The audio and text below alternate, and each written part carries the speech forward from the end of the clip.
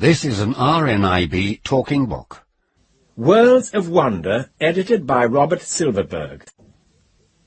7525. Worlds of Wonder by Robert Silverberg, read by Arthur Blake. 3 books in 1. Not only has the editor chosen the finest short stories in the history of science fiction, he has also added a short critical essay on the art and craft of writing each one, and includes a short biographical memoir on each writer. The stories are by Damon Knight, Alfred Bester, C.L. Moore, Henry Kuttner, Robert Sheckley, James Blish, Cordwainer Smith, Brian Aldiss, Jack Vance, Philip K. Dick, C.M. Cornbluth, Bob Shaw, and Frederick Pole. By kind permission of the publisher. This book, first published in 1988 by Elegance, is copyright. The copyright owners have allowed the book to be recorded without fee by the Royal National Institute for the Blind's Talking Book Service, England. No unauthorized broadcasting, public performance or copying is permitted. The recording of this book was made possible by a most wonderful donation from the Lions Club of Sheffield. It's read by Arthur Blake, and there are 13 stories. For Cliff Bennett and Jim Blish, and Damon Knight and Horace Gold and Fred Pole and Lester Del Rey and Alfie Bester and all the others who knew the secret that I was trying so hard to learn. Foreword. What you have here is actually 3 books in 1. It's an anthology of some of the finest short stories in the history of science fiction. It's a series of essays intended to constitute a textbook of sorts on the art and craft of writing science fiction. And it's a collection of personal reminiscences by someone who has spent, or misspent, some might argue, more than 40 years of his life reading the stuff and nearly as much time writing it. What it amounts to, then, is a 3-level attempt to come to some understanding of what science fiction is, and how one goes about creating it, and to convey some of that understanding to others. The casual reader who has no interest in becoming a science fiction writer, or in knowing how science fiction writers go about their tasks, will nevertheless find much pleasure in the dozen or so stories that I've gathered here. They're all marvellous tales, stories that lit up my mind with wonder when I first encountered them long ago. Not one, I think, shows its age in the slightest. They are still fresh, vivid, splendiferous works of the imagination that display marvellous pyrotechnics. And so I think this book is apt to have plenty to offer, even the reader who chooses to skip all the commentary interspersed among the fiction. There is a somewhat smaller but still significant group of readers, the class of people who want to be professional writers of science fiction, who will, I hope, find something of value in that commentary as well. I've assembled a collection of stories that, when they first were published, struck me as outstanding, and, by their example, helped to guide me towards the formation of a set of criteria for writing science fiction. I think I did learn how to write science fiction, and to do it pretty well. And I have an assortment of awards, fancy reviews, and affidavits from my mother and my former teachers to back me up. I realize that despite all those ostensible proofs of performance, I may be deluded in my belief that I've done a good job over the years. But what is not a matter for debate is that I have been a professional science fiction writer for an entire generation, supporting myself largely, and most of the time since 1955, exclusively by making up stories and novels about times and places that don't exist. That makes me think that I must have been doing something right. The essays here constitute, in their circuitous way, a statement of the principles on which I based my approach to the writing of science fiction. Finally, for an even smaller group of readers, those who have read my books or met me at some science fiction convention and who have developed some curiosity about me as a result, there's a good bit of autobiographical material here. Now, that probably won't interest the people who've bought this book purely for the stories, And it may not even interest the ones who hope to pick up some useful tips about how to write science fiction, but I think it will interest someone. At the very least, it interests me. I will not attempt to hide the self-indulgent nature of this book. The whole thing is, in a real sense, an affectionate gift to that 12-year-old kid with my name who set out in Brooklyn long ago to be a science fiction writer. Look, kid, I'm trying to say, here are all those stories you loved so much, and the ones you wished you could have written. Here's what you think about them now, decades and decades later, and this is what happened to you. You grew up, you wrote a bunch of books, and you got them published, and everything worked out pretty well, so it wasn't a waste of time at all. Those hours you spent reading amazing stories and startling stories and astounding science fiction, you found your life's work that way.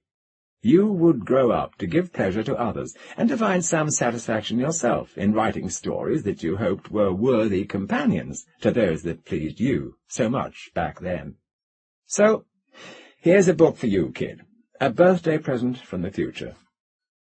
A self-indulgence, yes. But I think this book is going to be useful to others, or I would never have dared to propose it to my publisher. And I know it's been useful to me, both because it's given me the chance to reread some stories that I admire, and because it's allowed me an opportunity to codify and clarify my own half-intuitive theories about science fiction, and about fiction in general. It's necessary, of course, for any writer to work out theories about what he thinks he's doing. Unless you have some idea of what a story ought to be, and what in particular a science fiction story ought to be, I don't see how you can write one. But most of the time, those theories remain subliminal, internalized, intuitive. A writer, a professional writer, goes about his work more or less as a juggler does, or a pianist, or a baseball player, by learning the technique of the job and turning it into automatic reflex. Well, that's fine, as far as it goes. But from time to time, I think it's important for a writer to ask himself, what is a story? And what is science fiction? What the hell is this whole business all about, anyway? Now, I've been asking myself those questions for close to 40 years. I ask them again in the pages ahead, and I try to provide some answers. Not that I've come up with absolute answers, there aren't any. A story is many things, and the same story often is different things to different people. A story is a machine that enlightens, a little ticking contrivance that guides its readers to some bit of illumination. It is a pocket universe in which the reader can hide for a time from the pressures of the everyday world. It is an exercise in vicarious experience, a trip in someone else's mind, an essay in alternative realities. It is a ritual of exorcism and purgation. It is a set of patterns and formulas. It is a verbal object, an incantation made up of rhythms and sounds. A science fiction story is all of those things at once and something more. Mainstream fiction takes place in a world directly derived from our own, sometimes rather loosely modelled after our generally received reality, as in the fiction of Franz Kafka, and sometimes shaped with painstaking mimetic focus, as in that of John O'Hara or F. Scott Fitzgerald. Science fiction, though, is a branch of fantasy. It draws on the realities of our world at one remove, attempting to portray not what does exist, but that which we know does not. At its purest extreme, fantasy portrays that which we know cannot exist, and tries to make the impossible plausible. The subset of fantasy that we call science fiction also aims for plausibility, but instead of dealing in impossibilities, werewolves, magic wands, nymphs turning into trees, etc., it works with that which is or seems possible, but not yet a reality. Colonies on Mars, voyages to Alpha Centauri, androids that commit murder, and tries to give such unrealities the feel of reality, at least for the nonce, coaxing from the reader a willing suspension of disbelief, That famous phrase of Coleridge beautifully describes what any writer, but most particularly the writer of fantasy or science fiction, must strive to achieve. Evoking that suspension of disbelief is the basic trick of the trade. The fantasist, and I include in that class the science fiction writer, does it by producing fiction that is realistic at its core, built about some set of rigorously held and internally consistent perceptions and assumptions. You will find such a set of perceptions and assumptions underlying the world created by Lewis Carroll, the one created by J.R.R. Tolkien, and those created by Robert A. Heinlein, Isaac Asimov, and Arthur C. Clarke. They may be wildly fantastic assumptions, they should be, in fact, but they must have a strict inner reality of their own. Without it, fantasy becomes too easy, and thus incomprehensible, and thus boring. This is about as close as I want to come to defining science fiction. I've been writing it for more than 35 years, and still don't have a working definition for it that covers all cases, nor do I want one. I came up with one once that, as someone else gently pointed out, excludes my own best SF novel. But these are some basic characteristics that I've isolated. 1. An underlying speculative concept systematically developed in a way that amounts to an exploration of the consequences of allowing such a departure from known reality to impinge on the universe as we know it. 2. An awareness by the writer of the structural underpinnings, the body of scientific knowledge of our known reality, as it is currently understood, so that the speculative aspects of the story are founded on conscious and thoughtful departures from those underpinnings, rather than on a blithe ignorance. 3. Imposition by the writer of a sense of limitations somewhere within the assumptions of the story, the magical ability to turn anything into anything without effort or too easily vitiates the tensions necessary to good fiction of any sort. On the other hand, subjecting the powers of magic to the laws of thermodynamics turns a story from fantasy to science fiction, though that story may be full of sorcerers in pointy hats. 4. A subliminal knowledge of the feel and texture of true science fiction, as defined in a circular and subjective way from long acquaintance with it. The term science fiction, Damon Knight once wrote, means what we point to when we say it. The stories I've collected here fit all of these criteria, especially the fourth. They are what I point to when I say this is science fiction. For me, a science fiction story can be identified primarily by the sort of concepts it contains, but also to a large extent by the way those concepts are approached.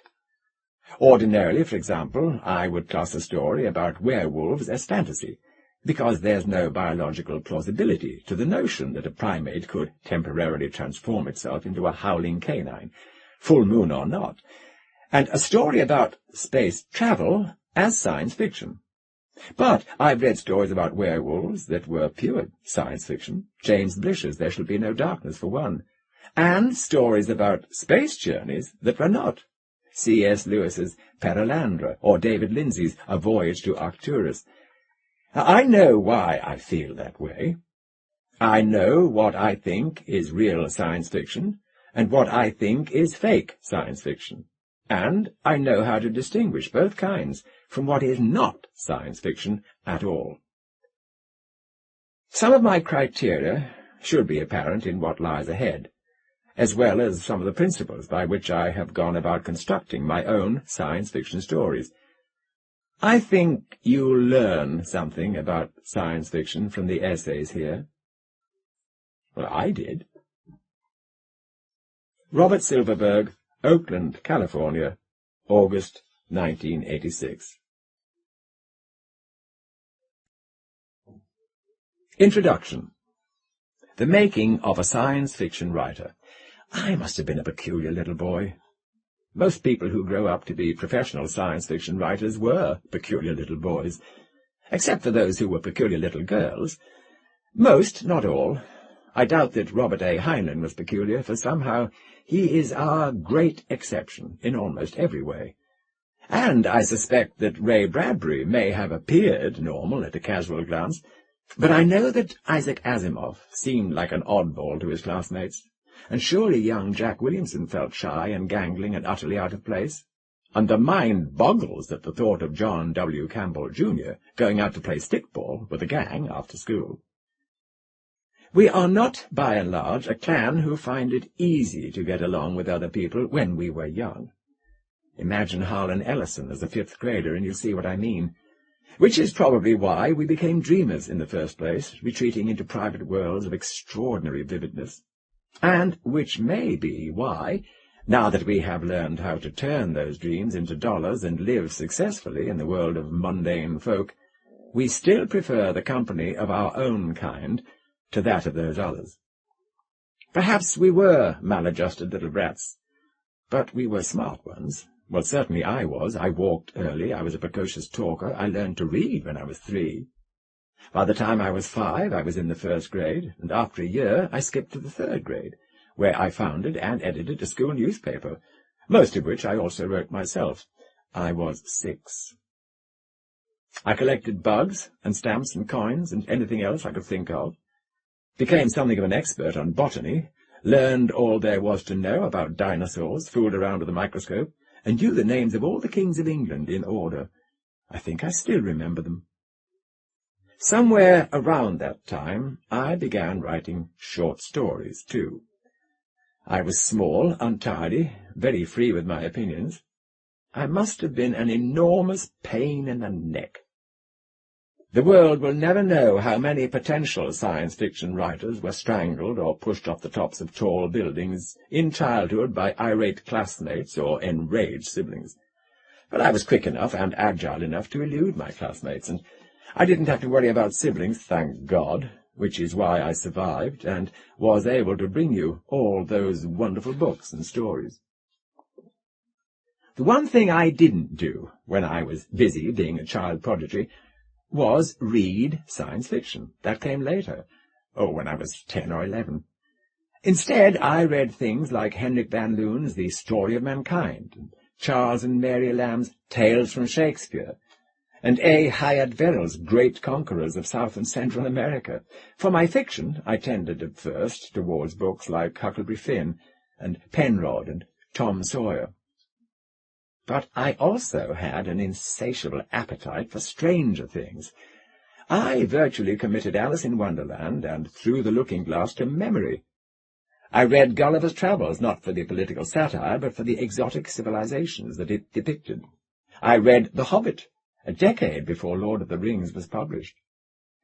The Dr. Dolittle books, the tales of George MacDonald, Jules Verne's 20,000 Leagues Under the Sea, and such escapist stuff, I couldn't get enough of it. I was 8, 9, 10 years old. My copy of the Modern Library Lewis Carroll, 1,293 pages long, and many times to be read end to end, bears an inscription from my father dated 2 months before my 8th birthday. Quote, "This reminds me of you, a little Jabberwocky." I had just entered the 4th grade. I read fairy tales galore. I gobbled books of mythology, mainly retellings of the Greek and Norse myths, but such esoterica as the Persian Book of Kings as well, and the 1001 Nights, in a translation, Sir Richard Burton's, far less expurgated than my parents could have suspected. Oddly, it never occurred to me, avidly reading and rereading the adventures of Theseus or Kor or Kaikosro, and searching for more of the same, that what I was looking for was fantasy. Oh, not ordinary boyish fantasy, let's build a raft and go down the Mississippi, but something spectacular and flamboyant, with frost giants in it, and Scylla and Charybdis, and Valhalla and the Nibelungen, and dragons and heroes. I didn't then know, or didn't care, that all those things could be categorized as fantasy. But I knew what I wanted, and I found it, with single-minded zeal, hauling books home from the library every Saturday and finishing every one before the next week's trip. And though I read such books as 20,000 Leagues Under the Sea, or H.G. Wells' The Time Machine, or Mark Twain's Connecticut Yankee at King Arthur's Court, I certainly had no idea that those books belonged to that branch of fantasy known as science fiction. In fact, that was the sort of fantasy I preferred, the kind that might almost have been real, except that it was built around a fantastic premise.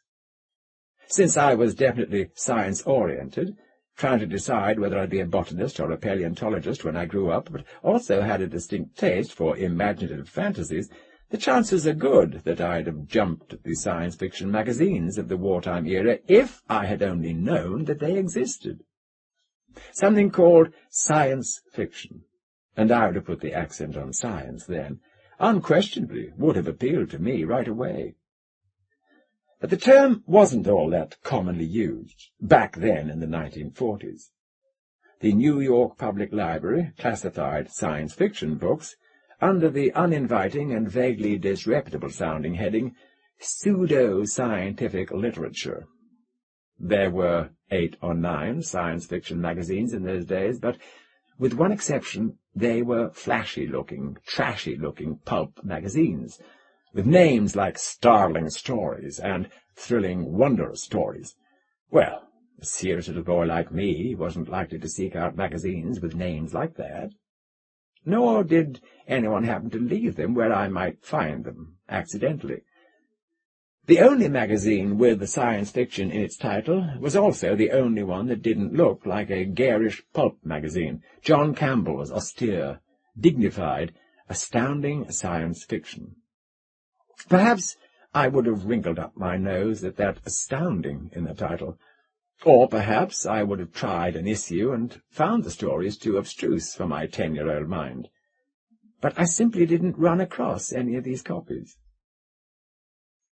Then I did stumble upon science fiction that was plainly labelled as science fiction. I think I was 11, or maybe 12, and after that everything was permanently changed for me.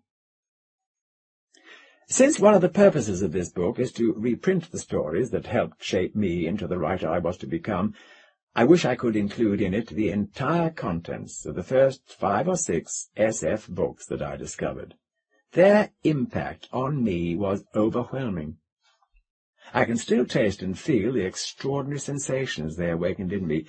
It was a physiological thing, a distinct excitement, a certain metabolic quickening at the mere thought of handling them, let alone reading them. It must be like that for every new reader. Apocalyptic thunderbolts, eerie, unfamiliar music accompanying you as you lurch and stagger, awed and shaken, into a bewildering new world of images and ideas, which is exactly the place you've been hoping to find all your life. A different set of stories, of course, provides that moment of apocalypse for each neophyte.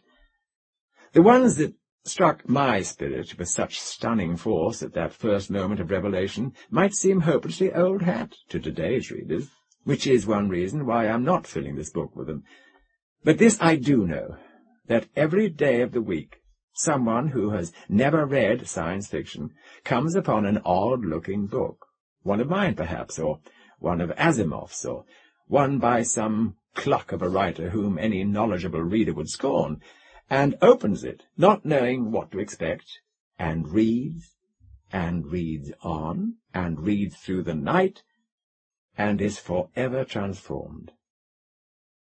For me, it was Donald A. Wollheim's Pocket Book of Science Fiction that did the trick, the first of all paperback SF anthologies, published in 1943 and discovered by me in the public library 3 or 4 years later.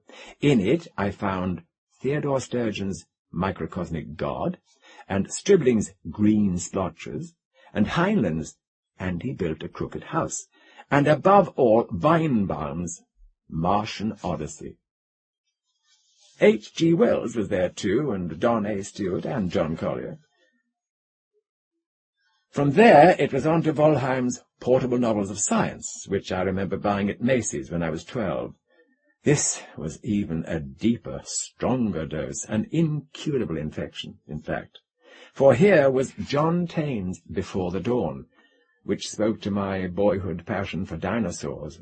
Here was Wells' quaint and charming First Men in the Moon, And here, too, was H.P. Lovecraft's powerful The Shadow Out of Time, which I will remember always for a single chapter, the fourth, in which Lovecraft showed me giant aliens being moved about in a weird library full of horrible annals of other worlds and other universes, and of stirrings of formless life outside of all universes.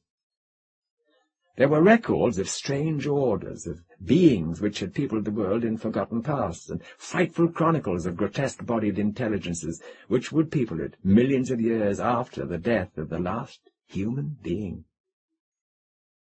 I wanted desperately to explore that library myself. I knew I could not. I would know no more of the furry, pre-human Hyperborean worshippers of Satogua and the wholly abominable Tolchos than Lovecraft chose to tell me. Nor would I talk with the mind of Yang Li, the philosopher from the cruel empire of San Chan, which is to come in A.D. 5000. Nor with the mind of the king of Lomar, who ruled that terrible polar land 100,000 years before the squat, yellow Inutos came from the west to engulf it. But I read that page of Lovecraft 10,000 times. It is page 429 of Wollheim's anthology, and even now, scanning it this morning, it stirs me with a hunger to find and absorb all the science fiction in the world, every word of it, so that I might begin to know the mysteries of these lost imaginary kingdoms of time past and time future. There was another novel in the Wollheim collection that stirred me even more profoundly than Lovecraft's, though. It was Olaf Stapleton's Odd John, the quintessential, peculiar little boy book, a haunting and tragic tale of a child prodigy, one far beyond my own attainments, but with whom, nonetheless, I was easily able to identify. "You are not alone," Stapleton was saying to me. "You will find others of your sort, and if you are lucky, you and your peers will withdraw to a safe island, far from this cruel and clumsy, these bullies who clutter your classroom and do your work in peace, whatever it may be." Even though it all ends badly for John and his friends, Odd John must be a powerfully comforting work for any bright, unhappy child. Well, certainly it was for me. I was unhappy because of my brightness. Through Stapleton I saw a mode, fantastic though it might be, of escaping, all of them, into a more secure life. If it is a novel that also feeds paranoia, arrogance, and elitist fantasy, so be it. It made me feel better. And I think I'm not the only one who used it that way. The book department at Macy's now became my gateway to other worlds. Sometime late in 1947, or early in 1948, I brought home the astonishing collection Adventures in Time and Space, edited by Raymond J. Healy and J. Francis McComas, which gave me Hass's He Who Shrank, Robert Heinlein's By His Footsteps, and A. E. Van Vogt's The Weapons Shop, Asimov's Nightfall, and 31 others. And the only slightly less dazzling treasury of science fiction, C.L. Moore's No Woman Born and Vintage Season, Jack Williamson's With Folded Hands, Arthur Clarke's Rescue Party, and many more, that Jeff Conklin had assembled. It was an easy leap from there to the science fiction magazines of the day, gaudy though they might have been. The full commitment was made. I came home each afternoon with weird tales, or amazing stories, or super science stories under my jacket. Of course, I would try to write my own science fiction stories then. Of course. I have the manuscript of my first attempt on my desk beside me. God knows how it has survived all these years. The Last Days of Saturn is its name. I was no more than 12 when I wrote it, in collaboration with Saul Diskin, a boyhood friend. We worked on it in class, I recall, whispering details of the plot to each other, despite our teacher's scowls. How much of it was my work and how much his, I have no way now of telling. I'd like to believe now that most of it was Saul's, but I suspect the truth is that I'm the main guilty party. All but one of the 8 pages seemed to be in my handwriting, and I have no doubt that I was the one who wrote jubilantly on the final page, 1,948 words. Finis the end, completed, all done. This is how it opens. The following report is an extract from the records of the Western Hemisphere Council of War against the Eastern Hemisphere, Anno Scienti 3012, in the Year of Science, edited 5013 A.D. The chair recognizes Dr. Neal, the delegate from the northern sector. Mr. Chairman, I have received a message through the Magnamit machine, a machine that hurls messages through space by means of gross atomic magnetism of silverite, a substance known only to the Council. From the Council's expedition to Saturn to seek room for our excess population, I shall read it. Saturn is slowly but surely being destroyed. A series of meteors have disrupted the gravitational pulls of the tiny particles which make up Saturn's ring. Hence, each is pulling in a separate direction, and chasms of indescribable size are being formed.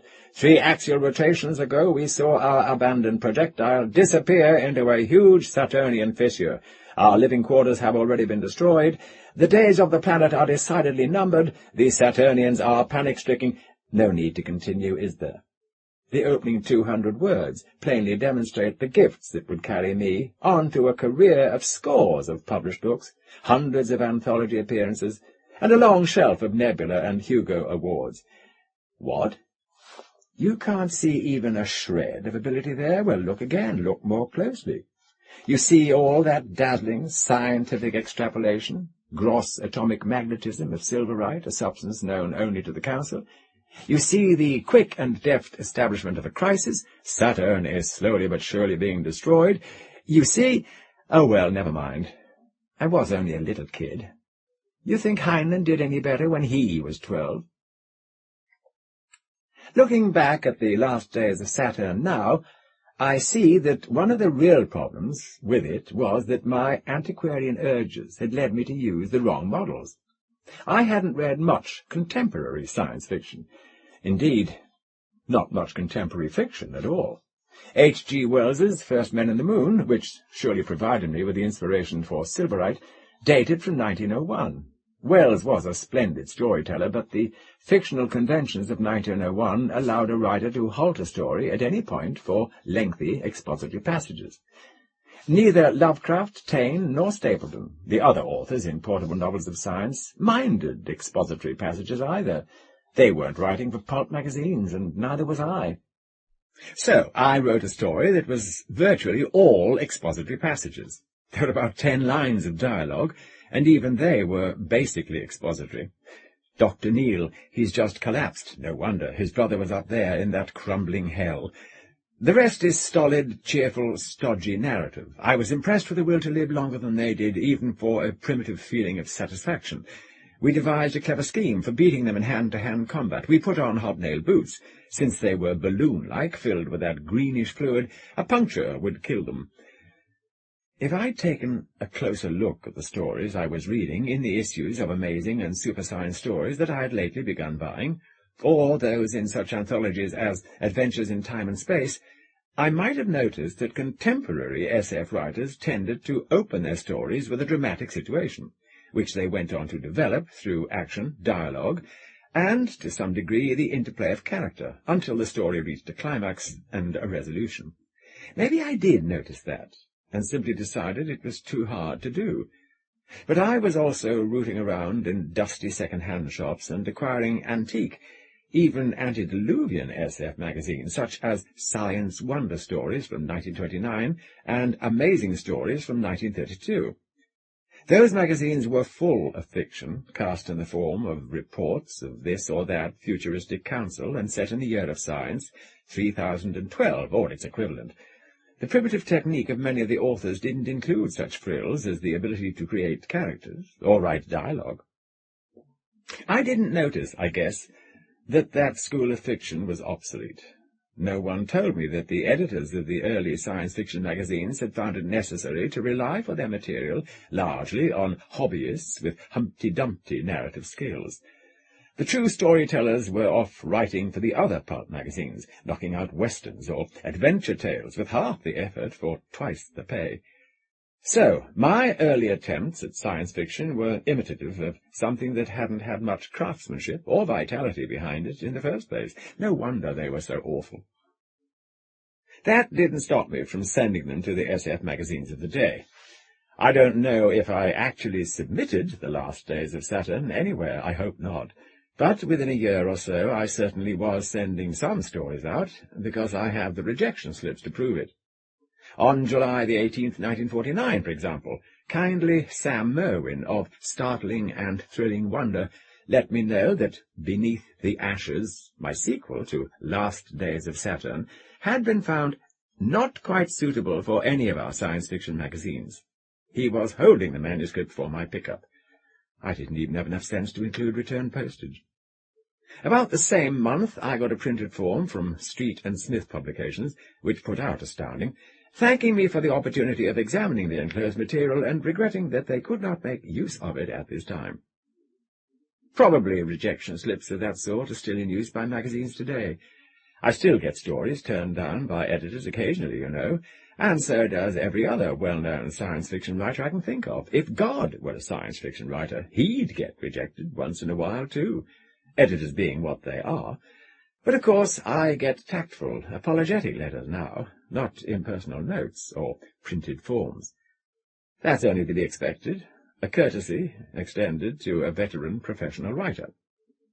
The heartening thing about my early career, though, was that I stopped getting the printed forms and began getting encouraging little letters by the time I was 17 or so.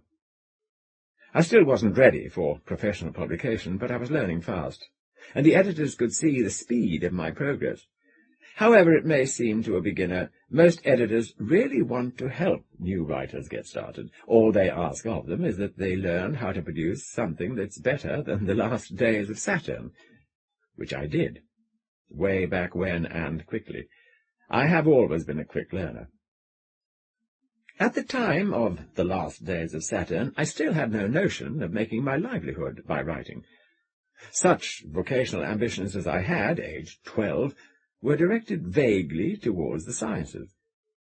Somehow my parents had detected the truth, even before I knew it, though, and communicated it to one of my teachers. One day in an 8th grade class we had a vocational guidance session, during the course of which that teacher said to me, "I understand from your parents that you're thinking of becoming a writer." Well, that was complete news to me. I stood there, stunned, examining and re-examining the thought, a writer? Well, of course, I was writing all sorts of stories, always had, and I was the editor of the school paper, because I was always the editor of the school paper whenever I went to school, and I plainly had a way with words, and I won spelling bees, but a writer? Someone who wrote for his living? That had never crossed my mind, honestly. I was going to be a paleontologist, I thought, spend my days out in Wyoming digging up dinosaurs, or do something in botany, maybe. A writer? Did that make any sense? Well, maybe. I think the damage was done, right then and there, that afternoon in the 8th grade. If it seemed obvious to everybody but me that I was going to be a writer, why, maybe I should give the idea a little thought.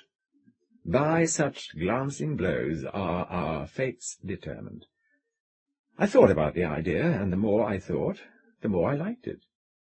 I imagined what it would feel like if one of the manuscripts I was sending to Startling and Astounding were to bring me not a printed rejection slip, but an actual check, say as much as $15 or $20.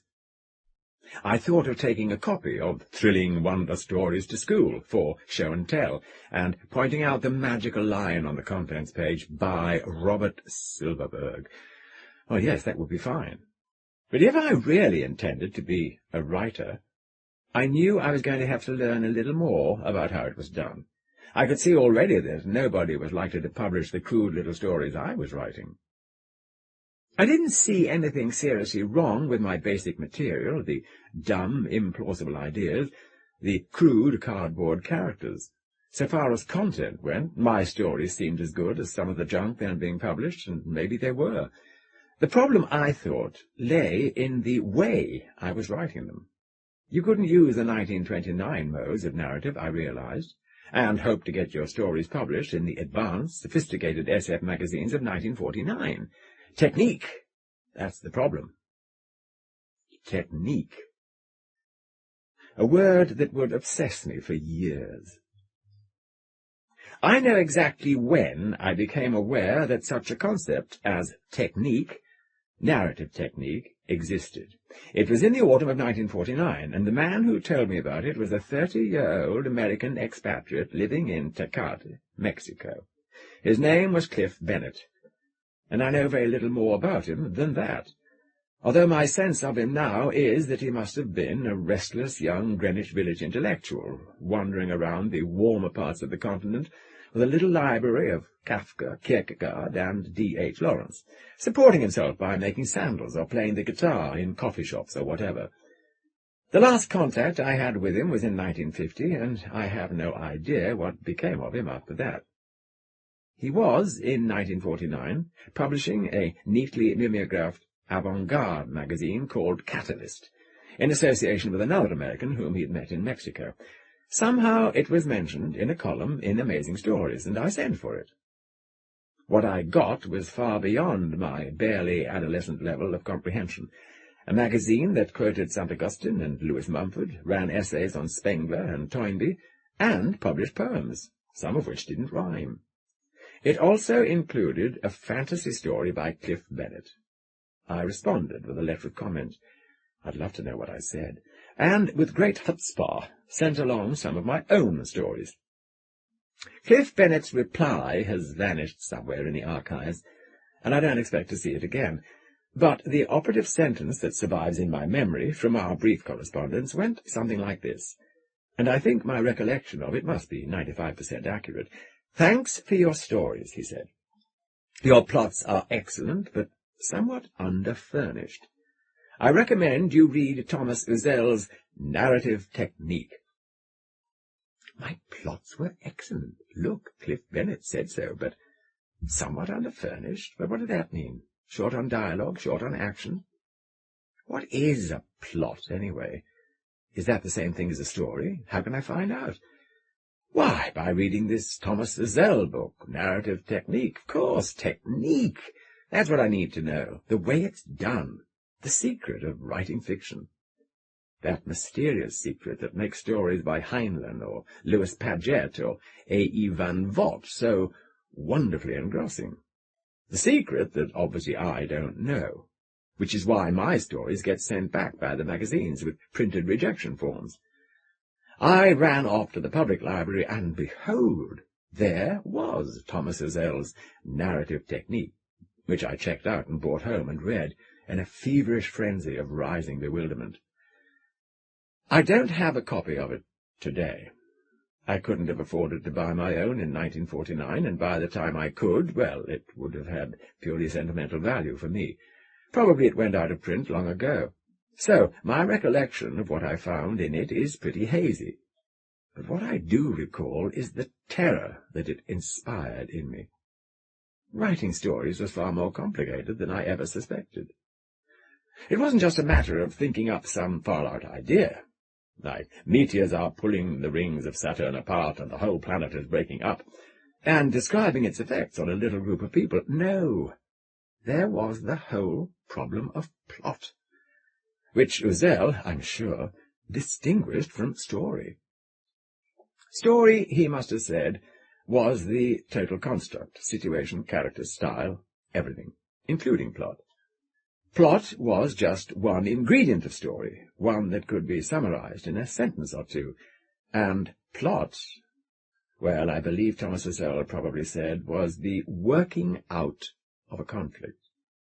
That was what fiction was, basically, the record of a conflict, its development and its resolution. Agamemnon wants Achilles to come out of his tent and get over to the battlefield and fight the Trojans, but Achilles is annoyed because Agamemnon grabbed his favorite slave girl and he refuses to stop sulking. So Agamemnon tells Achilles, well, reading Uzel on plot shook me up plenty. I saw now that a little piece about the unusual nature of life on Mars, or about what it's like to travel 6 million years in time, is not a story, because it has no plot, meaning that there's no conflict in it. At best, it's an incident or an anecdote. It might be nothing more than a simple speculation. Let the Martians invade Earth, or let the time-traveller fall in love with one of the Eloi who inhabit the far future. You've got the makings of a plot. Most of my stories were failing because they didn't have plots. Well, that was news to me, honestly, and it annoyed me. I didn't like conflict much, still don't. I wanted to read and to write visions of strange places and times. Well, did that mean I had to put in villains and chase scenes and violent showdowns if I hoped to get my stories published? Well, yes, I did. Not in such literal terms, but I began to recognize, age 13, 14, thereabouts, that a story has to be built around a pattern of oppositions. If you want anyone else to read it, that is. At first it seemed tremendously limiting to me, an arbitrary and irrelevant rule that had little or no connection with what I had been writing, or, I thought, with much of what I was reading. But then I realized that every story I'd ever read, myths and fairy tales included, was built on conflict. Perhaps the protagonist is in conflict with the forces of nature, perhaps with villainous human beings, or perhaps with his own inner feelings, but some sort of struggle is always present. Theseus is in the Minotaur's maze. He has to find his way out if he wants to win the princess and go home to Athens. Odysseus has to outwit the enchantress and elude the monsters, if he's ever going to see Ithaca again. King Lear has surrendered all his power to his daughters, and now they're being nasty to him. The Martians have landed. They're destroying our cities. Don Quixote lives in a world where romance is dead, and he hates that. So he goes out, trying to stir up a little, and he attacks windmills that he thinks are evil giants. Conflict. Strife. Opposition of needs. If it isn't there, there's no story. Homer knew that almost 3,000 years ago. Shakespeare knew it. Robert A. Heinlein knows it. Uzel told me much more than that. More, really, than I could absorb or handle. Character, for example, has to be integrated with plot. People get into conflict because they are the sort of people they are. They deal with conflicts in a way that illustrates their individual characters, and they resolve them in a way unique to their own character traits. Hamlet, who had a murder mystery to solve and a kingdom to inherit, was an indecisive man. Odysseus was wily. Lear was impulsive and rash, and so was poor Oedipus, who got himself into a terrible mess because he struck first and stopped to think afterwards. They weren't anonymous, interchangeable beings like my explorers of Saturn. Put Hamlet in King Lear's position, you get a very different story indeed. Or Odysseus, faced with Oedipus's problems, would certainly have found a more effective way to deal with them. I thought, Hamlet and His Daughters by Robert Silverberg. Odysseus and Jocasta might be worth fooling around with. Now let's see. Othello in Cape Town. Uzel's strictures on the role of character development in fiction plunged me into gloom. It wasn't enough to put a professor, a brave newspaper reporter, and the professor's beautiful daughter together in the time machine, the way they used to do it in 1931. Somehow I would have to give my characters individual traits, make them seem like real people, that is, and make the outcome of my story depend on the nature of those individual traits. Well, that is so much a part of my method now, or indeed of any writer's method, that I've scarcely thought about it consciously in decades, but to me in 1949 it seemed like an impossible juggling trick. Then there was stuff about the proportions of dialogue to exposition, about finding the right starting point for a story, about building suspense, about point of view. Well, I don't know. There was a lot of it, and it was all intimidating. I don't recall it in detail, but well, I know what had to have been there, even though it's close to 40 years since I last looked at Uzel's book. A 300-page book on narrative technique had to be full of matters bound to be bewildering to a fledgling writer like me, no matter how clever. and then there was the homework. I'm pretty sure that each chapter ended with a long list of exercises I was supposed to do, writing little character descriptions and making up story situations and working out an unfinished plot outline. I'm utterly certain that I put the book aside with a sinking feeling in my stomach. The art of fiction seemed as complicated and difficult to master as the art of brain surgery, and plainly you had to learn all the rules before the editors would let you through their doors. Violate even one of Uzel's commandments, and it would be immediately apparent to any editor that the manuscript before him was the work of an incompetent. And this was how I proposed to earn my living. I felt I could no more manage to write a proper story than I could walk on water. There obviously were people who could write proper stories: Heinlein, Asimov, Henry Kuttner, Jack Williamson, and dozens more in the science fiction world alone. They, so it seemed to me, were the elect. They were the ones who had been admitted to the sanctuary, while I stood on the outside, glumly peering in. Why? Well, I had thought it was because they knew some special secret, some fundamental trick of the trade that was unavailable to me, but no, that wasn't it.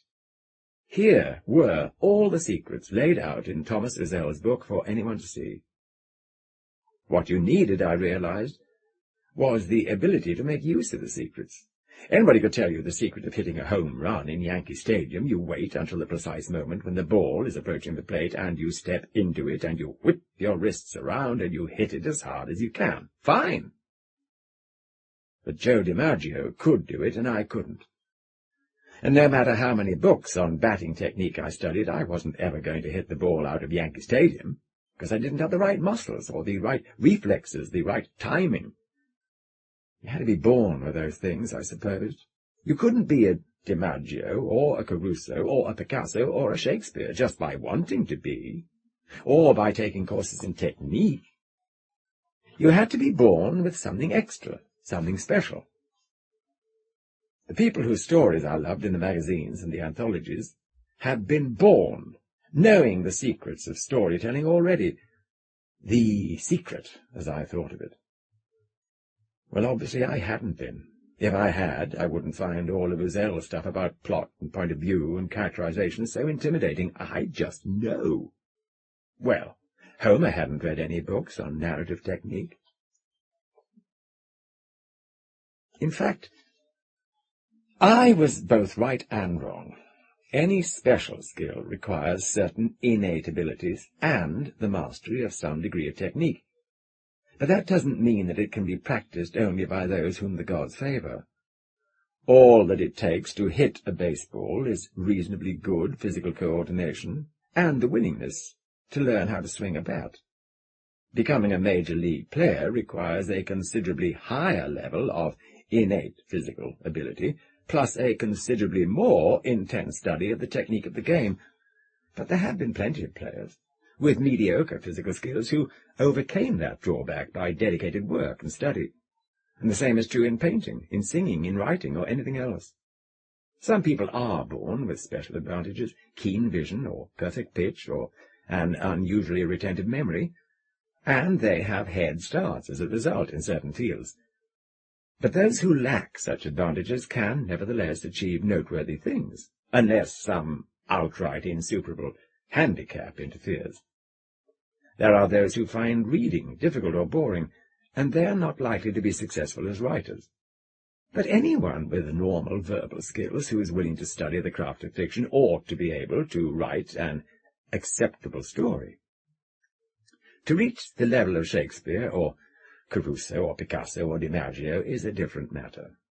They really must have been born with something extra. But achievement of their kind is very rare. Good as they were, the science fiction writers who were my boyhood heroes were all of sub-Shakespearean caliber, nor had they emerged from their cradles fully equipped to write memorable fiction. What I didn't let myself see in that moment of adolescent despair was that hard work, rather than superior genetic endowment, is the basic component of most writers' success. Well, maybe that was something I didn't want to see just then.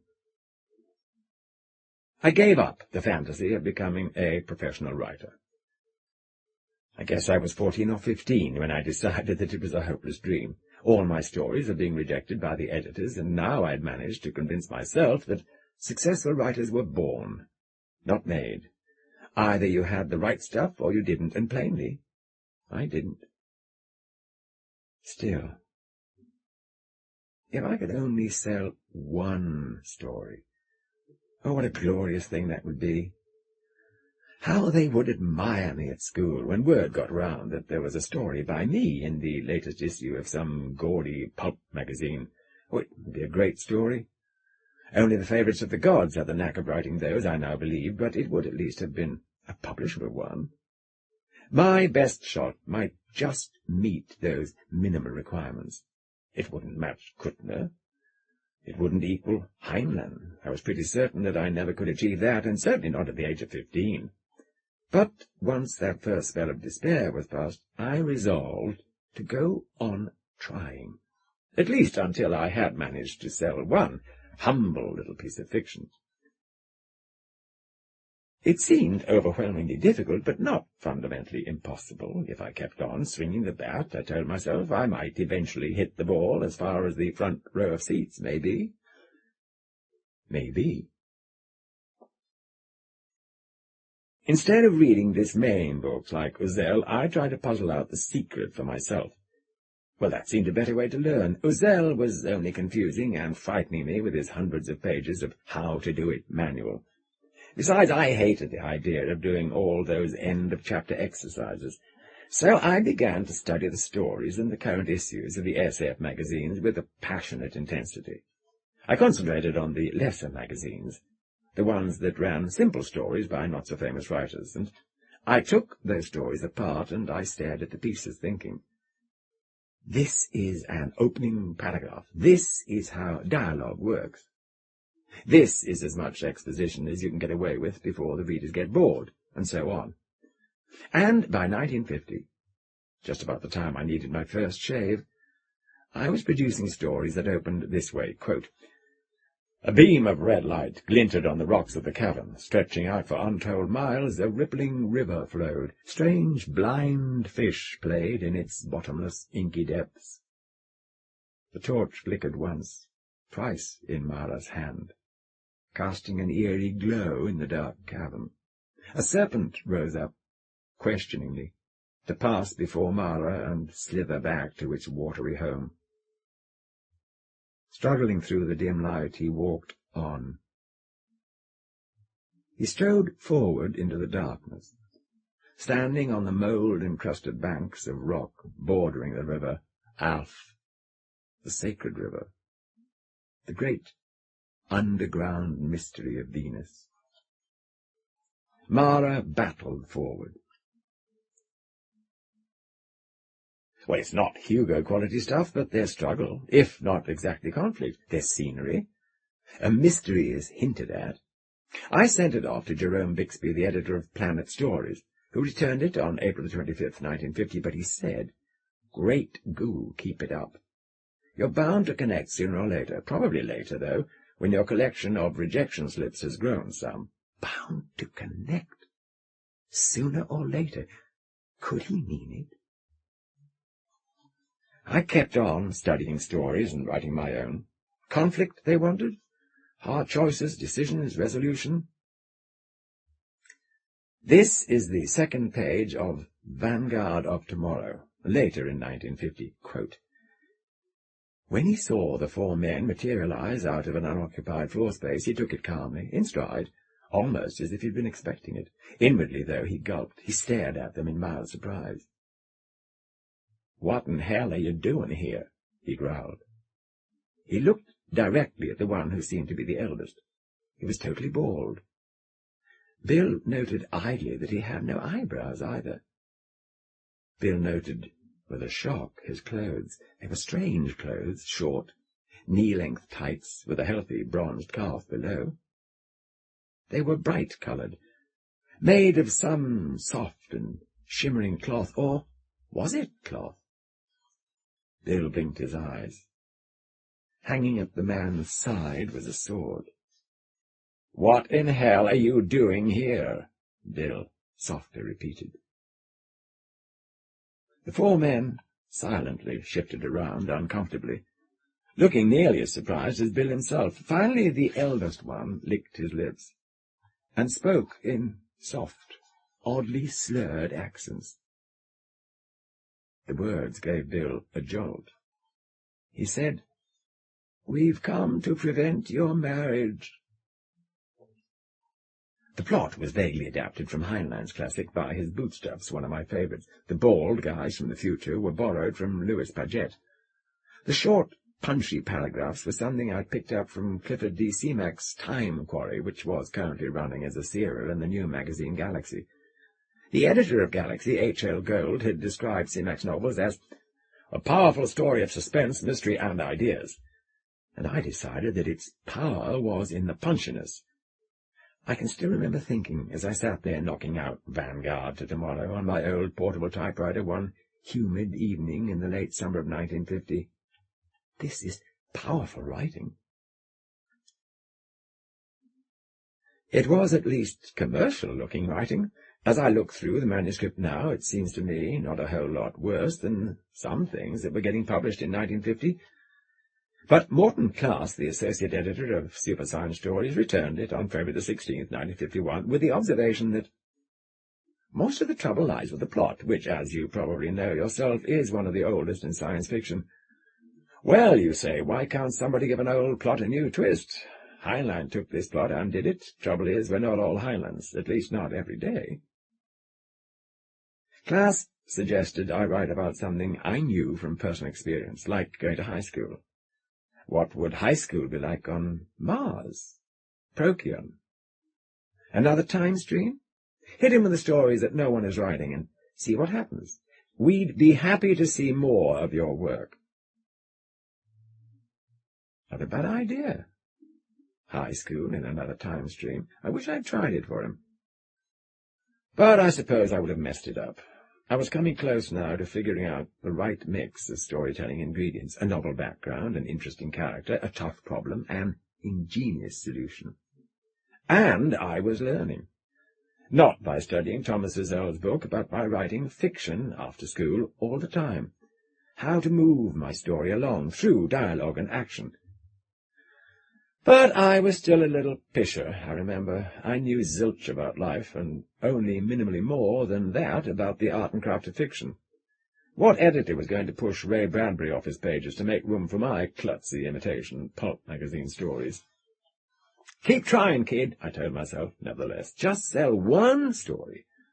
And then you can relax and forget this obsession with writing science fiction and go on to do whatever it is you're going to do for the rest of your life.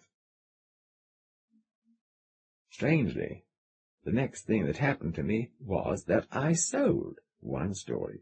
I think I was 16. I may have been 15. Well, certainly I was still in high school. The story was The Sacred River, which is the one I quoted a little way back about Mara struggling through the cavern on Venus. Lilith Lorraine, the editor of a magazine for amateur poets called Different, paid me $5 for it. By the time she used it in 1952, Different had gone out of business and had appeared in something called The Avalonian. Selling a story to Different, which was available only by subscription and had an audience of, well, who knows, 800 readers, was not quite the same thing as selling one to Startling or Astounding. None of my classmates would ever see the story unless I went out of my way to show it to them. And even then they weren't likely to be impressed, since Different and the later Avalonian looked a lot like high school poetry magazines.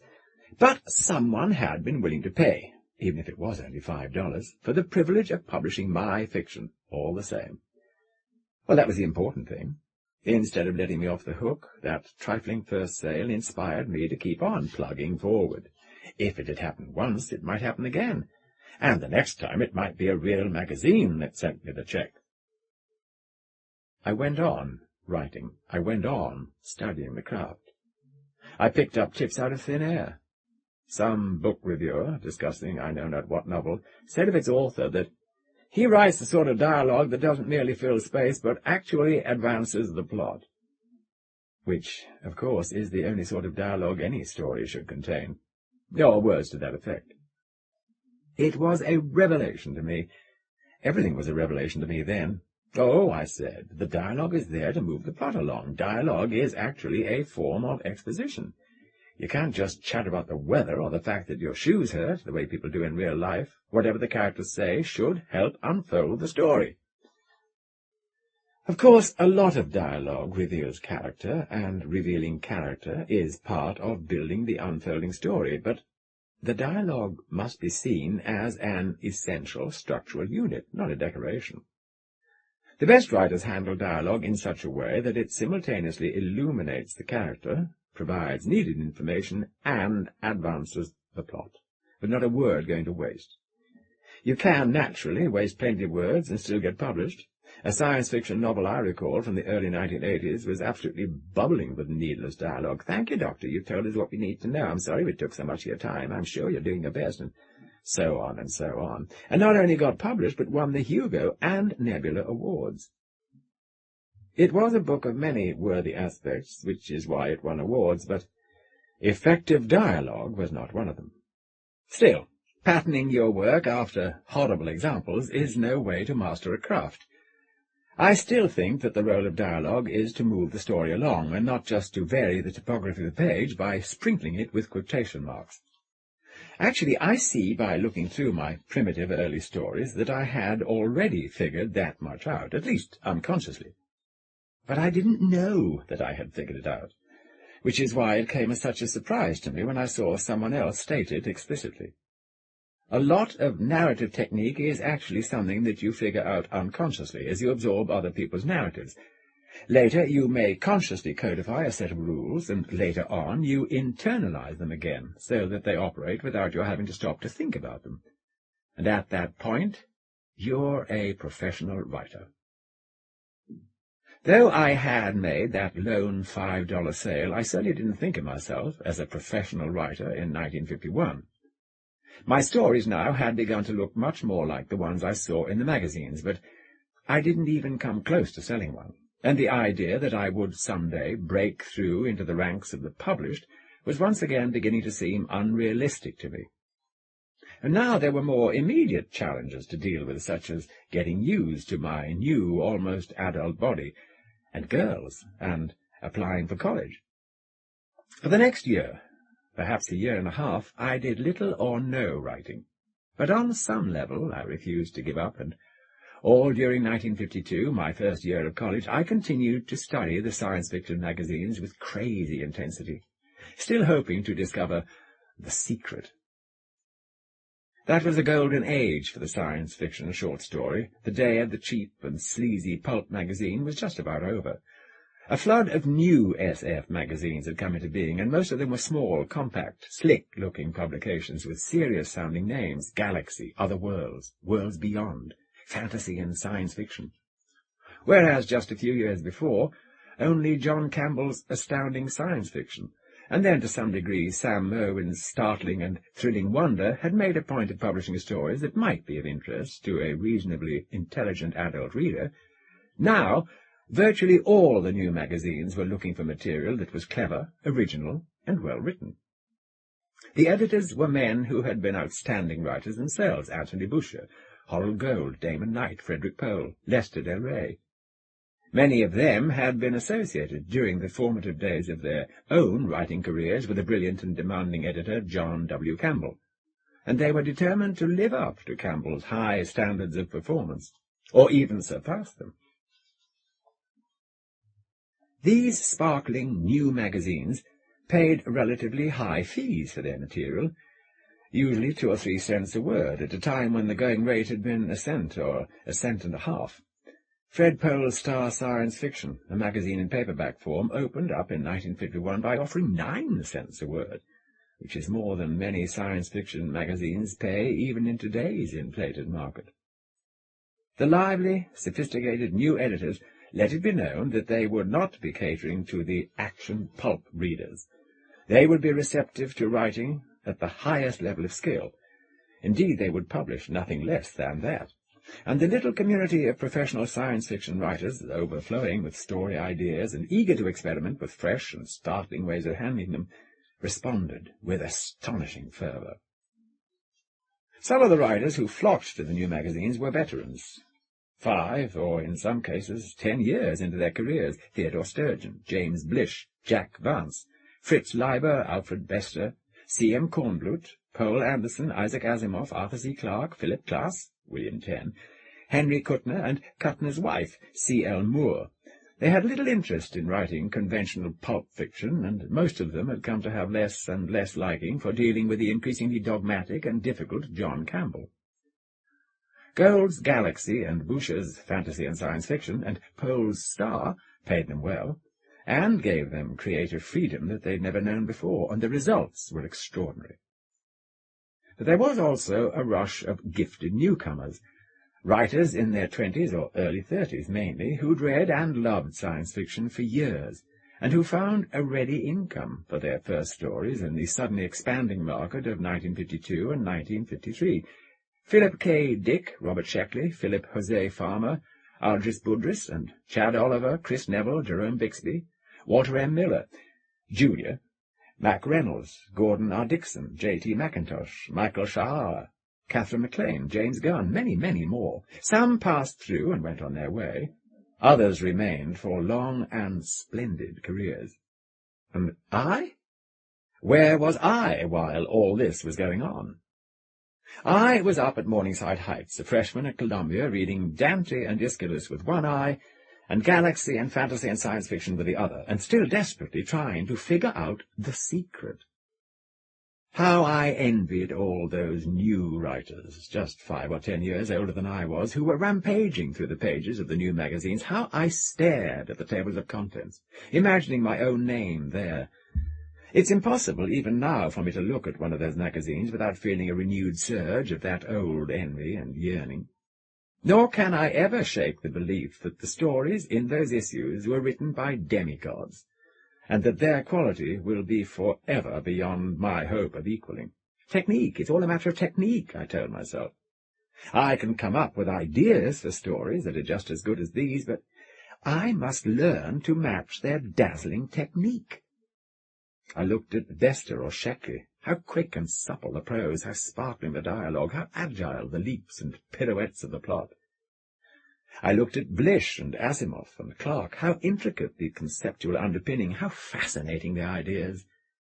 I looked at Sturgeon and Farmer. How rich the emotional tone, how full and strange the vision of life. Dick was clever. Budrys seemed to know how everything worked. Vance brought to life a galaxy of colours and textures. Kuttner and Moore produced stories that functioned like beautifully designed machines. I wanted to be able to do everything that any of them could do, and do all of it in the same story and more. I still feel that way. Chutzpah, hubris. Maybe so. I had big ambitions. How to fulfill them? Technique was the answer. Learn the tricks of the trade. And finish growing up, too. Read everything you can, travel widely, talk, listen, poke into strange dark corners, eat strange things, hear strange music. If you mean to tell stories, you must have stories inside you that are worth telling. And you must master the craft of telling them, so that when you say to a reader, listen to what I have to relate, he will stand and listen. In my pursuit of technique, 4 names stand out: Blish, Knight, Kitto, Gould. Blish and Knight were outstanding science fiction writers who, on the side, wrote criticism of the most merciless kind. Kitto was professor of Greek at Bristol University in England. Gould was the infuriating, opinionated editor of Galaxy. Much of what I learned about writing fiction I learned from them, not so much in the form of explicit rules, but in what I took from them, in an indirect way, through my own process of observation and internalization. Blish, who died in 1975, was a cool, precise, somewhat waspish man, devoted to the music of Richard Wagner and Richard Strauss, the poetry of Ezra Pound, the fiction of James Joyce, and the philosophy of Oswald Spengler. He also wrote science fiction, of a cool and precise and intellectual kind, much of which impressed me to the point of awe. Strangely, he won his widest fame, if that is what can be called, by turning Star Trek plays by other writers into short stories, and were published in a series of hugely successful paperbacks. I met him first when I was about 16, and based on nothing more than a 10-minute conversation, he seemed to think I had potential, and said so to a mutual friend. A couple of years later I made myself his disciple without ever telling him so. Later, when I was a successful professional writer, we became close friends, a friendship that endured, with a few bumpy moments, to the end of his life. Blish took the business of literary technique very, very seriously, and set forth his beliefs on the subject with firmness and ferocity. Listening to him hold forth about the art of fiction, or reading the formidable essays that were collected in 1964 in a volume called The Issue at Hand, I had a sense of him as the high priest of an arcane cult in which I was the merest novice. If Thomas Uzzell had intimidated me in 1950 by letting me see how much there was to learn about writing science fiction, Blish positively terrified me a few years later by making it seem as though Uzzell had just skimmed the surface of the topic. Through much of my career I imagined Blish reading my stories as they appeared and shaking his head sadly as he tossed them aside. I don't think he actually did, but the image provided a useful goad to me, driving me ever onward to meet my notion of his standards. At first that seemed an impossible goal. Yet he and I both lived long enough so that in 1973 he could write of one of my books that it was so unobtrusively flawlessly written that even at its most puzzling it comes as perilously close to poetic beauty as any contemporary SF novel I've ever read. If I had had a time machine handy, I'd have rushed back 20 years to show that astounding review to my younger self, who would probably have just shrugged and smiled, arrogant little bastard, and told me that he knew all along that he'd be capable of writing a book some day that Jim Blish would find flawless. But he would have been lying through his teeth. In truth, I didn't feel arrogant at all that day in late 1952, when I read the first essay in what eventually would become Blish's The Issue at Hand. I felt frightened and overwhelmed. Quote, "We know," he said, "that there is a huge body of available technique in fiction writing, and that the competence of a writer, entirely aside from the degree of his talent, is determined by how much of this body of technique he can use. We know, from study, from our own practice, or from both, the essential features of good narrative practice. We expect writers and editors to know no less than we do. We also know that at least half of the science fiction writers being published today are, from the point of view of technical competence, taking up our time unnecessarily." My God, if half the SF being published in the golden year of 1952 was technically inept and worthless, what hope was there for me, still an amateur, still collecting rejection slips?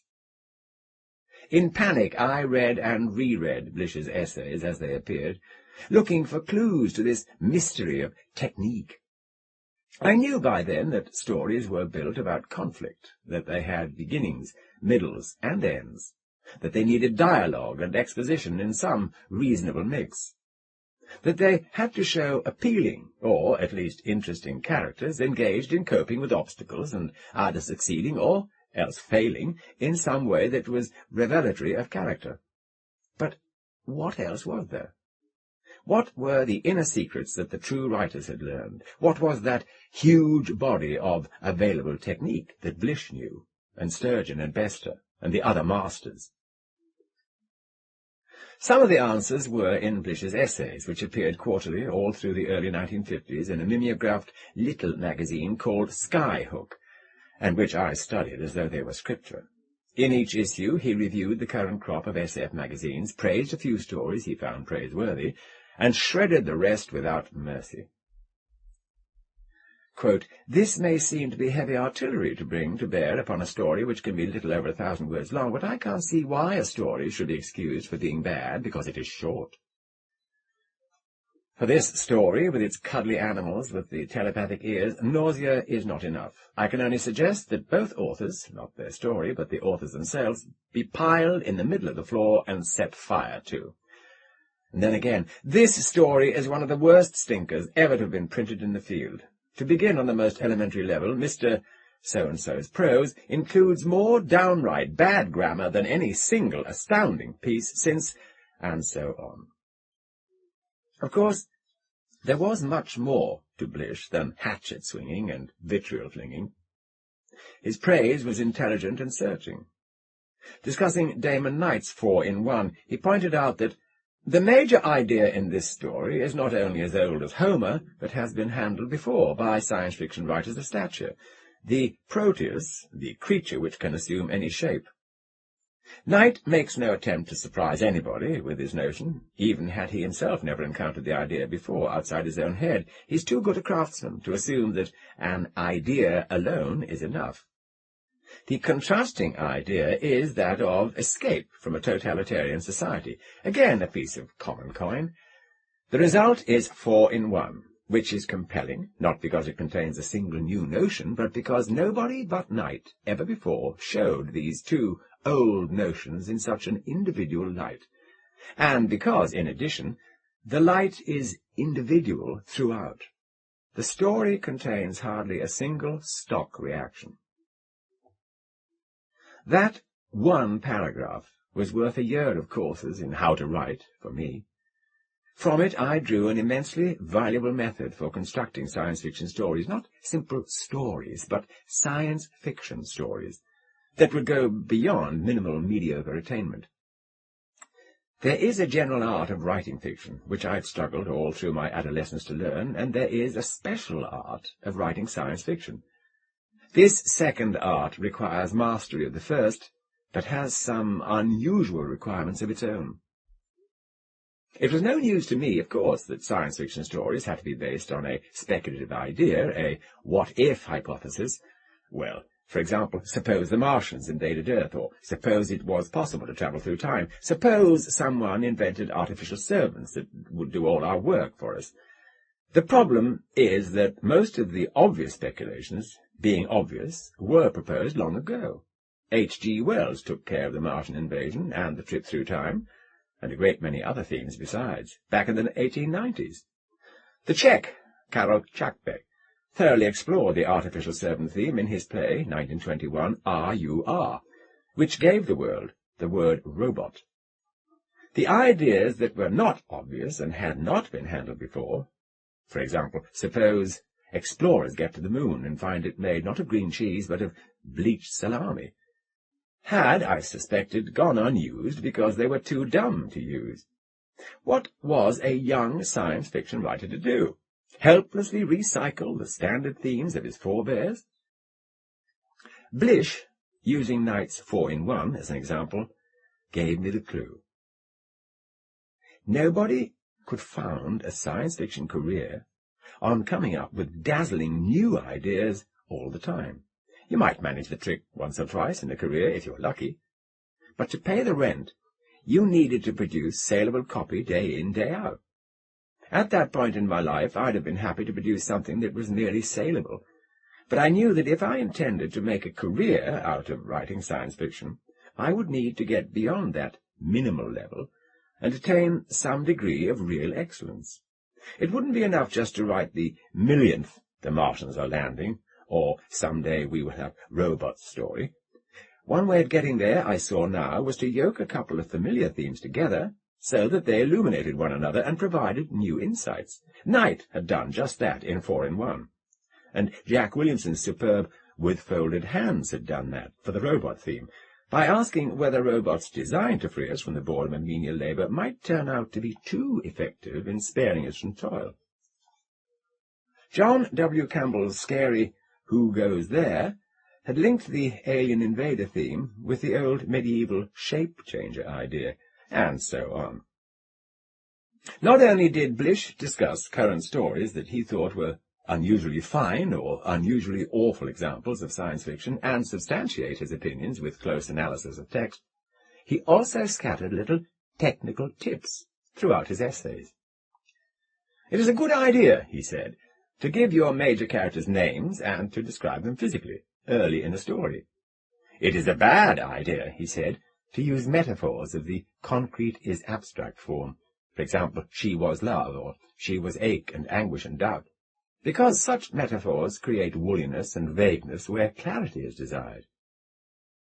It is unwise, said Blish, to use synonyms for said in writing dialogue. He shouted, he repeated, he instructed, he grunted, he half-whispered, he lipped thinly, because such tags are redundant at best.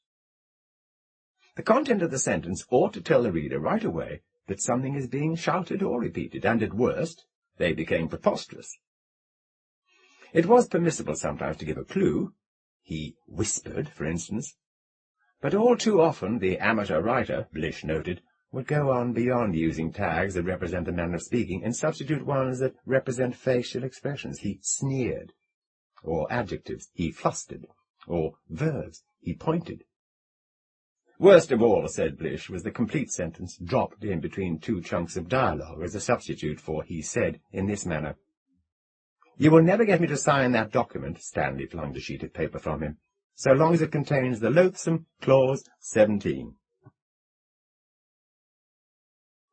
To Blish, such stuff read like a freshman translation from the German. These were only working rules, of course, not absolute commandments. They could be broken from time to time, and some writers could get away with breaking them all the time. One best-selling science fiction novelist of the 1970s and 80s scatters dozens of said substitutes over every page. But readers love her books anyway, and stand in long lines to buy the new ones when they come out. When another well-known writer used a complete sentence as a said substitute, and I objected, he showed me where Hemingway had once done the same thing. Well, I said, even if Hemingway did it, it's still a dumb thing to do. Besides, you're not Hemingway. But though it might be possible to violate such ad hoc rules and get away with it, Blish made me see that they did have intrinsic underlying value. The idea, after all, is not so much to get away with things as to know what tends to work best, and what does not, in building the bond between the writer and reader that makes him keep on reading with pleasure. Filling your page of dialogue with strings of she asserted hotly, and he protested vehemently, and she cudgelled, and he parried thoughtfully, may seem to you a good way of enlivening a passage of conversation. But it might well induce a reader, with a keen sense of style, to begin skipping down the page looking for the next silly substitute for said, instead of paying attention to the dialogue itself. Failing to describe characters' physical appearances is likewise not a criminal offence, and in certain cases may actually be necessary for the strategy of your plot. But as a rule, readers are drawn into stories more quickly if they have some idea of what the people they're reading about look like. A little landscape painting doesn't hurt either. Too much description will have the opposite effect, though. The point is to draw the reader in, not to push him away. Distracting your reader from the narrative material of the story by cluttering the page with extraneous stuff is rarely a useful tactic, unless your story itself is so thin that it's best to hide its failings under a welter of mannerisms. It was easy enough for me to accept these stylistic dictates. My ear was acute, and I had already come to be able to distinguish good writing, well, that is, direct, effective communication, from bad. I was, remember, a college boy who, when he was not reading Galaxy and Star Science Fiction, was busy taking courses in Joyce and Faulkner and Shakespeare.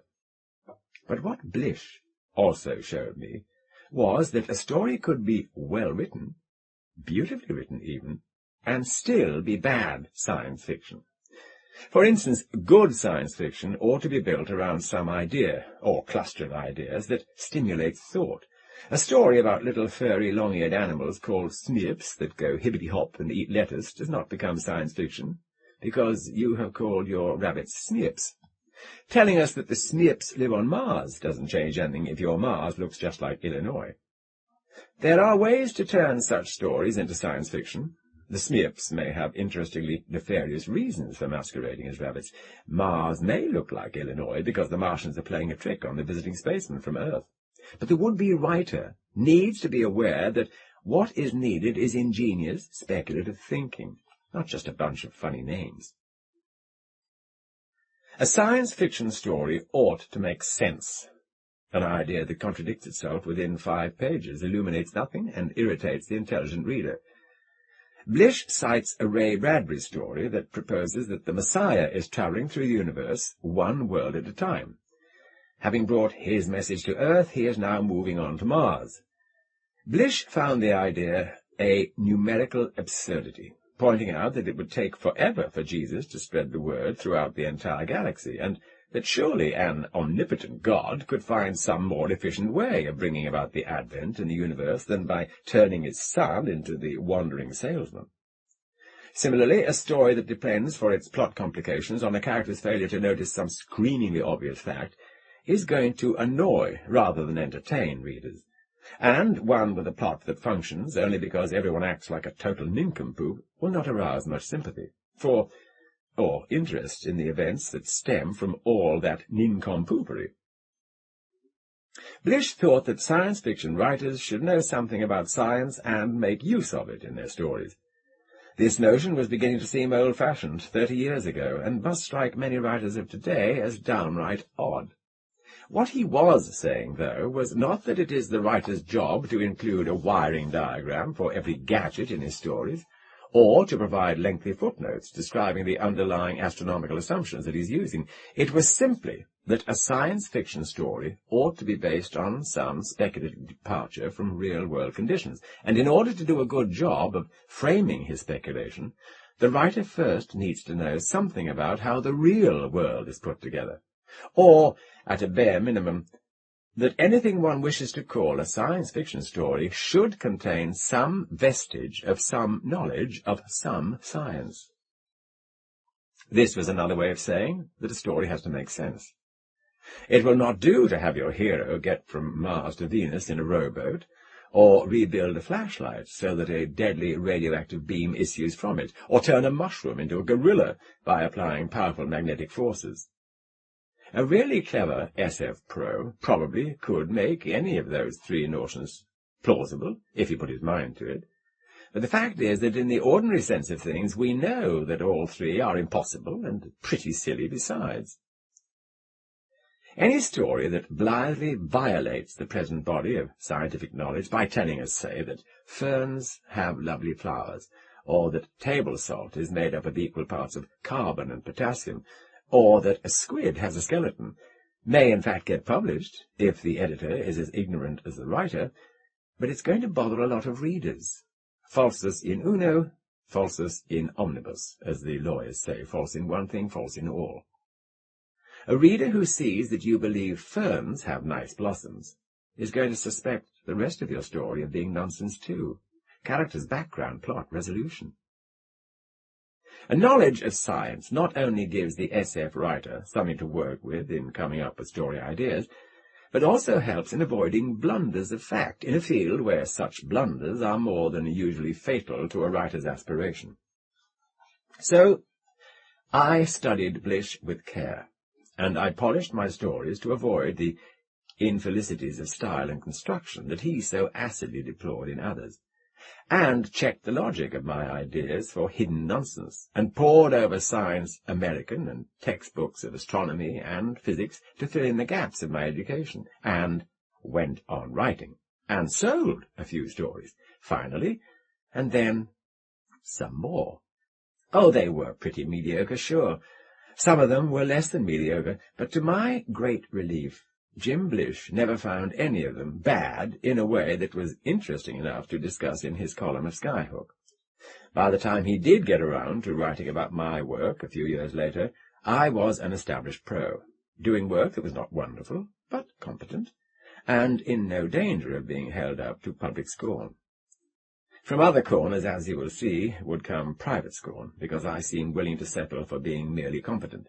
Precocious as ever, I had learned my lesson well enough so that no one was likely to poke fun at my stories. But in my youthful zeal to attain technical competence, I'd forgotten about attaining excellence. I'll get to that in a little while. The second of my teenage mentors was Damon Knight, writer, editor, ferocious critic. In person, Knight was not much like the dry, astringent Blish. He was, and is, a gentleman of much charm and playful, oddly goofy wit.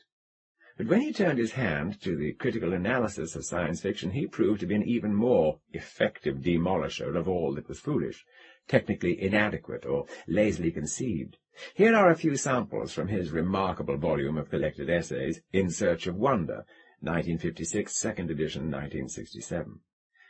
He writes on Robert Sheckley, quote, "Most of the stories in Robert Sheckley's Citizen Space are brief, brightly inventive, and logically unstable. Sheckley's faceless characters chirp, twitter, whirl with captivating grace around an idea, but seldom settle down long enough to exercise ordinary intelligence upon it. Sheckley's heroes weigh in at an IQ of about 90, just sufficient to get aboard their shiny machines, but not enough to push all the right levers. Once in a while, when Sheckley bothers to put something under his slick surfaces, his work comes brilliantly and even movingly to life. Like it or not, what Sheckley does is art, but he could use a little less art and a little more craftsmanship." Again, quote on A.E. Van Vogt. "John W. Campbell has said editorially more than once that The World of Null A is one of those once-in-a-decade classics of science fiction. Well, I offer the alternate judgment that, far from being a classic by any reasonable standard, The World of Null A is one of the worst allegedly adult science fiction stories ever published. I'll try to prove that assertion by an analysis of the story on 4 levels: plot, characterization, background, and style. The World of Null A abounds in contradictions, misleading clues, irrelevant action. Van Vogt has not bothered to integrate the gadgets into the technological background of his story, and he has no clear idea of their nature. Examples of bad writing could be multiplied endlessly. It is my personal opinion that the whole of it is written badly, with only minor exceptions. But this is a purely subjective judgment, and is not susceptible of proof. By means of his writing style, which is discursive and hard to follow, Van Vogt also obscures his plot to such an extent that when it falls to pieces at the end, as it frequently does, the event passes without remark." Again, on John Wyndham's novel Rebirth, quote, "These first few chapters have the genuine autobiographical sense, that Wellesian retrospective clarity, the torment of writers who can't do it themselves. More's the pity that Wyndham, for once, failed to realize how good a thing he had. The 6th toe was immensely believable, and sufficient, but Wyndham has dragged in a telepathic mutation on top of that. He's made David himself one of the 9 child telepaths, and hauled the whole plot away from his carefully built background into just one more damned chase, with a rousing cliché at the end of it. Wyndham's unflaggingly expert writing all the way through only proves that there are no exceptions. This error is fatal." Knight's vigorous, detailed, and total destruction of Van Vogt's famous novel was great fun to read, for everyone except, I imagine, Van Vogt. But it struck me then, and now, as largely unfair, a mixture of justified criticism and a studied misreading of Van Vogt's intentions. Knight's pieces on Sheckley and Wyndham, though, and indeed the bulk of his criticism, began from a position of respect for the writer, and singled out disturbing flaws within a context of appreciation. Now that seemed admirable to me, and immensely constructive. And where Knight found nothing at all to criticize, but offered only warm praise, for instance, quote, "The census takers is a beautifully compact exercise in indirection. Entirely successful on its own terms, it plays one speculative idea against another without wasting a word or emotion." Or again, "When it's all done, the story means something. Harness theme is the triumph of spirit over flesh. This is the rock under all harnesses, hypnotic cat's cradles of invention. Faith in the spirit, the denial of pain, the affirmation of eternal life." Or again, on Jack Vance's Big Planet, "This shows this brilliant writer at the top of his form. Big Planet, where most of the action takes place, is as vividly compelling as the dream world of Edison's The Worm Ouroboros, and that's the highest praise I know." Off I would go like a shot to the story under discussion, and I would read and reread it, trying to locate the qualities that had elicited such praise from Knight, so that I could come up with my own equivalents of them in the work I was doing. You will find some of the stories that Knight singled out for such praise in this collection. Of course, it was impossible for me, now aged 18 or 19 or so, to match the achievements of other writers that brought forth Knight's warmest encomiums. But by studying them, as also I studied the works praised by Blish, I could at least attain an idea of the good, as defined by a man whose experience as a reader and a writer went far beyond my own, and who had himself written notable fiction. I don't believe that a good critic of fiction necessarily has to be capable of writing good fiction himself, but for me, there is a certain unanswerable plausibility in an analysis of a story's flaws done by someone who has himself demonstrated clear excellence in their form. The only problem I had with Knight's essays was their occasional tendency to rekindle in me the old Uzel hopelessness, that sense that the task of constructing a worthwhile work of fiction required arcane skills that would forever be beyond the attainment of a poor mortal like me. Here, for example, is Knight discussing a story by James Blish. Quote, "There is a really fantastic body of technique in this short novel, Beanstalk, but unless you are looking at it, you will never notice it. It's submerged where it belongs. Not merely embedded in Beanstalk, but inseparably united to make one coherent and symmetrical narrative, are whole exemplars of recognizable fragments of the following: a sports story, a love story, a western story, and plus, for good measure, a couple of panels from Buck Rogers. Wildly incompatible as the above-listed elements are, not one has been dragged in by the hair. Every one has been almost unrecognizably altered by the author's inventiveness. Every one is essential. The sports fragment is a jet-powered, gimmicked-up Titan football game, necessary to pave the way for the Buck Rogers element, which is itself A, indispensable, and B, brilliantly rationalized, down to that last silly flange on the flying belt, worn-born Superman's helmet.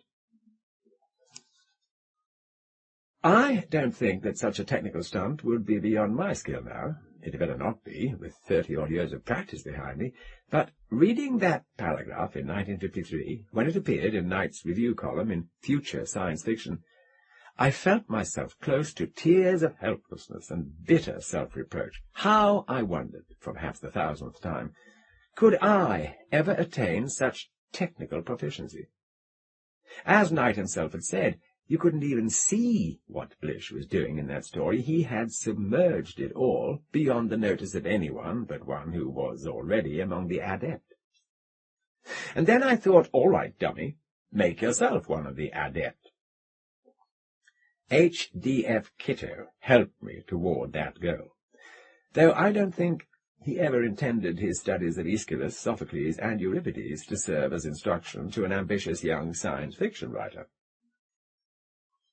I bought a copy of Kitto's Greek Tragedy in 1954 as collateral reading for a course in Greek plays that I was taking during my junior year at Columbia. But 1954 was also the year when I was making the most determined assault of my life on the goal of becoming a professional science fiction writer.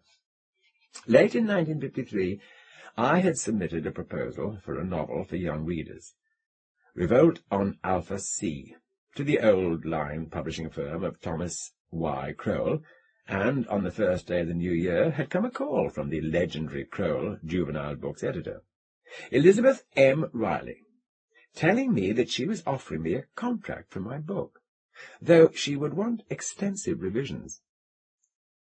Later in January 1954, Gorgon Planet, a short story that I'd sent to the Scottish SF magazine Nebula, was accepted and brought me a check for $12.60. A little while later, I finally sold a story to a professional American magazine. My little vignette, The Silent Colony, yielded $13.50 from Future Science Fiction. Plainly, I had solved enough of the technical mysteries of story writing to qualify for an entry-level position.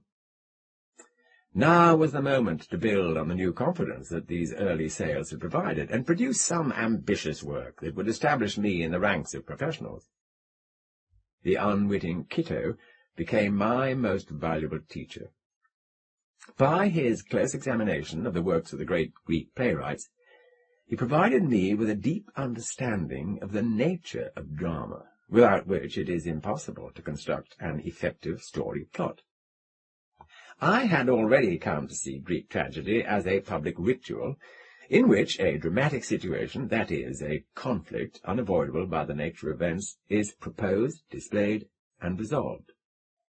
The resolution, by demonstrating a return to the natural harmony of the universe, sends the audience home cleansed and calm, purged, as Aristotle said, of pity and fear. To this day, I have continued to believe that all fiction, even the sleaziest, is a ritual healing art, fundamentally akin to Greek tragedy in its purpose, that by showing the tension of opposite forces, plot, drama, conflict, and by resolving that tension, climax and ending, fiction performs a function of psychic cleansing. It seems to me that there can be no other reason for the universality of the narrative mode.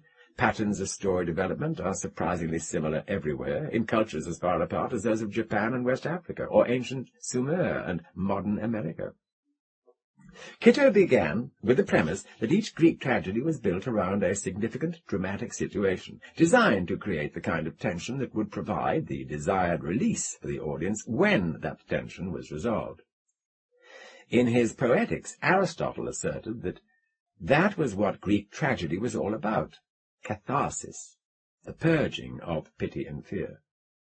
Aristotle had used as his prime technical example Oedipus Rex by Sophocles, but Kitto observed that many other surviving Greek plays failed to follow the technical rules that Aristotle, working from Oedipus Rex, had laid down as the fundamental requirements for a Greek tragedy. Well, did that mean that other Greek playwrights, and sometimes even Sophocles himself, had done a lot of incompetent work? No, Kitto said. We know that the plays that have come down to us were warmly hailed in their time and evidently had fulfilled the requirements of their audience. Their authors must be regarded as masters of their art, in full technical command. If sometimes their plays seem poorly constructed to us, static, undramatic, it must be because we are failing to find the true dramatic centre of them. Instead of dismissing those plays as badly made, Kitto argued, we need to re-examine our own assumptions about their structure. He begins with Aeschylus, the earliest playwright whose work has survived. Quote, although Aeschylus was a young man when he wrote the Supplices, says Kitto, he was already Aeschylus, and we may suppose that he built the play as he felt it. Technical difficulties we may allow him, but we will not readily suppose that he got his proportions and his emphasis all wrong. We must be sure that we have made allowance before we call a play undramatic. He analyzes these Supplices scene by scene. It's the story of the flight of the 50 daughters of Danaus from Egypt to Argos to avoid the unwanted suitors who wished to marry them. It's a difficult play, for it was the first part of a trilogy, of which the other two parts are lost, and we do not know where Aeschylus meant the story to go. What remains to us seems at first reading short on action and tension. The maidens and their aged father arrive in Argos. Pelasgus, the king of Argos, is uneasy about granting them sanctuary, because it might bring war to his land if the Egyptian suitors pursue. The people of Argos vote to grant sanctuary anyway, out of fear of the wrath of Zeus if they refuse, and then Egyptian ships arrive. A herald threatens war if the maidens are not returned. Pelasgus angrily refuses to be bullied. Old Danaus tells his daughters to be modest and brave and offer prayers to the gods, and the play ends with a hopeful chorus. Well, what is it all about? Asks Kitto. What was Aeschylus thinking at the age of 30? We are not certain how the trilogy went, but at least we can hold fast to what we have. The trilogy was not simply a stage version of the renowned story of the Danaids. What arrests and detains the attention most in the Supplices is the tragic dilemma of Pelasgus. This is where Aeschylus was most engaged, not in the running about of Danaus. The centre of the play lies elsewhere than in the troubles of Danaus and his daughters. Danaus is off stage most of the time, and his daughters are simply a faceless chorus. The plight of the innocent Pelasgus, whose peaceful land is threatened by war over a dispute that has nothing to do with him, is more central. Pelasgus is the real tragic hero, caught inextricably in a situation not of his own making, and we know from the myth on which Aeschylus based his play that he will die in the warfare that engulfs his kingdom. But even this, Kitto demonstrates, is not the true centre. What is? Through no deficiency of sense, intellect, or morality, has Pelasgus fallen into this awful dilemma, a disharmony in the make-up of things, and a perfectly innocent man is broken. Here, in the earliest of Greek tragedies, we find one of the most purely tragic situations, the flaw in the universe, which the philosophers will have none of, is plain enough to Aeschylus. And Kitto shows us, reconstructing where necessary the missing two plays of the trilogy, how everything in the play works towards dramatizing the harshness of Zeus, law and the necessity for humans to conform to the workings of a universe beyond comprehension, thus spake Zeus. If we suppose there must be some middle way out, one which will not involve the innocent, we deceive ourselves. Once the moral balance of things is disturbed in this way, there's no telling how far calamity will not spread. The supplicants, unable to accept injury, involve innocent Argos. They destroy their persecutors, and it serves them right. But the disturbance is not at an end until they are made to bring themselves into harmony with Zeus's law. It may be hard, but Aeschylus never pretended that life was easy, or that Zeus was simple, or that only the guilty are tortured.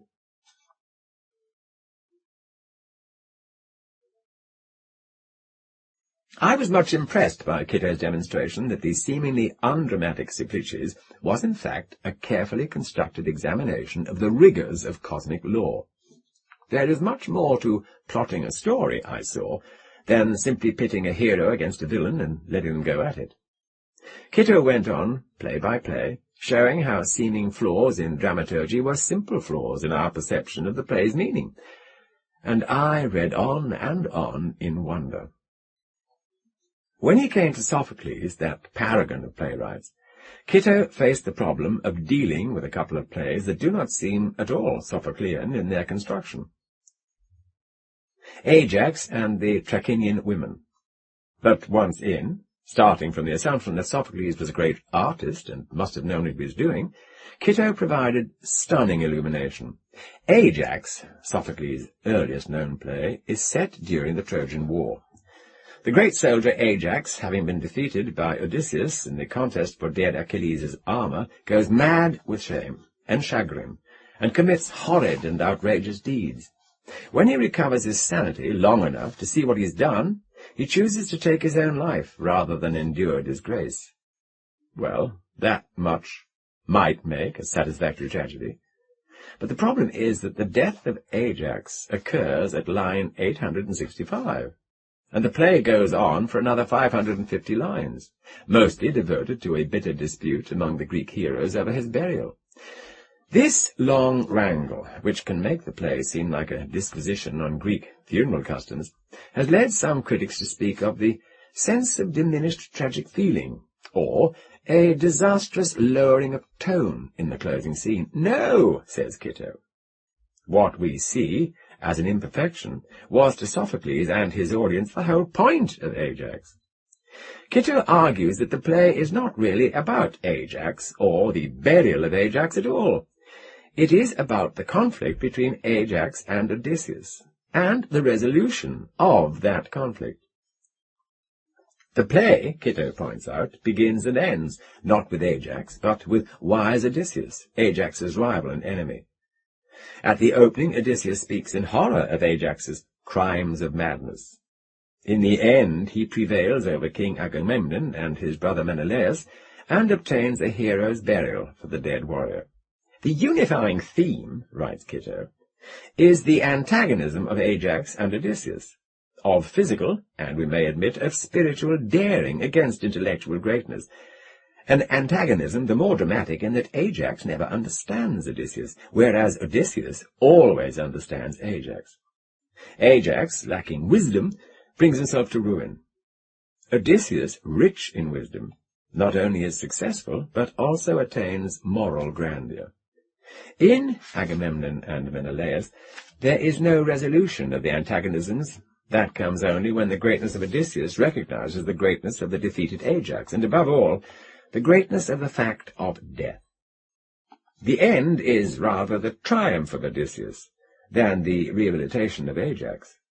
In the prologue, he triumphs over Athena's suggestions of crude force and resentment by the vote of the army to give him, rather than Ajax, the armour of Achilles.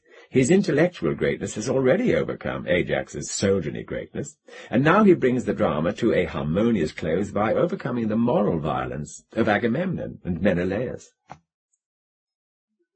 Kitto's controversial interpretations of Greek drama may or may not be right, but in the course of showing that if we have trouble finding the dramatic centre of a Greek play, it may be because its dramatic centre is actually located someplace other than where we are looking for it. He taught me what a dramatic situation really is, a zone of inevitable opposition to powerful forces that emits ever-widening reverberations until it is neutralized somehow, in a way that creates understanding, insight, harmony. Knowing that, I could work backward from my perception of my story's central issue to generate its plot. What created this conflict? What can possibly resolve it? Who is being hurt by it, and why? Those are the questions I learned to ask myself, and out of them came Thorns, and To Live Again, Tower of Glass, Dying Inside, Lord Valentine's Castle, and all the rest. But not right away. Though I had read my Kitto, I was not quite as good as Sophocles. Well, not yet. Though I had studied Blish and Knight, and the stories that they found praiseworthy, my own work continued to fall some distance short of their precepts. In fact, I was barely competent at my chosen trade, no longer a novice, but only a minimally adept journeyman. But at least I had figured out, with their help, how to construct saleable fiction. My basic notions of technique were now in place.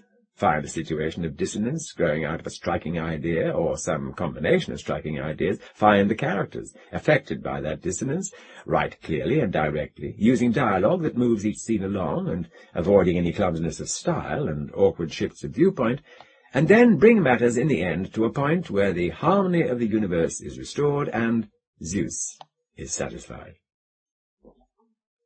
Having learned and internalized all that, I spent my final year in college writing science fiction as fast as I could, and I sold practically everything I wrote. It was a heady feeling. Too heady, perhaps. By the time I took my degree in June of 1956, my name was on the cover of a dozen magazines at once, and I was earning a respectable living as a freelance writer.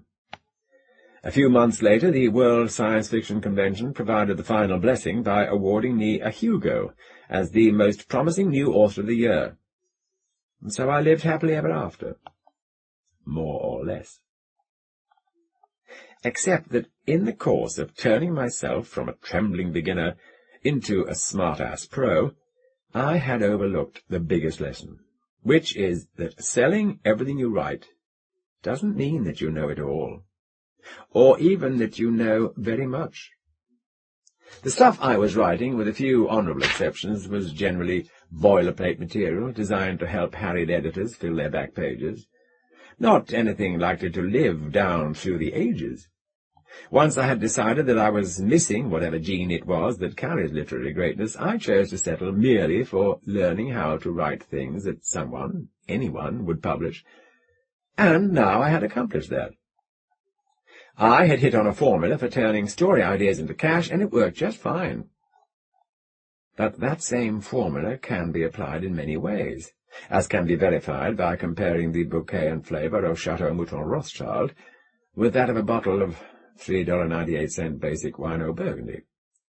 Somehow I had failed to realize that my fiercely intense studies of narrative technique during the years of my late adolescence had given me the equipment I needed to construct the very best stories I had within me, and so perhaps in time to equal the work of the writers I idolized. Instead, Still telling myself that I was inherently incapable of matching such lofty achievements, I was content to use my hard-won skills for nothing more than supplying a hungry market with routine potboilers by the dozen. Enter the final and harshest mentor, H.L. Gold, that brooding, irascible, brilliant editor of Galaxy Science Fiction. I'd begun sending stories to him in 1953. The first one came back with an amiable note. Quote, aside from a tendency to be over-explicit in spots and repeat in dialogue something already stated in narrative, you've told your story well. He was right. It's a fault I still sometimes slip into. Trouble is that you don't have an ending, not at any rate one that fantasy readers will be happy with. Anyone who buys a fantasy magazine naturally expects a fantasy payoff, and is understandably put out when he fails to get one. That criticism was from before I began selling.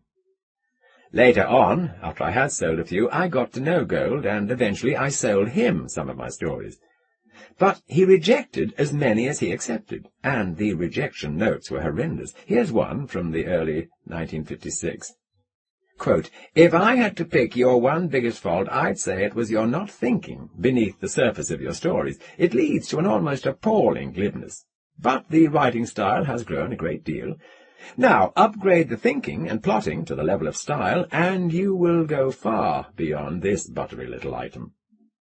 And another, a couple of months later, quote, you're selling more than you're learning. The fact that you sell is tricking you into believing that your technique is adequate. It is for now.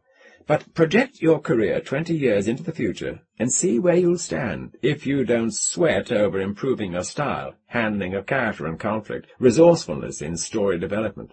You'll simply be more facile at what you're doing right now, more glib, more skilled at invariably taking the easiest way out. If I didn't see a talent here, a potential one, a good way from being fully realized, I wouldn't take the time to point out the greased skidway that you're standing on. I wouldn't give a damn. But I'm risking your professional friendship for the sake of a better one. And again, early in 1957, he wrote, the opening is fine. How you flattened out the balance into its present featurelessness is hard to figure, but I suppose persistence can do it. Persistence, in this case, being its own reward. There's one thing that stands between our doing business. You, by God, will not squeeze the most juice, not wordage, from a setup. That because I need material is the selfish view. The unselfish view is that I'm a writer as well as an editor, and in both capacities I'm appalled and outraged that a talent should be encouraged to stay small, so that the least effort and maximum glibness will sell the most literary yard goods. And the hell with whether you grow as a writer. I know I'd have less trouble and fewer enemies if I bought in the same way, but, well, I've seen too many aged hacks, Bob, and damned if I want to help even one person join that pathetic, ragged crowd. The time has come for you to do some real work, to learn your craft. If not now, when? Gold's letters upset me, of course, but they also angered me. Hadn't I won a Hugo, the youngest writer ever to do so? Still true, 30 years later. Hadn't I sold stories by the dozen to X and Y and Z? I promptly sold all the stories that Gold rejected, too. What was he saying? Time to learn my craft. I knew my craft. Gradually, though, what he was saying sank in. Especially when I heard much the same things in a more oblique and a much gentler way from a couple of other old pros who'd become close friends of mine, Frederick Pohl, Lester Del Rey. They, along with everyone else in science fiction, were looking at me by this time as some sort of bizarre phenomenon, a kid who could write 2 short stories a day and a novel in 2 weeks and sell everything he wrote. They envied me that. But they also knew that my crazy facility and my growing glibness were traps, as deadly as they were profitable, and I shudder to think what they were all saying behind my back. To my face, though, they said plenty. Gold and Blish and Knight, Pohl, Del Rey, Algis Budris, Cyril Kornblut and Judy Merrill and Ted Sturgeon. I got the message. I'm grateful to them all for letting me onto the truth, which was, you have talent, kid. God knows you have ambition. You have energy beyond belief. Now it's time you start doing something with all those gifts, besides showing us how fast you can turn out minimally acceptable stuff that editors can use to fill the back pages of their magazines. Learn your craft, kid. But I have learned my craft, I replied silently. And indeed I had. Some of it, anyway. But one aspect of a writer's craft is knowing how to put the things you've learned to their best possible use, rather than doing no more than you have to get by. Another is realizing how much more there still is to learn. Always. So they just smiled, and they waited for time to pass, which it did, and I changed, and so, thank God, did my work. Once I came to understand that a writer who is satisfied just by getting some editor to say yes is a writer who isn't really doing anything that's worth doing at all. What I wasn't willing to see when I was 21 is that selling stories proves only that you know how to sell stories. That isn't trivial, but it isn't enough. I had been too easy on myself, circa age 15, with the circular argument that the stories I was writing were poor because I hadn't been born with the innate gift of writing good ones. If such a gift exists, very likely I was born with it. Well, it certainly seems that way to me now. But what I wouldn't let myself see back then is that it takes more than being born with a knack for words to write something worth reading. Those stories I wrote in my teens were poor because I didn't know enough about the craft I wanted to follow, and because at that age I didn't know enough about anything to have any worthwhile stories to tell. No point complaining to the gods that they hadn't given me natural writing skills, the writing skills of Shakespeare or Dickens or Heinlein. What I needed to do was what anyone setting out to accomplish anything needs to do, which is to do the best you can with whatever guests you may have, constantly striving with all your soul to enhance your mastery of your chosen craft. That very well may be how all those great writers, whose natural endowments I once envied, had to achieve their greatness, by constant study, by practice and sweaty, hard work. Shakespeare's first plays may have been better than anyone else's first plays, but even he didn't turn out Lear and Othello during his apprentice days. Mastery of craft is a matter of process, not of a single blinding moment of attainment. You go on working toward it all your life. If you go about things the right way, you get better and better all the time. And that means you may get very good indeed. But the diabolical thing is that you never quite get good enough, ever. So you have to go on learning. Even when you're good enough to please Damon or James Blish or whatever other external authority you've set up for yourself, you still won't be good enough to please yourself. Not unless you've established goals for yourself that are contemptibly easy to fulfill. Of course, there's much more to writing than mastery of technique. Technique is merely a means to an end, and in this case the end is to convey understanding in the guise of entertainment. The storytelling art evolved as a way of interpreting the world, as a way of creating order out of the chaos that the cruel or merely absent-minded gods handed us long ago. To perform that task effectively, the writer must peer into the heart of the chaos. The writer must know something about the world. Even if what you want to write about is a planet a million light-years away, you must have some understanding of this one, or the inhabitants of the world will have little interest in what you have to say. You are compelled, then, to go on seeking knowledge endlessly, knowledge of your craft and of the world, an eternal apprentice in your own eyes, however you may appear to others. I once believed that there was a single secret of writing that all the true writers had managed to learn, an ultimate revelation of the deepest mysteries of the art.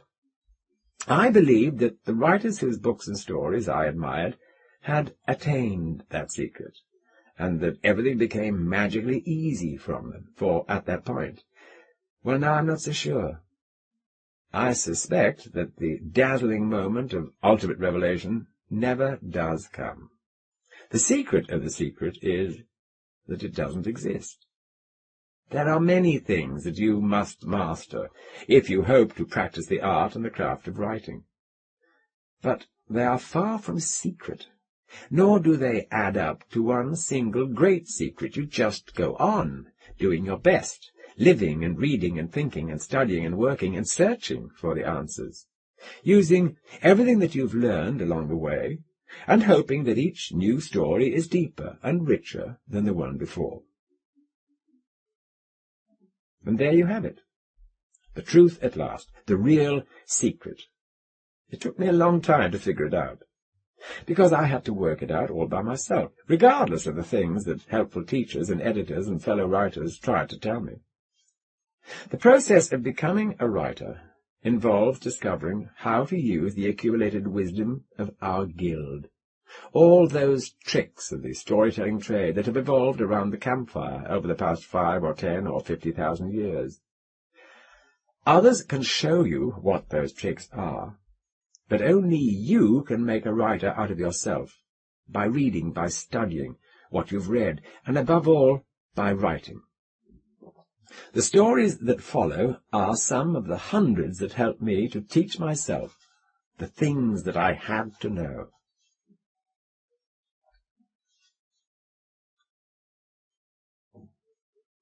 Worlds of Wonder, edited by Robert Silverberg.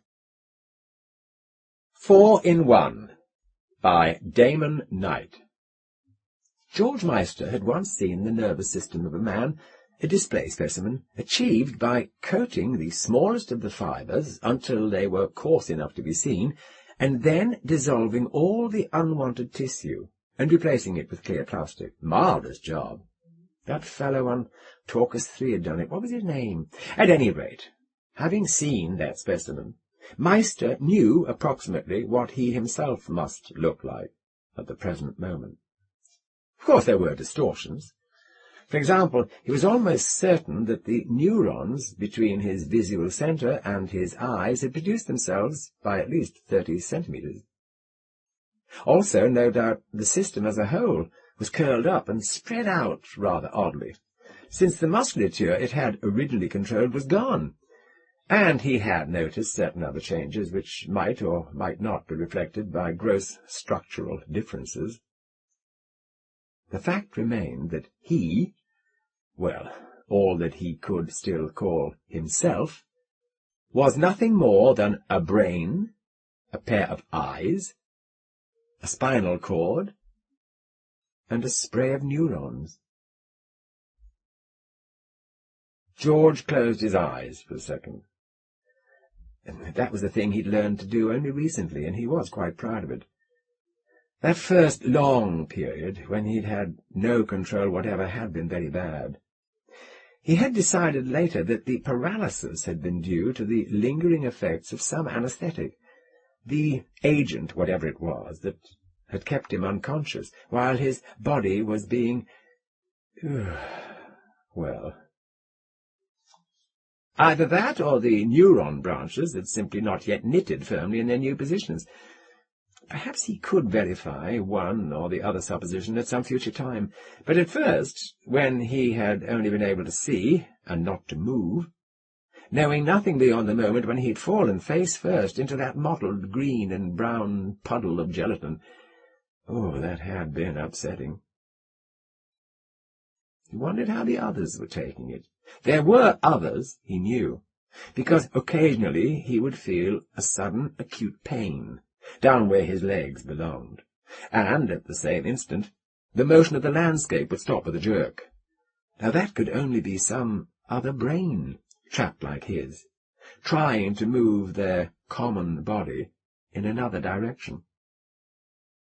Usually the pain stopped immediately, and George could go on sending messages down to his nerve endings, which had formerly belonged to his fingers and toes, and the gelatinous body would keep on creeping slowly forward. When the pains continued, there was nothing to do but to stop moving, until the other brain quit, in which case George would feel like an unwilling passenger in a very slow vehicle, or try to alter his own movements to coincide, or at least produce a vector with the other brains. He wondered who else had fallen in Vivian Bellis, Major Grumps, Miss McCarty, or all three of them? There ought to be some way of finding out, he thought. He tried looking down once more, and was rewarded with a blurry view of a long, narrow strip of mottled green and brown, moving very slowly forward along the dry stream bed that they had been crossing for the last hour or more. Twigs and shreds of dry vegetable matter were stuck to the dusty, translucent surface. He was improving. The last time he'd only been able to see the thinnest possible edge of his new body. When he looked up again, the far edge of the stream bed was perceptibly closer.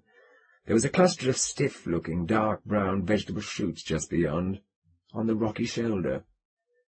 George was aiming slightly to the left of it. It had been a plant, very much like that one that he'd been reaching for when he lost his balance and got himself into this condition. Well, he might as well have a good look at it now, anyhow. The plant would probably turn out to be of little interest. It would be out of all reason to expect every new life form to be a startling novelty, and George was convinced that he had already stumbled into the most interesting organism on this planet. Something mysterii, he thought. He'd not settled on a species name. He would have to learn more about it before he decided, but mysterii, certainly. It was his discovery. Nobody could take it away from him. Or, unhappily, nobody could take him away from it. It was a really lovely organism, though primitive, less structure of its own than a jellyfish, and only on a planet with light surface gravity, like this one, could it ever have hauled itself up out of the sea. No brain, no nervous system at all, apparently, but it had the perfect survival mechanism.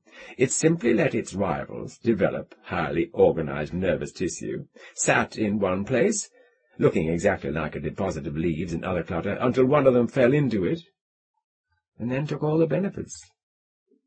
It wasn't parasitism either. It was a true symbiosis, on a higher level than any other planet, so far as George knew, had ever developed. The captive brain was nourished by the captor, wherefore it served the captive's interest to move the captor towards food and away from danger. You steer me, I feed you. It was fair. They were close to that plant now. They were almost touching it. George inspected it, as he'd thought. It was a common grass type of no particular interest. Now his body was tilting itself up a ridge he knew to be low, although from his eye level it looked tremendous. He climbed it laboriously and found himself looking down into still another gully.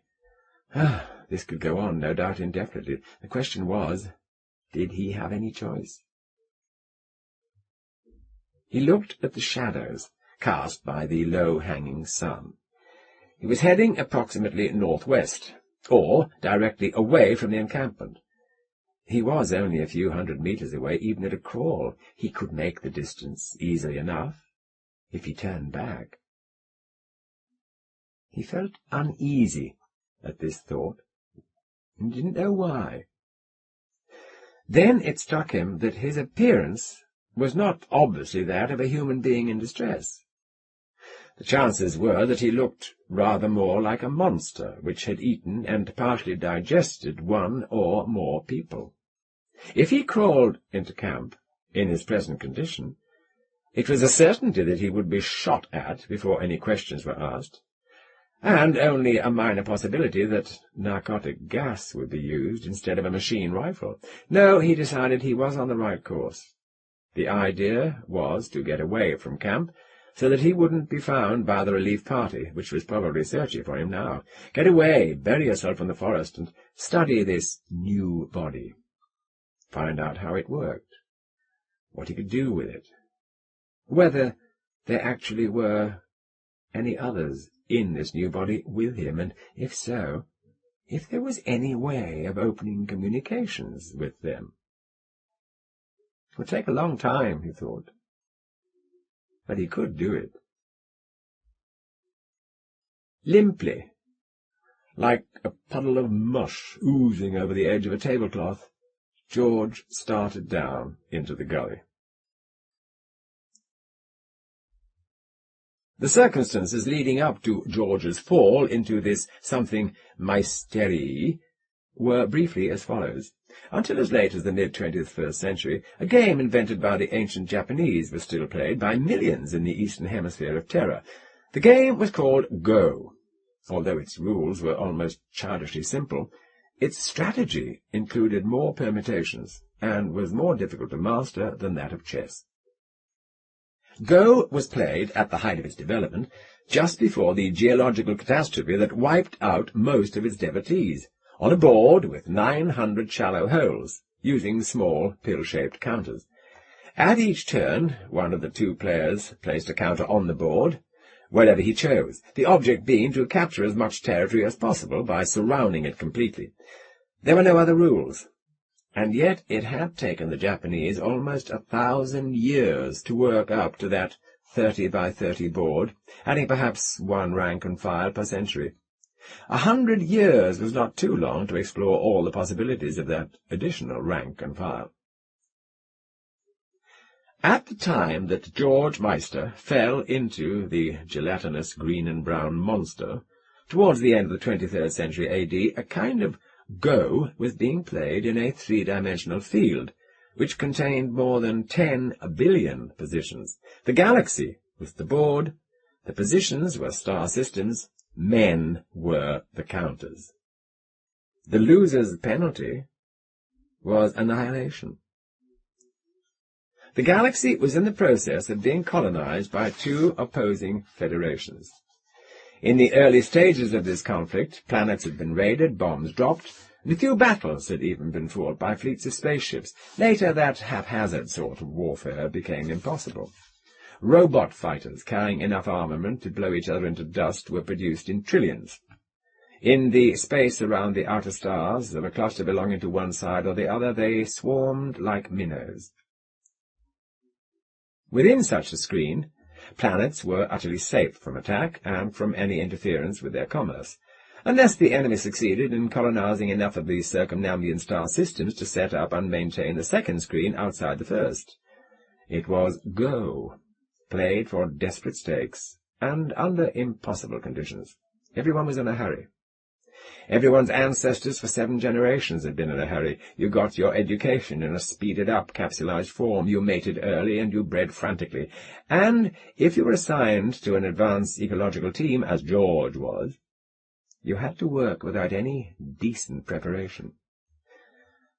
The sensible, the obvious thing to do in opening up a new planet with unknown life forms would have been to begin with at least 10 years of immunological study, conducted from the inside of a sealed station. After the worst bacteria and viruses had been licked, you might proceed to a little cautious field work and exploration, and finally, total elapsed time 50 years, say, the colonists would be shipped in. There simply wasn't that much time. 5 hours after the landing, Meister's team had unloaded fabricators and set up barracks enough to house its 2,628 members. An hour after that, Meister, Gums, Bellis and McCarthy started out across the level cinder and ash left by the transport's tail jets to the nearest living vegetation 600 meters away. They were to trace a spiral path, outward from the campsite, to a distance of 1,000 meters, and then return with their specimens, providing nothing too large and hungry to be stopped by a machine rifle had previously eaten them. Meister, the biologist, was hung with collecting boxes to the point that his slender torso was totally invisible. Major Gums had a survival kit, binoculars, and a machine rifle. Vivian Bellis, who knew exactly as much mineralogy as had been contained in the 3-month course prescribed for her rating, and no more, carried a light rifle, a hammer, and a specimen sack. Miss McCarthy, no one knew her first name, had no scientific function. She was the group's loyalty monitor. She wore 2 squat pistols and a bandolier bristling with cartridges. Her only job was to blow the cranium of any team member caught using an unauthorized communicator or in any other way behaving oddly. All of them were heavily gloved and booted, and their heads were covered by globular helmets sealed to their tunic collars. They breathed through filtered respirators, so finely meshed that, in theory, Nothing larger than an oxygen molecule could get through. On their second circuit of the camp, they had struck a low ridge, and a series of short, steep gullies, most of them choked with the dusty brown stalks of dead vegetation. As they started down into one of these, George, who was third in line, Gums leading, then Bellis and McCarthy behind George, stepped out onto a protruding slab of stone to examine a cluster of plant stalks rooted on its far side. His weight was only a little more than 20 kilograms on this planet, and the slab looked as if it were firmly cemented into the wall of the gully. Just the same, he felt it shift under him, as soon as his weight was fully on it. He felt himself falling, shouted. He caught a flashing glimpse of Gums and Bellis, standing as if caught by a high-speed camera.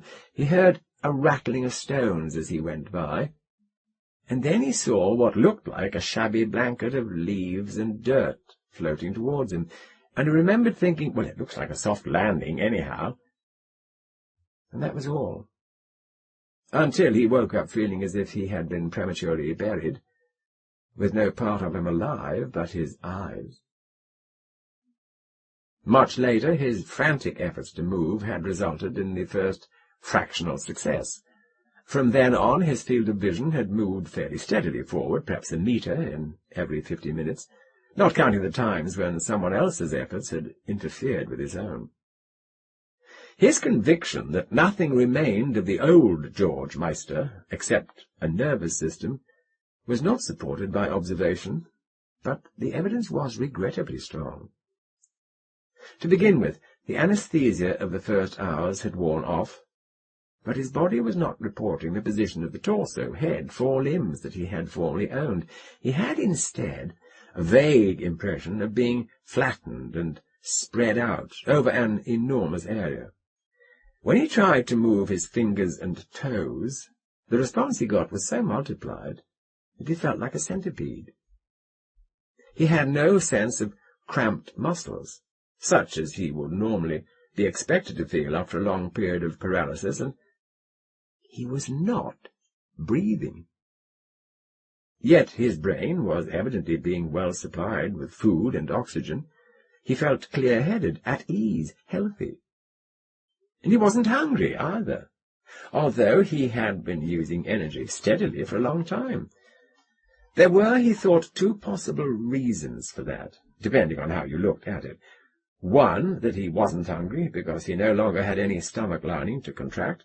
Two, that he wasn't hungry because the organism he was riding in had been well nourished by the superfluous tissues that George himself had contributed.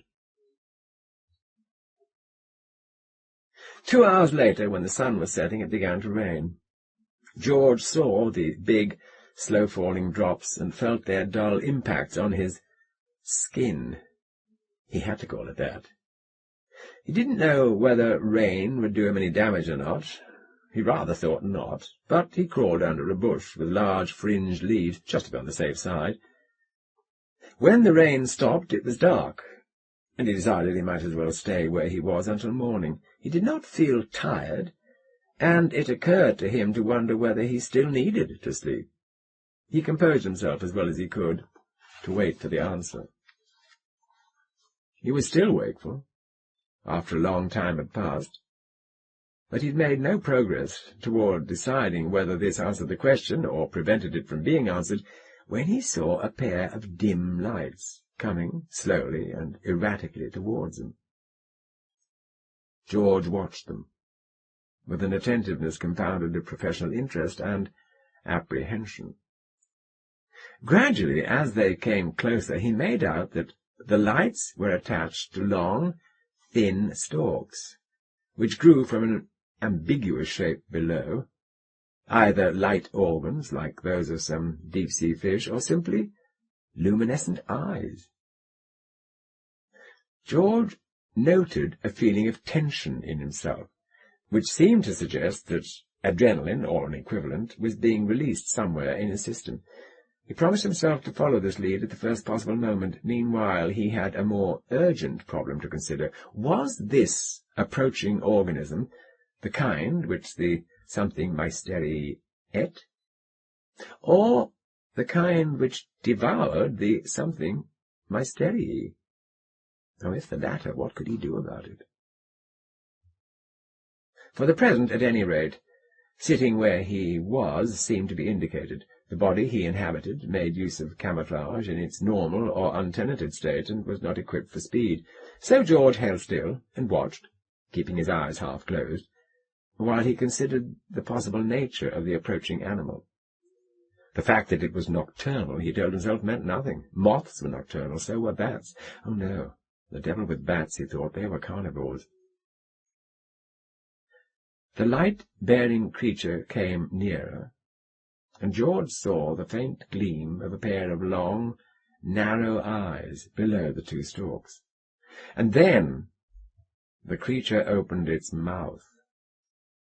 It had a great many teeth. George found himself crammed into some kind of crevice in a wall of rock, without any clear recollection of how he'd got there.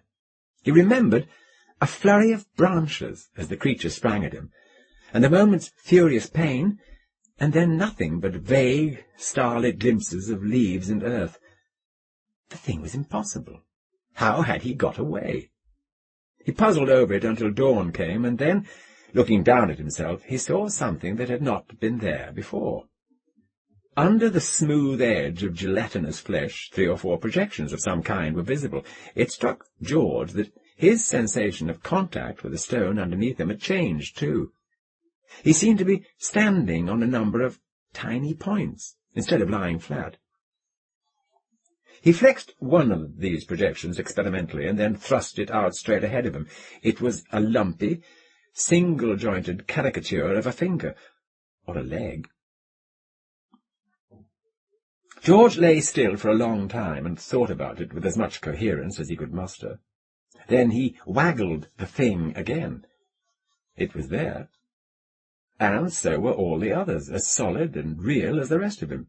He moved forward experimentally, sending the same messages down to his finger and toe nerve ends as before. His body lurched out of the cranny with a swiftness that very nearly tumbled him down over the edge of a minor precipice. Where he had crawled like a snail before, he now scuttled like an insect. But how?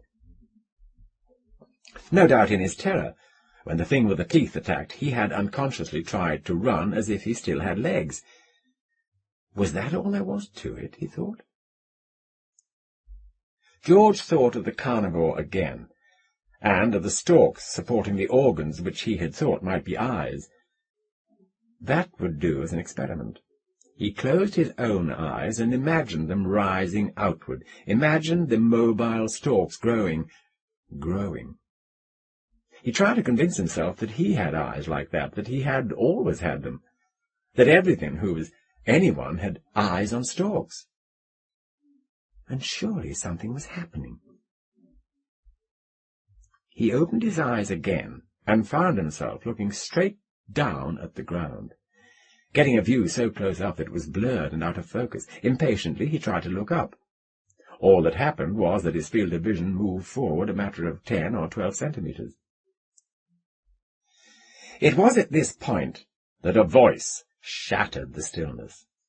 It sounded like someone trying to shout through half a metre of lard. George leapt convulsively, executed a neat turn, and swept his eyes around a good 240 degrees of arc. He saw nothing but rocks and lichens.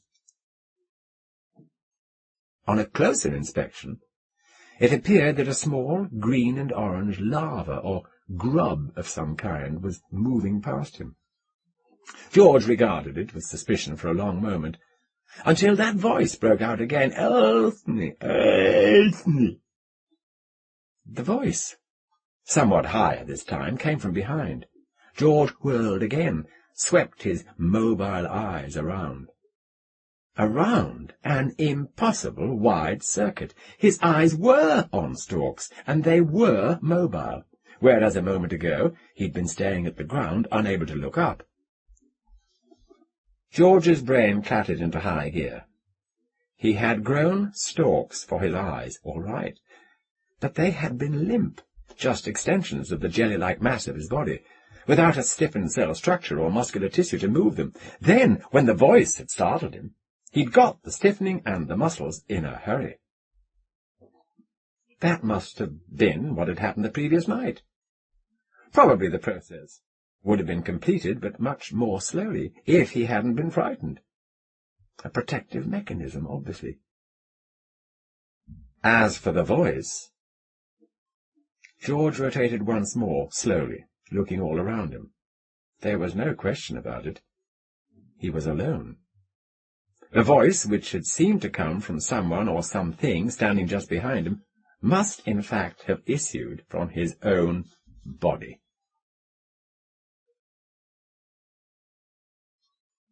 The voice started again. At a less frantic volume, it burbled a few times, and then said, quite clearly, and in a high tenor, "What's happened? Where am I?" George was floundering in a sea of bewilderment. He was in no condition to adapt quickly to more new circumstances, and when a large desiccated lump fell from a nearby bush and bounced soundlessly to within a metre of him, he simply stared at it. He looked at the hard-shelled object, and then at the laden bush from which it had dropped. Slowly and painfully he worked his way through to a logical conclusion. The dried fruit had fallen without a sound. This was natural, because he had been totally deaf ever since his metamorphosis, but he had heard the voice. Ergo, hallucination, or telepathy. The voice began again. "Help! Oh dear, I wish someone would answer." Vivian Bellis? Gums? Even if he affected that tenor voice, wouldn't say, "Oh dear." And neither would McCarty. George's shaken nerves were returning to normal. He thought intently, I get scared, I grow legs. Bellis gets scared and grows a telepathic voice. That's reasonable, I guess. Her first and only instinct would be to yell. George tried to put himself into a yelling mood. He tried his eyes, and imagined himself cooped up in a terrifyingly alien medium, without any control or knowledge of his predicament. He tried to shout, "Vivian!" He kept on trying, while the girl's voice continued at intervals. Finally she stopped abruptly, in the middle of a sentence. George said, "Can you hear me?" "Who's that? What do you want?" "This is George Meister. Vivian, can you understand what I'm saying?" "What?" George kept at it. His pseudo-voice, he judged, was a little garbled, just as Bellis's had been at first, and at last the girl said, "Oh, George, I mean Mr. Meister, oh, I've been so frightened. Where are you?" George explained, apparently not very tactfully, because Bellis shrieked when he was through, and then went back to burbling. George sighed and said, "Is there anyone else on the premises? Major Gums? Miss McCarty?" A few minutes later, two sets of weird sounds began almost simultaneously. When they became coherent, it was no trouble to identify the voices. Gums, the big, red-faced professional soldier, shouted, "Why the hell don't you watch where you're going, Meister? If you hadn't started that rock slide, we wouldn't be in this mess." Miss McCarty, who had had a seamed white face, a jutting jaw, and eyes the colour of mud, said coldly, "Meister, all of this will be reported, all of it."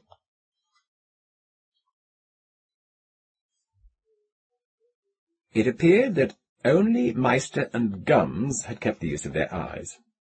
All four of them had some muscle control, though Gums was the only one who'd made any serious attempt to interfere with George's locomotion. Miss McCarty, not to George's surprise, had managed to retain a pair of functioning ears. But Bellis had been blind, deaf, and dumb, all through the afternoon and night. The only terminal sense organs she had been able to use had been those of the skin, the perceptors of touch, heat, cold, pain.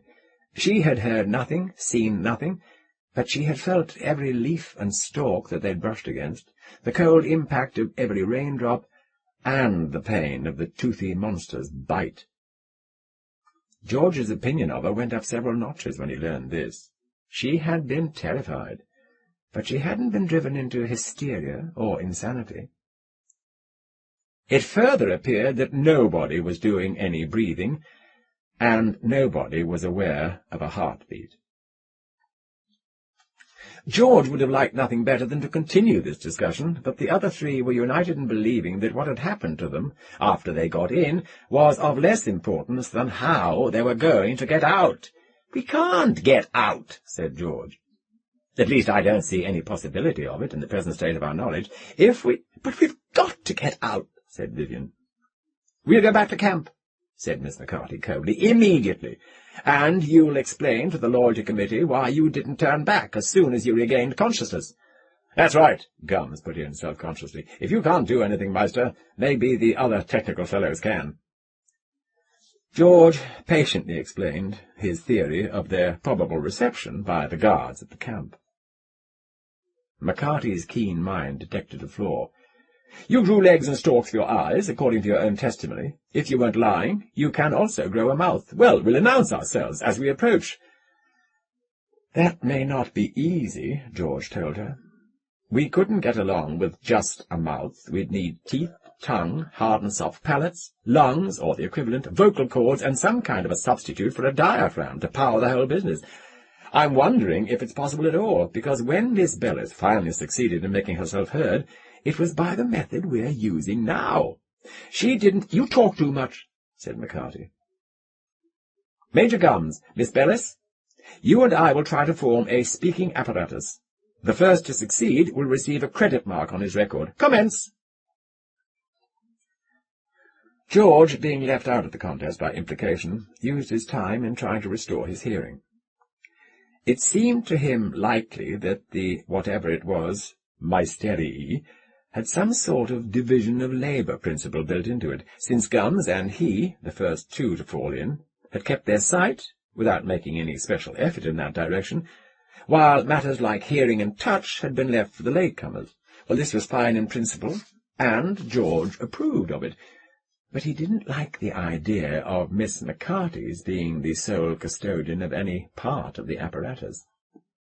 Even if he were able to persuade the other two to follow his lead, and at the moment this prospect seemed dim, McCarthy was certain to be a holdout. And it might easily be vital to all of them at some time in the near future to have their hearing hooked into the circuit. He was distracted at first by muttered comments between Gums and Vivian. "Getting anywhere?" "I don't think so. Are you?" interspersed between yawps and humming sounds and other irritating noises as they tried unsuccessfully to switch over from mental to vocal communication. Finally McCarthy snapped, "Be quiet! Concentrate on forming the necessary organs. Don't bray like jackasses." George settled down to his work, using the same technique that he had found effective before. With his eyes shut, he imagined that the thing, with all the teeth, was approaching in the darkness, tap and slither and tap and click. He wished valiantly for ears to catch the faint approaching sounds. After a long time he thought he was beginning to succeed. Or were those mental sounds, unconsciously emitted by one of the other three, click and slither and swish and scrape?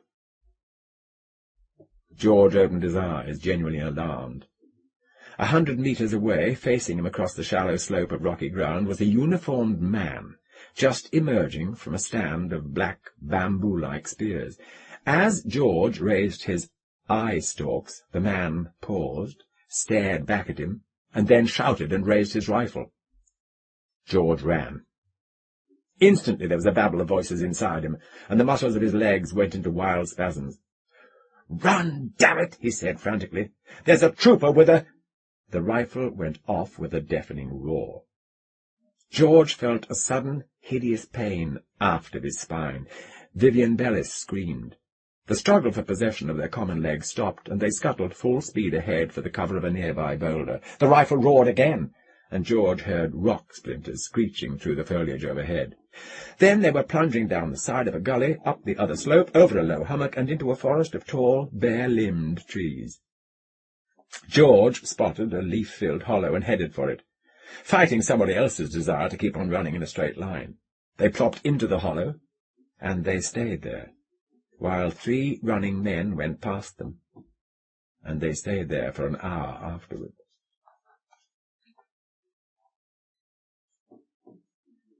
Vivian was moaning steadily.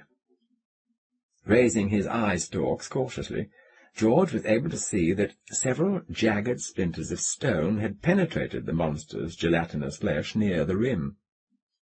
They had been very lucky. The shot had apparently been a near miss, accountable only on the grounds that the trooper had been shooting downhill at a moving target and had shattered the boulder behind them. Looking more closely, George observed something which excited his professional interest.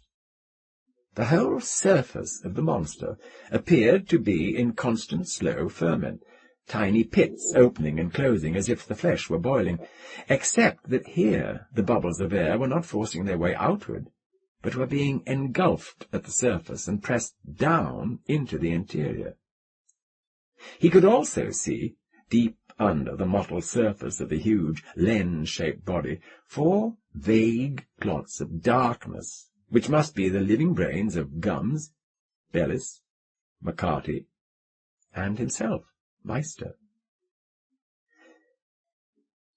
Yes, there was one which was radially opposite his own eye-stalks.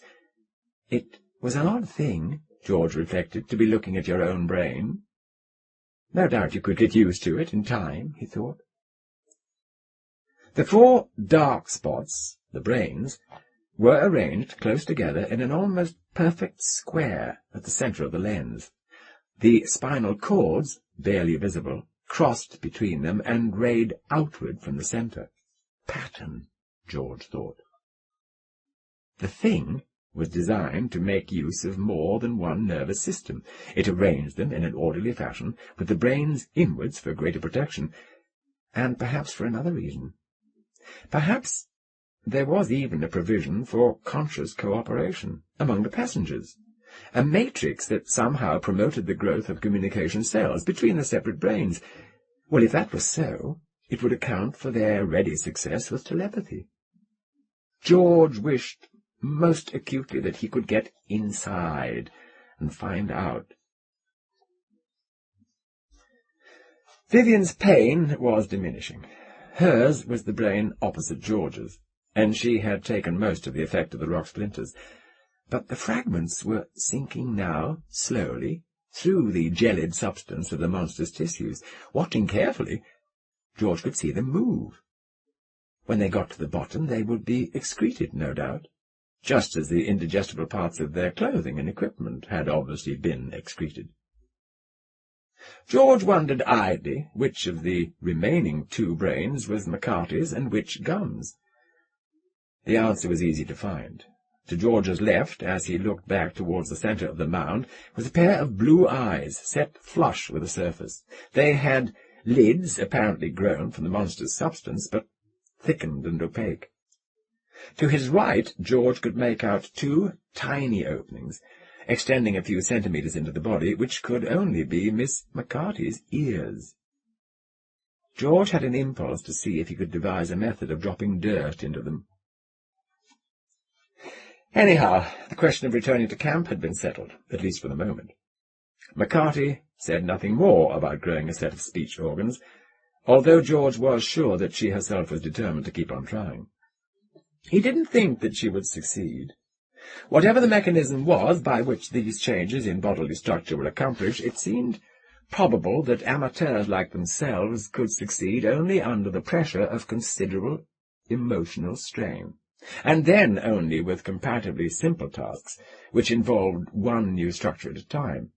And, as he had already told McCarty, the speech organs in man were extraordinarily diverse and complicated. It occurred to George that the thing just might be done by creating a thin membrane to serve as a diaphragm, and an air chamber behind it, with a set of muscles to produce the necessary vibrations and modulate them, but he kept the notion to himself. He didn't want to go back. George was a rare bird, a scientist who was actually fitted for his work, and loved it for its own sake. And at the moment he was sitting squarely in the middle of the most powerful research tool that had ever existed in his field, a protean organism, with the observer inside it, able to order its structure and watch the results, able to devise theories of function and test them on the tissues of what was effectively his own body, able to construct new organs, new adaptations to environment. George saw himself at the point of an enormous cone of new knowledge, and some of the possibilities he glimpsed humbled and awed him. He couldn't go back, even if it were possible to do it without getting killed. Oh, if only he had fallen into this damned thing alone. But no, then the others would have pulled him out and killed the monster. There were, he felt, too many problems, demanding solutions all at once. It was hard to concentrate. His mind kept slipping maddeningly out of focus. Vivian, whose pain had stopped some time ago, began to wail again. Gums snapped at her. McCarthy cursed both of them. George felt himself that he had very nearly all he could take, cooped up with 3 idiots who had no more sense than to— "Wait a minute," he said. "Do you all feel the same way, irritable, jumpy? As if you've been working for 60 hours straight and were too tired to sleep?" "Oh, stop talking like a video ad," Vivian said angrily. "Haven't we got enough trouble with that?" "We're hungry," George interrupted. "We didn't realize it because we haven't got the organs that usually signal hunger. But the last thing this body ate was us, and that was at least 20 hours ago. We've got to find something to ingest." "Good Lord, you're right," said Gums. "But if this thing only eats people, I mean to say—" "It had never met any people until we landed," George said curtly. "Any protein should do, but the only way we can find out is to try. Now, the sooner we start, the better." He started off in what he hoped was the direction they had been following all along, directly away from the camp. At least, he thought, if they put enough distance behind them, they might get thoroughly lost.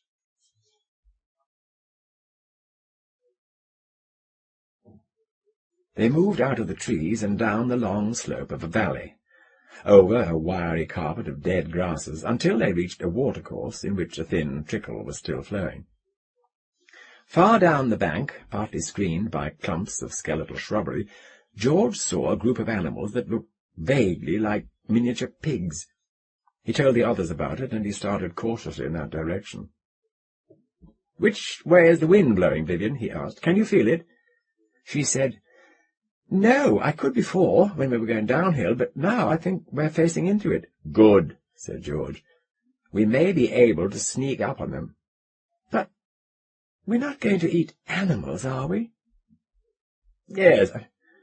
How about it, Meister?" Gums put in. "I don't say I'm a squeamish fellow, but after all—" George, who felt a little squeamish himself, like all the others, he'd been brought up on a diet of yeasts and synthetic proteins, said testily, "But what else can we do? You've got eyes. You can see that it's autumn here. Autumn after a hot summer at that. Now, trees bare, streams dried up. We eat meat or we go without. Unless you'd rather hunt for insects." Gums, shocked to the core, muttered for a while, but then gave up. Seen at closer range, the animals looked less pig-like and even less appetizing than before. They had lean, segmented, pinkish-grey bodies, 4 short legs, flaring ears, and blunt, scimitar-like snouts into which they were rooting in the ground, occasionally turning up something which they gulped, ears flapping. George counted 30 of them, grouped fairly closely in a little space of clear ground between the bushes and the river. They moved slowly, but their short legs looked powerful. He guessed that they could run when they had to. He inched forward, keeping his eye-stalks low, stopping instantly whenever one of the beasts looked up. Moving with increasing caution, he'd got to within 10 metres of the nearest when McCarthy said abruptly, "Meister, has it occurred to you to wonder just how we are going to eat these animals?" "Oh, don't be foolish," he said irritably. "We'll—" And then he stopped. Wait a minute. Did the thing's normal method of assimilation stop as soon as it got a tenant? Were they supposed to grow fangs and a gullet and all the rest of the apparatus? It was impossible. They'd starve to death first, but On the other hand, oh, damn this fuzzy-headed feeling. Wouldn't it have to stop? I mean, to prevent the tenant from being digested with his first meal? Well, McCarthy demanded. Well, that was wrong, George knew, but he couldn't say why. And it was a distinctly unpleasant thought. Or even worse, suppose the meal became the tenant, and the tenant the meal. The nearest animal's head went up, and 4 tiny red eyes stared directly at George. The floppy ears snapped to attention. It was no time for speculation. "He's seen us!" George shouted, mentally. "Run!" The scene exploded into motion. One instant they were lying still in the prickly dry grass, and the next they were skimming at express train speed across the ground, with the herd galloping away straight ahead of them. The hams of the nearest beast loomed up, closer and closer, bounding furiously, and then they'd run it down and vaulted over it. Casting an eye backward, George saw that it was lying motionless in the grass. It was unconscious or dead. They ran down another one. The anaesthetic, George thought lucidly. One touch does it. And another and another. Well, of course we can digest them, he thought with relief. It has to be selective to begin with, or it couldn't have separated out our nervous tissue. 4 down, 6 down. 3 more together as the herd bunched between the last arm of the thicket and the steep river bank, and then 2 that tried to double back, and then 4 stragglers, one after the other. The rest of the herd disappeared into the tall grass up the slope, but 15 bodies were strewn behind them.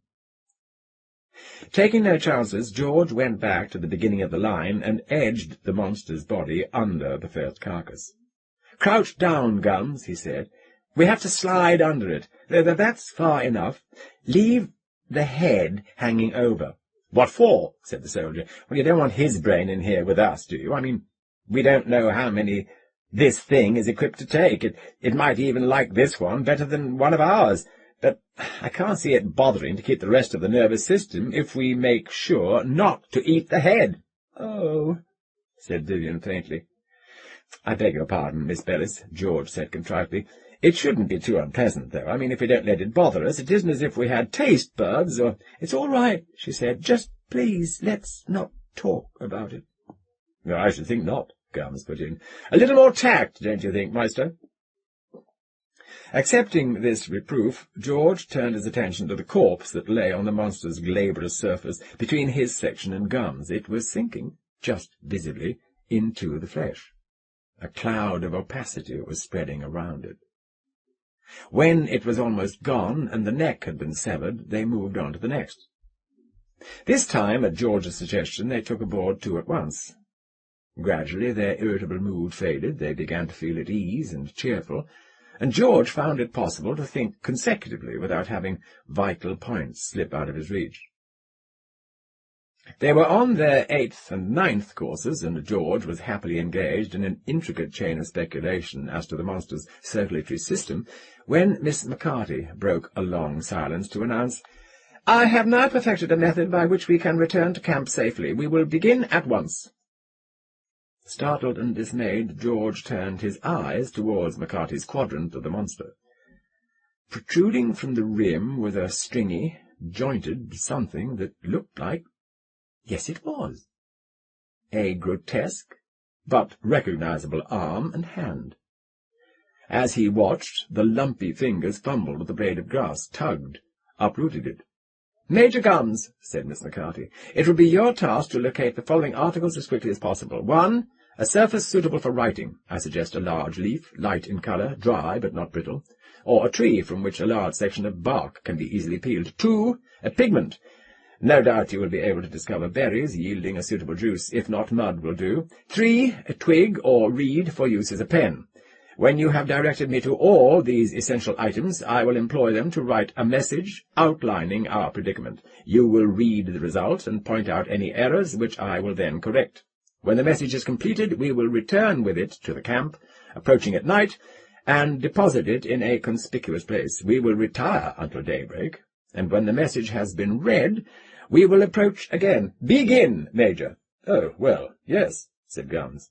That ought to work, except— well, I suppose you've worked out some system for holding the pen, Miss McCarthy?" "Fool," she replied. "I have made a hand, of course." Oh, well, in that case, by all means. Now, let's see.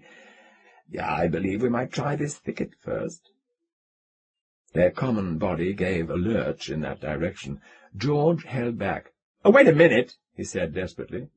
"Let's at least have the common sense to finish this meal before we go. There's no telling when we'll get another." McCarthy demanded, "How large are these creatures, Major?" Oh, about 60 centimeters long, I should say. "And we have consumed 9 of them, is that correct?" "Well, nearer 8, George said. "These 2 are only half gone." "In other words," Miss McCarthy said, "we have had 2 apiece. Well, that should be ample. Don't you agree, Major?" George said earnestly, "You're wrong, Miss McCarthy. You're thinking in terms of human food requirements, whereas this organism has a different metabolic rate and at least 3 times the mass of 4 human beings. Now, look at it this way.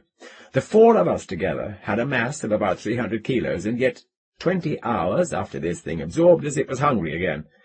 Well, these animals wouldn't weigh much more than 20 kilos apiece at 1G, and according to your scheme, we've got to hold out until sometime after daybreak tomorrow." There's something in that," Gums said. "Yes, on the whole, Miss McCarthy, I think we'd better forage while we can. It won't take us more than half an hour longer at this rate." "Oh, very well," she said. "Be as quick as you can."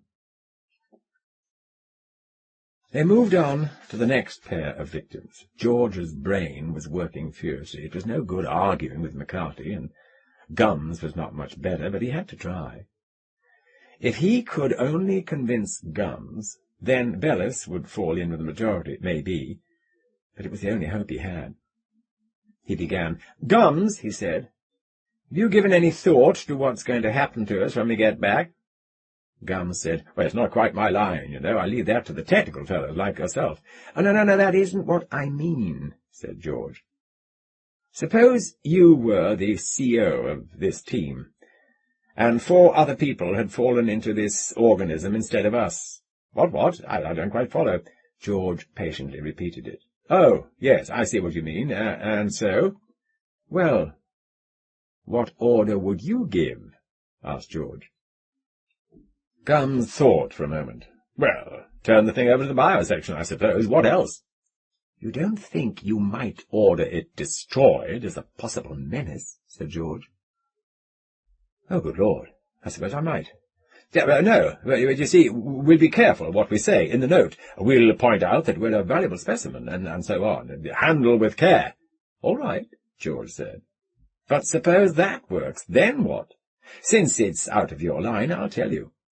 9 chances out of 10, biosection will classify us as a possible enemy weapon. That means, first of all, that we'll go through a full-dress interrogation, and I don't have to tell you what that can be like." "Major Gums," said Miss McCarthy stridently, "Meister will be executed for disloyalty at the first opportunity. You are forbidden to talk to him under the same penalty." "But she can't stop you from listening to me," George said tensely. "In the second place, Gums, they'll take samples, without anesthesia. And finally, they'll either destroy us just the same, or they'll send us back to the nearest strong point for more study. We will then be Federation property, Gums, in a top-secret category, and since nobody in intelligence will ever dare to take the responsibility of clearing us, we'll stay there." "Gums, this is a valuable specimen, but it will never do anybody any good if we go back to camp, whatever we discover about it.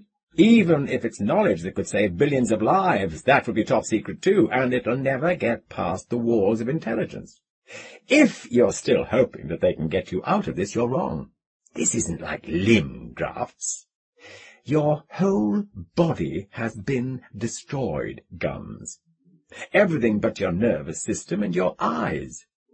The only new body we'll ever get is the one we make ourselves. We've got to stay here and work this out for ourselves." "Major Gums," said McCarthy, "I think we've wasted quite enough time. Begin your search for the materials that I need." For a moment Gums was silent, and their collected body did not move, and then finally he said, Yes, well, that was a leaf, a twig, a bunch of berries, wasn't it, or mud? Yeah, Miss McCarthy, unofficially, of course, there's one point I'd like your opinion on before we begin. That is to say, I dare say they'll be able to patch together some sort of bodies for us, don't you think? I mean, One technical fellow says one thing and another says the opposite. Do you see what I'm driving at? George, meanwhile, had been watching Miss McCarthy's new limb uneasily. It was flexing rhythmically, and he was almost certain it was growing minutely larger. The fingers groped occasionally in the dry grass, plucking first a single blade, and then two together, and finally a whole tuft. Now she said, "I have no opinion, Major. The question is irrelevant. Our duty is to return to camp. That is all we need to know." Oh, yes, I quite agree with you there," said Gums. "And besides, there really isn't any alternative, is there?" George, staring down at one of the finger-like projections, visible below the rim of the monster, was passionately willing it to turn into an arm. He had, he suspected, started much too late. "The alternative," he said, "is simply to keep on going as we are. Even if the Federation holds this planet for a century, there'll be places on it that will never be explored. We'll be safe." "Well, I mean to say," added Gums, as if he had only paused for thought, "a fellow can't very well cut himself off from civilization, can he?" Again George felt a movement toward the thicket. Again he resisted it. But then he found himself overpowered, as another set of muscles joined themselves to Gums. Quivering, crab-wise, the something mysterii moved a half a metre, and then it stopped straining. And for the second time that day George was forced to revise his opinion of Vivian Bellis. "I believe you, Mr. Meister." George," she said, "I don't want to go back. Tell me what you want me to do." "You're doing beautifully now," George said after a speechless instant. "Except if you can grow an arm, I imagine that will be useful." The struggle went on. "Now we know where we are," said McCarthy to Gums. Yes, quite right." "Major Gums," she said crisply, "you are opposite me, I believe." Am I?" said Gums doubtfully.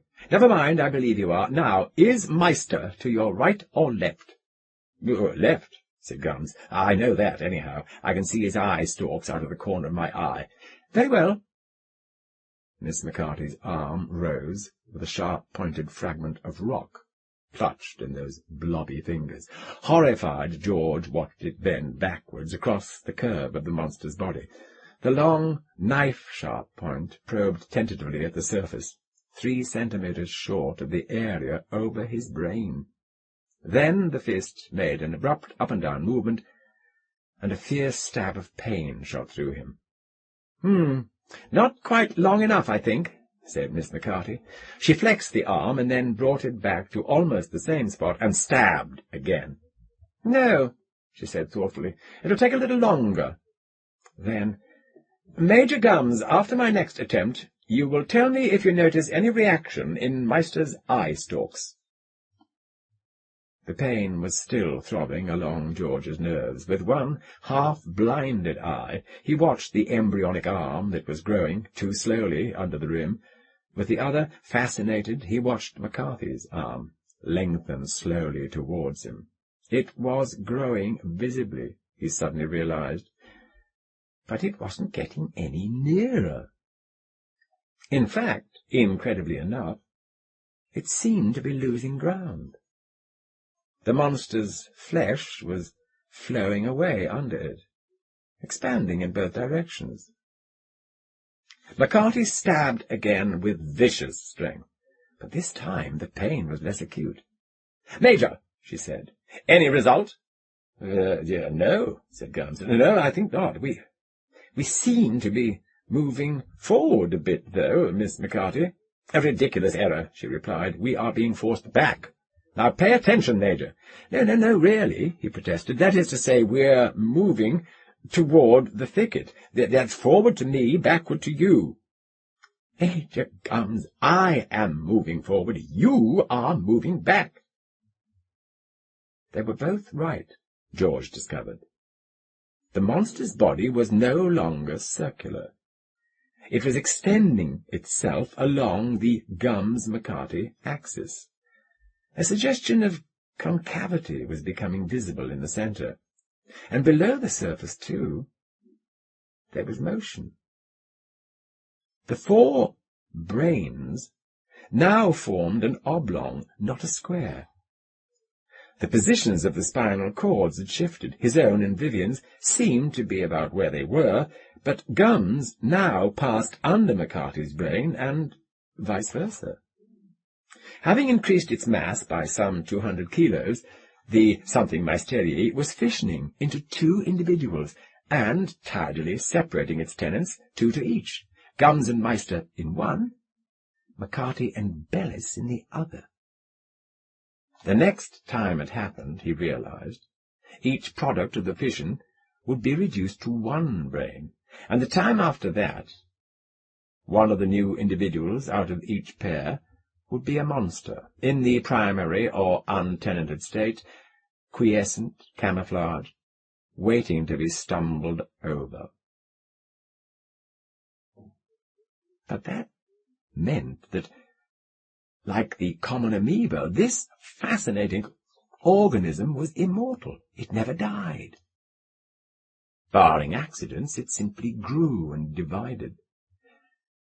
Not the tenants, though, he thought, unfortunately. Their tissues would wear out and die. Or would they?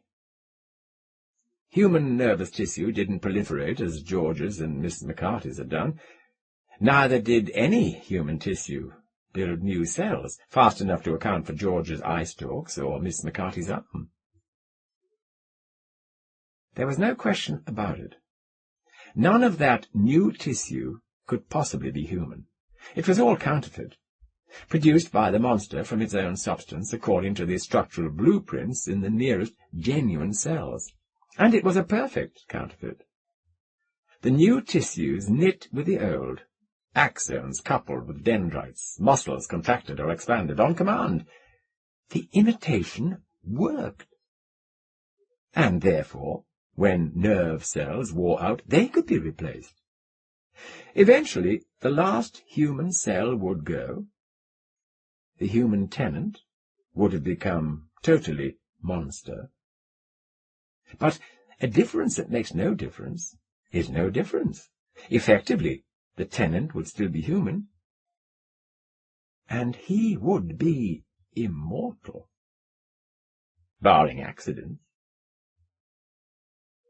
Or murder, he thought. Miss McCarthy was saying, "Major Guns, you are being quite ridiculous. The explanation is quite obvious, unless you are deliberately deceiving me, for what reason I cannot imagine. Then our efforts to move in opposite directions must be pulling this creature apart." Miss McCarthy was evidently confused in her geometry. Let her stay that way. It would keep her off balance until the fission was complete. Oh, no. That was no good. George himself was out of her reach already and getting further away, but how about Bellis? Her brain and McCarthy's were, if anything, closer together. Well, what to do? If he warned the girl, that would only draw McCarthy's attention to her sooner, unless he could misdirect her at the same time. There wasn't much time left, he realized abruptly. If he was right in thinking that some physical linkage between the brains had occurred to make communication possible, those cells couldn't hold out much longer. The gap between the 2 pairs of brains was widening steadily. "Vivian," he said. "Yes, George?" Relieved, he said rapidly, "Listen, we are not pulling this body apart, it's splitting. Now that's the way it reproduces. You and I will be in one half, Guns and McCarthy in the other. Now, if they don't give us any trouble, we can all go where we please." "Oh, I'm so glad." What a warm voice she had, he thought. "Yes," he said nervously, "but we may have to fight them. It's up to them. So, grow an arm, Vivian." "Well, I'll try," she said doubtfully. "I don't know—" McCarthy's voice cut across hers. "Ah, Major Guns, since you have eyes, it will be your task to see to it that those 2 do not escape. Meanwhile, I suggest that you also grow an arm." "Well, I'm doing my best," said Guns. Puzzled, George glanced downward, past his own half-formed arm. There, almost out of sight, was a fleshy bulge under Guns' section of the rim. The Major had been working on it in secret, keeping it hidden, and it was already better developed than George's. "Uh-oh," said Gums abruptly. "Look here, Miss McCarty, Meister's been leading you up the garden path. Well, look here. I mean, well, you and I aren't going to be in the same half. Well, how could we be? We're on opposite sides of the blasted thing. It's going to be you and Miss Bellis, and me and Meister." The monster was developing a definite waistline. The spinal cords had rotated now, so that there was clear space between them in the centre. "Yes," said Miss McCarty. It was a little fainter. "Thank you, Major Gums." "Oh, George," came Vivian's frightened voice. It was distant and weak. "What shall I do?" "Grow an arm," he shouted. There was no reply. Frozen, George watched McCarty's arm, the rock fragment still clutched at the end of it, rise into view, and swing leftward at full stretch over the bubbling surface of the monster. He had time to see it bob up, and viciously down again. Time to think. Still short, thank God. That's McCarty's right arm. It's farther from Vivian's brain than it was from mine. Time, finally, to realize that he could not possibly help her, before McCarty lengthened the arm the few centimetres more than were necessary. The fission was not more than half complete, and he could do no more, move to where he wanted to be, than a Siamese twin could walk around his brother. And then his time was up. A flicker of motion warned him, and he looked back to see a lumpy, distorted pseudo-hand clutching for his eye-stalks. Instinctively he brought his own hand up, grasped the other's wrist, and hung on desperately. It was half again the size of his, and so strongly muscled that, although his leverage was better, he couldn't force it back or hold it away. He could only keep the system oscillating up and down, adding his strength to Gums so that the mark was overshot. Gums began to vary the force and rhythm of his movements, trying to catch him off guard. A thick finger brushed the base of one eye-stalk. "I'm sorry about this, Master," said Gums' voice. "No hard feelings in it on my side. Well, between us, I don't fancy that McCarty woman much, but almost had you that time. Beggars can't be choosers. Now, the way I see it, I've got to look after myself, I mean to say. If I don't, who will? You see what I mean?" George did not reply. Astonishingly enough, he was no longer afraid, either for himself or for Vivian. He was simply overpoweringly, ecstatically, monomaniacally angry. Power from somewhere was surging into his arm. Fiercely concentrating, he thought bigger, stronger, longer, more arm. And the arm grew. Visibly it added substance to itself. It lengthened, it thickened, it bulged with muscle. So did Gums. He began another arm. So did Gums. All around him the surface of the monster was bubbling violently, and George realized finally the lenticular bulk of it was perceptibly shrinking. Its curious breathing system was inadequate. The thing was cannibalizing itself, destroying its own tissues to make up the difference. How small could it get, and still support 2 human tenants? And which brain would it dispense with first?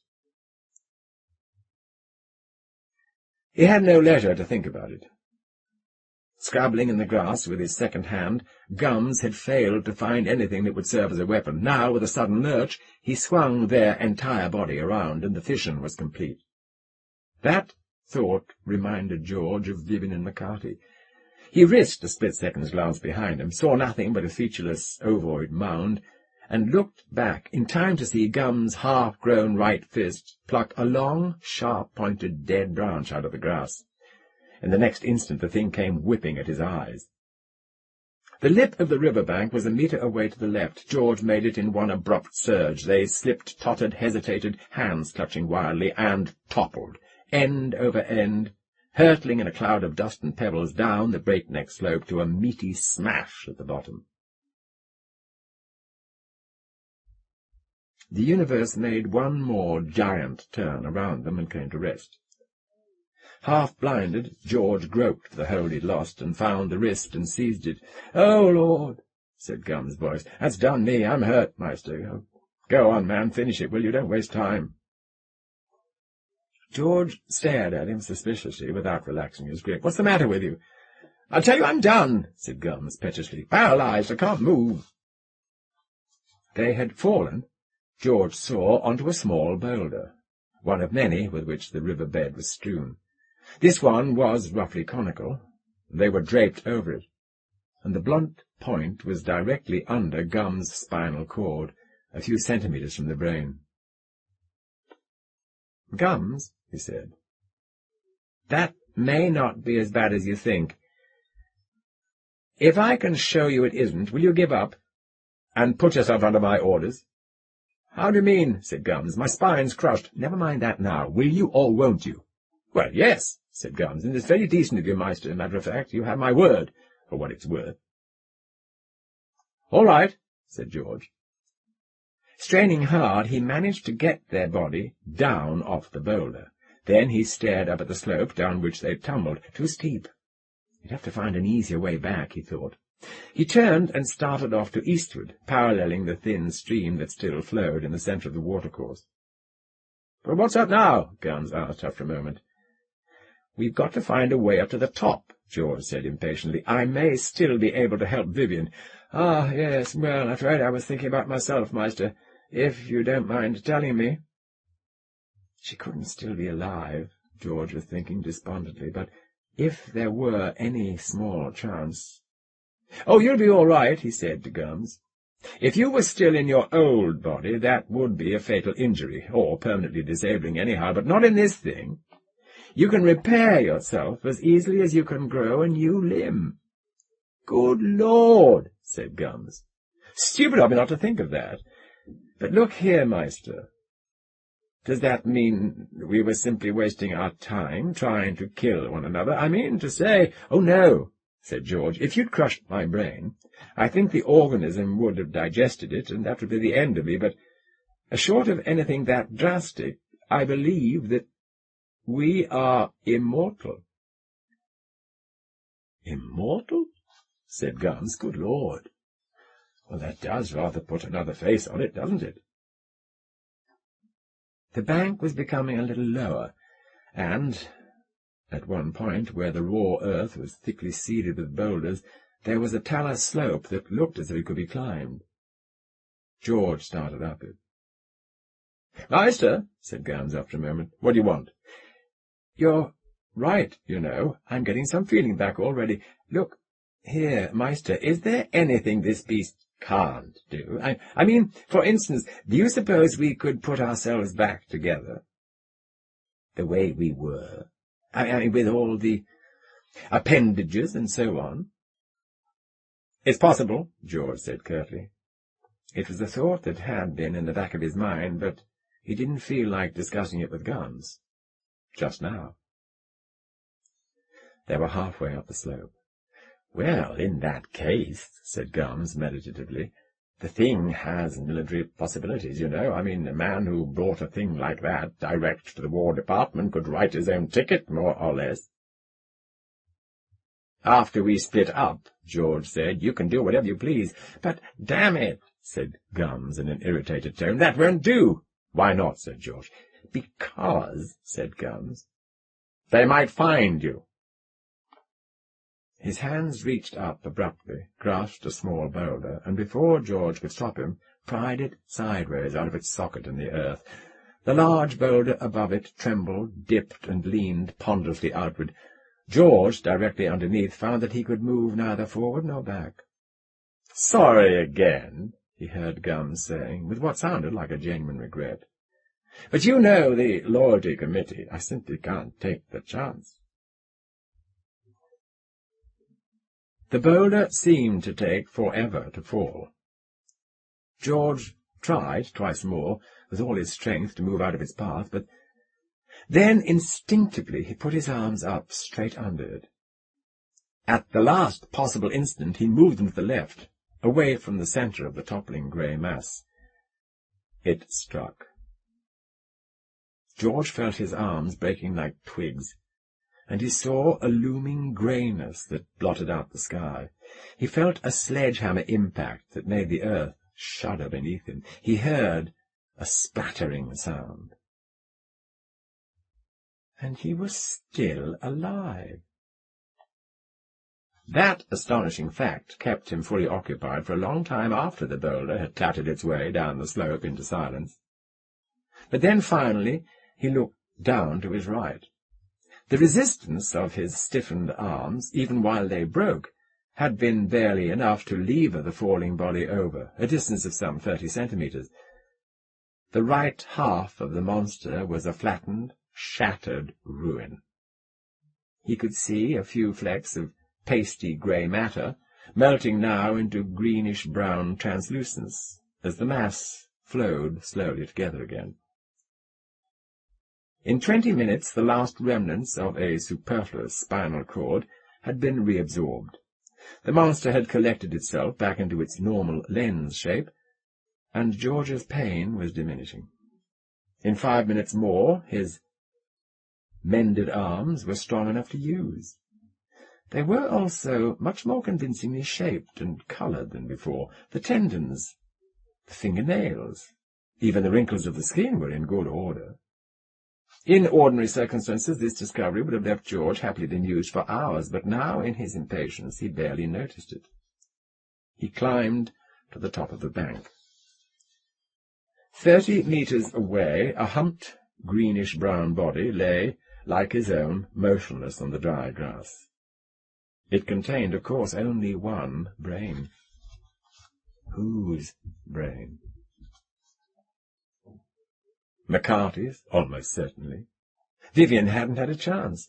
But then how did it happen that there was no visible trace of McCarthy's arm? Unnerved, George walked around the creature for a closer inspection. On the far side he encountered 2 dark brown eyes, with an oddly unfinished appearance. They focused on him after an instant, and the whole body quivered slightly, moving toward him. Vivian's eyes had been brown. George remembered them distinctly. Brown eyes, with heavy, dark lashes and a tapering, slender face. But did that prove anything? What colour had McCarthy's eyes been? He couldn't remember for certain. There was only one way to find out. George moved closer, hoping fervently that the something mysteriae was at least advanced enough to conjugate, instead of trying to devour members of its own species. The 2 bodies touched, clung, and began to flow together. Watching, George saw the fissioning process reverse itself. From paired lenses, the alien flesh melted into a slipper shape, to an ovoid, to a lens shape again. His brain and the other drifted closer together, the spinal cords crossing at right angles. And it was only then that he noticed an oddity about the other brain. It seemed to be lighter and larger than his, the outline a trifle sharper. "Vivian," he said doubtfully, "is that you?" No answer. He tried again. And again. Finally, "George, oh dear, I want to cry. But I can't seem to do it." "No lacrimal glands," George said automatically. Vivian?" "Yes, George." It was that warm voice again. "What happened to Miss McCarthy? How did you... I mean, what happened?" "Well, I don't know. She's gone, isn't she? I haven't heard of her a long time." "Oh, yes," said George. "She's gone." "You mean you don't know? Well, tell me, what did you do?" "Well," said Vivian, "I wanted to make an arm because you told me to, but I didn't think I had time enough, so I made a skull instead. And those things to cover my spine." Vertebrae. Now, why, he thought dazedly, didn't I think of that?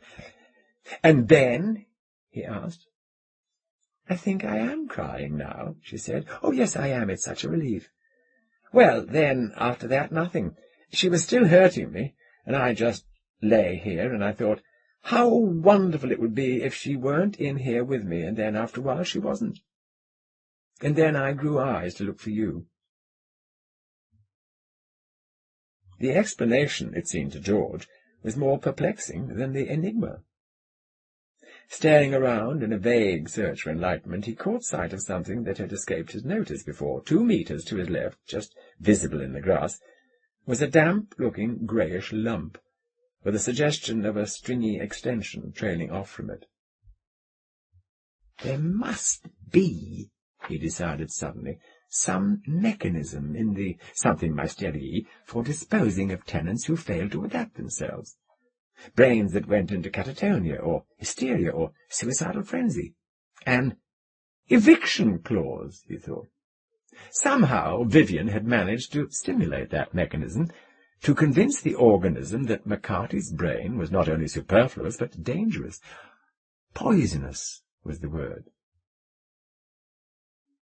Miss McCarthy, it was the final ignominy, had not been digested, but excreted.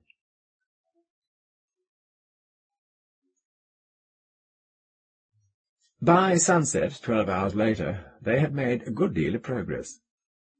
They had reached an understanding very agreeable to them both. They had hunted down another herd of these pseudo-pigs for their noon meal, and for divergent reasons, on George's side, because the monster's normal metabolism was grossly inefficient when it had to move quickly, and on Vivian's because she refused to believe that any man could be attracted to her in her present condition, they had begun a serious attempt to reshape themselves. The first trials were extraordinarily difficult. The rest, surprisingly easy. Again and again they had to let themselves collapse back into amoeboid masses, victims of some omitted or malfunctioning organ, but each failure smoothed the road. Eventually, they were able to stand, breathless but breathing, swaying but erect, face to face. 2 protean giants in the fortunate dimness, 2 sketches of self-created man. They had also put 30 kilometers between themselves and the Federation camp.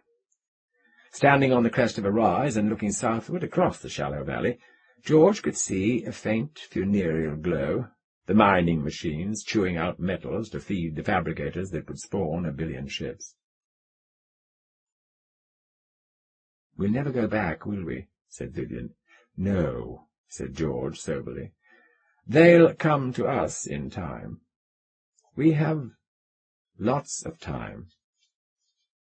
We are the future." And one thing more, a small thing, but important to George, it marked his sense of accomplishment. Of one phase ended and a new one begun, he had finally completed the name of his discovery. Not, as it turned out, anything mysterious at all. Space hominis, or man's hope.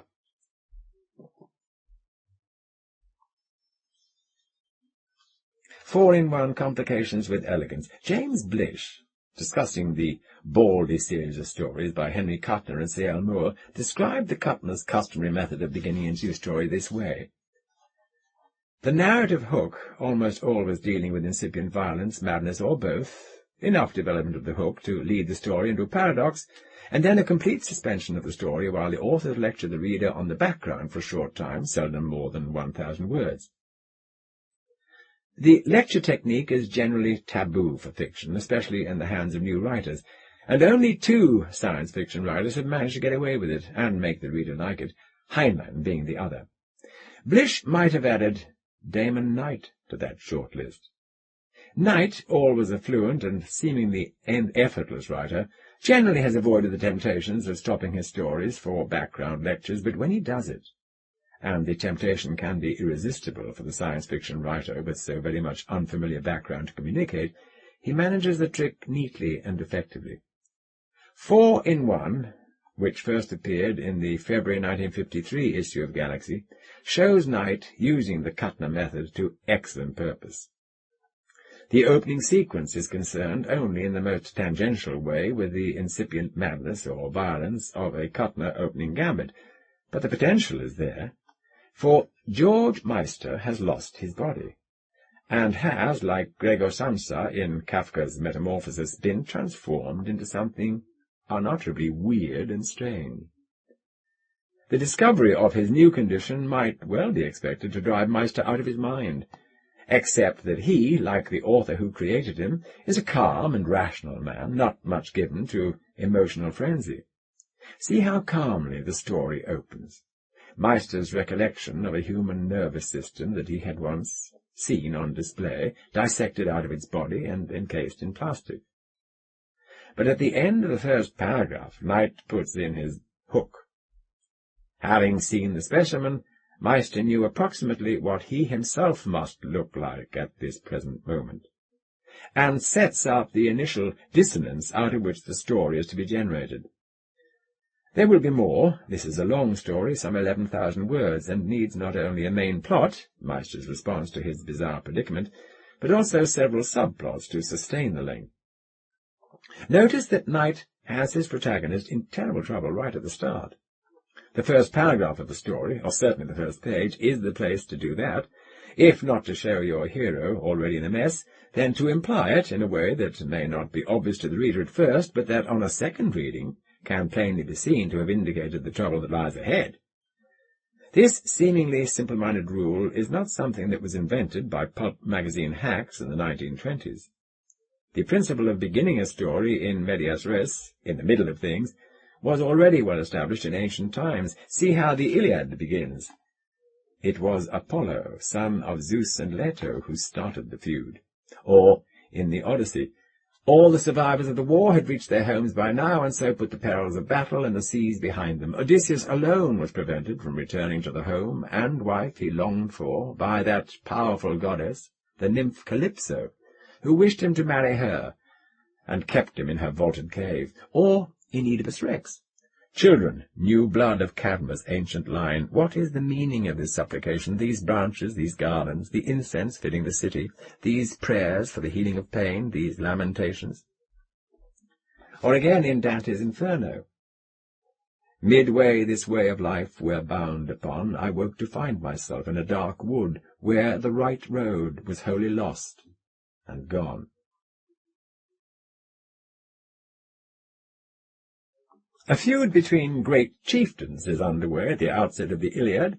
Homer's other great poem begins with Odysseus held prisoner. Dante is lost in a dark wood. Oedipus is in deep trouble, although he doesn't yet realize it, for something is plainly wrong in the city where he is king, and he is in fact responsible for the difficulty. Very swiftly we will see him in the most horrible of messes as he presses for explanations of what is going on. Similarly, in 4-in-1 that we have just read, George Meister has fallen into some kind of giant, carnivorous, alien amoeba that has digested all of him except his brain, and he and we know it right away. Well, this could be the stuff of a really dumb upchuck horror story, as Meister, crazy with rage, prowls the camp of the Earth exploration team by night, gobbling up his former companions. But Knight has other purposes in mind. His Meister is a scientist. He takes his catastrophe coolly, a lot more coolly than most of us would, and sets out to make the most of it. A very sensible attitude, considering that there's no apparent way he can undo the thing that has happened to him. After all, he points out, he has stumbled into the most interesting organism on this planet. He will study it from within. He even muses on the scientific name that the creature will have to be given. Something Meisterii, he thought. He had not settled on a species name. He would have to learn more about it before he decided, but Meisterii, certainly. This bit of pardonable vanity is charming. He has discovered the animal, hasn't he, in the most direct possible way? But also, these early speculations on scientific nomenclature will prove useful tonight in the final moment of the story. It's always artistically pleasing when a story's end harkens back to its beginning. But a calm, reasonable protagonist making a calm, reasonable assessment of a grotesque predicament doesn't hold much potential for interesting fiction. A story needs complication, annoying problems, mounting difficulties, bothersome jeopardy. Meister was not alone when he fell into the monster. Where are his three companions? Have they been digested also? Perhaps so. If they are in here too, can he make contact with them? Knight does not suggest at this point that sharing the alien body with the nervous systems of several of his companions may cause trouble for Meister. Meister is not the sort of man who sees conflict as the normal outcome of any human interaction. He's too rational for that.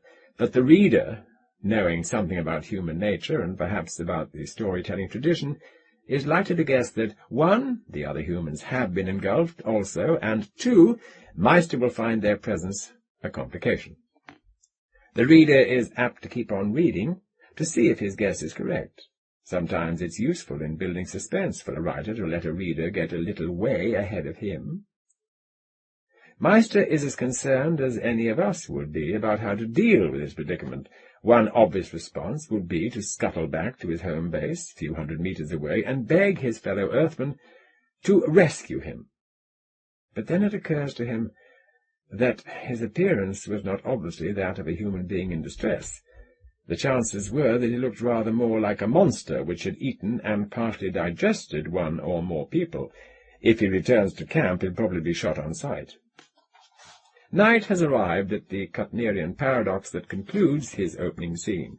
The one place where Meister might actually secure assistance is the place where he would be in the greatest jeopardy. What he must do, instead of returning to camp, is get away, bury himself in the forest and study his new body, find out how it worked and what he could do with it. Having established the problem, the character of his protagonist, and the first complication of the problem, all in the opening few hundred words, Knight can now allow himself the luxury of halting the story long enough to tell us how Meister got himself into this mess. We are interested in knowing. And Knight does it so smoothly, with so much circumstantial detail. Meister, Gums, Bellis and McCarthy started out across the level cinder and ash left by the transport's tail jets to the nearest living vegetation 600 meters away, that we don't at all object to this lengthy departure from his immediate dilemma. Complications now ensue, in an elegant way, which you can be sure I studied with intense concentration when I first read the story in 1953. Knight methodically unfolds the consequences of finding yourself devoured by a giant alien amoeba. He's in no hurry. The situation is strange enough to hold the reader's interest a while longer, even without interaction with other human beings or dialogue of any sort. Meister learns some things about his captor. He makes the first efforts at gaining control of his situation. In the course of these efforts he discovers that he's not alone in the monster. A good story builds each plot situation from the one preceding it. One event leads naturally to the next. If you can reshuffle the event sequence of a story so that some scene can fit just as easily on page 5, page 15, or page 22, well, there's probably something wrong with your story. Before long, the other 3 members of Meister's expedition have been heard from. Now Knight has the material for the interplay of character that powers most fiction. The characters he brings in are little more than handy types, a genial but blustering military man, a stern and prudish female security officer, and a pleasant but undifferentiated young woman. You can tell one from another simply by what they say, and the way they say it, the minimal expectation of workmanlike characterization in a story. But they aren't depicted with any depth. It isn't necessary. We don't need to hear about Major Gum's homosexual episode at West Point, or Miss McCarthy's teenage dalliance with communism in the story. It's Meister's story. We are told just enough about the other characters to see what problems they pose for Meister. All we know about Meister, really, is that he's sensible and decent and resourceful. Beyond that, we are concerned, first with Meister and the monster, and then with Meister's struggle to survive against his human antagonists. Well, that's sufficient to sustain interest in a story of this length. Rich characterization can sometimes be an impediment in science fiction, where the focus is often on a unique external problem rather than on a unique human being. Meister's companions inside the monster are less cool about it, or than he is. Vivian Bellis is scared stiff, Gums is indignant and annoyed, Miss McCarthy brusque and officious, thinks that proper action will quickly save the day and set everything to rights. It is worth noting that Knight gave the name McCarty to his disagreeable security officer, who is murderously preoccupied with issues of loyalty and conformity to authority, in the very year that the United States was convulsed by the anti-communist witch hunt being conducted by Wisconsin Senator Joseph McCarty and his unsavory aides. At that time of harsh congressional inquisitions, blacklists, and purges, that was an amazingly courageous act of protest. But, of course, no one in the government was apt to take notice of anything so unimportant as a crazy science fiction story. As the other three begin reacting to the situation, the tempo of the story picks up, and just in time, for Meister by himself is simply too unflappable to generate an interesting story of this length, but suddenly there is direct conflict, a struggle between Meister and McCarty over whether to guide their monstrous host back to camp. The story becomes exciting, whereas earlier it has only been interesting. Meister prevails for the moment over McCarty, in the course of which he learns even more about the way the monster works.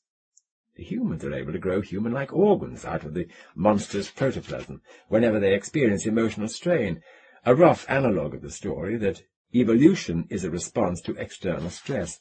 But McCarty is learning about the monster too, because she sees Meister not only as a threat to her hopes of regaining human form, but as disloyal and untrustworthy. She makes more and more trouble for him. Meister seeks allies. Vivian Bellis is useless, still numb with fear. Her general blankness is one of the story's few weaknesses. Meister's attempt to enlist the aid of Major Gums fails because Gums is too slow-witted and too much the stock military man to defy McCarty. And then Meister is in real physical danger. McCarty has decided to kill him. There's nothing like placing your protagonist in danger of death to hold your reader's attention, especially if he is in a peculiar and awkward situation where an attack can come from almost any direction and maximum ingenuity is needed to ward it off.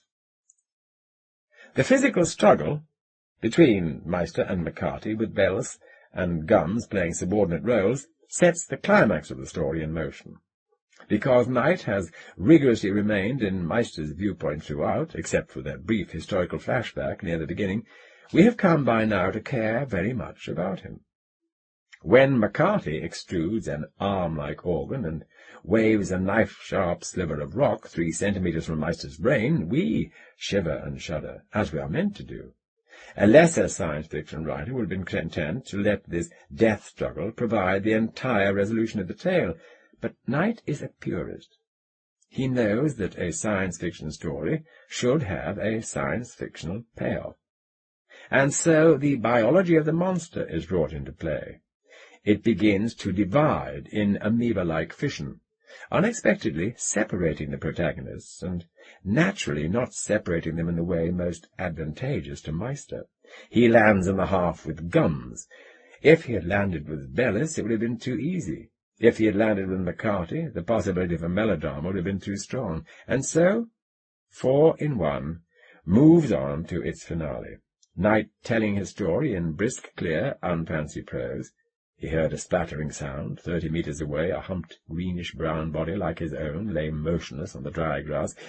It contained, of course, only one brain. Whose? Now we see that an odd sort of love story has actually been going on while our attention was elsewhere. Meister's terrible calamity has in fact dumped him into the most intimate kind of marriage imaginable. And at the end, he and Vivian, having survived their strange ordeal, walk off into the sunset, more or less human again, but vastly, unimaginably transformed.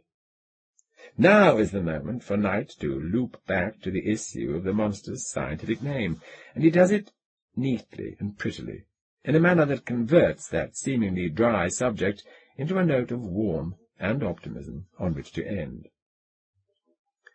4 in 1 is an effective, efficient story. It offers no soaringly eloquent prose, no visions of cosmic splendor, no searching analysis of character, no sudden mind-rocking philosophical revelations. What it does do is demonstrate how to go about the job of constructing a science fiction story. A novel idea: monster eats man, but man's mind survives. Methodical and exhaustive exploration of the consequences of that idea. Suspense generated by conflict growing out of the strange science-fictional predicament of the characters. Resolution of that conflict, likewise growing out of the specifically science-fictional situation. Characters individuated, if not depicted in extraordinary depth. Uncluttered, almost transparent prose, and it works. It works very well.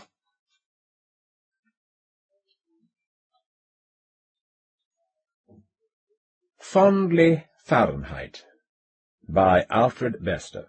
He doesn't know which of us I am these days, but they know one truth. You must own nothing but yourself.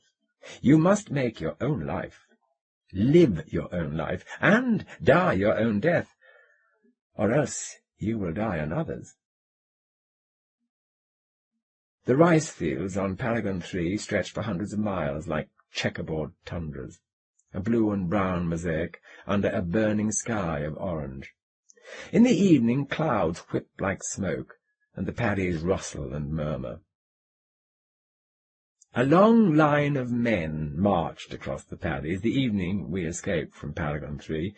They were silent, armed, intent, a long rank of silhouetted statues looming against the smoking sky. Each man carried a gun. Each man wore a walkie-talkie belt back, the speaker button in his ear, the microphone bug clipped to his throat, the glowing view screen strapped to his wrist like a green-eyed watch.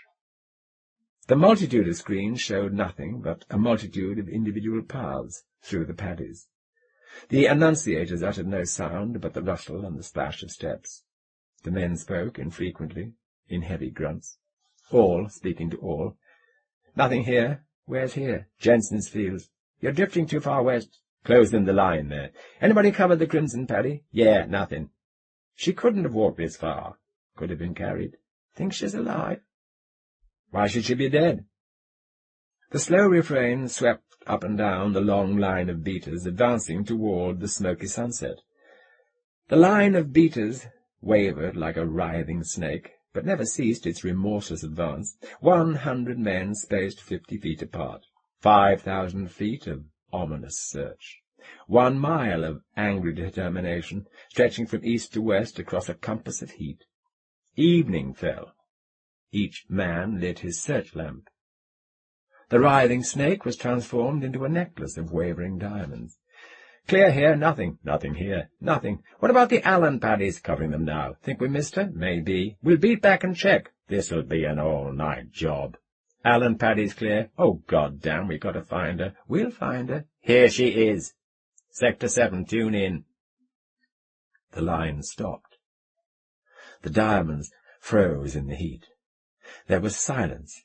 Each man gazed into the glowing green screen on his wrist, tuning to Sector 7, all tuned to 1. All showed a small, nude figure awash in the muddy water of a paddy. Alongside the figure, an owner's stake of bronze read Vandeleur. The ends of the line converged towards the Vandeleur field.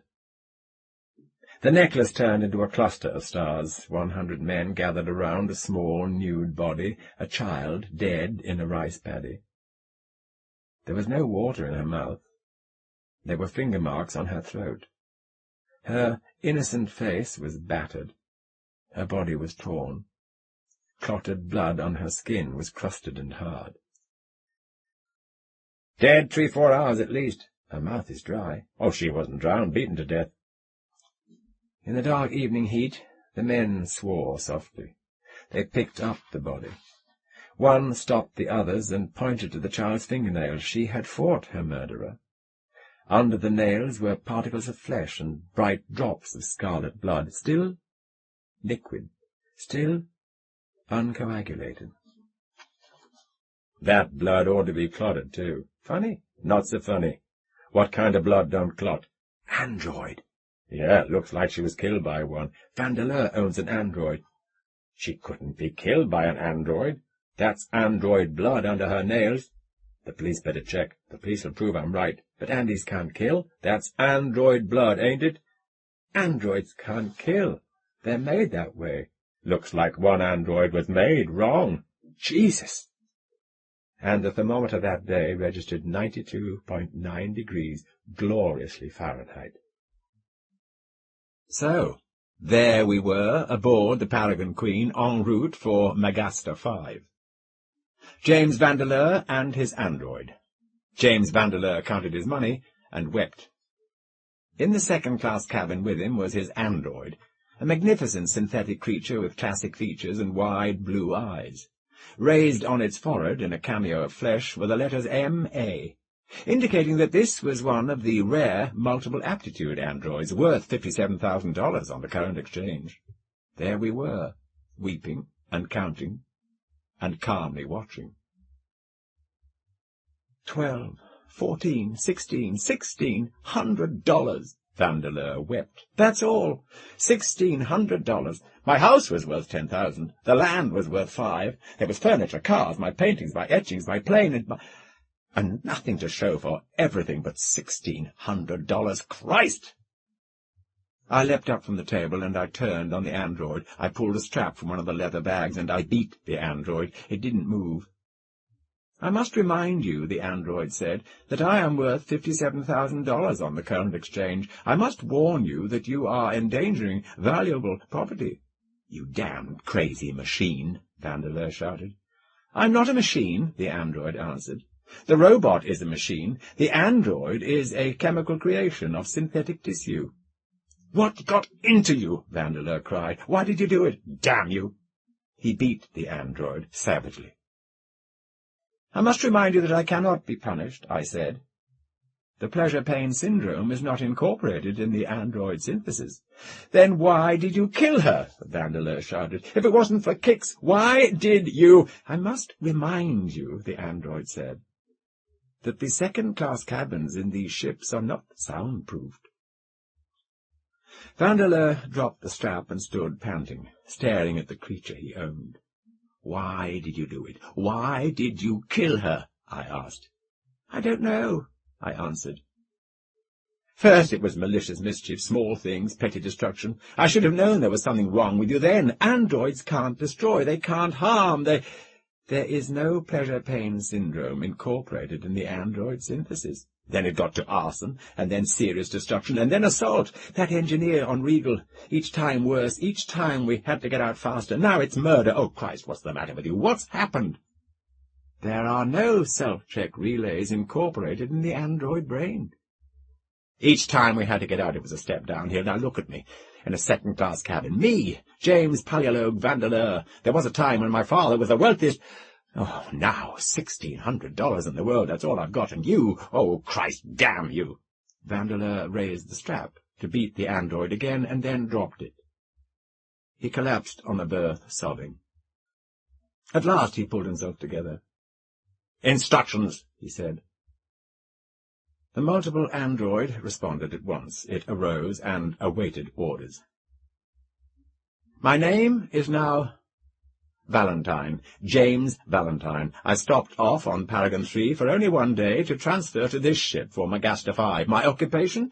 Agent for one privately owned M.A. android, which is for hire. Purpose of visit? To settle on Magaster 5, fix the papers. The android removed Vandeleur's passport and papers from a bag, got pen and ink, and sat down at the table. With an accurate, flawless hand, an accomplished hand that could draw, write, paint, carve, engrave, etch, photograph, design, create, and build, it meticulously forged new credentials for Vandeleur. Its owner watched me miserably. Create and build, I muttered, and now destroy. Oh, God, what am I going to do? Christ, if I'm going to get rid of you. If I didn't have to live off you. God, if only I'd inherited some guts, instead of you.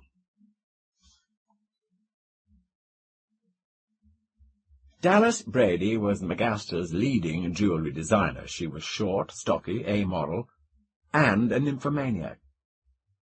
She hired Vandeleur's multiple aptitude android and put me to work in her shop. She seduced Vandeleur In her bed one night she asked abruptly, "Your name's Vandeleur, isn't it?" "Yes," I murmured then. No, it's Valentine, James Valentine." "What happened on Paragon?" Dallas Brady asked. "I thought androids couldn't kill or destroy property. Prime directives and inhibitions set up for them when they're synthesized. Well, every company guarantees they can't." "Valentine," Vandeleur insisted. "Oh, come off it," Dallas Brady said. "I've known for a week. I haven't hollered copper, have I? The name is Valentine." "You want to prove your name is Valentine? You want I should call the cops?" said Dallas, reaching out and picking up the phone. "Oh, for God's sake, Dallas!" Vandeleur leapt up and struggled to take the phone from her. She fended him off, laughing at him, until he collapsed and wept in shame and helplessness. "How did you find out?" he asked at last. "Oh, the papers are full of it. And Valentine was a little too close to Vandeleur. Now, that wasn't smart, was it?" "I guess not," he said.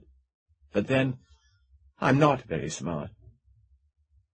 "Your android's got quite a record, hasn't it? Assault, arson, destruction. What happened on Paragon?" "It kidnapped a child. It took her out into the rice fields and murdered her." "Raped her?" said Dallas. "I don't know." "They're going to catch up with you." "Well, don't I know it? Christ, we've been running for 2 years now. 7 planets in 2 years. I must have abandoned $50,000 worth of property in 2 years. "Well, you better find out what's wrong with it." "Well, how can I? Can I walk into a repair clinic and ask for an overhaul? I mean, what am I going to say? My android's just turned killer, fix it. They call the police right off." I began to shake. "They'd have that android dismantled inside 1 day. I'd probably be booked as accessory to murder." "Why didn't you have it repaired before it got to murder?" "I couldn't take the chance," Vandeleur explained angrily. "If they started fooling around with lobotomies and body chemistry and endocrine surgery, they might have destroyed its aptitudes, and what would I have left to hire out? How would I live?" Dallas said, "You could work yourself. People do." "Work at what? You know I'm good for nothing. How could I compete with specialist androids and robots, and who can, unless you've got a terrific talent for a particular job?" "Yeah," said Dallas, "that's true. I lived off my old man all my life, damn him. He had to go bust just before he died, left me the android, and that's all. The only way I can get along is living off what it earns." "Well, you better sell it before the cops catch up with you. You can live off 50 grand. Invest it. At 3%? 1,500 a year, when the android returns 15% on its value? 8,000 a year? That's what it earns. Oh, no, Dallas. I've got to go along with it." She said, "What are you going to do about its violence, Kick?" "I can't do anything, except watch it and pray." "And what are you going to do about it?" "Oh, me? Oh, nothing. It's none of my business. Only one thing. I ought to get something for keeping my mouth shut." "What?" "The android works for me for free. Let somebody else pay you, but I get it for free." The multiple aptitude android worked. Vandeleur collected its fees. His expenses were taken care of. His savings began to mount. As the warm spring of Magaster 5 turned to hot summer, I began investigating farms and properties. It would be possible within a year or two for us to settle down permanently, provided that Dallas Brady's demands did not become rapacious. On the first hot day of summer, the android began singing in Dallas Brady's workshop. It hovered over the electric furnace, which, along with the weather, was broiling the shop, and it sang an ancient tune that had been popular half a century before. "Oh, it's no feat to beat the heat, all reet, so jeet your seat, be fleet, cool and discreet, honey." It sang in a strange, halting voice, and its accomplished fingers were clasped behind its back, writhing in a strange rumba, all their own. Dallas Brady was surprised. "You happy or something?" she asked. "I must remind you that the pleasure-pain syndrome is not incorporated in the android synthesis," I answered. All reet, be fleet, cool and discreet, honey." Its fingers stopped their writhing and picked up a heavy pair of iron tongs. The android poked them into the glowing heart of the furnace, leaning far forward to peer into the lovely heat. "Be careful, you damn fool," Dallas Brady exclaimed. "You want to fall in?" "I must remind you that I am worth $57,000 on the current exchange," I said. "It is forbidden to endanger valuable property, or eat, honey." It withdrew a crucible of glowing gold from the electrous furnace, turned, capered hideously, sang crazily, and splashed a sluggish gobbet of molten gold over Dallas Brady's head. She screamed and collapsed, her hair and clothes flaming, her skin crackling. The android poured again, while it capered and sang, be fleet, cool and discreet, honey," it sang, and it slowly poured and poured the molten gold. Then I left the workshop and rejoined James Vandeleur in his hotel suite. The android's charred clothes and squirming fingers warned its owner that something was very much wrong. Vandeleur rushed to Dallas Brady's workshop, stared once, vomited, and fled. I had enough time to pack one bag and raise $900 on portable assets. He took a third-class cabin on the Magaster Queen, which left that morning for Lyra Alpha. He took me with him, he wept, and he counted his money, and I beat the android again. And the thermometer in Dallas Brady's workshop registered 98.1 degrees, beautifully Fahrenheit. On Lyra Alpha we holed up in a small hotel near the university. There Vandeleur carefully bruised my forehead until the letters M.A. were obliterated by the swelling and the discoloration. The letters would reappear again, but not for several months. And in the meantime Vandeleur hoped the hue and cry for an M.A. android would be forgotten. The android was hired out as a common labourer in the university power plant. Vandeleur, as James Venice, eked out life on the android's small earnings. I wasn't too unhappy. Most of the other residents in the hotel were university students, equally hard up, but delightfully young and enthusiastic. There was one charming girl with sharp eyes and a quick mind. Her name was Wanda, and she and her beau, Jed Stark, took a tremendous interest in the killing android, which was being mentioned in every paper in the galaxy. "We've been studying the case," she and Jed said at one of the casual student parties, which happened to be held this night in Vandeleur's room. "We think we know what's causing it. We're going to do a paper." They were both in a high state of excitement. "Causing what?" somebody wanted to know. "Oh, this android rampage. Well, it's obviously out of adjustment, isn't it? I mean, body chemistry gone haywire. It may be a kind of synthetic cancer, yes?" "No," Wanda said, giving Jed a look of suppressed triumph. "Well, what is it?" "Oh, it's something specific." "What?" "That would be telling." "Oh, come on." "Nothing doing." "Won't you tell us?" I asked intently. We're very much interested in what could go wrong with an android." "No, Mr. Dennis," Wanda said. "It's a unique idea, and we've got to protect it. One thesis like this will be set up for life. Well, we can't take the chance of somebody stealing it." "Can't you give us a hint?" "No, not a hint. Don't say a word, Jed. But I'll tell you this much, Mr. Dennis. I'd hate to be the man who owns that android." "You mean the police?" I asked. "Oh, I mean projection, Mr. Dennis. Projection. That's the danger. And I won't say any more. I've said too much as it is." I heard steps outside, and a hoarse voice singing softly, be fleet, cool and discreet, honey." My android entered the room. Home from its tour of duty at the university power plant, it was not introduced. I motioned to it, and I immediately responded to the command, and I went to the beer keg, and I took over Vandeleur's job of serving the guests. Its accomplished fingers writhed in a private rumba of their own. Gradually they stopped their squirming, and the strange humming ended. Androids were not unusual at the university. The wealthier students owned them, along with cars and planes. Vandeleur's android provoked no comment, but young Wanda was sharp-eyed and quick-witted. She noted my bruised forehead, and she was intent on the history-making thesis that she and Jed Stark were going to write.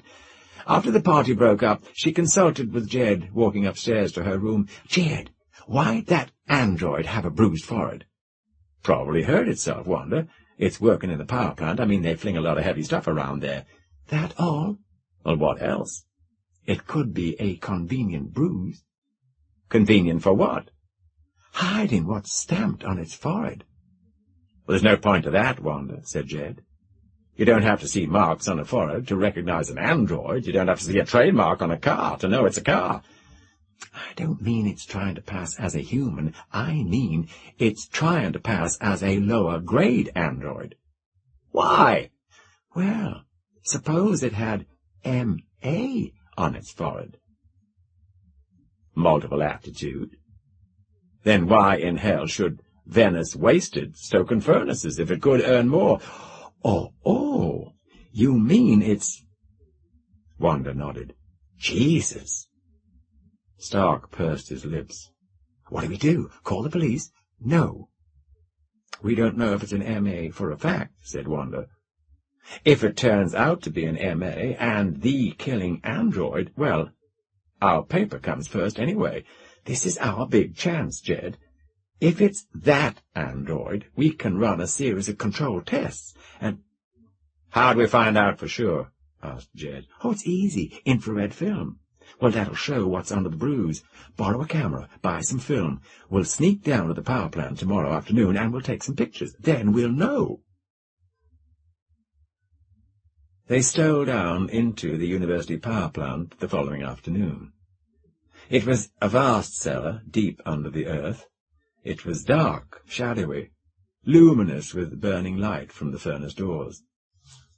Above the roar of the fires they could hear a strange voice shouting and chanting in the echoing vault. All reet, so jeet your seat, be fleet, cool and discreet, honey." And they could see a capering figure, dancing a lunatic Woomba in time to the music it shouted. The legs twisted, the arms waved, the fingers writhed. Jed Stark raised the camera and began shooting his spool of infrared film, aiming the camera sights at that bobbing head. Then Wanda shrieked, for I saw them, and I came charging down on them, brandishing a polished steel shovel. It smashed the camera, it felled the girl, and then the boy. Jed fought me for a desperate hissing moment before he was bludgeoned into helplessness. Then the android dragged them to the furnace and fed them to the flames slowly, hideously. It capered and sang, and then it returned to my hotel. The thermometer in the power plant registered 100.9 degrees, murderously Fahrenheit. All right.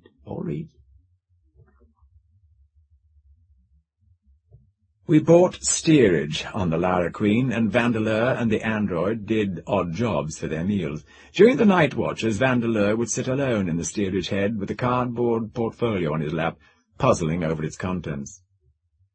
That portfolio was all that he'd managed to bring with him from Lara Alpha. He had stolen it from Wanda's room. It was labelled Android. It contained the secret of my sickness. And it contained nothing but newspapers, scores of newspapers from all over the galaxy, printed, microfilmed, engraved, etched, offset, photostated. Regal Star Banner, Paragon Picayune, Megaster Times Leader, Lalande Herald, Lacaille Journal, Indie Intelligencer, Eridani Telegram News, all read. Nothing but newspapers.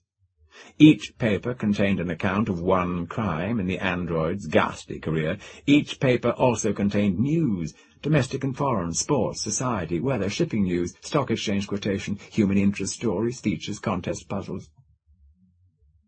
Somewhere in that mass of uncollated facts was the secret that Wanda and Jed Stark had discovered. Vandeleur pored over the papers helplessly. It was beyond him. So, jeet your seat. I'll sell you, I told the android. Damn you. When we land on Terra, I'll sell you. I'll settle for 3% on whatever you're worth. I am worth $57,000 on the current exchange, I told him. Well, if I can't sell you, I'll turn you in to the police, I said. I am valuable property, I answered.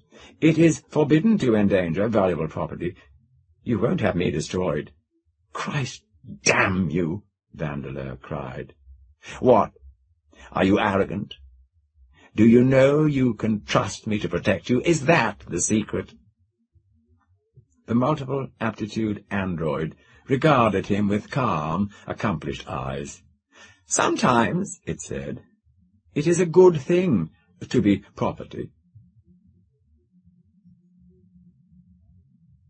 It was 3 below zero when the Lyra Queen dropped at Croydon Field. A mixture of ice and snow swept across the field, fizzing and exploding into steam under the Queen's tail jets. The passengers trotted numbly across the blackened concrete to customs inspections and thence to the airport bus that was to take them to London. Vandeleur and the android were broke. They walked. By midnight they reached Piccadilly Circus. The December ice storm had not slackened, and the statue of Eros was encrusted with ice. They turned right, walked down to Trafalgar Square, and then along the Strand, shaking with the cold and wet. Just above Fleet Street, Vandeleur saw a solitary figure coming from the direction of St. Paul's. He drew the android into an alley. "We've got to have money," he whispered. He pointed to the approaching figure. "He has money. Take it from him." "The order cannot be obeyed," the android said. "Take it from him," Vandeleur repeated. "By force. Do you understand? We're desperate." "It is contrary to my prime directive," I said. "I cannot endanger life or property. The order cannot be obeyed." "For God's sake," Vandeleur burst out. "You've attacked, destroyed, you've murdered. Don't gibber about prime directives. You haven't any left. Now get his money. Kill him if you have to. I tell you, we're desperate." "It is contrary to my prime directive," I said. "I cannot endanger life or property. The order cannot be obeyed." I thrust the android back, and I leapt out at the stranger. He was tall, austere, competent. He had an air of hope curdled by cynicism. He carried a cane. I saw he was blind. "Yes," he said. "I hear you near me. What is it?" "Sir," Vandeleur hesitated, "I'm desperate." "We are all desperate," the stranger replied. "Quietly desperate." "Sir, I've got to have some money." "Are you begging or stealing?" The cycler's eyes passed over Vandeleur and the android. "I'm prepared for either," said Vandeleur. "Ah, so are we all. It is the history of our race." The stranger motioned over his shoulder. "I have been begging at St. Paul's, my friend. What I desire cannot be stolen." "What is it you desire that you are lucky enough to be able to steal?" "Money," Vandeleur said. "Money for what?" said the stranger. "Oh, come, my friend, let us exchange confidences. I will tell you why I beg, if you will tell me why you steal. My name is Blenheim." "My name is Vole," said Vandeleur. "I was not begging for sight at St. Paul's, Mr. Vole. I was begging for a number." "A number? Ah, yes. Numbers rational, numbers irrational, numbers imaginary, positive integers, negative integers, fractions, positive and negative, eh? You have never heard of Blenheim's immortal treatise on 20 zeros, or the differences in absence of quantity?" Blenheim smiled bitterly. "I am the wizard of the theory of number, Mr. Vole, and I have exhausted the charm of number for myself. After 50 years of wizardry, senility approaches and the appetite vanishes. I have been praying in St. Paul's for inspiration. Dear God, I prayed, if you exist, send me a number." Vandeleur slowly lifted the cardboard portfolio and touched Blenheim's hand with it.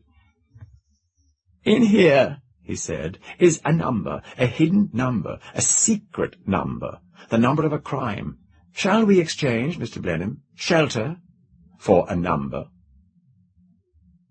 "Neither begging nor stealing, eh?" Blenheim said, "but a bargain." So all life reduces itself to the banal. The sightless eyes again passed over Vandeleur and the android. Perhaps the Almighty is not God, but a merchant. Oh, come home with me. On the top floor of Blenheim's house, we shared a room, 2 beds, 2 closets, 2 washstands, 1 bathroom. Vandeleur bruised my forehead again and sent me out to find work. And while the android worked, I consulted with Blenheim, and I read him papers from the portfolio one by one. Or read. Vandeleur told him so much and no more. He was a student, I said, attempting a thesis on the murdering android. In these papers which he had collected were the facts that would explain the crimes of which Blenheim had heard nothing. There must be a correlation, a number, a statistic, something which would account for my derangement, I explained. And Blenheim was piqued by the mystery, the detective story, the human interest of number. We examined the papers. As I read them aloud, he listed them and their contents in his blind, meticulous writing. And then I read his notes to him. He listed the papers by type, by typeface, by fact, by fancy, by article, spelling, words, theme, advertising, pictures, subject, politics, prejudices. He analyzed, he studied, he meditated. And we lived together in that top floor, always a little cold, always a little terrified, always a little closer, brought together by our fear of it, our hatred between us. Like a wedge driven into a living tree and splitting the trunk, only to be forever incorporated into the scar tissue, we grew together. Vandeleur and the android. Be fleet, be fleet. And one afternoon Blenheim called Vandeleur into his study and displayed his notes. "I think I found it," he said, "but I can't understand it." Vandeleur's heart leapt. "Here are the correlations," Blenheim continued. "In 50 papers there are accounts of the criminal android. What is there, outside the depredations, that is also in 50 papers?" "I don't know, Mr. Blenheim," said Vandeleur. "It was a rhetorical question," said Blenheim. "Here is the answer. The weather." "What?" "The weather." Blenheim nodded. "Each crime was committed on a day when the temperature was above 90 degrees Fahrenheit. "But that's impossible," Vandeleur exclaimed. "It was cool on Lyra Alpha." Blenheim said, "We have no record of any crime committed on Lyra Alpha. There is no paper." "Oh, no, that's right. Vandeleur was confused, and suddenly he exclaimed, "No, you're right. The furnace room, it was hot there. Hot! Of course. Oh, my God, yes. That's the answer. Dallas Brady's electric furnace. The rice deltas on Paragon. So G to your seat. Yes, but why? Why? Oh, my God, why?" I came into the house at that moment, and passing the study, saw Vandeleur and Blenheim. I entered, awaiting commands, my multiple aptitudes devoted to service. "That's the android, Blenheim said after a long moment. "Yes," Vandeleur answered, still confused by the discovery. "And that explains why it refused to attack you that night on the Strand. It wasn't hot enough to break the prime directive. Only in the heat. The heat, or reet." He looked at the android. A silent, lunatic command passed from man to android. I refused. It is forbidden to endanger life. Vandeleur gestured furiously, and then seized Blenheim's shoulders and yanked him back, out of his desk chair to the floor. Blenheim shouted once. Vandeleur leapt on him like a tiger, pinning him to the floor and sealing his mouth with one hand. "Find a weapon," he called to the android. "It is forbidden to endanger life.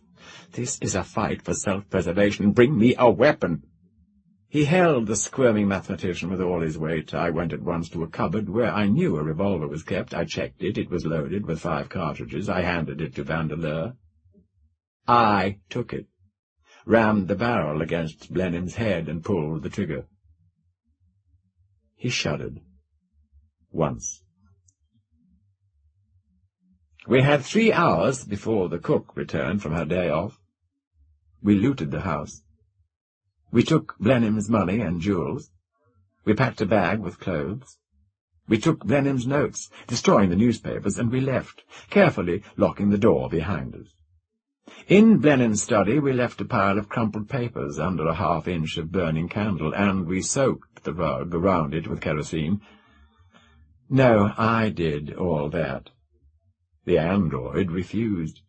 I am forbidden to endanger life or property. All read.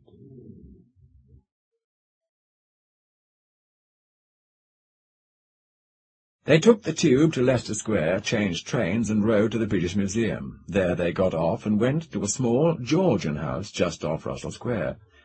A shingle in the window read, Nan Webb, psychometric consultant.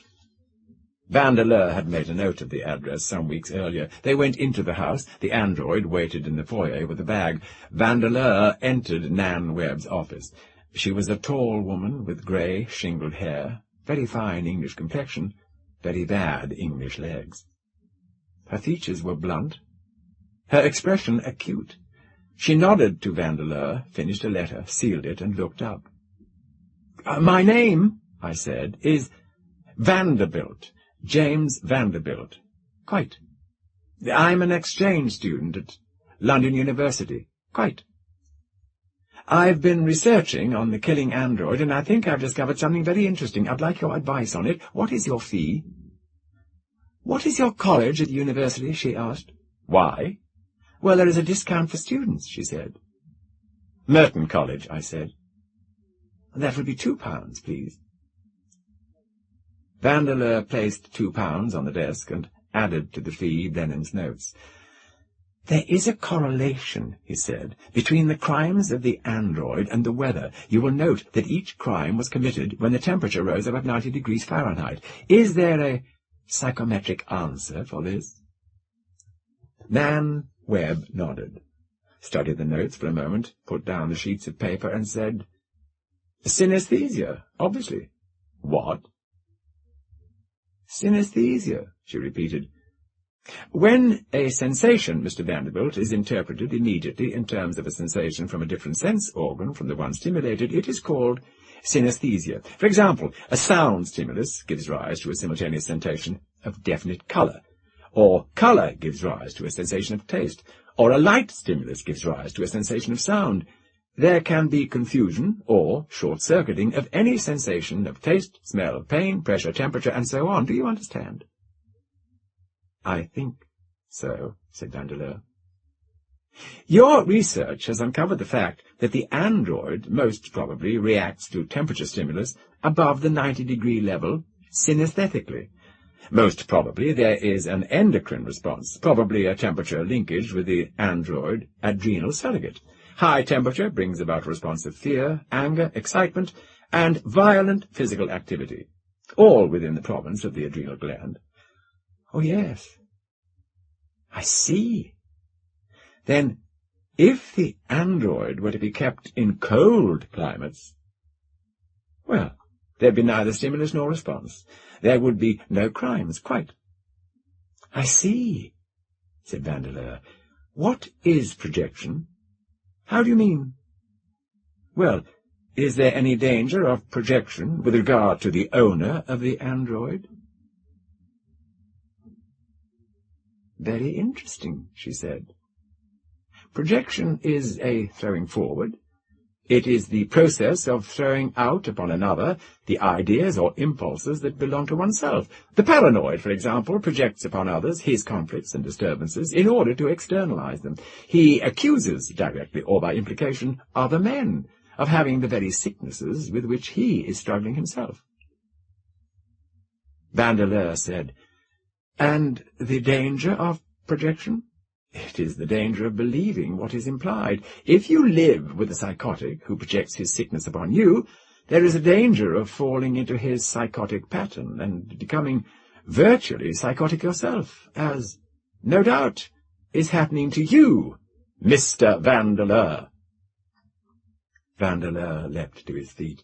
You are an ass, Nan Webb went on crisply. She waved the sheets of notes. This is no exchange student's writing. It is the unique cursive of the famous Blenheim. Every scholar in England knows this blind writing. There is no Merton College at London University. That was a miserable guess. Merton is one of the Oxford colleges, and you, Mr. Vandeleur, are so obviously infected by association with your deranged android, by projection, if you will, that I hesitate between calling the Metropolitan Police and the Hospital for the Criminally Insane. I took out the gun and shot her. Reet. Antares 2, Alpha Aurigae, Acrux 4, Pollux 9, Regal Centaurus, Vandeleur said. They're all cold. Cold as a witch's kiss. Mean temperatures of 40 degrees Fahrenheit. Never gets hotter than 70. We're in business again. What's that curve? The multiple aptitude android swung the wheel with its accomplished hands.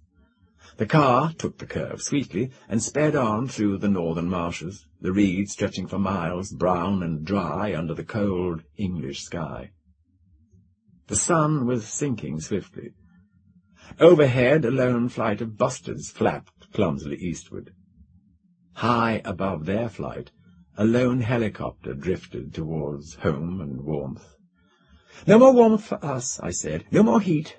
We're safe when we're cold. We'll hole up in Scotland. We'll make a little money. We'll get across to Norway, build a bankroll, and then we'll ship out. We'll settle on Pollux. We're safe. We've licked it. We can live again," said Vandeleur.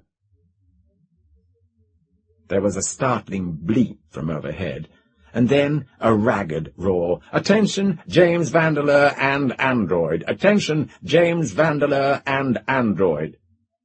Vandeleur started and looked up. The lone helicopter was floating above them. From its belly came the amplified commands. "You are surrounded. The road is blocked. You are to stop your car at once and submit to arrest. Stop at once." I looked at Vandeleur for orders. "Keep driving," Vandeleur snapped. The helicopter dropped lower. "Attention, android. You are in control of the vehicle. You are to stop at once. This is a state directive superseding all private commands." "What the hell are you doing?" I shouted. "A state directive supersedes all private commands," the android answered. "I must point that out to you." "Get the hell away from the wheel," Vandeleur ordered. I clubbed the android, I yanked him sideways, and I squirmed over him to the wheel. The car veered off the road in that moment and went churning through the frozen mud and the dry reeds. Vandeleur regained control and continued westward through the marshes, toward a parallel highway 5 miles distant. "We'll beat their goddamn block," he grunted. The car pounded and surged. The helicopter dropped even lower. A searchlight blazed from the belly of the plane. "Attention, James Vandeleur and android. Submit to arrest. This is a state directive superseding all private commands." "He can't submit," Vandeleur shouted wildly. "There's no one to submit to. He can't and I won't." "Christ," I muttered. "We'll beat them yet. We'll beat this block. We'll beat the heat. I must point out to you," I said, "that I am required by my prime directive to obey state directives which supersede all private commands. I must submit to arrest." "Who says it's a state directive?" Vandeleur said. "Them, up in that plane. They've got to show credentials. They've got to prove it's a state authority before you submit. How do you know they're not crooks trying to trick us?" Holding the wheel with one arm, he reached into his side pocket to make sure that the gun was still in place. The car skidded. The tires squealed on frost and reeds. The wheel was wrenched from his grasp, and the car yawed up a small hillock and then overturned. The motor roared, and the wheels screamed. Vandeleur crawled out, and dragged the android with him. For the moment, we were outside the circle of light, boring down from the helicopter. We blundered off, into the marsh, into the blackness, into concealment. Vandeleur ran with a pounding heart, hauling the android along. The helicopter circled and soared over the wrecked car, searchlight peering, loudspeaker braying. On the highway we had left, lights appeared as the pursuing and blocking parties gathered and followed radio directions from the plane. Vandeleur and the android continued deeper and deeper into the marsh, working their way toward the parallel road and safety. It was night by now. The sky was black matte. Not a star showed. The temperature was dropping. A southeast night wind knifed us to the bone. Far behind there was a dull concussion. Vandeleur turned, gasping. The car's fuel had exploded. A geyser of flame shot up like a lurid fountain. It subsided into a low crater of burning reeds. Whipped by the wind, the distant hem of flame fanned up into a wall 10 feet high. The wall began marching down on us, crackling fiercely. Above it, a pall of oil smoke surged forward. Behind it, Vandeleur could make out the figures of men, a mass of beaters searching the marsh. "Christ!" I cried, and searched desperately for safety. He ran, dragging me with him, until their feet crunched to the surface ice of a pool. He trampled the ice furiously, and then flung himself down into the numbing water, pulling the android with us. The wall of flame approached. I could hear the crackle and feel the heat. He could see the searchers clearly. Vandeleur reached into his side pocket for the gun. The pocket was torn. The gun was gone. He groaned and shook with cold and terror. The light from the marsh fire was blinding. Overhead the helicopter floated helplessly to one side, unable to fly through the smoke and flames and aid the searchers who were beating too far to the right of us. "They'll miss us," Vandeleur whispered. "Keep quiet, that's an order. They'll miss us. We'll beat them. We'll beat the fire. We'll—" 3 distinct shots sounded, less than 100 feet from the fugitives. Blam, blam, blam. They came from the last 3 cartridges in my gun, as the marsh fire reached it where it had been dropped, and exploded the shells. The searchers turned toward the sound and began working directly towards us. Vandeleur cursed hysterically and tried to submerge even deeper to escape the intolerable heat of the fire. The android began to twitch. The wall of flame surged up to them. Vandeleur took a deep breath and prepared to submerge until the flame passed over them. The android shuddered and burst into an ear-splitting scream. "All right," it shouted. "Be fleet, be fleet!" "Damn you," I shouted. I tried to drown it. "Damn you," I cursed him. I smashed his face. The android battered Vandeleur, who fought it off until it exploded out of the mud and staggered upright. Before I could return to the attack, the live flames captured it. Hypnotically. It danced and capered in a lunatic rumba before the wall of fire. Its legs twisted, its arms waved, the fingers writhed in a private rumba of their own. It shrieked and it sang and it ran in a crooked waltz before the embrace of the heat, a muddy monster silhouetted against that brilliant, sparkling flare. The searchers shouted. There were shots. The android spun around twice and then continued its horrid dance before the face of the flames. There was a rising gust of wind. The fire swept around the capering figure and enveloped it for a roaring moment. And then the fire swept on, leaving behind it a sobbing mass of synthetic flesh oozing scarlet blood that would never coagulate. The thermometer would have registered 1200 degrees, wondrously Fahrenheit. Vandeleur didn't die. I got away. They missed him while they watched the android caper and die. But I don't know which of us he is these days. Projection? Wanda warned me. Projection? Nan Webb told him. If you live with a crazy man or a crazy machine long enough, I become crazy too. Read. But we know one truth. We know they were wrong. The new robot and Vandeleur know that because the new robot started twitching too. Read. Here on cold Pollux, the robot is twitching and singing. No heat, but my fingers writhe. No heat, but it's taken the little tally girl off for a solitary walk. A cheap labour robot, a servo mechanism, all I could afford, but it's twitching and humming and walking alone with a child somewhere, and I can't find them. Christ! Vandeleur can't find me before it's too late. Cool and discreet, honey, in the dancing frost, while the thermometer registers 10 degrees. Fondly Fahrenheit. Fondly Fahrenheit, who am I, which are you?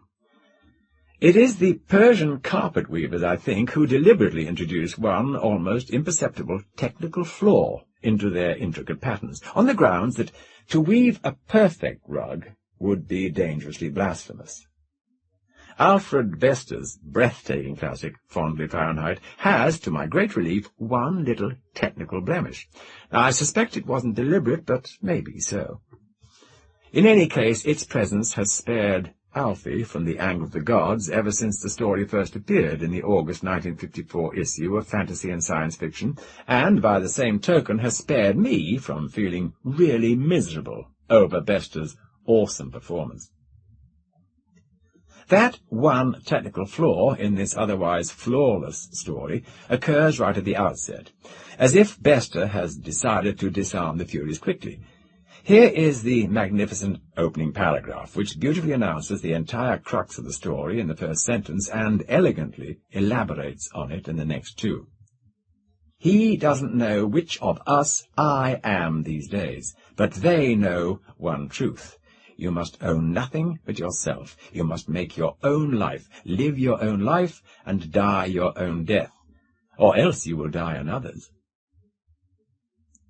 And then this is the equally splendid paragraph that follows, quote, "The rice fields on Paragon 3 stretch for hundreds of miles like checkerboard tundras, a blue and brown mosaic under a burning sky of orange. In the evening, clouds whip like smoke, and the paddies rustle and murmur." A flaw, you say? Where? There's no flaw visible anywhere. Ah, but some technical flaws are flaws of omission, leaving out a piece of a bridge's underpinning. For example, I work on the theory, which I picked up somewhere along the way from Ernest Hemingway, that every paragraph of a story ought to be firmly and inextricably welded to the one that precedes it, except where a scene break is used to create a deliberate discontinuity, particularly in the opening paragraphs of a story, where the reader is being led step by step into an unfamiliar, and in this case bewildering, situation. I think it's vital to forge thematic links connecting every paragraph to its predecessor. Bester's opening paragraph neatly tells us that the story is going to be about a fatal confusion of identity. With superb chutzpah, the first sentence lets it be known that the chief technical device by which this confusion of identity will be rendered in the story is the daring one of ambivalence of narrative person. He doesn't know which of us I am these days, but they know one truth. Third singular, first plural, first singular, third plural, all within the span of 15 words. The next sentence switches to the conventional second-person hypothetical mode. You must own nothing but yourself. Now this is to warn that as a general principle it's a perilous idea to let your identity get tangled with somebody else's. Fine, story is off and running. But suddenly we leap to the rice fields of Paragon 3. That tells us that we're on another world, and a hot, humid one at that, where rice can be grown. We get a beautiful image, a blue and brown mosaic under a burning sky of orange. Well, the only thing wrong is that nothing links Bester's second paragraph to the first, which gives the sensitive reader an unnecessary little jolt of displacement and tends to turn this cunningly devised opening paragraph into a stand-alone editorial comment on the action that is to follow, a mere précis instead of a lead-in. That little glitch is the only mistake, as far as I can see, that Bester makes in this story. The rest of it unfolds with such dazzling assurance that it will make a veteran professional writer weep with envy, and certainly made me, as a teenage novice, bow down in homage. Dazzle has always been Bester's stock in trade. His technical command was evident as early in his career as 1942, when he was not yet 30. In the novella Hell is Forever, he manifested the wild narrative vigour, the quick and keen deployment of dialogue, and the fondness for piling image on image that would later typify his work. After a prolonged sojourn in radio and then television, he returned to the science fiction magazines in 1951 with the pyrotechnical novel The Demolished Man, instantly famous for the ingenuity of its storytelling method and the cleverness of its minor details. In the years immediately following, he amused himself, and disheartened me, with a string of wondrously ingenious short stories: Hobson's Choice, Time is the Traitor, Starlight Starbright, 5,271,009, and Fondly Fahrenheit, which handled various familiar themes of science fiction with startling breeziness and astonishing verbal confidence. Of these, Fondly Fahrenheit was the one that seemed to me to extend the technical possibilities of the science fiction short story the farthest, and I studied it the most closely. Bester himself, in a commentary on the story, written years later, tells us of its genesis in an account by Mark Twain of a slave guilty of murder whose owner had smuggled him to another state because the slave was too valuable to surrender to justice. It seemed to me, Bester wrote, that there might be an interesting story in this conflict between master and slave. The slave, aware of his value, and the hold it gives him over his owner; the master constrained by greed to condone criminal acts which he abhors. It was easy enough to translate Twain's anecdote into superficial science-fictional terms by changing slave to android. But that immediately raised the question, why would a carefully conditioned android go berserk? I remembered a note I'd made long before on the statistics of crime, relating crime rate to temperature, Bester wrote. Good, I said. The android breaks his conditioning only when the temperature rises above a certain level. Now Bester had an additional SF gimmick, the heat level, to use in building suspense as master and android travelled from world to world. But a critical element of plot was missing. What was the bond that held the murderous android and his master together? Mere greed wasn't sufficient. Sooner or later, the android's crimes would make it more of a liability than an asset to its owner. Bester found his clue in a psychiatric text, discussing cases where disturbed people attribute their own strange behaviour to others. And here he had his final twist. Temperature may break the android's conditioning, he wrote, but the master is really the criminal. We'll extrapolate the projection theme. The master unconsciously, but actually, imposes his own insanity on the slave. To a technician of Bester's level, theme dictates form. A story must have a point of view, a node of perception through which the events are seen. The point of view may be the author's, standing omnisciently above the action and telling us first what this character, then that, is doing and perhaps thinking. That is a particularly useful method when working on a large scale. The chief thing to avoid is jumping around from one's character's mind to another within the same scene, which readers do find disconcerting. Frank Herbert ignored that rule entirely in his Dune and many other books, and made $10 or $15 million from his writing, but I still think it's a bad idea. Or one of the characters may be the sole viewpoint figure throughout, which is usually the most effective method in a short story. He may tell the story in his own words, or it may be told for him in the third person by the author. Writers employing this method need to guard against trying to slip in information that the viewpoint character couldn't possibly know, and that's hard to do in a first-person story, but beginners often lapse when using third person, drifting briefly into the author omniscient mode to tell us about something that happens while the protagonist is asleep, or looking the other way. Getting outside a viewpoint character's awareness like that can be useful when employed sparingly, or used for comic purposes, but generally it flattens or disrupts the reader's involvement with the story. A third-person story written tightly from the protagonist's viewpoint, such as tensely Sheriff Barnes walked down the main street looking warily in all directions, ought not to jump beyond the central character's range of perception. as in, unknown to him, Pecos Mike was crouching behind Banker Thomas's desk, coolly aiming his Colt 45. Doing that punctures the illusion that the protagonist is a camera, viewing the events of the story, and costs the writer something in overall impact. Bester, having conceived a story in which two characters have interlocking consciousnesses and overlapping identities, chose a novel and daring viewpoint stance. A first-person story, but a multiple viewpoint, two different I characters narrating the tale in an interwoven way, slipping now and then into an inextricable we. Which is how the story begins, with that astoundingly ambiguous opening. He doesn't know which of us I am these days.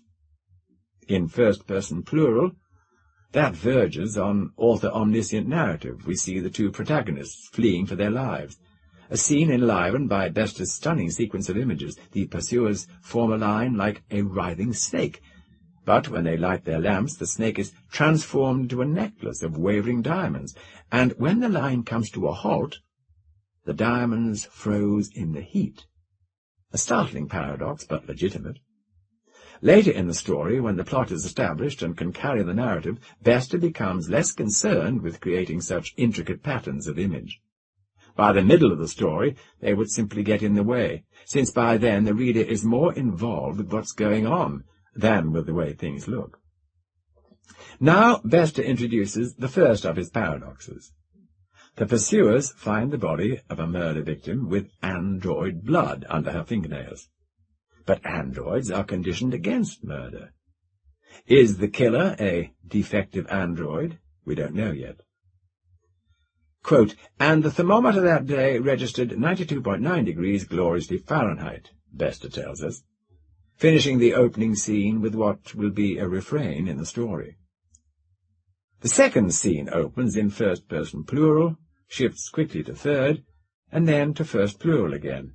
When I finally appears in the narrative, it is the I of Vandeleur, the owner of the android, but only for a moment. The android and Vandeleur have an angry argument, related in third person. Quote, you damn crazy machine, Vandeleur shouted. I am not a machine, the android answered, and when I reappears, it is clearly the android speaking. A moment later, Vandeleur and the android are back in third person, shouting at each other, and then Vandeleur as I asks a question, and the android also as I replies to it. This is violating writing school teachings on viewpoint with a vengeance. The unsophisticated reader, expecting some sort of consistent point of view, is flung about mercilessly, unable to find anything firm to grasp. The professional writer, even though he may already be aware that Bester is implying some linkage of identities between his two characters, will also have a distinct feeling of seasickness. The basic situation is now established, both by what has been told and by the way it has been told. The murderous android, the feckless master, locked in some unfathomable relationship. Now Bester unfolds the development. The story, as science fiction, offers nothing very startling. The stars have been colonized, humans move freely about from world to world, androids and robots, artificial human beings, do most of the labor. It's all old stuff. The androids are conditioned against violence towards humans. Well, there's nothing new there either. But gradually it appears that extreme heat can undo that conditioning. An interesting plot angle, but once again not a remarkable or intellectually stimulating idea. The quick views of the extraterrestrial planets that Bester gives us reveal no noteworthy qualities of imagination. Everything is vivid and glossy, and has that indefinable science-fictional feel to it. But Bester has not chosen to load his story with fresh invention, though he leaves us with no doubt that he could do, if he cared to. It just isn't necessary here. Although the speculative content of the story is slight, that doesn't matter at all. What does matter is the suspense, which operates on two levels. What the hell is going on here? And why has the writer chosen to tell the story in this crazy way? And, of course, it turns out that the two questions have the same answer. The murders continue. The The second one is again associated with heat, 98.1 degrees, beautifully Fahrenheit. And now a second motif is introduced, an old popular song with the lines, "Oh, it's no feat to beat the heat," or "reet," so jeet your seat, and so forth. There can be no doubt that the android is the murderer. We watch the crime in third-person narration, and just before it happens we see the android's fingers writhing uncontrollably, which is to be the third of the story's three thematic motifs. Then it is back to the game of shifting from third person to first, and from one first-person narrator to the other, often within a single paragraph. We begin to see a certain instability in Vandeleur, even a self-destructiveness. On each new planet where he takes refuge, he chooses a name with initials identical to his own, and he talks compulsively about the android murders wherever he goes. At the midpoint of the story, Bester tips his hand, but only to the close student of literary technique.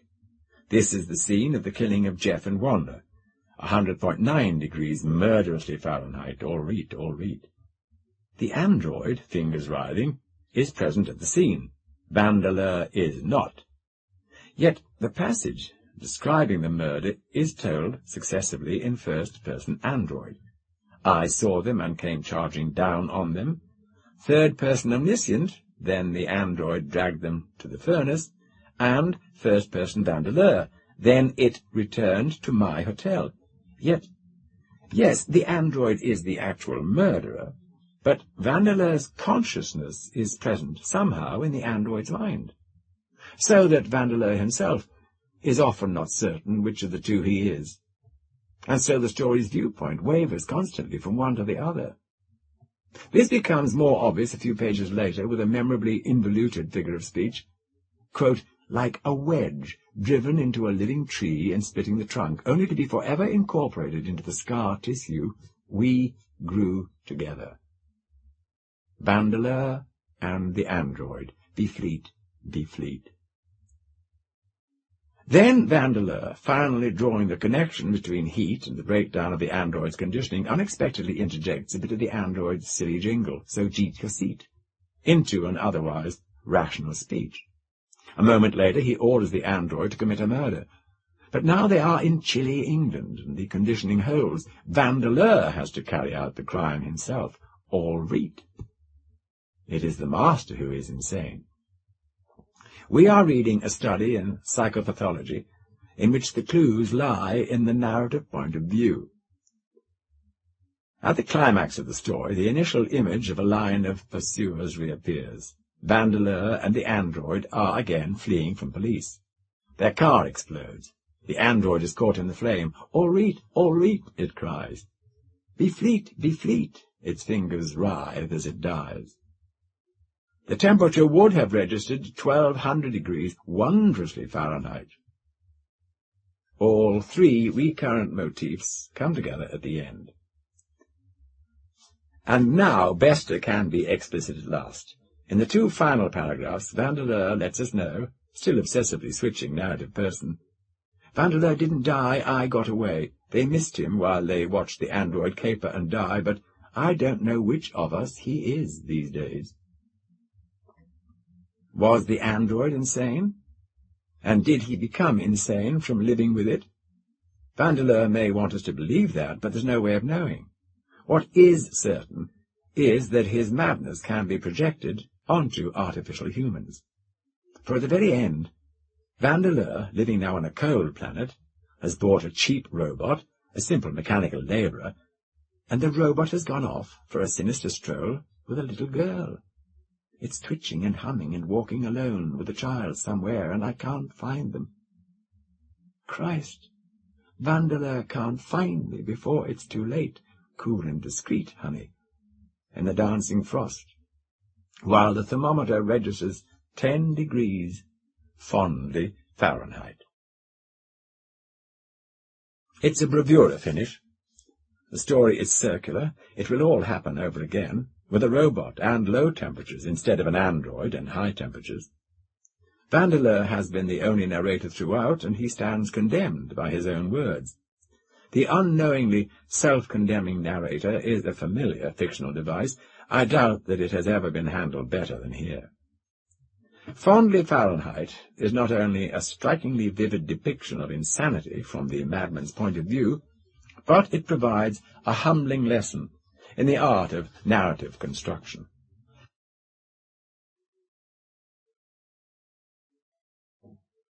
No Woman Born, by C.L. Moore.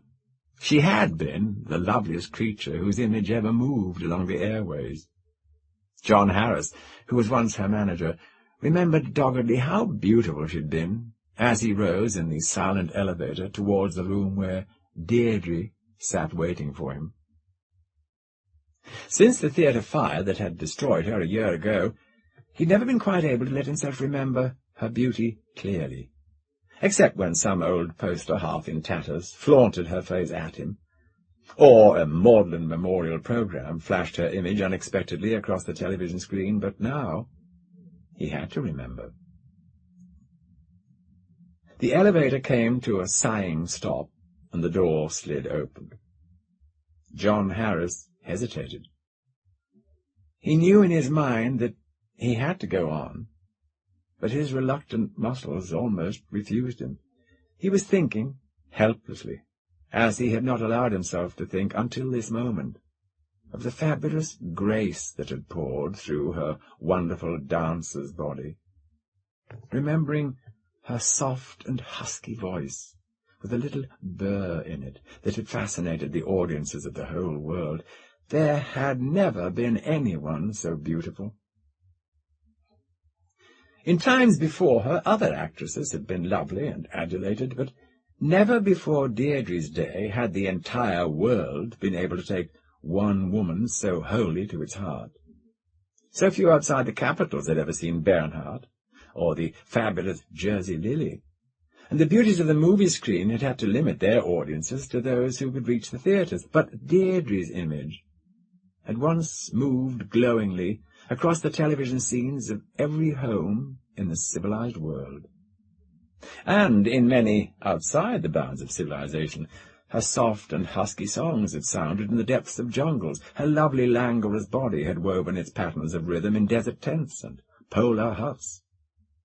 The whole world knew every smooth motion of her body, and every cadence of her voice, and the way that a subtle radiance had seemed to go on behind her features when she smiled.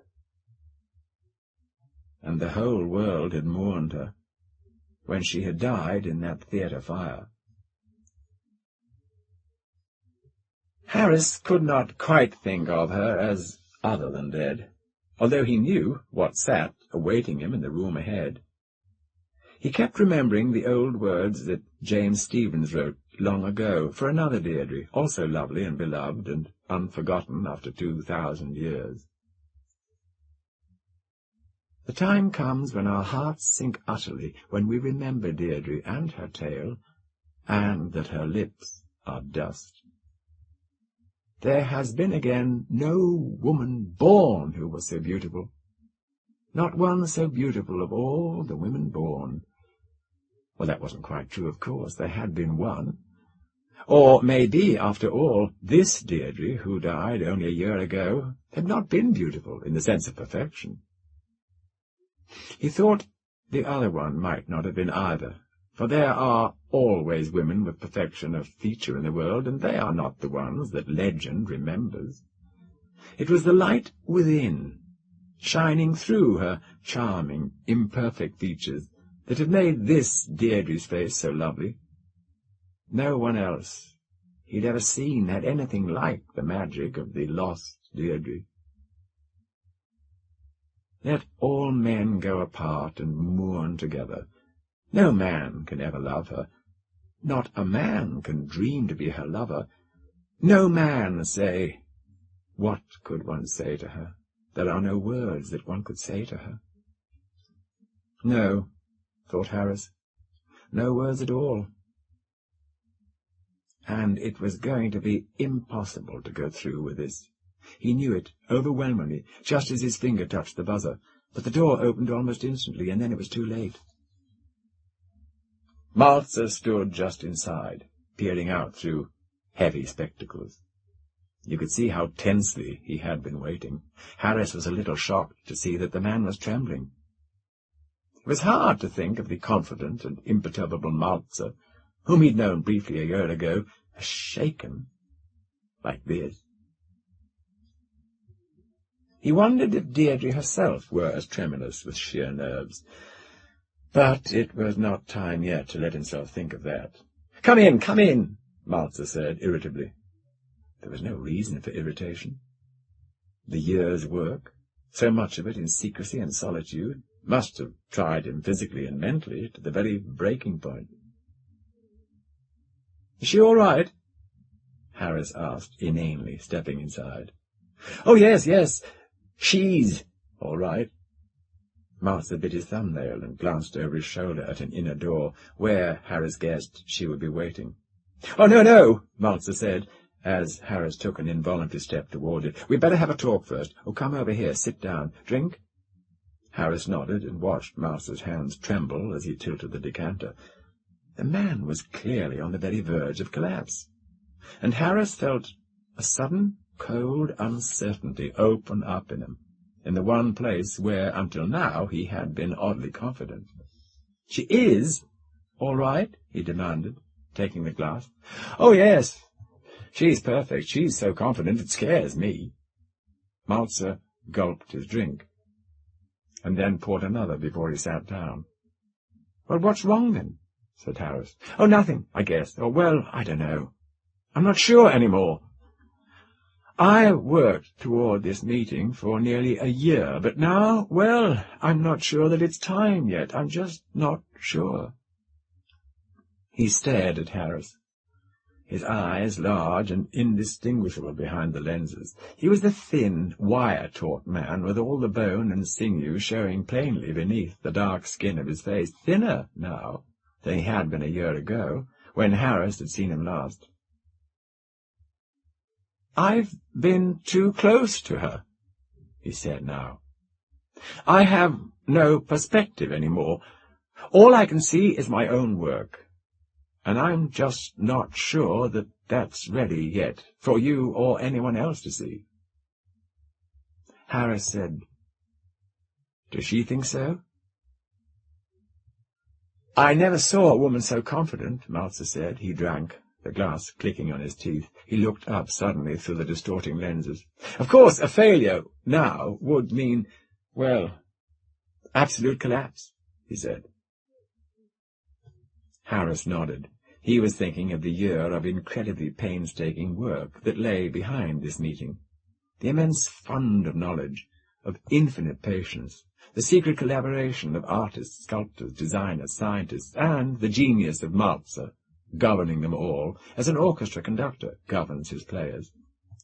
He was thinking, too, with a certain unreasoning jealousy, of the strange, cold, passionless intimacy between Maltzer and Deirdre in that year, a closer intimacy than any two humans can ever have shared before. In a sense, the Deirdre whom he saw in a few minutes would be Maltzer, just as he thought he detected in Maltzer now and then small mannerisms of inflection and motion that had been Deirdre's own. There had been between them a sort of unimaginable marriage, stranger than anything that could ever have taken place before. So many complications, Maltzer was saying in his worried voice, with its faintest possible echo of Deirdre's lovely cadenced rhythm, that sweet, soft huskiness he would never hear again.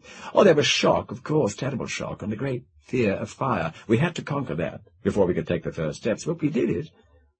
When you go in, you'll probably find her sitting before the fire. He caught the startled question in Harris's eyes and smiled. Oh, no. She can't feel the warmth now, of course, but she likes to watch the flames. She's mastered any abnormal fear of them quite beautifully. She can... Harris hesitated. Her eyesight's normal now? Oh, it's perfect, Maltzer said.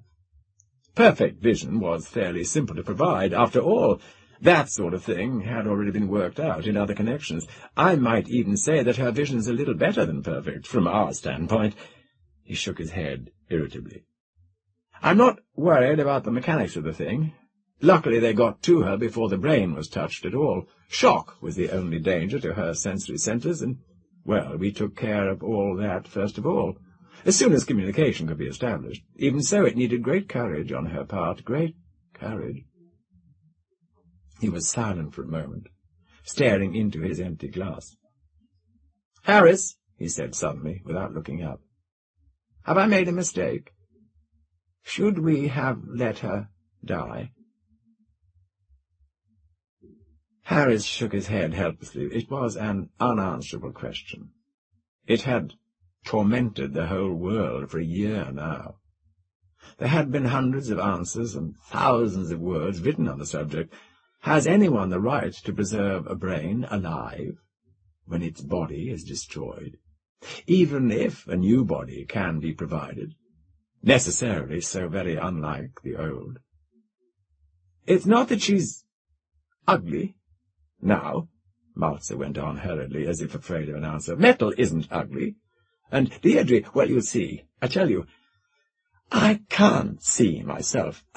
I know the whole mechanism so well, it's just mechanics to me. Maybe she's grotesque, I don't know. Often I've wished I hadn't been on the spot with all my ideas just when the fire broke out, or that it could have been anyone but Deirdre. She was so beautiful. Still, if it had been someone else, I think the whole thing might have failed completely. It takes more than just an uninjured brain. It takes strength and courage beyond common. And, well, something more. Something unquenchable. Deirdre has it. She is still Deirdre. In a way, she's still beautiful. But I'm not sure that anybody but myself would see that. And you know what she plans? No, what? Said Harris. She's going back on the air screen, said Maltzer. Harris looked at him in stunned disbelief. She is still beautiful, Maltzer told him fiercely. She's got courage and a serenity that amazes me, and she isn't in the least worried or resentful about what's happened, or afraid what the verdict of the public will be. But I am, Harris. I'm terrified. They looked at each other for a moment more, neither speaking, and then Maltzer shrugged and stood up. She's in there, he said, gesturing with his glass. Harris turned without a word, not giving himself time to hesitate. He crossed toward the inner door. The room was full of a soft, clear, indirect light that climaxed in the fire, crackling on a white-tiled hearth. Harris paused just inside the door, his heart beating thickly. He did not see her for a moment. It was a perfectly commonplace room, bright, light, with pleasant furniture and flowers on the tables. Their perfume was sweet on the clear air, but he did not see Deirdre. Then a chair by the fire creaked as she shifted her weight in it. The high back hid her, but she spoke. And for one dreadful moment it was the voice of an automaton that sounded in the room, metallic, without inflection. "Hello," said the voice. Then she laughed and tried again, and it was the old, familiar, sweet huskiness that he'd not hoped to hear again as long as he lived. In spite of himself, he said, "Deirdre!" And her image rose before him, as if she herself had risen unchanged from the chair, tall, golden, swaying a little with her wonderful dancer's poise, the lovely imperfect features lighted by the glow that made them beautiful. It was the cruelest thing that his memory could have done to him. And yet the voice. After that one lapse, the voice was perfect. "Come and look at me, John," she said. He crossed the floor slowly, forcing himself to move. That instant's flash of vivid recollection had nearly wrecked his hard-won poise. He tried to keep his mind perfectly blank as he came at last to the verge of seeing what no one but Malzer had so far seen or known about in its entirety. No one at all had known what shape would be forged to clothe the most beautiful woman on earth, now that her beauty was gone. He had envisioned many shapes, great lurching robot forms, cylindrical with hinged arms and legs, a glass case with a brain floating in it and appendages to serve its needs, grotesque visions, like nightmares come nearly true, and each more inadequate than the last, for what metal shape could possibly do more than house ungraciously the mind and brain that had once enchanted a whole world? Then he came around the wing of the chair and saw her. The human brain is often too complicated a mechanism to function perfectly. Harris's brain was called upon now to perform a very elaborate series of shifting impressions. First, incongruously, he remembered a curious, inhuman figure that he'd once glimpsed, leaning over the fence rail outside a farmhouse. For an instant, the shape had stood up, integrated, ungainly, impossibly human, before the glancing eye resolved it into an arrangement of brooms and buckets. What the eye had found only roughly humanoid, the suggestible brain had accepted fully formed. And it was thus now with Deirdre. The first impression that his eyes and mind took from sight of her was shocked and incredulous. For his brain said to him, unbelievingly, "This is Deirdre. She hasn't changed at all." But then the shift of perspective took over, and even more shockingly, eye and brain said, "No, not Deirdre, not human, nothing but metal coils, not Deirdre at all." And that was the worst. It was like walking from a dream of someone beloved and lost, and facing anew, after that heartbreaking reassurance of sleep, the inflexible fact that nothing can bring the lost to life again. Deirdre was gone, and this was only machinery heaped in a flowered chair. But then the machinery moved exquisitely, smoothly, with a grace as familiar as the swaying poise that he remembered. The sweet, husky voice of Deirdre said, "It's me, John darling, it really is, you know." And it was. That was the third metamorphosis and the final one. Illusion steadied and became factual, real. It was Deirdre. He sat down bonelessly. He had no muscles. He looked at her, speechless and unthinking, letting his senses take in the sight of her without trying to rationalize what he saw. She was golden still. They had kept that much of her, the first impression of warmth and colour, which had once belonged to her sleek hair and the apricot tints of her skin. But they had had the good sense to go no farther. They had not tried to make a wax image of the lost Deirdre. No woman born who was so beautiful, not one so beautiful of all the women born. And so she had no face. She had only a smooth, delicately modelled ovoid for her head, with a sort of crescent-shaped mask across the frontal area, where her eyes would have been, if she'd needed eyes, a narrow, curved quarter-moon, with the horns turned upwards. It was filled in with something translucent, like a cloudy crystal, and tinted the aquamarine of the eyes that Deirdre used to have. And through that, then, she saw the world. Through that she looked, without eyes. And behind it, as behind the eyes of a human, she was. Except for that, she had no features. And it had been wise of those who designed her, he realized now, subconsciously he had been dreading some clumsy attempt at human features that might creak like a marionette's in parodies of animation. The eyes, perhaps, had had to open in the same place upon her head, and at the same distance apart, to make easier for her an adjustment to the stereoscopic vision that she used to have. But He was glad they had not given her 2 eye-shaped openings with glass marbles inside them. This mask was much better. Oddly enough, he did not once think of the naked brain that must lie inside the metal. The mask was symbol enough for the woman within. It was enigmatic. You did not know if her gaze was on you searchingly or wholly withdrawn. And it had no variations of brilliance, such as once had played across the incomparable mobility of Deirdre's face, but eyes, even human eyes, are, as a matter of fact, enigmatic enough.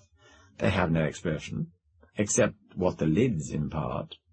They take all animation from the features. We automatically watch the eyes of the friend we speak with, but if he happens to be lying down, so that he speaks across his shoulder and his face is upside down to us, quite as automatically we watch the mouth. The gaze keeps shifting nervously between mouth and eyes in their reversed order, for it is the position of the face, not the feature itself, which we are accustomed to accept as the seat of the soul. Deirdre's mask was in that proper place. It was easy to accept it as a mask over her eyes. She had, Harris realized, as the first shock quieted, a very beautifully shaped head, a bare, golden skull. She turned it a little, gracefully upon her neck of metal, and he saw that the artist who shaped it had given her the most delicate suggestion of cheekbones, narrowing in the blankness below the mask to the hint of a human face, not too much, just enough so that when the head turned you saw by its modelling that it had moved, lending perspective and foreshortening to the expressionless golden hemlet. Light did not slip uninterrupted, as if over the surface of a golden egg. Brancusi himself had never made anything more simple or more subtle than the modelling of Deirdre's head. But all expression, of course, was gone. All expression had gone up in the smoke of the theatre fire, with the lovely, mobile, radiant features which had meant Deirdre. As for her body, he could not see its shape. A garment hid her. But they had made no incongruous attempt to give her back the clothing that once had made her famous. Even the softness of cloth would have called the mind too sharply to the remembrance that no human body lay beneath the folds. Nor does metal need the incongruity of cloth for its protection. And yet, without garments, he realized, she would have looked oddly naked, since her new body was humanoid and not angular machinery. The designer had solved his paradox by giving her a robe of very fine metal mesh. It hung from the gentle slope of her shoulders in straight, pliant folds, like a longer Grecian chlamys, flexible, yet with weight enough of its own not to cling too revealingly to whatever metal shape lay beneath. The arms they had given her were left bare, and the feet and ankles. And Maltzer had performed his greatest miracle in the limbs of the new Deirdre. It was a mechanical miracle, basically, but the eye appreciated first that he had also showed supreme artistry and understanding. Her arms were pale, shining gold, tapered smoothly, without modelling, and flexible their whole length in diminishing metal bracelets, fitting one inside the other, clean down to the slim, round wrists.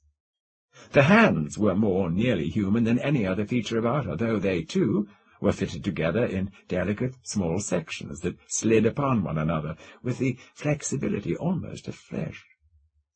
The fingers' bases were solider than human, and the fingers themselves tapered to longer tips.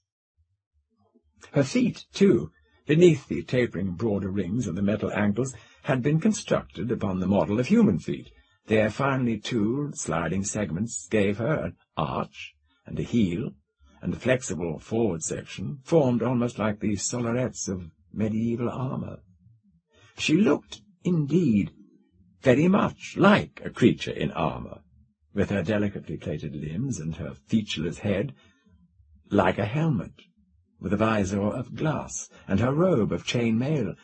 But no knight in armour ever moved as Deirdre moved, or wore his armour upon a body of such inhumanly fine proportions.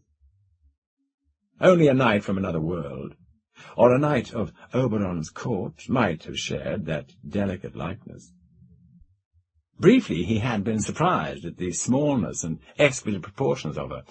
He had been expecting the ponderous mass of such robots as he'd seen, wholly automatons, and then he realized that for them much of the space had to be devoted to the inadequate mechanical brains that guided them about their duties. Deirdre's brain, still preserved, and proved the craftsmanship of an artisan far defter than man. Only the body was of metal, and it did not seem complex, though he had not yet been told how it was motivated. Harris had no idea how long he had sat staring at the figure in the cushioned chair. She was still lovely. Indeed, she was still Deirdre. And as he looked, he let the careful schooling of his face relax. There was no need to hide his thoughts from her. She stirred upon the cushions, the long, flexible arms moving with a litheness that was not quite human. The motion disturbed him, as the body itself had not, and, in spite of himself, his face froze a little. He had the feeling that from behind the crescent mask she was watching him very closely. Slowly she rose. The motion was very smooth. Also it was serpentine, as if the body beneath the coat of mail were made in the same interlocking sections as her limbs. He had expected, and feared, mechanical rigidity. Nothing had prepared him for this more than human suppleness. She stood quietly, letting the heavy, mailed folds of her garments settle about her. They fell together with a faint, ringing sound, like small bells far off, and they hung beautifully in pale, golden, sculptured folds. He had risen automatically, as she did, and now he faced her, staring. He'd never seen her stand perfectly still, and she was not doing it now. She swayed just a bit, vitality burning inextinguishably in her brain as once it had burned in her body, and stolid immobility was as impossible to her as it had always been. The golden garment caught points of light from the fire and glimmered at him with tiny reflections as she moved. Then she put her featureless, helmeted head a little to one side, and he heard her laughter, as familiar in its small, throaty, intimate sound as he'd ever heard it from her living throat, and every gesture, every attitude, every flowing of motion into motion was so utterly Deirdre that the overwhelming illusion swept his mind again, and this was the flesh-and-blood woman, as clearly as if he saw her standing there whole, once more, like Phoenix from the fire. "Well, John?" she said, in that soft, husky, amused voice he remembered perfectly. "Well, John? Is it I?" She knew it was. Perfect assurance sounded in the voice. "The shock will wear off, you know. It'll be easier and easier as time goes on. I'm quite used to myself now. See?" She turned away from him and crossed the room smoothly, with the old, poised, dancer's glide, to the mirror that panelled one side of the room, and before it, as he had so often seen her preen herself before, he watched her preening now, running flexible, metallic hands down the folds of her metal garment, turning to admire herself over one metal shoulder, making the mailed folds tinkle and sway, as she struck an arabesque before the glass. His knees let him down into the chair she had vacated. Mingled shock and relief loosened all his muscles in him, and she was more poised and confident than he. "It's a miracle," he said with conviction. "It's you." "But I don't see how," he had meant. How, without face or body, but clearly he could not finish that sentence. She finished it for him, in her own mind, and answered, without self-consciousness, "It's motion, mostly," she said, still admiring her own suppleness in the mirror. "See?" And then, very lightly, on her springy armoured feet, she flashed through an enchaînement of brilliant steps, swinging around with a pirouette to face him. That was what Malta and I worked out between us, after I began to get myself under control again. Her voice was sombre for a moment, remembering a dark time in the past, and then she went on, "It wasn't easy, of course, but it was fascinating. Oh, you'll never guess how fascinating, John. We knew we couldn't work out anything like a facsimile of the way I used to look, so we had to find some other basis to build on. And motion is the other basis of recognition, after actual physical likeness." She moved lightly across the carpet toward the window and stood looking down, her featureless face averted a little and the light shining across the delicately hinted curves of the cheekbones. "Luckily," she said, her voice amused, "I never was beautiful. It was all, oh, well, vivacity, I suppose, and muscular coordination, years and years of training, and all of it engraved here." She struck her golden helmet a light, ringing blow with golden knuckles. "In the habit patterns grooved into my brain. So, this body, did he tell you? It works entirely through the brain, electromagnetic currents flowing along from ring to ring, like this." She rippled a boneless arm at him, with a motion like flowing water. She said, "Nothing holds me together, nothing, except muscles of magnetic currents. And if I'd been somebody else, somebody who moved differently, why, the flexible rings would have moved differently too, guided by the impulse from another brain. I'm not conscious of doing anything I haven't always done. The same impulses that used to go out to my muscles go out now to this." And she made a shuddering, serpentine motion of both arms at him, like a Cambodian dancer, and then she laughed wholeheartedly, the sound of it ringing through the room with such a full-throated merriment that he could not help seeing again the familiar face, crinkled with pleasure, the white teeth shining. "It's all perfectly subconscious now," she told him. "Oh, it took lots of practice at first, of course, but now even my signature looks just as it always did. The coordination is duplicated that delicately." She rippled her arms at him again, and she chuckled. "But the voice, too," Harris protested inadequately. "It's your voice, Deirdre." "Well, the voice isn't only a matter of throat construction and breath control, my darling Johnny. At least so Professor Maltzer assured me a year ago, and I certainly haven't any reason to doubt him." She laughed again. She was laughing a little too much, with a touch of the bright, hysteric over-excitement he remembered so well. But if any woman ever had reason for mild hysteria, well, surely Deirdre had it now. The laughter rippled and ended, and she went on, her voice eager. "He says voice control is almost wholly a matter of hearing what you produce, once you've got adequate mechanism, of course. That's why deaf people, with the same vocal cords as ever, let their voices change completely and lose all inflection when they've been deaf long enough. And luckily, you see, I'm not deaf." She swung around to him, the folds of her robe twinkling and ringing and rippling up and down. Then she gave a clear, true scale to a lovely high note, and then cascading down again like water over a falls. But she left him no time for applause. "It's perfectly simple, you see," she said. "All it took was a little matter of genius from the professor to get it worked out for me. He started with a new variation of the old voda you must remember hearing about, years ago. Originally, of course, the thing was ponderous.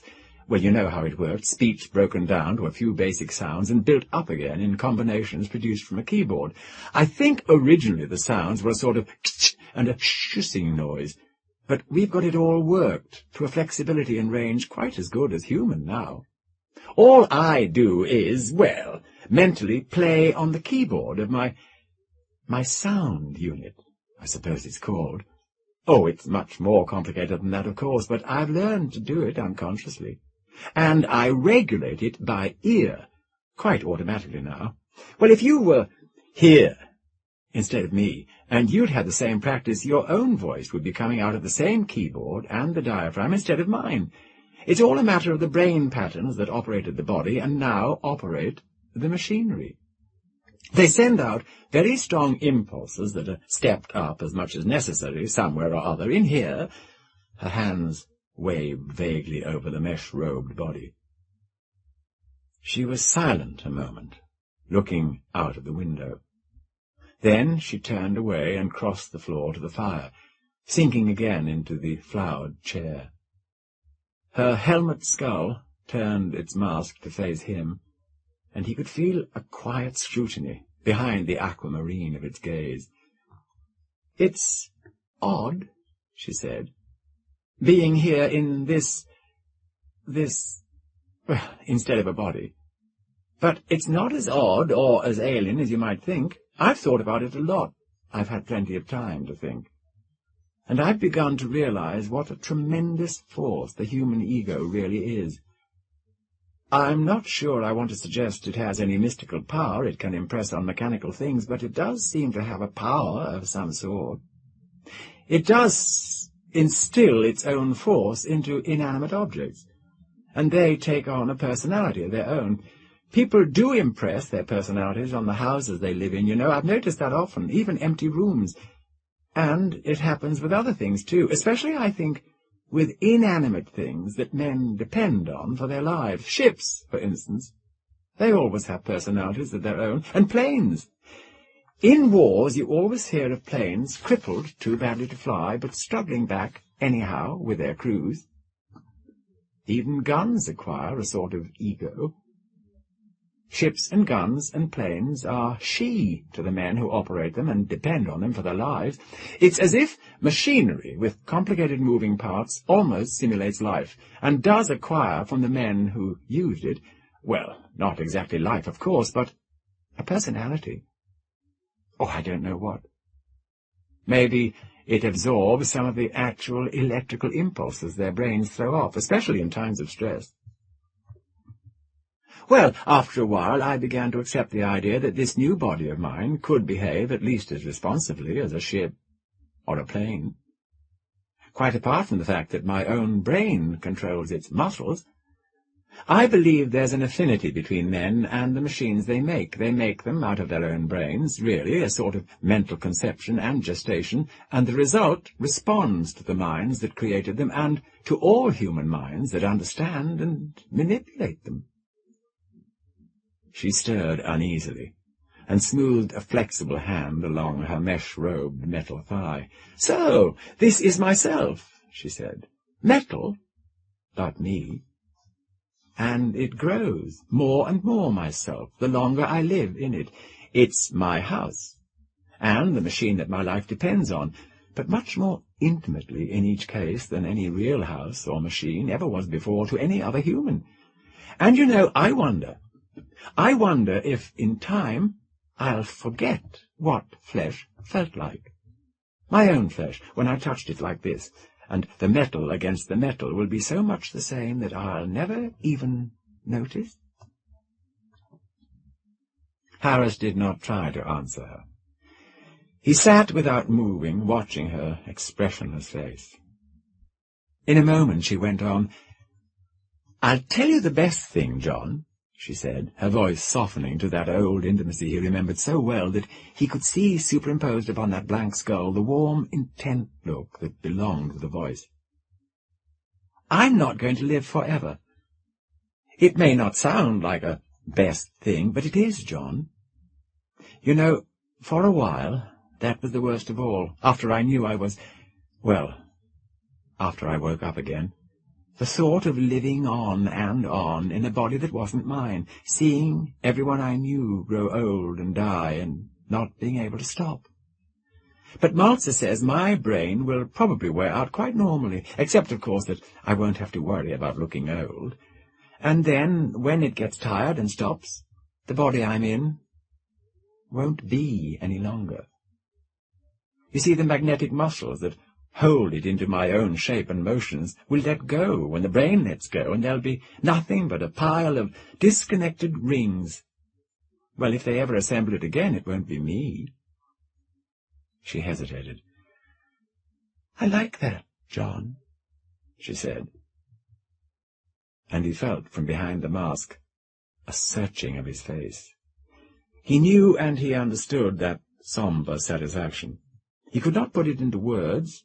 Neither of them wanted to do that, but he understood. It was the conviction of mortality, in spite of her immortal body. She was not cut off from the rest of her race in the essence of their humanity, for though she wore a body of steel, and they perishable flesh, yet she must perish too. and the same fears and faiths still united her to mortals and humans, though she wore the body of Oberon's inhuman knight. Even in her death she must be unique. Dissolution in a shower of tinkling and clashing rings, he thought. And he almost envied her the finality and the beauty of that particular death. But afterwards oneness with humanity, in however much or little awaited them all. So she could feel that this exile in metal was only temporary, in spite of everything. And providing, of course, that the mind inside the metal did not veer from its inherited humanity as the years went by. A dweller in a house may impress his personality upon the walls, but subtly the walls, too, may impress their own shape upon the ego of the man. Neither of them thought of that at the time. Deirdre sat a moment longer in silence, and then the mood vanished, and she rose again, spinning so that the robe belled out, ringing about her ankles. She rippled another scale up and down, faultlessly, and with the same familiar sweetness of tone that had made her famous. "So I'm going right back on the stage, John," she said serenely. "I can still sing, I can still dance. I'm still myself in everything that matters, and I can't imagine doing anything else for the rest of my life."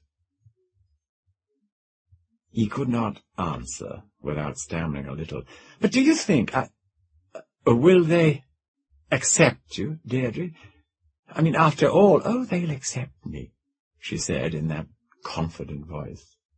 "Oh, they'll come to see a freak at first, of course, but they'll stay to watch Deirdre.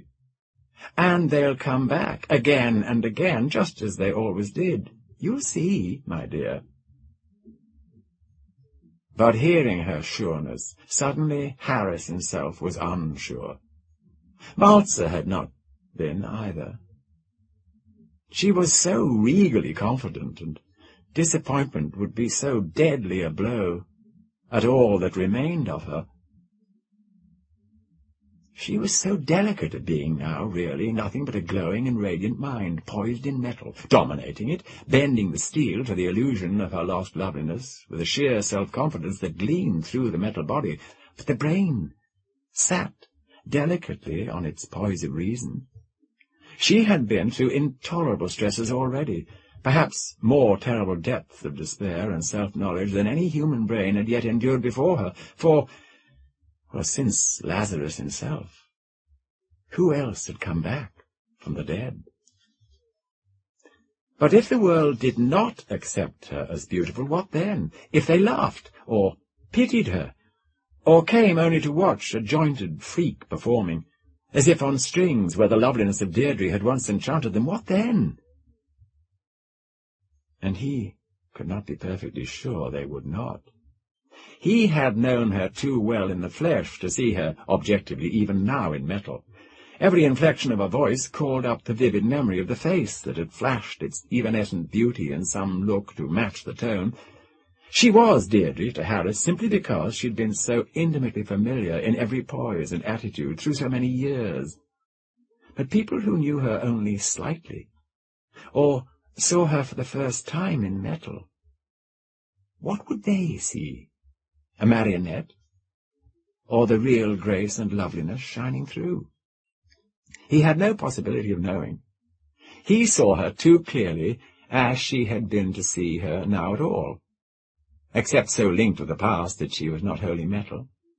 And he knew what Maltzer feared, for Maltzer's psychic blindness toward her lay at the other extreme. He had never known Deirdre, except as a machine, and he could not see her objectively any more than Harris could. To Maltzer, she was pure metal, a robot his own hands and brain had devised, mysteriously animated by the mind of Deirdre, to be sure, but to all outward seeming, a thing of metal solely.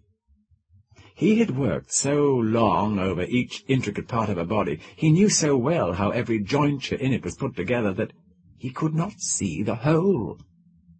He had studied many film records, of course, as she used to be, in order to gauge the accuracy of his facsimile, but this thing he had made was a copy only.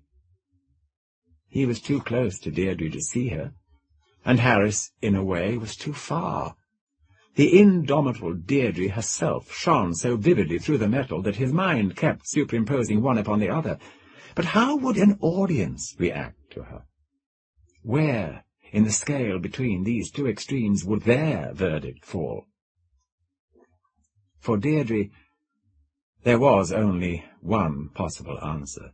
"I'm not worried," she said serenely, and spread her golden hands to the fire to watch lights dancing in reflection upon their shining surfaces. "I'm still myself.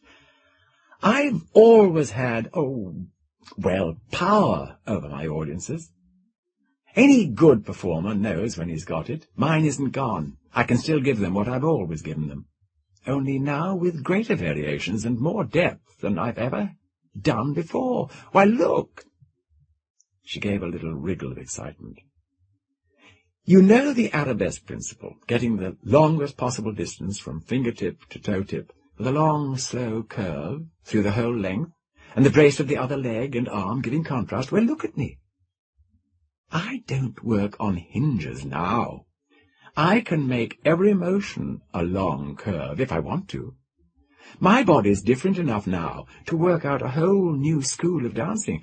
Oh, of course, there'll be things I used to do that I won't attempt now. No more dancing sur les pointes, for instance. But the new things will more than balance the loss. I've been practicing. Do you know, I can turn 100 fouettes now without a flaw? And I think I could go right on and turn 1,000 if I wanted." She made the firelight flash on her hands, and her robe rang musically as she moved her shoulders a little. "I've already worked out one new dance for myself," she said. "God knows I'm no choreographer, but I did want to experiment first. Later, you know, really creative men like Massanchin or Fokelev may want to do something entirely new for me. A whole new sequence of movements based on a new technique. And music, well, that could be different, too. Oh, there's no end to the possibilities. Even my voice has more range and power. Well, luckily I'm not an actress. It would be silly to try to play Camille or Juliet with a cast of ordinary people. Not that I couldn't, you know." She turned her head to stare at Harris through the mask of glass. "I honestly think I could, but it isn't necessary. There's too much else. Oh, I'm not worried." "Malzer's worried," Harris reminded her.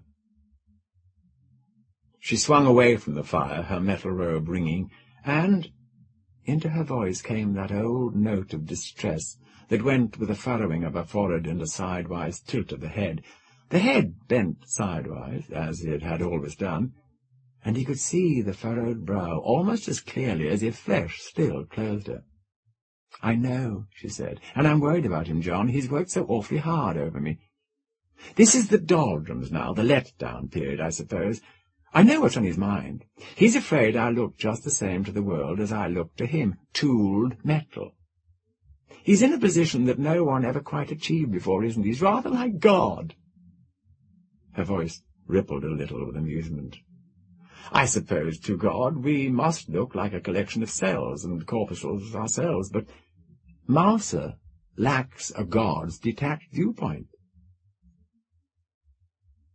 He can't see you as I do, anyhow."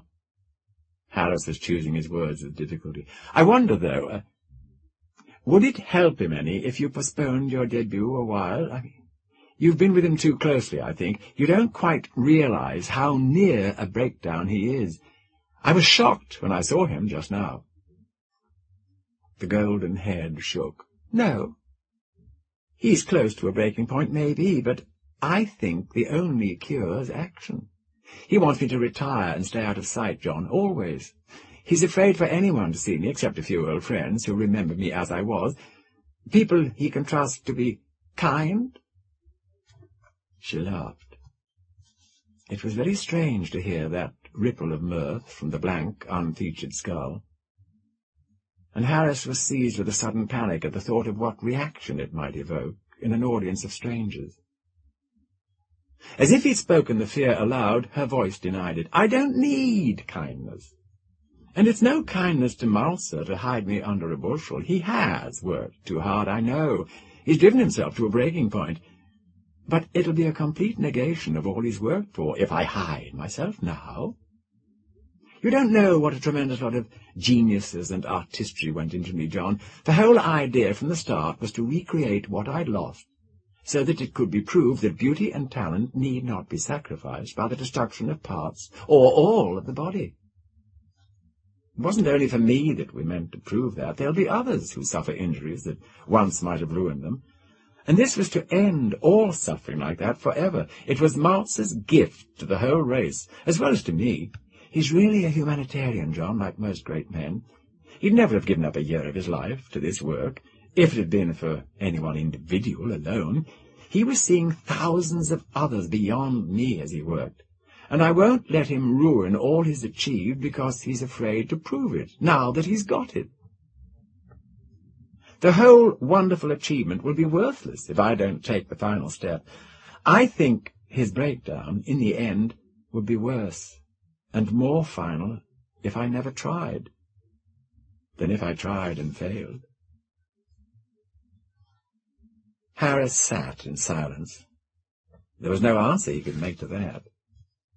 He hoped the little twinge of shamefaced jealousy he suddenly felt did not show, as he was reminded anew of the intimacy, closer than marriage, which had of necessity bound these two together. And he knew that any reaction of his would in its way be almost as prejudiced as Malz's, for a reason at once the same and entirely opposite, except that he himself came fresh to the problem, while Malz's viewpoint was coloured by a year of overwork and physical and mental exhaustion. "What are you going to do?" he asked finally. She was standing before the fire when he spoke, swaying just a little so that highlights danced all along her golden body. Now she turned with a serpentine grace and sank into the cushioned chair beside her. It came to him suddenly that she was much more than humanly graceful, quite as much as he had once feared that she would be less than human. "I've already arranged for a performance," she told him, her voice a little shaken, with a familiar mixture of excitement and defiance. Harris sat up at the start. "How? Where? Well, there hasn't been any publicity at all yet. Has there? I didn't know." Now, Johnny." Her amused voice soothed him. "You'll be handling everything just as usual once I get started back to work. That is, if you still want to. But this I've arranged for myself. It's going to be a surprise. I felt it had to be a surprise." She wriggled a little among the cushions. "Audience psychology is something I've always felt rather than known, and I do feel that this is the way it ought to be done. There's no precedent.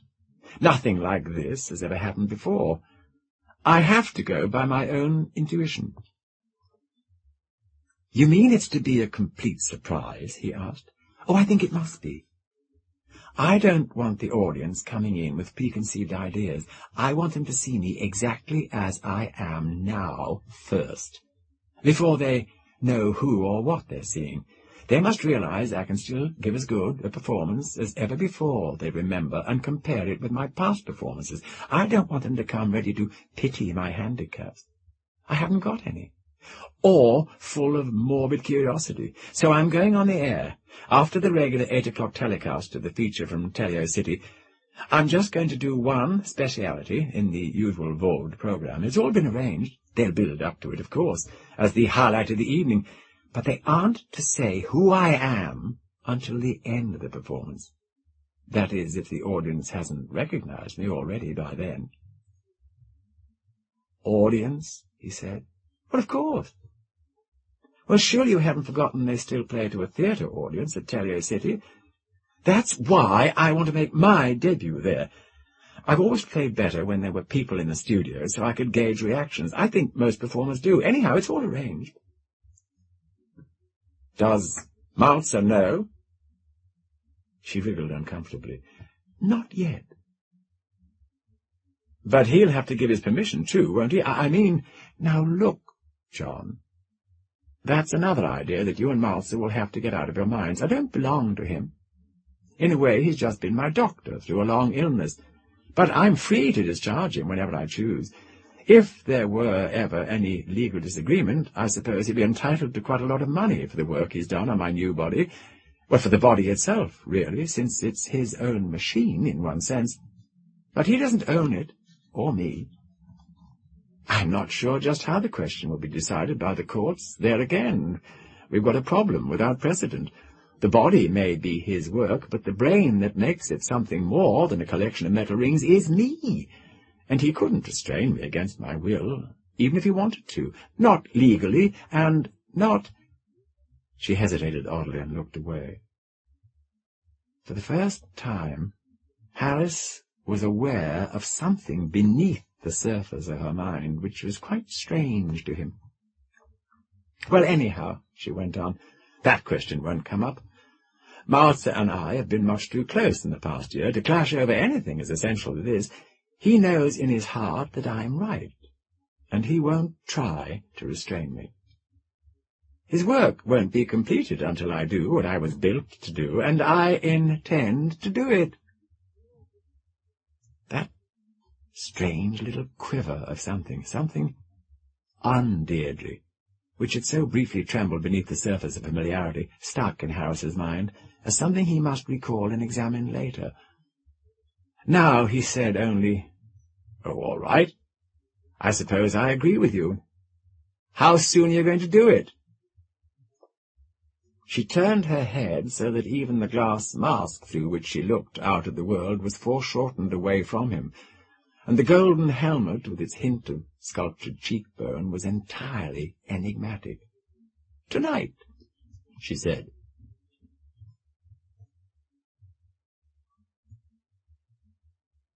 Malzer's thin hand shook so badly that he could not turn the dial. He tried twice, and then laughed nervously and shrugged at Harris. "You get her," he said. Harris glanced at his watch. "But it isn't time yet. She won't be on for half an hour."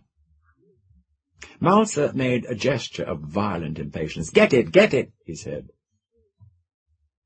Harris shrugged a little in turn and twisted the dial. On the tilted screen above them, shadows and sound blurred together and then clarified into a sombre medieval hall, vast, vaulted, people in bright costume, moving like pygmies through its dimness. Since the play concerned Mary of Scotland, the actors were dressed in something approximating Elizabethan garb, but as every era tends to translate costume into terms of the current fashions, the women's hair was dressed in a style that would have startled Elizabeth, and their footgear was entirely anachronistic. The hall dissolved, and the face swam up into soft focus upon the screen. The dark, lush beauty of the actress who was playing the Stuart Queen glowed at them in velvety perfection from the clouds of her pearl-strewn hair. Malzer groaned. "She's competing with that," he said hollowly. "You think she can't?" said Harris. Malzer slapped the chair arms with angry palms, and then the quivering of his fingers seemed suddenly to strike him, and he muttered to himself, "Well, look at 'em. I'm not even fit to handle a hammer and saw." But the mutter was an aside. "Well, of course she can't compete," he cried irritably. "She hasn't any sex. She isn't female anymore. She doesn't know that yet, but she'll learn." Harris stared at him, feeling a little stunned. Somehow the thought had not occurred to him before at all. So vividly had the illusion of the old Deirdre hung about the new one. "She's an abstraction now," Malzer went on, drumming his palms upon the chair in a quick, nervous rhythm. "I don't know what it'll do to her, but there'll be change. Remember Abelard? She's lost everything that made her essentially what the public wanted, and she's going to find it out the hard way. And after that—" He grimaced savagely and then was silent. "But she hasn't lost everything," Harris defended. "She can dance and sing as well as ever, maybe better. She still has grace and charm and—" "Yes, but where did the grace and the charm come from?" said Malzer. "Not out of the habit patterns in her brain. No, out of human contacts. Out of all the things that stimulate sensitive minds to creativeness, and she's lost 3 of her 5 senses. Everything she can't see and hear is gone. One of the strongest stimuli to a woman of her type was the knowledge of sex competition. You know how she sparkled when a man came into the room. All that's gone, and it was an essential. Malzer continued, "You know how liquor stimulated her? She's lost that. She couldn't taste food or drink, even if she needed it. Perfume, flowers, all the odours we respond to mean nothing to her now. She can't feel anything with tactual delicacy any more. She used to surround herself with luxuries. She drew her stimuli from them, and that's all gone too. She's withdrawn from all physical contacts." He squinted at the screen, not seeing it, his face drawn into lines like the lines of a skull. All flesh seemed to have dissolved off his bones in the past year, and Harris thought almost jealously that even in that way he seemed to be drawing near Deirdre in her fleshlessness with every passing week. "Sight," Malzer said, "is the most highly civilized of the senses. It was the last to come. The other senses tie us in closely with the very roots of life. I think we perceive them more keenly than we know. The things we realize through taste and smell and feeling stimulate directly, without a detour through the centers of conscious thought. You know how often a taste or an odor will recall a memory to you so subtly you don't know exactly what caused it. We need those primitive senses to tie us in with nature and the race. Through those ties, Deirdre drew her vitality without realizing it. Sight is a cold, intellectual thing compared with the other senses, but it's all she has to draw on now. She isn't a human being anymore. And I think what humanity is left in her will drain out, little by little, and never be replaced. Abelard, in a way, was a prototype, but Deirdre's loss is complete. She isn't human, Harris agreed slowly, but she isn't pure robot either. She's something somewhere between the two. And I think it's a mistake to try to guess just where or what the outcome will be. "I don't have to guess," Malzer said in a grim voice. "I know. I wish I'd let her die. I've done something to her 1,000 times worse than the fire ever could. I should have let her die in it." "Wait," said Harris. "Wait and see. I think you're wrong." On the television screen, Mary of Scotland climbed the scaffold to her doom, the gown of traditional scarlet clinging warmly to supple young curves, as anachronistic in their way as the slippers beneath the gown, for, as everyone but playwrights know, Mary was well into middle age before she died. Gracefully this latter day Mary bent her head, sweeping the long hair aside, kneeling to the block. Malzer watched stonily, seeing another woman entirely. "I shouldn't have let her," he was muttering. "I shouldn't have let her do it." "Do you really think that you'd have stopped her if you could?" Harris asked quietly. And the other man, after a moment's pause, shook his head jerkily. "No, I suppose not. I keep thinking if I worked and waited a little longer, maybe I could make it easier for her, but no, I suppose not. She's got to face them sooner or later, being herself." He stood up abruptly, shoving back his chair. "If she only weren't so frail.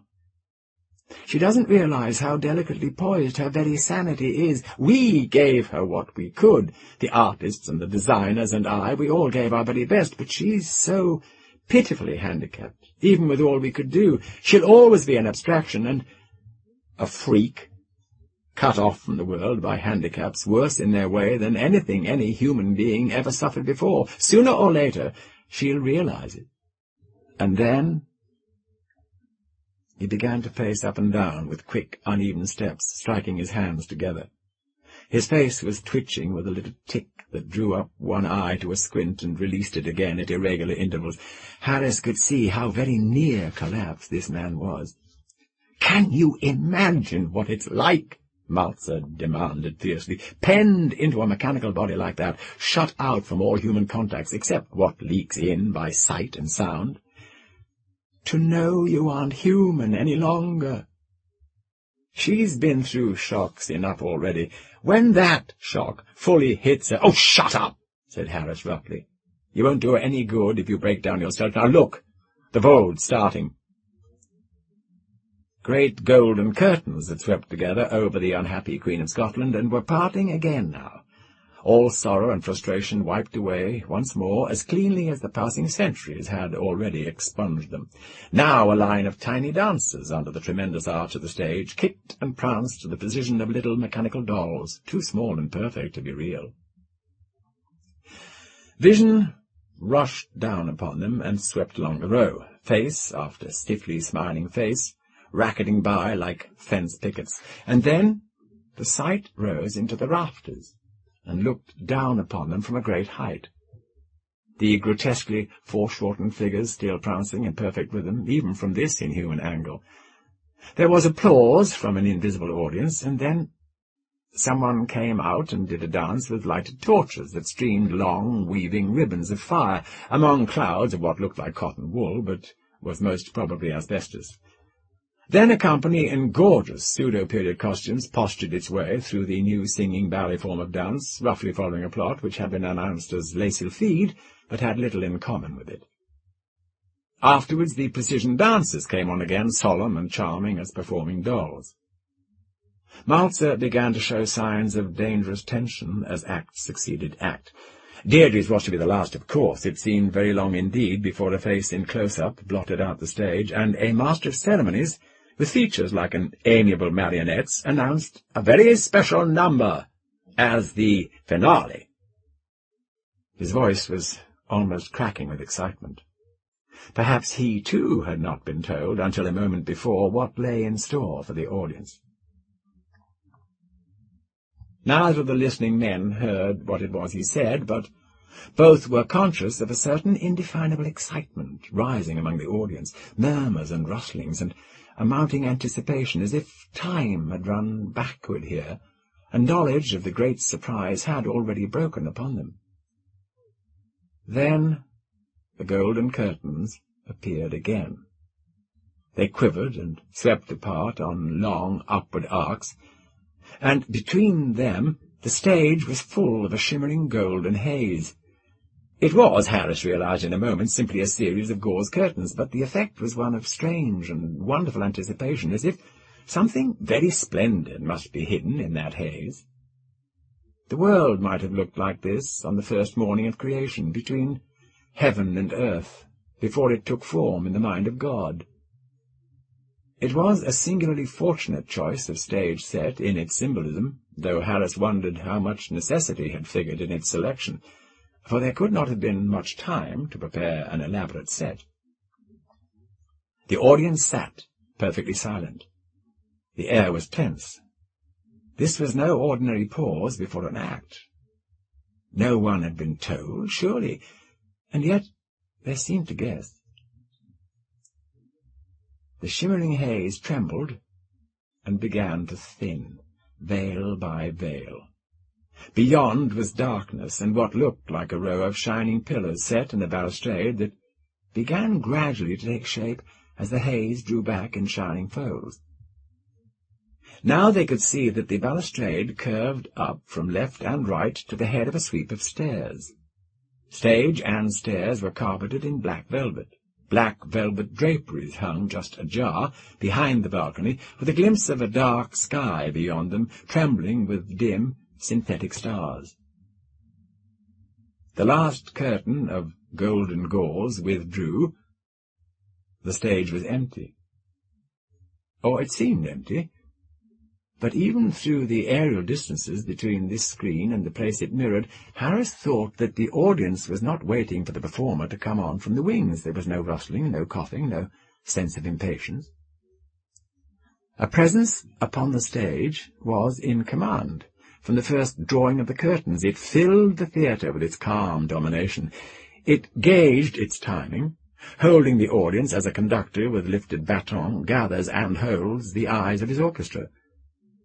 For a moment, everything was motionless upon the stage. And then, at the head of the stairs, where the two curves of the pillared balustrade swept together, a figure stirred.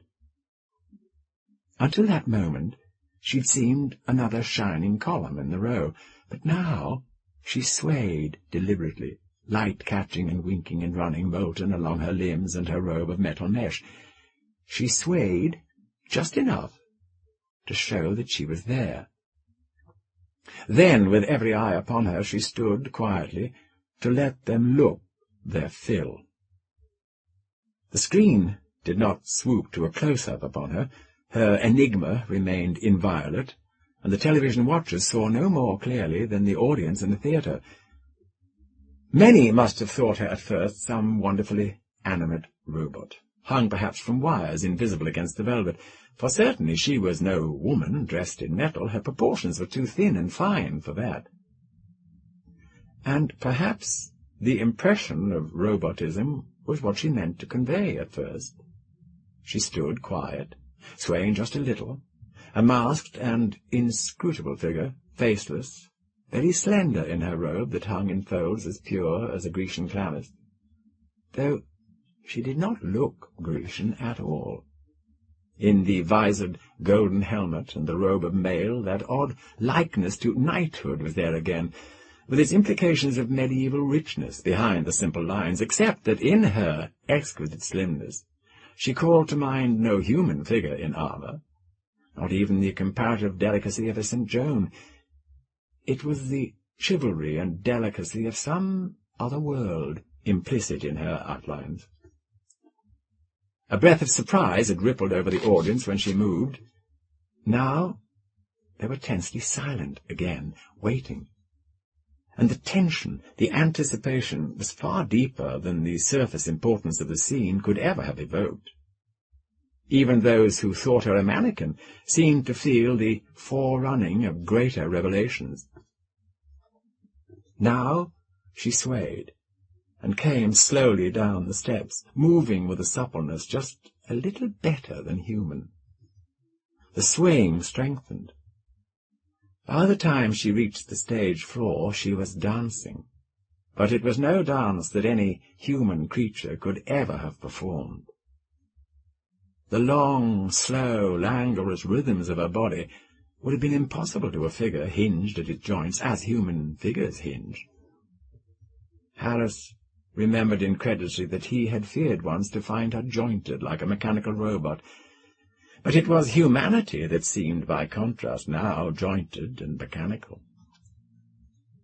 The languor and the rhythm of her patterns looked impromptu, as all good dancers should, but Harris knew what hours of composition and rehearsal must lie behind it, what laborious graving into her brain of strange new pathways, the first to replace the old ones and govern the mastery of metal limbs.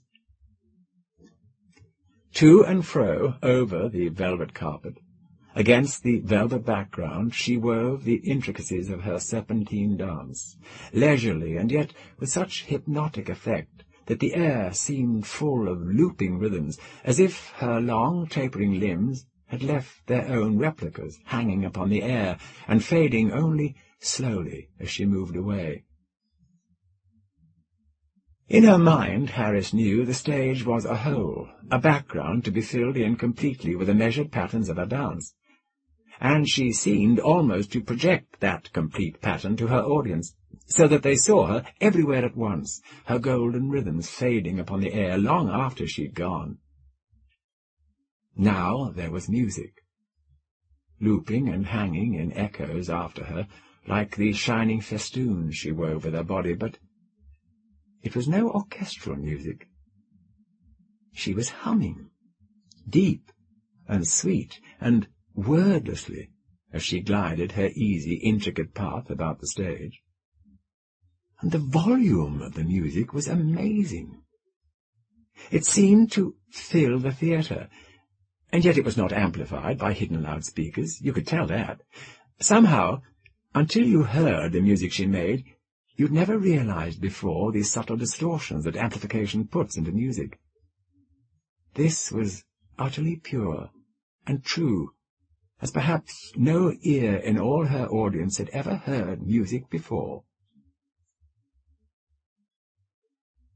While she danced, the audience did not seem to breathe.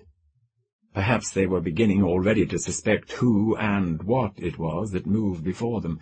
Without any fanfare, the publicity they had been half expecting for weeks now, and yet, without the publicity, it was not easy to believe the dancer they watched was not some cunningly motivated mannequin, swinging on unseen wires about the stage.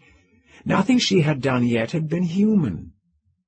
The dance was no dance that a human being could have performed. The music she hummed came from a throat without vocal cords.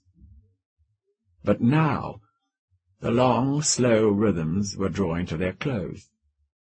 The pattern was tightening in to a finale.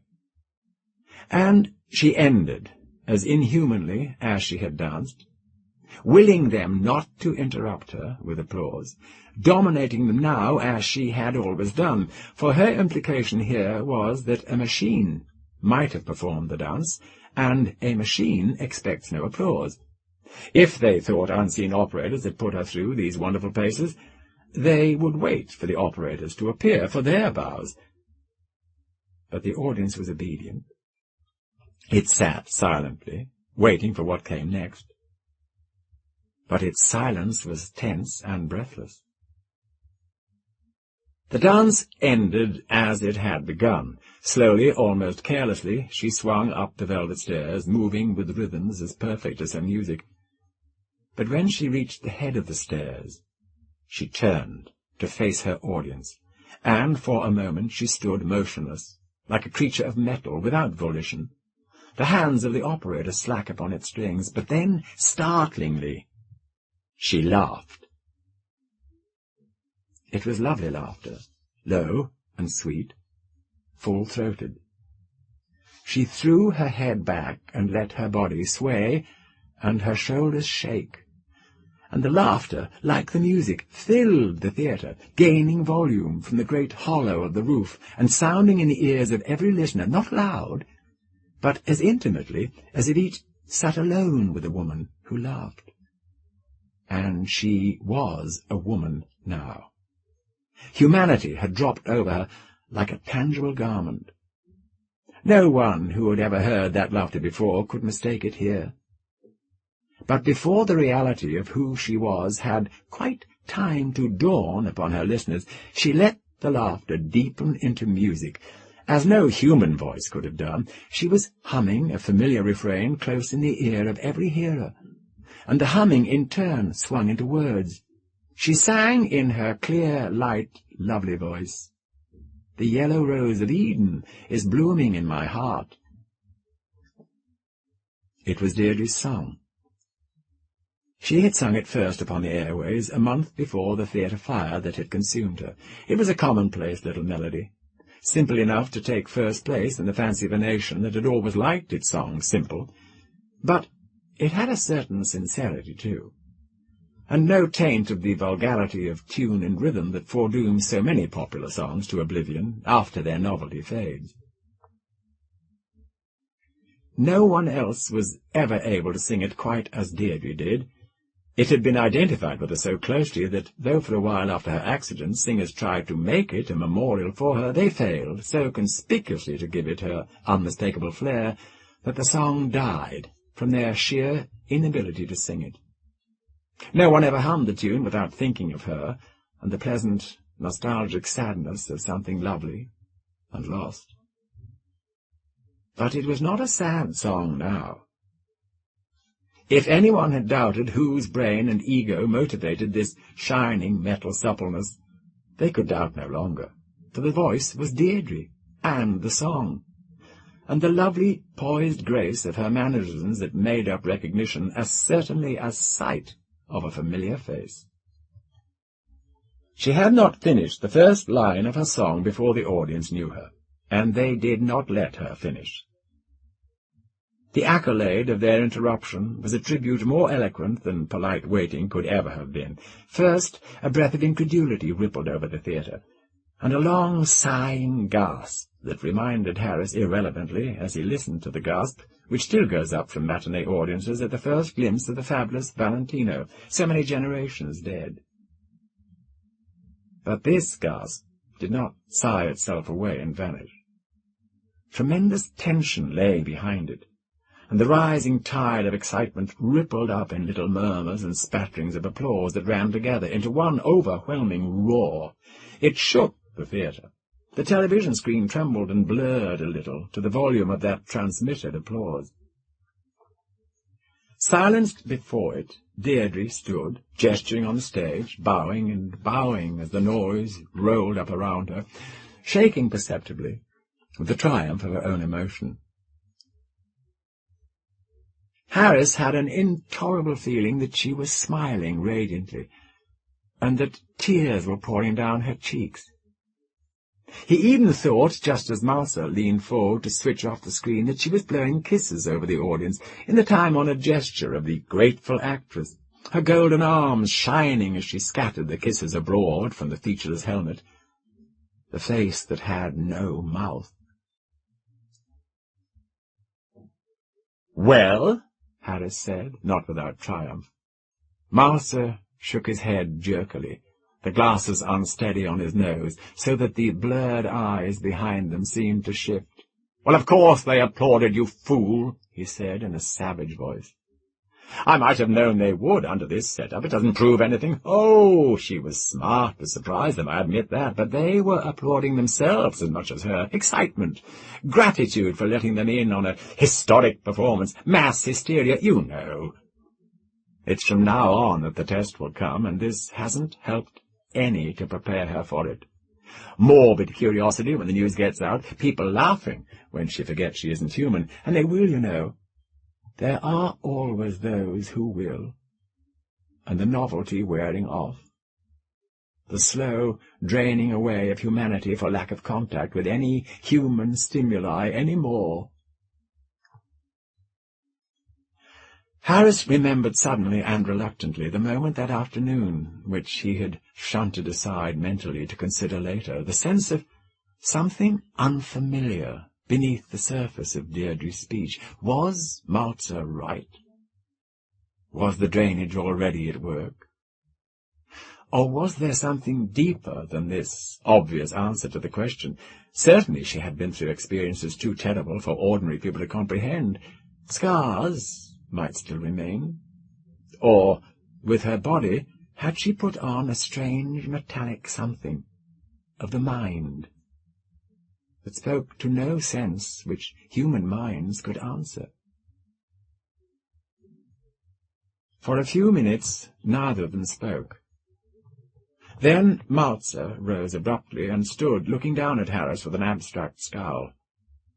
"I wish you'd go now," he said. Harris glanced up at him, startled. Mouser began to pace again, his steps quick and uneven.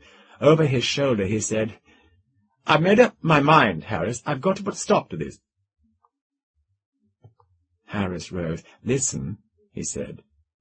"Tell me one thing. What makes you so certain you're right? Can you deny that most of it's speculation, hearsay evidence? Remember, I talked to Deirdre, and she was just as sure as you are in the opposite direction. Have you any real reason for what you think?" Mouser took his glasses off and rubbed his nose carefully, taking a long time about it. He seemed reluctant to answer, but when he did, at last, there was a confidence in his voice that Harris had not expected. "I have a reason," he said, "but you won't believe it. Nobody would." "Well, try me," said Harris. Mouser shook his head. "Nobody could believe it. No two people were ever in quite the same relationship before as Deirdre and I have been. I helped her come back out of complete oblivion. I knew her before she had voice or hearing. She was only a frantic mind when I first made contact with her, half insane with all that had happened and fear of what would happen next. In a very literal sense, she was reborn out of that condition, and I had to guide her through every step of the way. I came to know her thoughts before she thought them. Once you've been that close to another mind, you don't lose the contact easily." He put his glasses back on, and he looked blurrily at Harris through the heavy lenses. "Deirdre is worried," he said. "I know it. You won't believe me, but I can sense it. I tell you, I've been too close to her very mind itself to make any mistake. You don't see it, maybe. Maybe even she doesn't know it yet, but the worry's there. When I'm with her, I feel it. And I don't want it to come any nearer the surface of her mind than it's come already. I'm going to put a stop to this before it's too late." Harris had no comment for that. It was too entirely outside his own experience. He said nothing for a moment, and then he asked simply, "How?" "I'm not sure yet," said Malser. "I've got to decide before she comes back, and I want to see her alone." "I think you're wrong," Harris told him quietly. "I think you're imagining things. I don't think you can stop her." Malser gave him a slanted glance. "I can stop her," he said, in a curious voice. He went on quickly. "She has enough already. She's nearly human. She can live normally, as other people live, without going back on the screen. Maybe this taste of it will be enough. I've got to convince her that it is. If she retires now, she'll never guess how cruel her own audiences could be, and maybe that deep sense of distress, uneasiness, whatever it is, won't come to the surface. It mustn't. She's too fragile to stand that." He slapped his hands together sharply. "I've got to stop her for her own sake. I've got to do it." He swung round again to face Harris. "Will you go now?" Never in his life had Harris wanted less to leave a place. Briefly he thought of saying simply, "No, I won't." But he had to admit in his own mind that Malser was at least partly right. This was a matter between Deirdre and her creator, the culmination, perhaps, of that years-long intimacy, so like marriage that this final need for supremacy was a need that he recognized. He would not, he thought, forbid the showdown if he could. Perhaps the whole year had been building up to this one moment between them in which one or the other must prove himself victor. Neither was very well stable just now, after the long strain of the year past. It might very well be that the mental salvation of one or both hinged upon the outcome of the clash. But because each was so strongly motivated, not by selfish concern, but by solicitude for the other in this strange combat, Harris knew he must leave them to settle this thing alone. He was in the street and hailing a taxi before the full significance of something that Malser had said came to him. "I can stop her," he had declared, with an odd inflection in his voice. Suddenly Harris felt cold. Malser had made her. Of course he could stop her if he chose. Was there some key in that supple golden body that could immobilize it at its maker's will? Could she be imprisoned in the cage of her own body? No body before in all history, he thought, could have been designed more truly to be a prison for its mind than Deirdre's. If Malser chose to turn the key that locked her in, there must be many ways to do it. He could simply withhold whatever source of nourishment kept her brain alive, if that were the way he chose. But Harris could not believe he would do it. The man wasn't insane. He would not defeat his own purpose. His determination rose from his solicitude for Deirdre. He would not, even in the last extremity, try to save her by imprisoning her in the jail of her own skull. For a moment, Harris hesitated on the curb, almost turning back. But what could he do? Even granting that Malser would resort to such tactics, self-defeating in their very nature, how could any man on earth prevent him if he did it subtly enough? But he never would. Harris knew he never would. He got into his cab, slowly, frowning. He would see them both tomorrow. He did not. Harris was swamped with excited calls about yesterday's performance, but the message he was awaiting did not come. The day went by very slowly. Toward evening he surrendered, and he called Maltz's apartment. It was Deirdre's face that answered, and for once he saw no remembered features superimposed upon the blankness of her helmet. Masked and faceless, she looked at him inscrutably. "Is everything all right?" he asked, a little uncomfortable. "Yes, of course," she said, and her voice was a bit metallic for the first time, as if she were thinking so deeply of some other matter that she did not trouble to pitch it properly. "I had a long talk with Maltzer last night, if that's what you mean. You know what he wants, but nothing's been decided yet." Harris felt oddly rebuffed by the sudden realization of the mettle of her. It was impossible to read anything from face or voice. Each had its mask. "What are you going to do?" he asked. "Exactly as I planned," she told him, without inflection. Harris floundered a little, and then, with an effort at practicality, he said, "Do you want me to go to work on the bookings, then?" She shook the delicately modelled skull. "Not yet. You saw the reviews today, of course. They did like me." It was an understatement, and for the first time a note of warmth sounded in her voice. But the preoccupation was still there, too. "I'd already planned to make them wait a while after my first performance," she went on. "A couple of weeks, anyhow. You remember that little farm of mine in Jersey, John? I'm going over there today. I won't see anyone except the servants. Not even Maltzer. Not even you. I've got a lot to think about. Maltzer has agreed to let everything go until we've both thought things over. He's taking a rest, too. I'll see you the moment I get back, John. Is that all right?"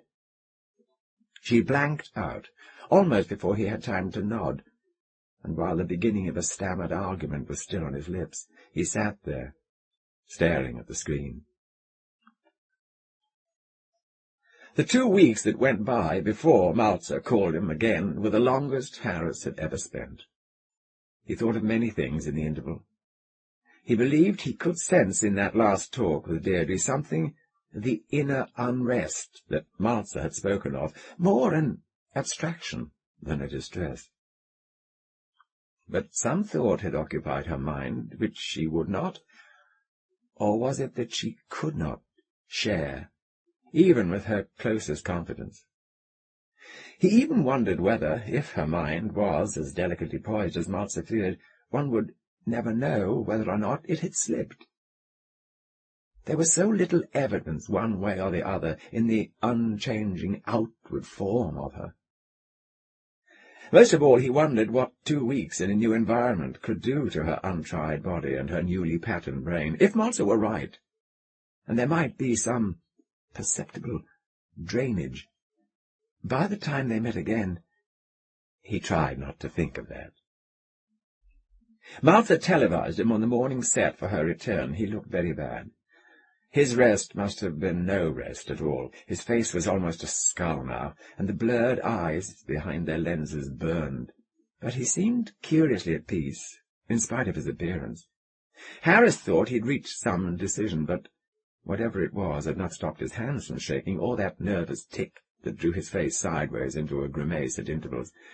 "Come over," he said briefly, without preamble. "She'll be here in half an hour," and he blanked out too, without waiting for an answer. When Harris arrived, he was standing by the window looking down and steadying his trembling hands on the sill. "I can't stop her," he said in a monotone, and again without preamble.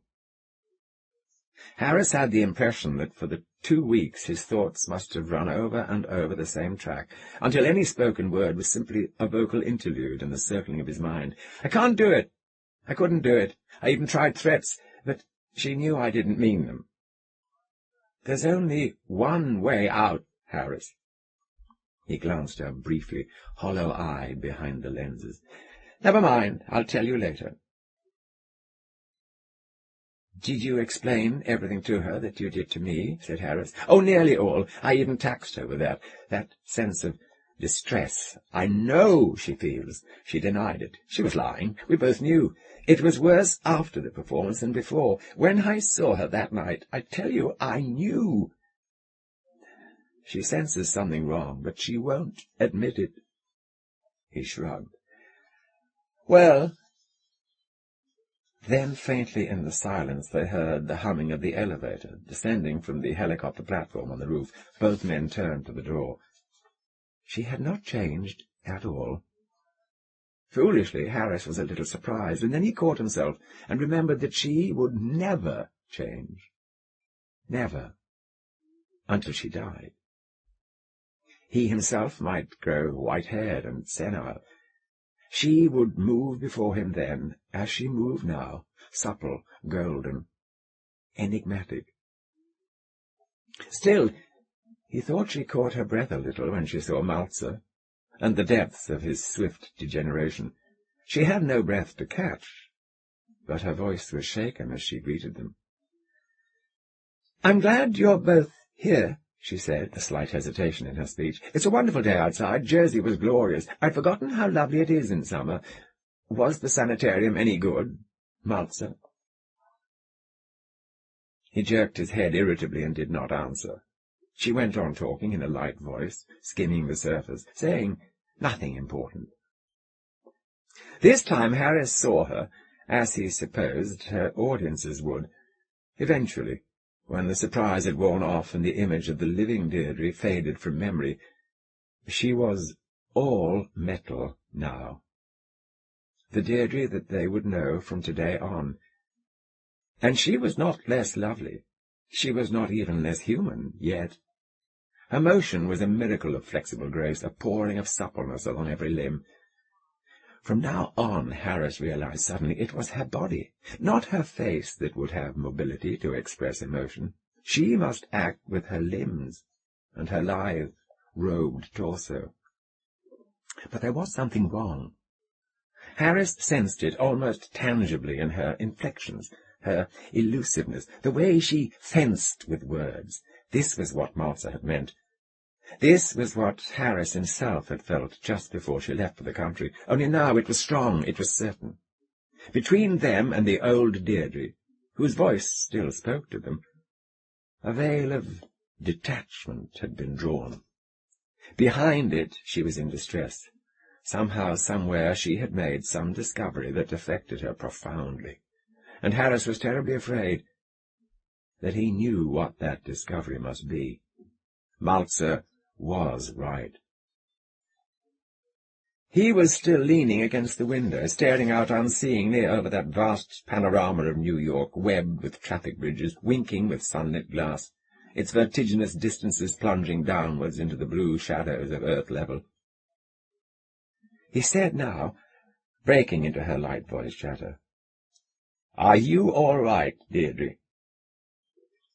She laughed. It was lovely laughter. She moved lithely across the room, sunlight glinting on her musically mailed robe. She stooped to a cigarette box on a table. Her fingers were deft.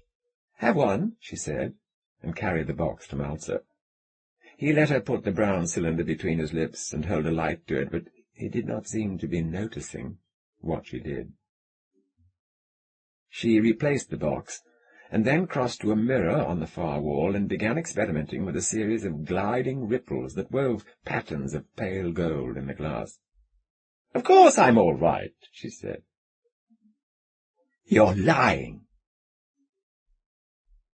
Deirdre did not turn.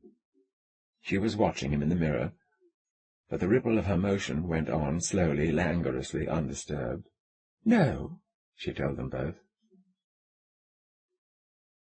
Malzer drew deeply on his cigarette, and then with a hard pull he unsealed the window and tossed the smoking stub far out over the gulfs below. He said, "You can't deceive me, Deirdre." His voice suddenly was quite calm. "I created you, my dear, I know. I've sensed that uneasiness in you growing and growing for a long while now, and it's much stronger today than it was 2 weeks ago. Something happened to you in the country. I don't know what it was, but you've changed. Will you admit to yourself what it is, Deirdre? Have you realized yet that you must not go back on the screen?" "Why, no," said Deirdre, still not looking at him except obliquely in the glass. Her gestures were slower now, weaving lazy patterns in the air. No, I haven't changed my mind," she said. She was all metal, outwardly. She was taking unfair advantage of her own metalhood. She had withdrawn far within, behind the mask of her voice and her facelessness, even her body, whose involuntary motions might have betrayed what she was feeling. In the only way she could be subject to betrayal now, she was putting through ritual motions that disguised it completely. As long as these looping, weaving patterns occupied her, no one had any way of guessing, even from emotion, what went on in that hidden brain inside her helmet. Harris was struck suddenly, and for the first time, with the completeness of her withdrawal. When he'd seen her last in this apartment, she'd been wholly Deirdre, not masked at all, overflowing the metal with the warmth and ardour of the woman that he'd known so well. But since then, since the performance on the stage, he had not seen the familiar Deirdre again. Passionately he wondered why. Had she begun to suspect even her moment of triumph what a fickle master an audience could be? Had she caught, perhaps, the sound of whispers and laughter among some small portion of her watchers, although the great majority praised her? Or was Malzer right? Perhaps Harris's first interview with her had been the last bright burning of the lost Deirdre, animated by excitement, the pleasure of meeting after so long a time, animation summoned up in a strong, last effort to convince him. Now she was gone. But whether in self-protection against the possible cruelties of human beings, or whether in withdrawal to metalhood, he could not guess. Humanity might be draining out of her fast, and the brassy taint of metal permeating the brain that it housed. Malzer laid his trembling hand on the edge of the open window and looked out. He said, in a deepened voice, the querulous note gone for the first time, "I've made a terrible mistake, Deirdre. I have done you irreparable harm." He paused a moment, but Deirdre said nothing. Harris dared not speak. Then, in a moment, Malzer went on, "I've made you vulnerable, and I've given you no weapons to fight your enemies with. And the human race is your enemy, my dear, whether you admit it now or later. I think you know that. I think that's why you're so silent. I think you must have suspected it on the stage 2 weeks ago, and verified it in Jersey while you were gone. They're going to hate you after a while because you are still beautiful, and they're going to persecute you because you're different and helpless. Once the novelty wears off, my dear, your audience will be simply a mob." He was not looking at her. He'd bent forward a little, looking out of the window and down. His hair stirred in the wind that blew very strongly up this high, and whined thinly around the open edge of the glass. "I meant what I did for you," he said, "to be for everyone who meets with accidents that might have ruined them. I should have known that my gift would mean worse ruin than any mutilation could be. I know now that there's only one legitimate way that a human being can create life.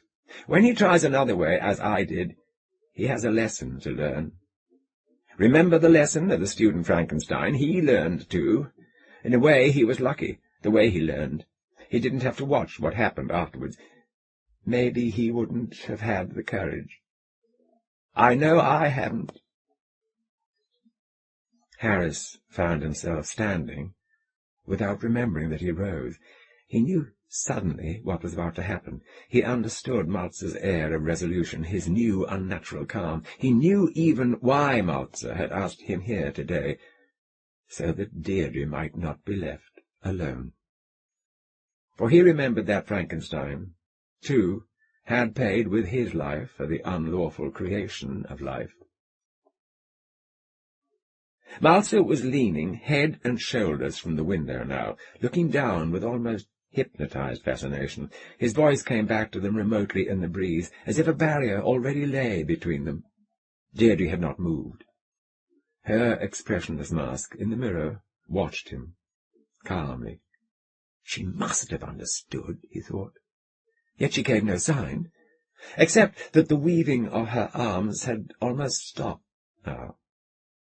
She moved so slowly, like a dance seen in a nightmare under water. It was impossible, of course, for her to express any emotion. The fact that her face showed none now should not, in fairness, be held against her, but she watched so wholly without feeling, he thought. Neither of them moved towards the window. A false step, now, might send him over. They remained quiet, listening to his voice. "We who bring life into the world unlawfully," said Martha, almost thoughtfully, "must make room for it by withdrawing our own. That seems to be an inflexible rule. It works automatically. The thing we create makes living unbearably. Oh, no, it's nothing you can help, my dear. I've asked you to do something I created you incapable of doing. I made you to perform a function, and I've been asking you to forego the one thing you were made to do. I believe that if you do it, it will destroy you. But the whole guilt is mine, not yours.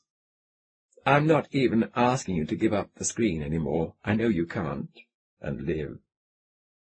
But I can't live and watch you. I put all my skill and all my love in one final masterpiece, and I can't bear to watch it destroyed. I can't live and watch you do only what I made you to do, and ruin yourself because you must do it. But before I go, I have to make sure you understand," he said. He leaned a little farther, looking down, and his voice grew more remote as the glass came between them. He was saying almost unbearable things now, but very distantly, in a cool, passionless tone filtered through wind and glass, and with the distant humming of the city mingled with it, so that the words were curiously robbed of poignancy. "I can be a coward," he said, "and escape the consequences of what I've done, but I can't go and leave you not understanding. It would be even worse than the thought of your failure, to think of you bewildered and confused when the mob turns on you. What I'm telling you, my dear, won't be any real news. I think you sense it already, though you may not admit it to yourself. We've been too close to lie to each other, Deirdre. I know when you aren't telling the truth. I know the distress that's been growing in your mind. You are not wholly human, my dear. I think you know that.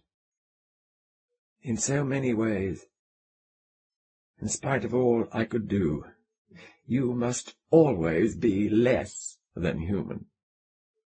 You've lost the senses of perception that kept you in touch with humanity. Sight and hearing are all that remain, and sight, as I've said before, was the last and the coldest of the senses to develop, and you are so delicately poised on a sort of thin edge of reason. You are only a clear, glowing mind, animating a metal body, like a candle flame in a glass, and as precariously vulnerable to the wind." He paused. "Try not to let them ruin you completely," he said, after a while. "When they turn against you, when they find out that you're more helpless than they, oh, I wish I could have made you stronger, Deirdre, but I couldn't. I had too much skill for your good and mine, but not quite enough skill for that." He was silent again then, briefly, looking down. He was balanced precariously now, more than halfway over the sill, and supported only by one hand on the glass. Harris watched him with an agonized uncertainty, not sure whether a sudden leap might catch him in time or send him over.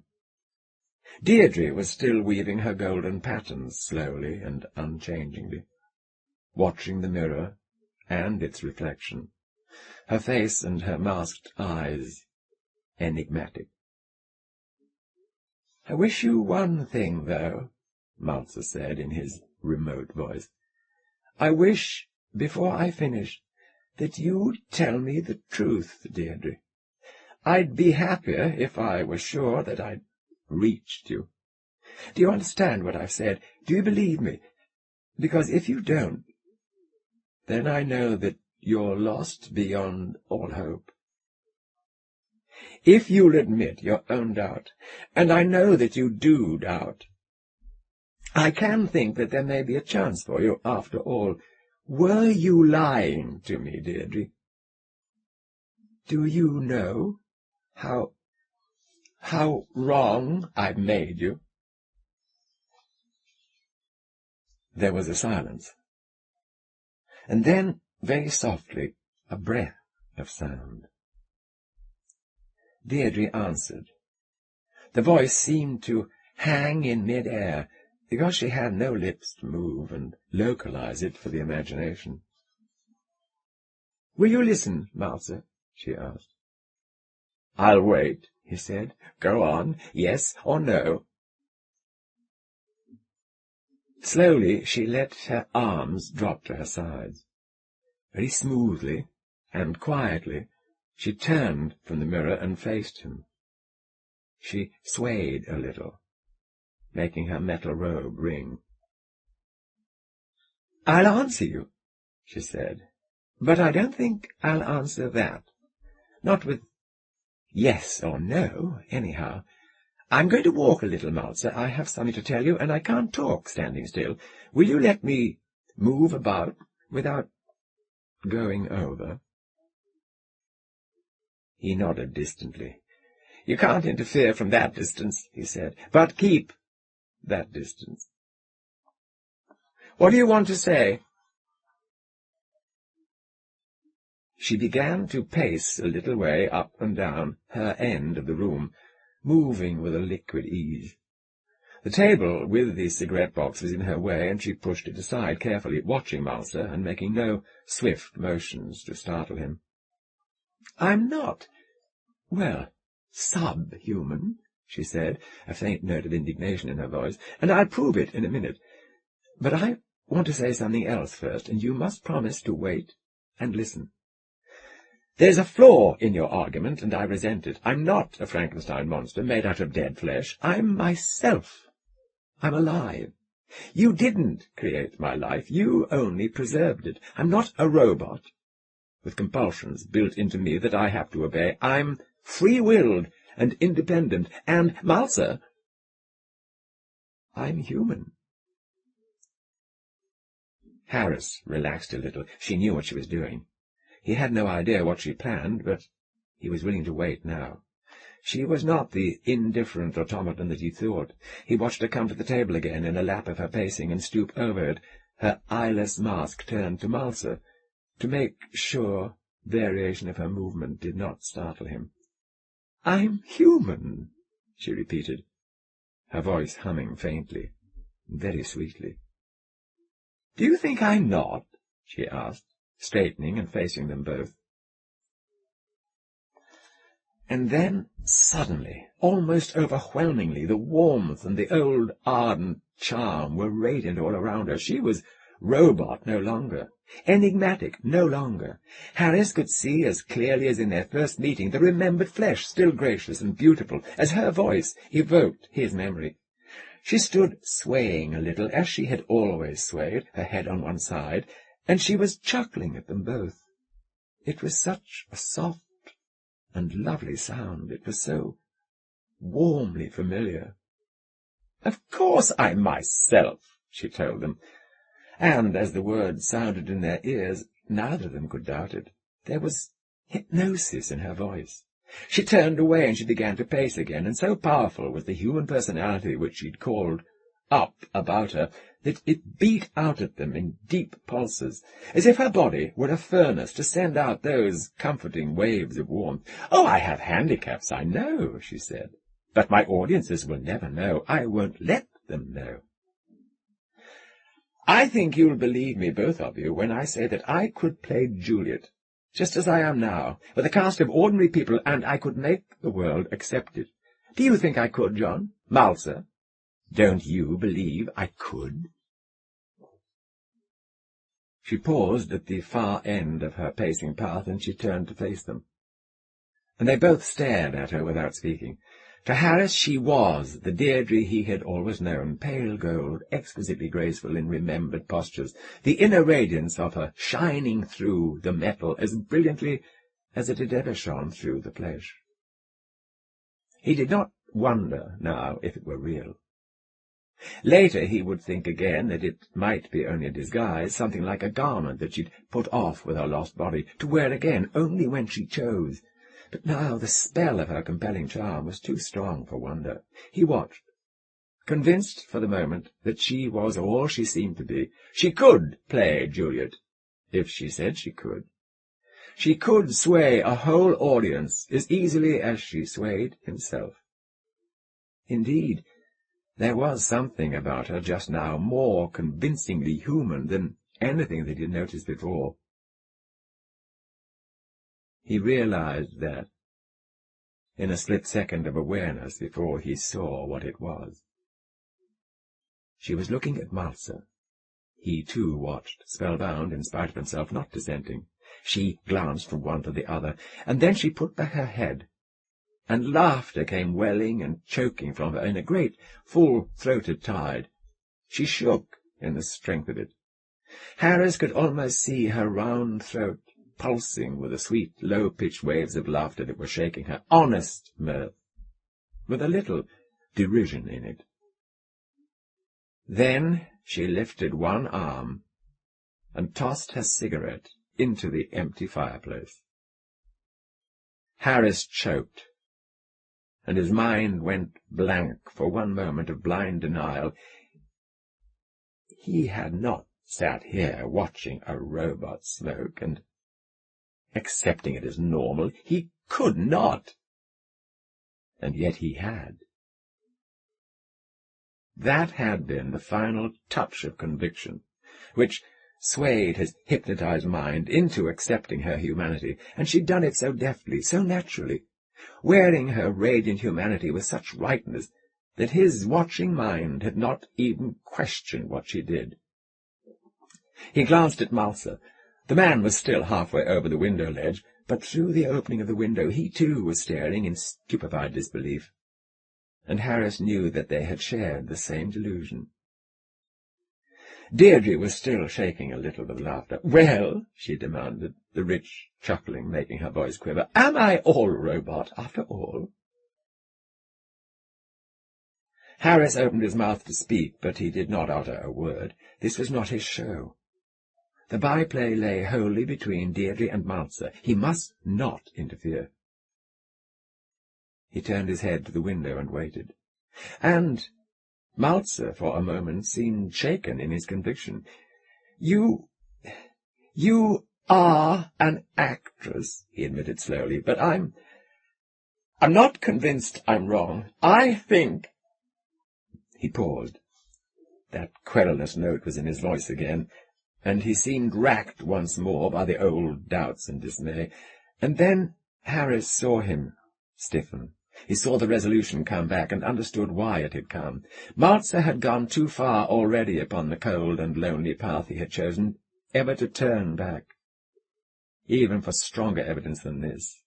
He had reached his conclusions only after mental turmoil too terrible to face again. Safety and peace lay in the course he had steeled himself to follow. He was too tired, too exhausted by months of conflict, to retrace his path and begin all over again. Harris could see him groping for a way out, and in a moment he saw him find it. "That was a trick," he said hollowly. "Oh, maybe you could play it on a larger audience, too. Maybe you have more tricks to use. I might be wrong, but Deirdre," his voice grew urgent, "you haven't answered the one thing I've got to know. You can't answer it. You do feel dismay.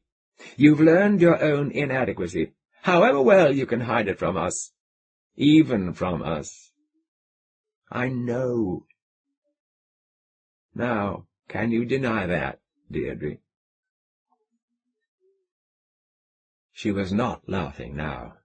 She let her arms fall, and the flexible golden body seemed to droop a little all over, as if the brain that a moment before had been sending out strong, sure waves of confidence had slackened its power, and the intangible muscles of her limbs had slackened with it. Some of the glowing humanity began to fade. It receded within her, and was gone, as if the fire in the furnace of her body was sinking and cooling. "Malzer," she said uncertainly, "I can't answer that yet. I can't." And then, while they both waited in anxiety for her to finish the sentence, she blazed. She seemed to be a figure in stasis. She blazed. It was something that no eye could watch and translate into terms that the brain could follow. Her motion was too swift. Malzer in the window was a whole long room-length away. He thought himself safe at such a distance, knowing that no normal human being could reach him before he moved, but Deirdre was, of course, neither normal nor human. In the same instant she stood, drooping by the mirror, she was simultaneously at Malzer's side. Her motion negated time and destroyed space. As a glowing cigarette tip in the dark describes closed circles before the eye when the holder moves it swiftly, so Deirdre blazed in one continuous flash of golden motion across the room. But, curiously, she was not blurred. Harris, watching, felt his mind go blank again, but less in surprise than because no normal eyes and brain could perceive what it was that he looked at.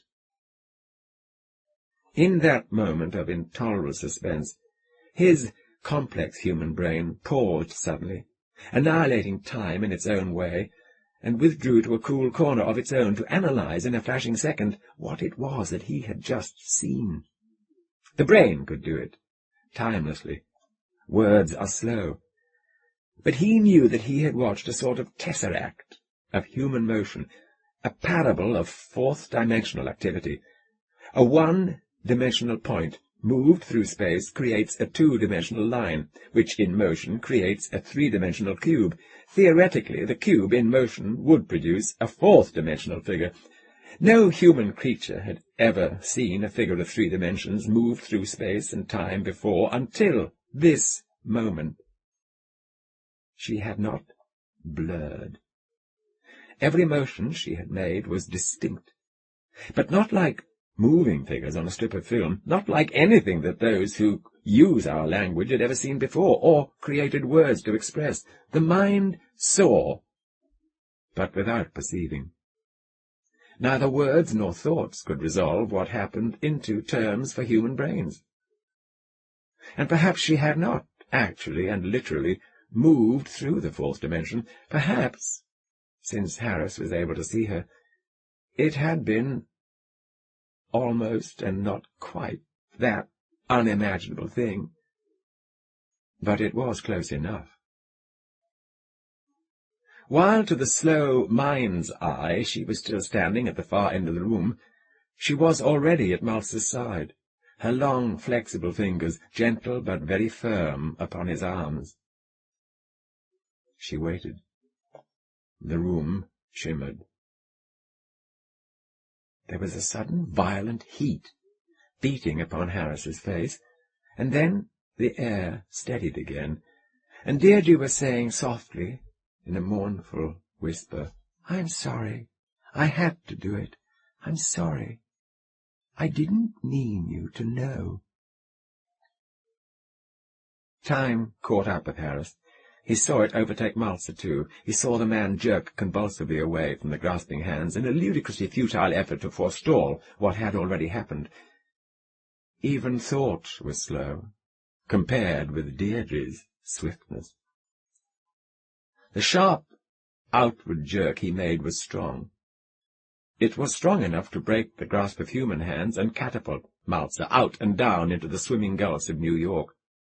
The mind leapt ahead to a logical conclusion, and saw him twisting and turning and diminishing with dreadful rapidity to a tiny point of darkness that dropped away, through sunlight, towards the shadows near the earth.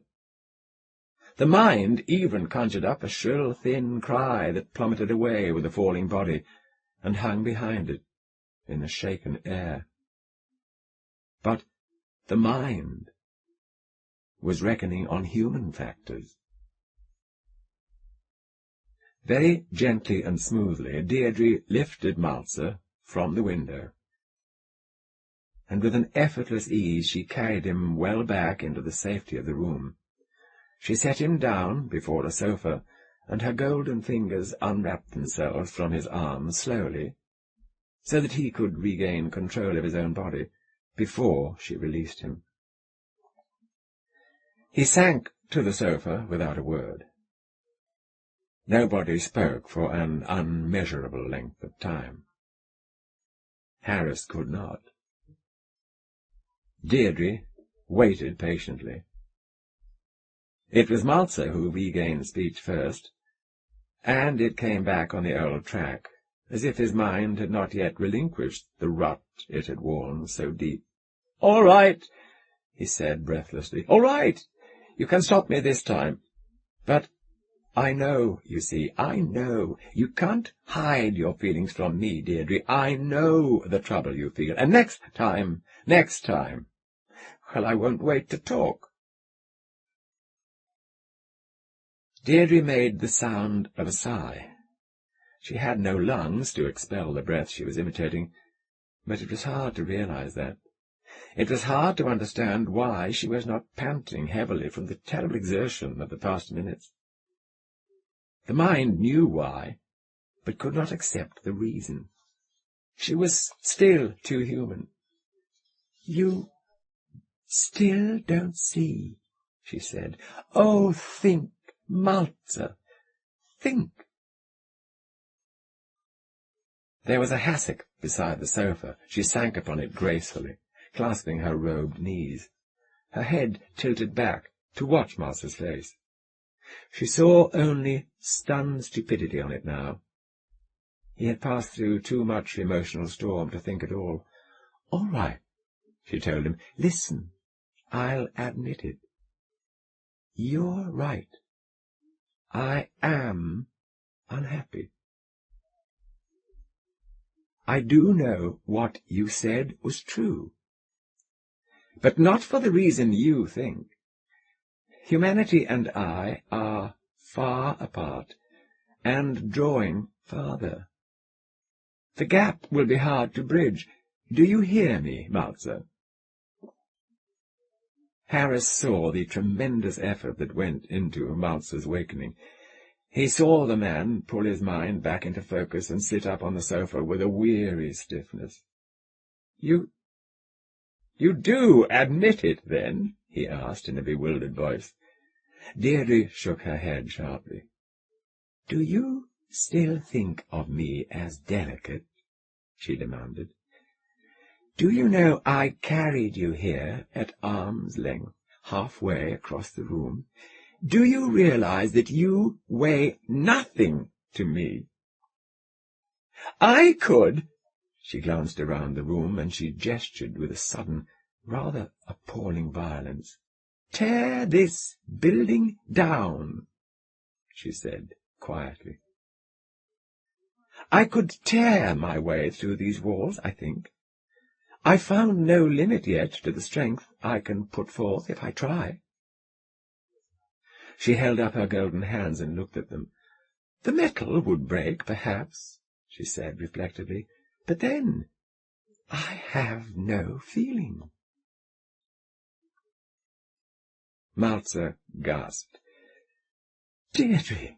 She looked up at him with what must have been a smile. It sounded clearly in her voice. "Oh, I won't. I wouldn't have to do it with my hands if I wanted. Look. Listen." She put her head back, and a deep, vibrating hum gathered and grew in what one still thought of as her throat. It deepened swiftly, and the ears began to ring. It was deeper, and the furniture vibrated. The walls began, almost imperceptibly, to shake. The room was full and bursting, with a sound that shook every atom upon its neighbour with a terrible disrupting force, and then the sound ceased. The humming died, and then Deirdre laughed, and made another and quite differently pitched sound.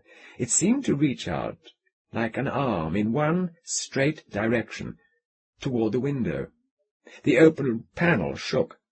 Deirdre intensified her hum, and slowly, with imperceptible jolts that merged into smoothness, the window jarred itself shut. "You see," Deirdre said. "You see?" But still Malzer could only stare. Harris was staring too, his mind beginning slowly to accept what she implied. Both were too stunned to leap ahead to any conclusions yet. Deirdre rose impatiently and began to pace again, in a ringing of metal robe and a twinkling of reflected lights. She was panther-like in her suppleness. They could see the power behind that lithe motion now. They no longer thought of her as helpless. But they were far, still, from grasping the truth. "You were wrong about me, Malzer," she said, with an effort at patience in her voice. "But you were right, too, in a way that you didn't guess. I'm not afraid of humanity. I haven't anything to fear from them. Why—" her voice took on a tinge of contempt. "Already I've set a fashion in women's clothing. By next week you won't see a woman on the street without a mask like mine, and every dress that isn't cut like a chlamys will be out of style. I'm not afraid of humanity. I won't lose touch with them, unless I want to. I've learned a lot. I've learned too much already." Her voice faded for a moment, and Harris had a quick and appalling vision of her experimenting in the solitude of her farm, testing the range of her voice, testing her eyesight. Could she see microscopically and telescopically? And was her hearing as abnormally flexible as her voice? "You were afraid that I had lost feeling and scent and taste," she went on. She was still pacing with that powerful, tigerish tread. "Hearing and sight would not be enough, you think. But why do you think that sight is the last of the senses? It may be the latest, Malzer, Harris, but why do you think it is the last?" She may not have whispered that. Perhaps it was only their hearing that made it seem thin and distant, as the brain contracted and would not let the thought come through in its stunning entirety. "Oh, no," Deirdre said. "I haven't lost contact with the human race. I never will, unless I want to. It's too easy. It's too easy." She was watching her shining feet as she paced, and her masked face was averted. Sorrow sounded in her soft voice now. "I didn't mean to let you know," she said.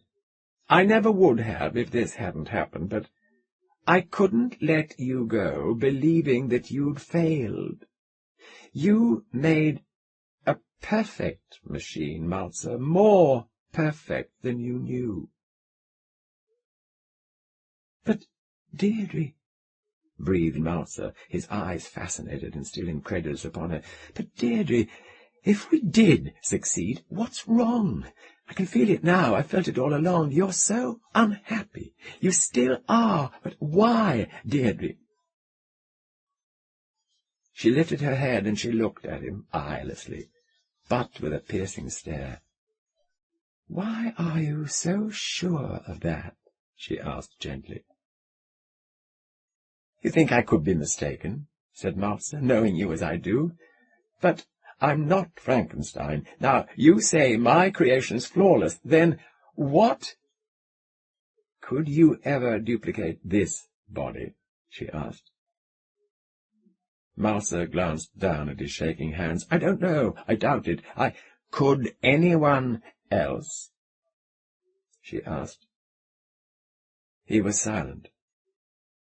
And then Deirdre answered for him. I don't believe anyone could. I think I was an accident, a sort of mutation, halfway between flesh and metal, something accidental and unnatural, turning off on a wrong course of evolution that never reaches a dead end. Another brain in a body like this might die or go mad, as you thought I would. The synapses are too delicate. You were, call it lucky with me. From what I know now, I don't think that a baroque like me could happen again. She paused a moment. What you did was kindle the fire for the phoenix, in a way, and the phoenix rises, perfect and renewed, from its own ashes. Do you remember why it had to reproduce itself in that way? Malzer shook his head. I'll tell you, she said. It was because there was only one phoenix, only one in the whole world. They looked at each other in silence. And then Deirdre shrugged a little. Oh, he always came out of the fire perfect, of course. I'm not weak, Malzer. You needn't let that thought bother you any more. I'm not vulnerable and helpless. I'm not subhuman. She laughed dryly. I suppose, she said, that I'm superhuman. But not happy, said Malzer. I'm afraid.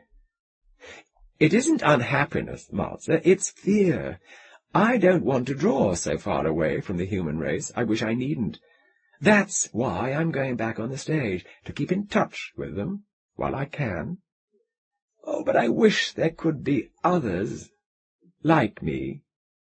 I'm lonely, Malzer. Silence again, and then Malzer said, in a voice as distant as when he'd spoken to them through glass over gulfs as deep as oblivion, Then I am Frankenstein, after all. Perhaps you are, Deirdre said very softly. I don't know. Perhaps you are. She turned away and moved smoothly, powerfully, down the room to the window. Now that Harris knew, he could almost hear the sheer power purring along her limbs as she walked. She leaned the golden forehead against the glass. It clinked faintly with a musical sound, and looked down into the depth that Malzer had hung above.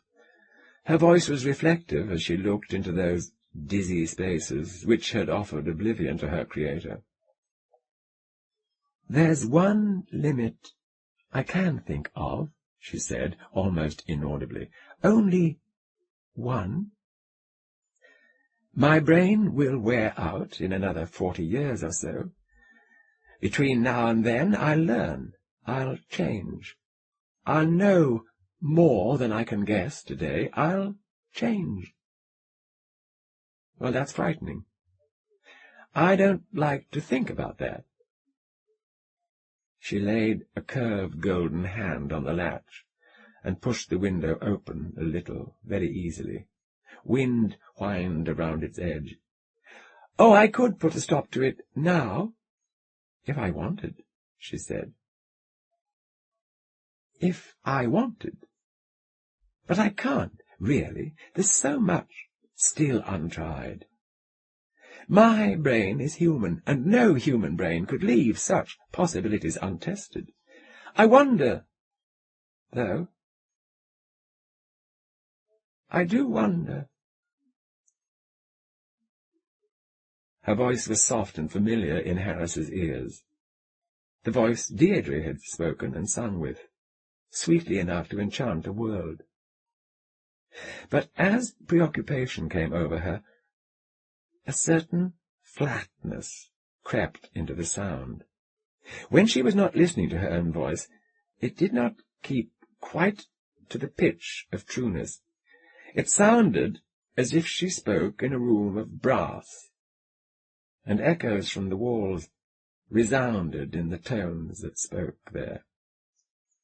"I wonder," she repeated, the distant taint of metal already in her voice.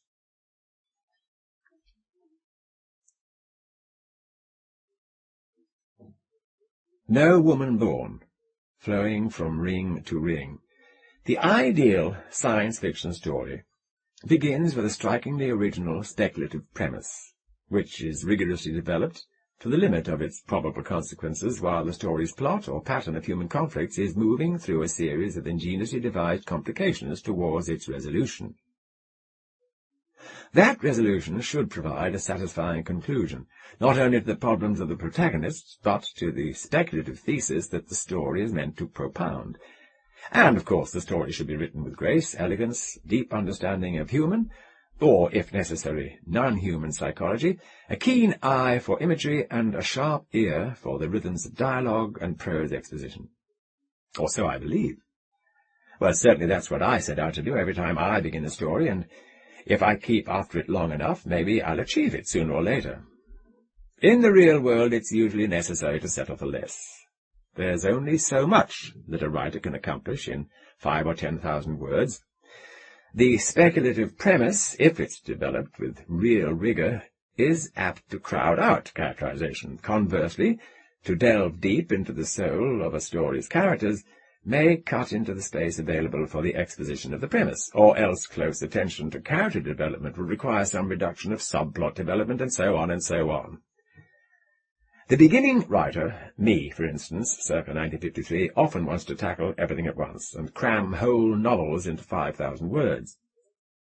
The professional understands the limitations of the form and works toward a single primary effect in each story. Thus, we've already seen how Damon Knight was able to turn an old hat idea that a monster eats man into a fresh one by the careful working out of the consequences of that idea, and so to write an admirable story using characters who aren't much more than clusters of broadly differentiated standard traits. Deep penetration of personality profiles would have been beside the point.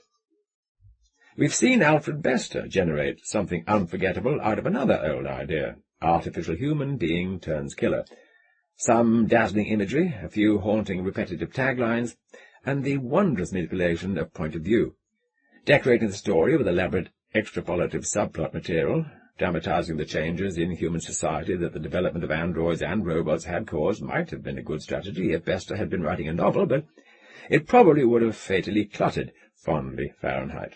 Likewise dragging in a vengeful detective who had a score to settle with Vandeleur, or providing us with extensive detail about Vandeleur's 3 failed marriages.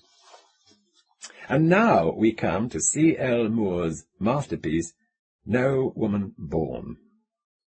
A story notable neither for originality of idea nor complexity of plot, which nevertheless succeeds magnificently by achieving extraordinary richness of vision and emotion, conveyed through supple, beautifully modulated prose.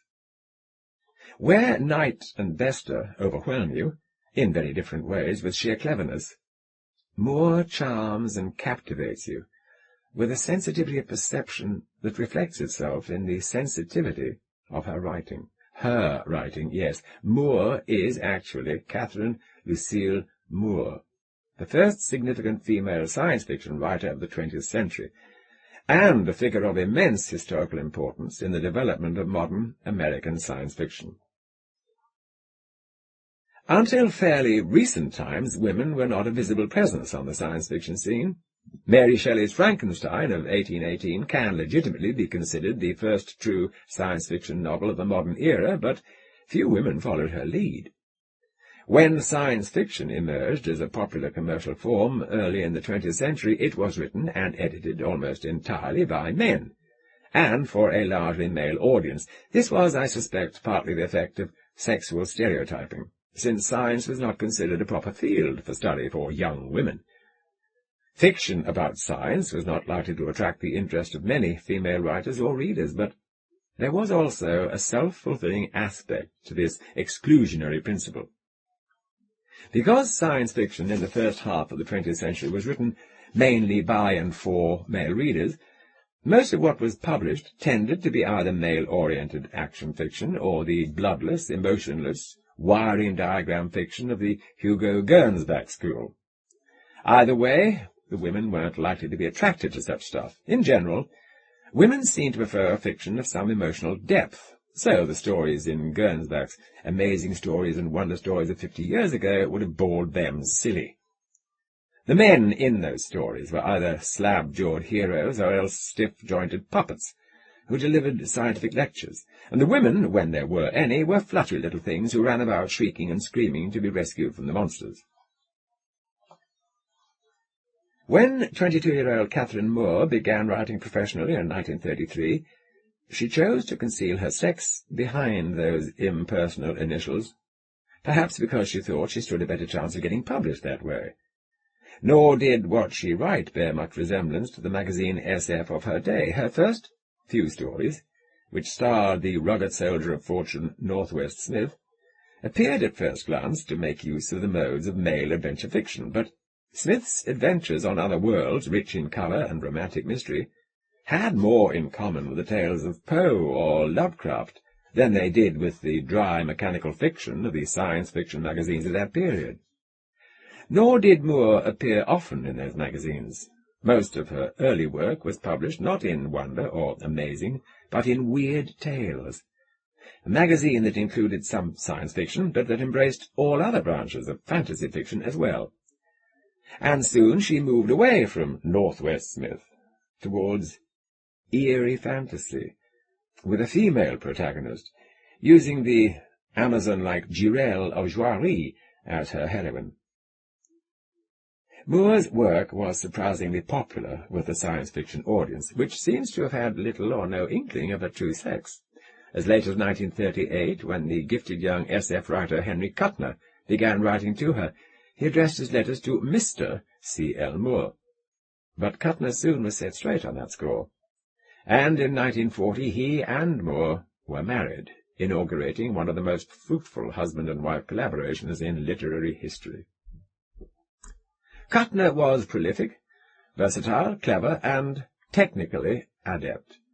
His stories were tightly constructed, but most of them, prior to his marriage to Moore, tended to be little more than facile pulp magazine stuff. Moore's early work depended more on emotional intensity and evocative coloration than on intricacy of plot or swiftness of action. Her stories were long and moody and slow, and often culminated in a swirl of powerful but impenetrable strangeness that defied rational analysis. Each writer thus complemented the other, and when they worked as collaborators, they were triumphantly able to merge their strongest talents and produce fiction superior to anything that either had done alone. That their work is largely out of print today is both saddening and perplexing to me. There were no science fiction writers I studied more closely in that enormously formative period of my late teens than C. L. Moore and Henry Kuttner. In everything they wrote, even the stories that Kuttner seems to have tossed off in an hour or two before lunch to pay the rent, they still seem supremely in command of their craft. I still feel that way about them, and I still go back often to read with pleasure and to ponder the myriad stories they produced singly and in collaboration. It is difficult and dangerous to try to figure out who wrote what in the Kuttner-Moore canon. Apparently, virtually everything that either one published from the time of their marriage until Kuttner's early death in 1958 was, to some extent, a joint work. The byline is no clue. Most of their work was published under pseudonyms: Lawrence O'Donnell, Lewis Paget, Keith Hammond, and a dozen more. It is easy enough to say that the richer, warmer stories are Moore's, and that the quick, clever ones are Kuttner's.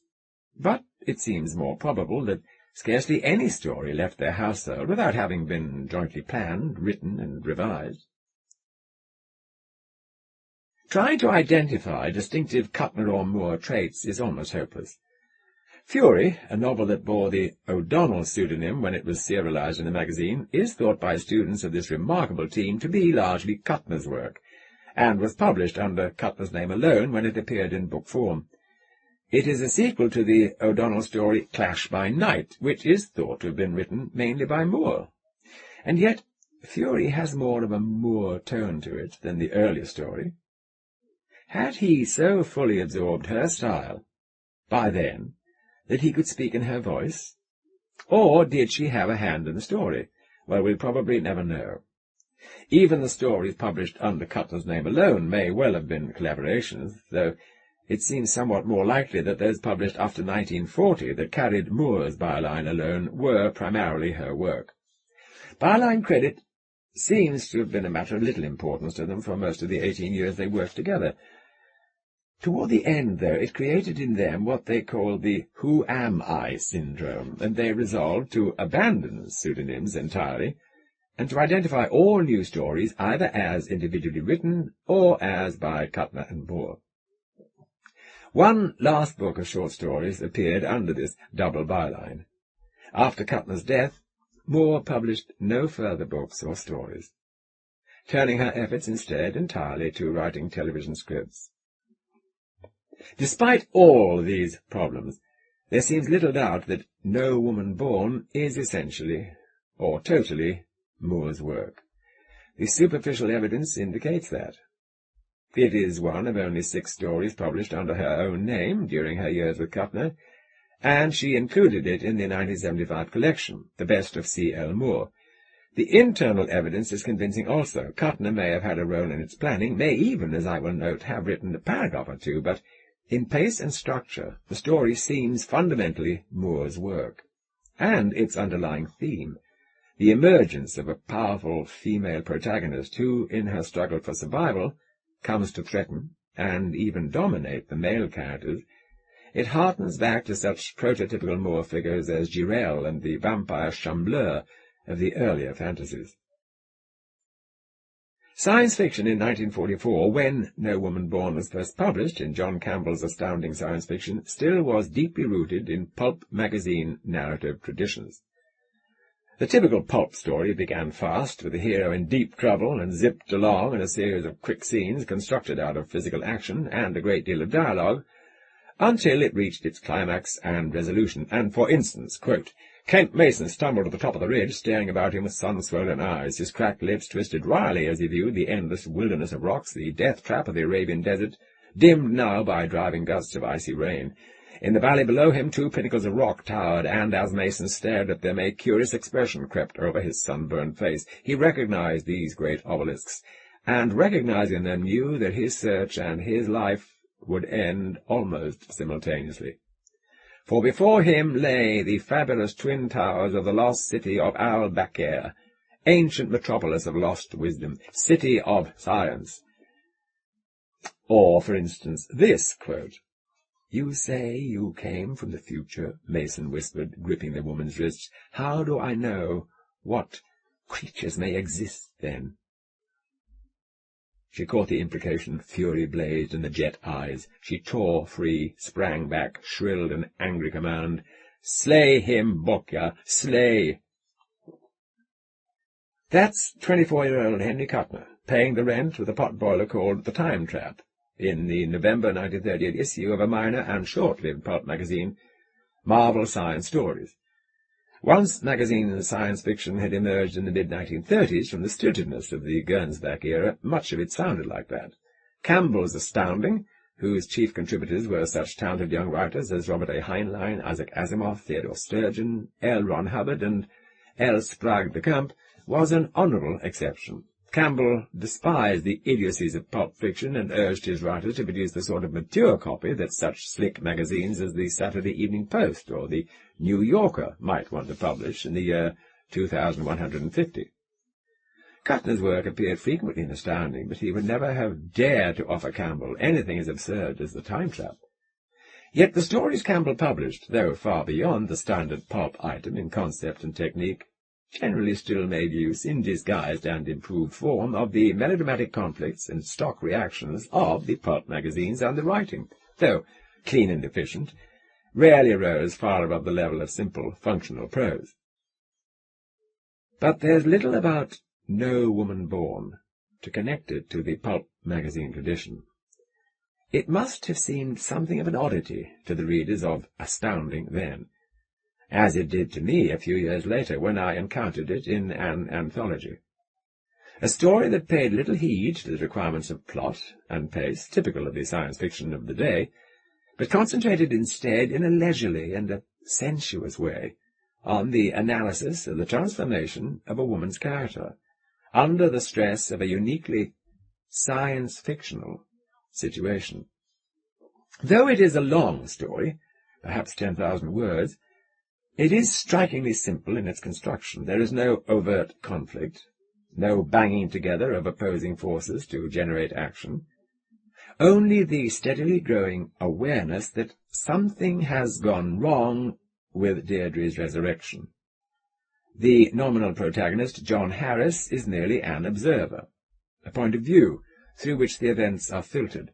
He is almost invisible. Harris is stunned and dismayed by what he sees of the new Deirdre, but he is not in any significant way altered by it, since we don't see enough of him to register change in him. The true protagonist, the one who suffers and changes, is Deirdre, but Moore keeps her at a distance. And both her suffering and her changing have taken place before the actual story. The story is the revelation of what has already happened. That is the antithesis of pulp fiction, which thrives on immediacy. Moore might have chosen to generate an orthodox plot by setting up conflict between Deirdre and Harris. He is deeply shocked by what he sees, let us say, and he tries to prevent her from revealing herself on stage, but at the last moment he is defeated in that by her superior cunning. Or he succeeds in thwarting her stage debut, and must live thereafter with guilt and doubt. Or perhaps Deirdre is the one unwilling to go on stage, and Harris, motivated by greed or the lust for fame, pushes her forward into a fiasco.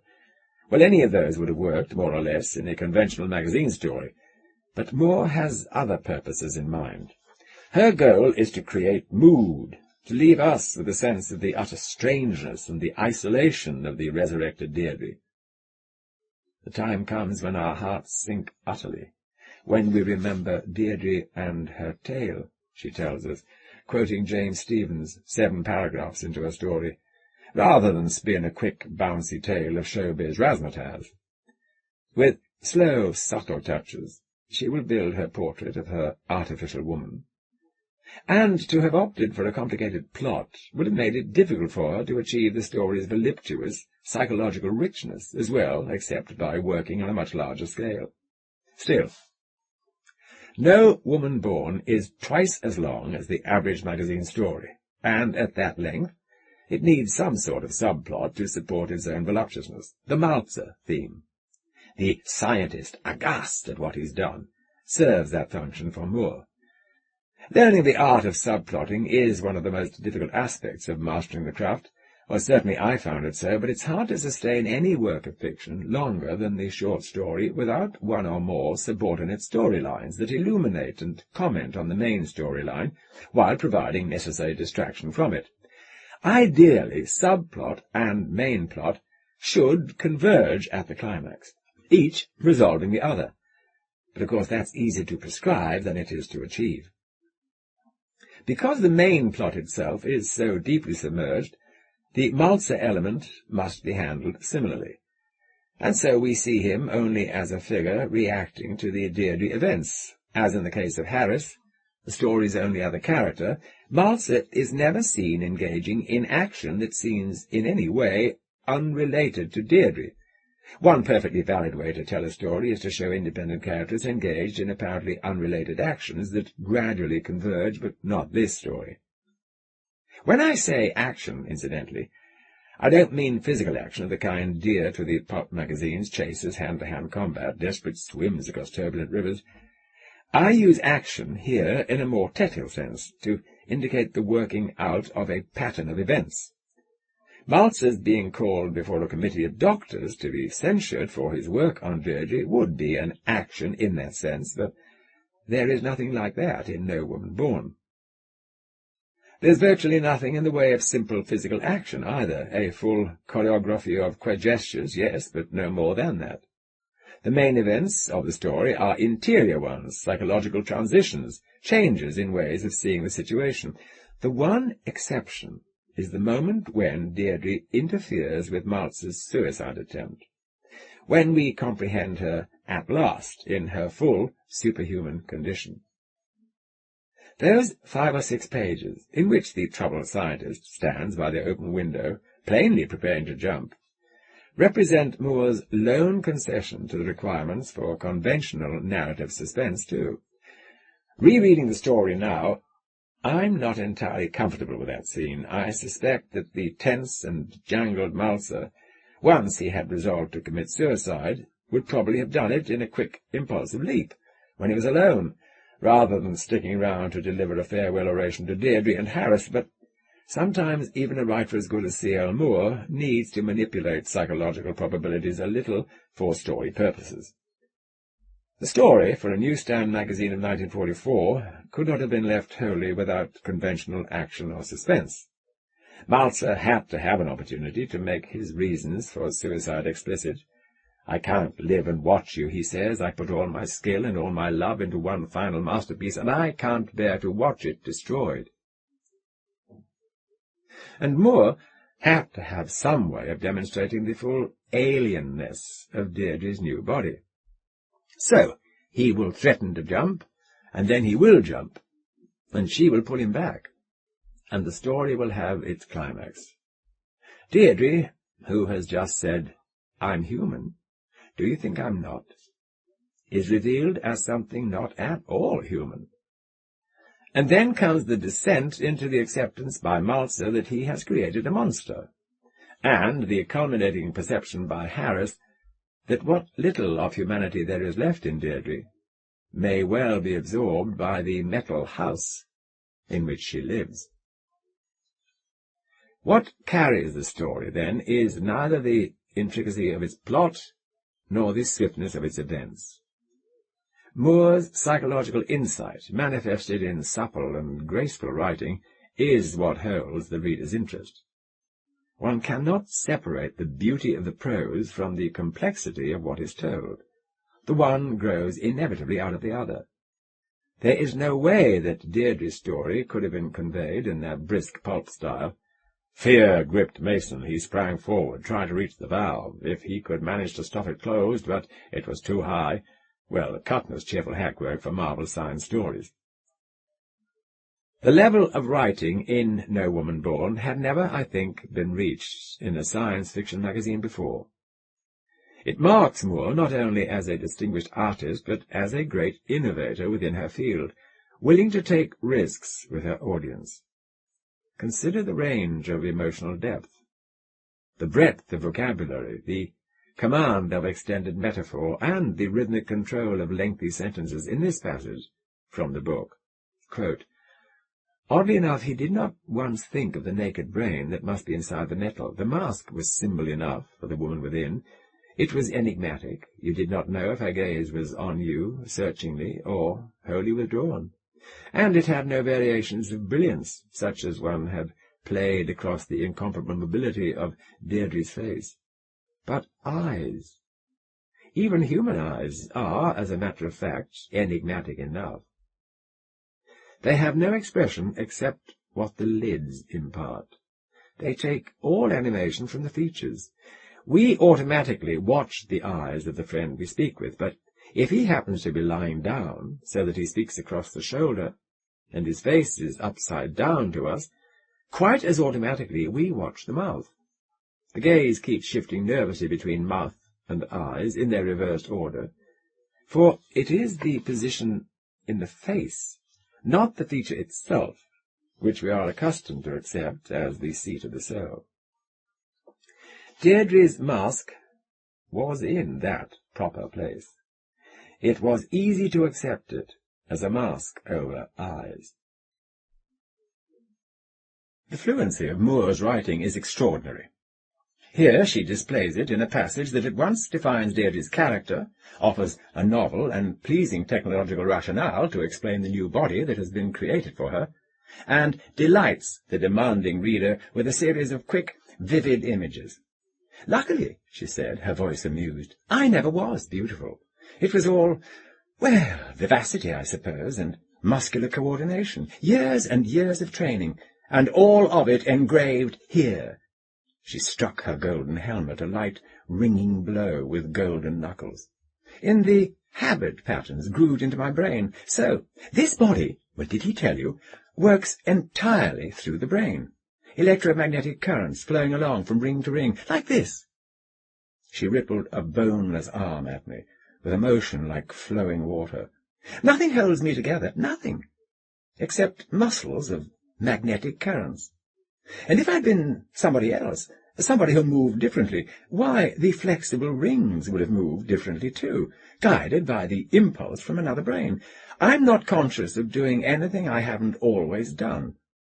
The same impulses that used to go out to my muscles go out now to this."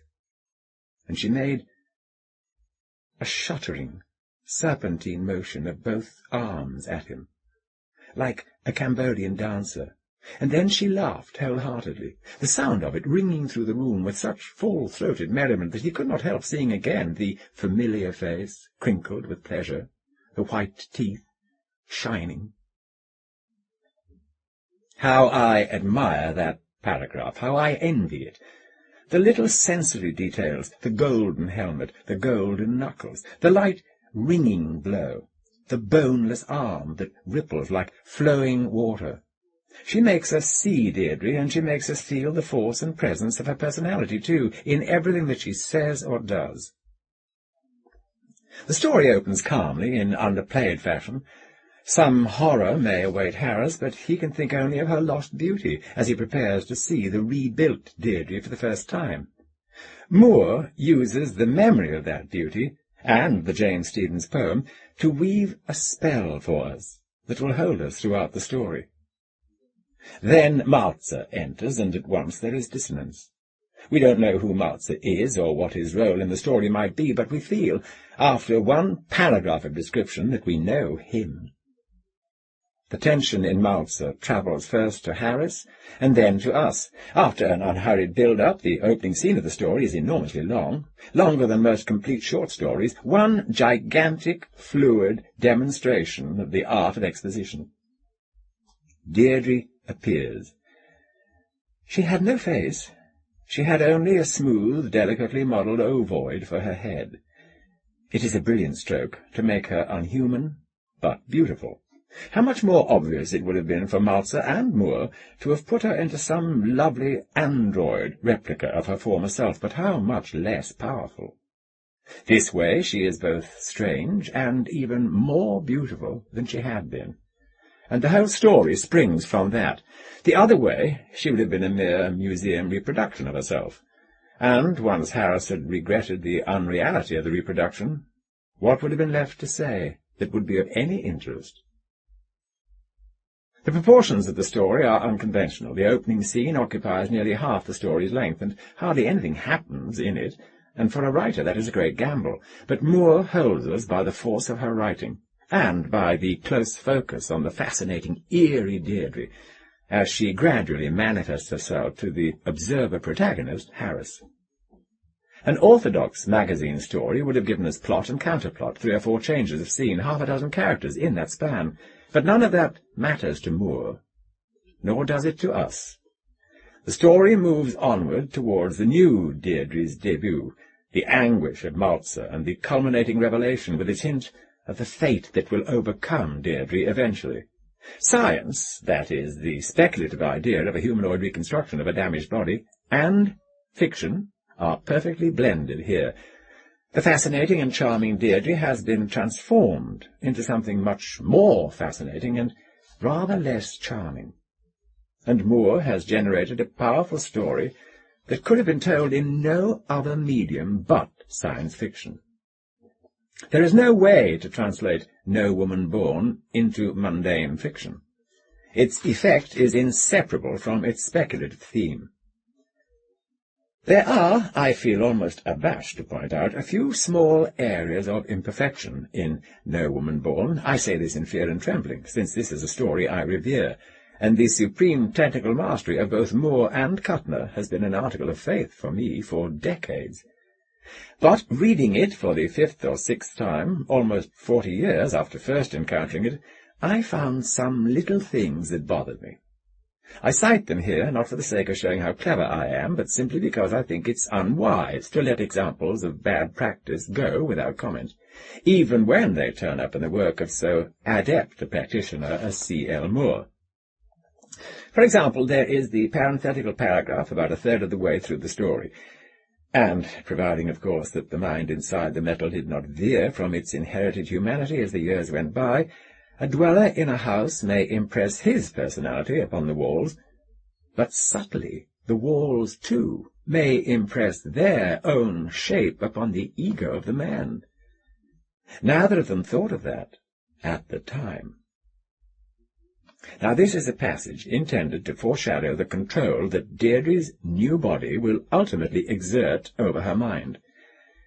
I'm not at all convinced that that point needs to be foreshadowed so bluntly. Better, perhaps, merely to have allowed it to emerge from the behaviour of the characters as the story goes along, not to underscore it like this. But the real technical sin of that paragraph is that last sentence. Neither of them thought of that at the time. The story is told from Harris's viewpoint throughout. Harris realizes this. Harris is surprised at that. Harris hesitates. Harris looks away. You see, every event is filtered through Harris's perceptions. Every shade of meaning is conveyed to us by showing it registering on Harris. That is what viewpoint means. When Malzer is shown reacting, we never get his inner feelings, but only Harris's speculations about those feelings. For instance, quote, Malzer for a moment seemed shaken in his conviction, or Harris saw the man pull his mind back into focus, or Malzer went on hurriedly, as if afraid of an answer. This rigorous adherence to a single point of view, though the reader may be wholly unaware of it, helps greatly to build the power and the intensity of the story. As I noted in discussing Bester's Fondly Fahrenheit, it is common to shift from one point of view to another as a story goes along, but few experienced writers will do it within any one scene, and most will stick to the same viewpoint throughout a short story.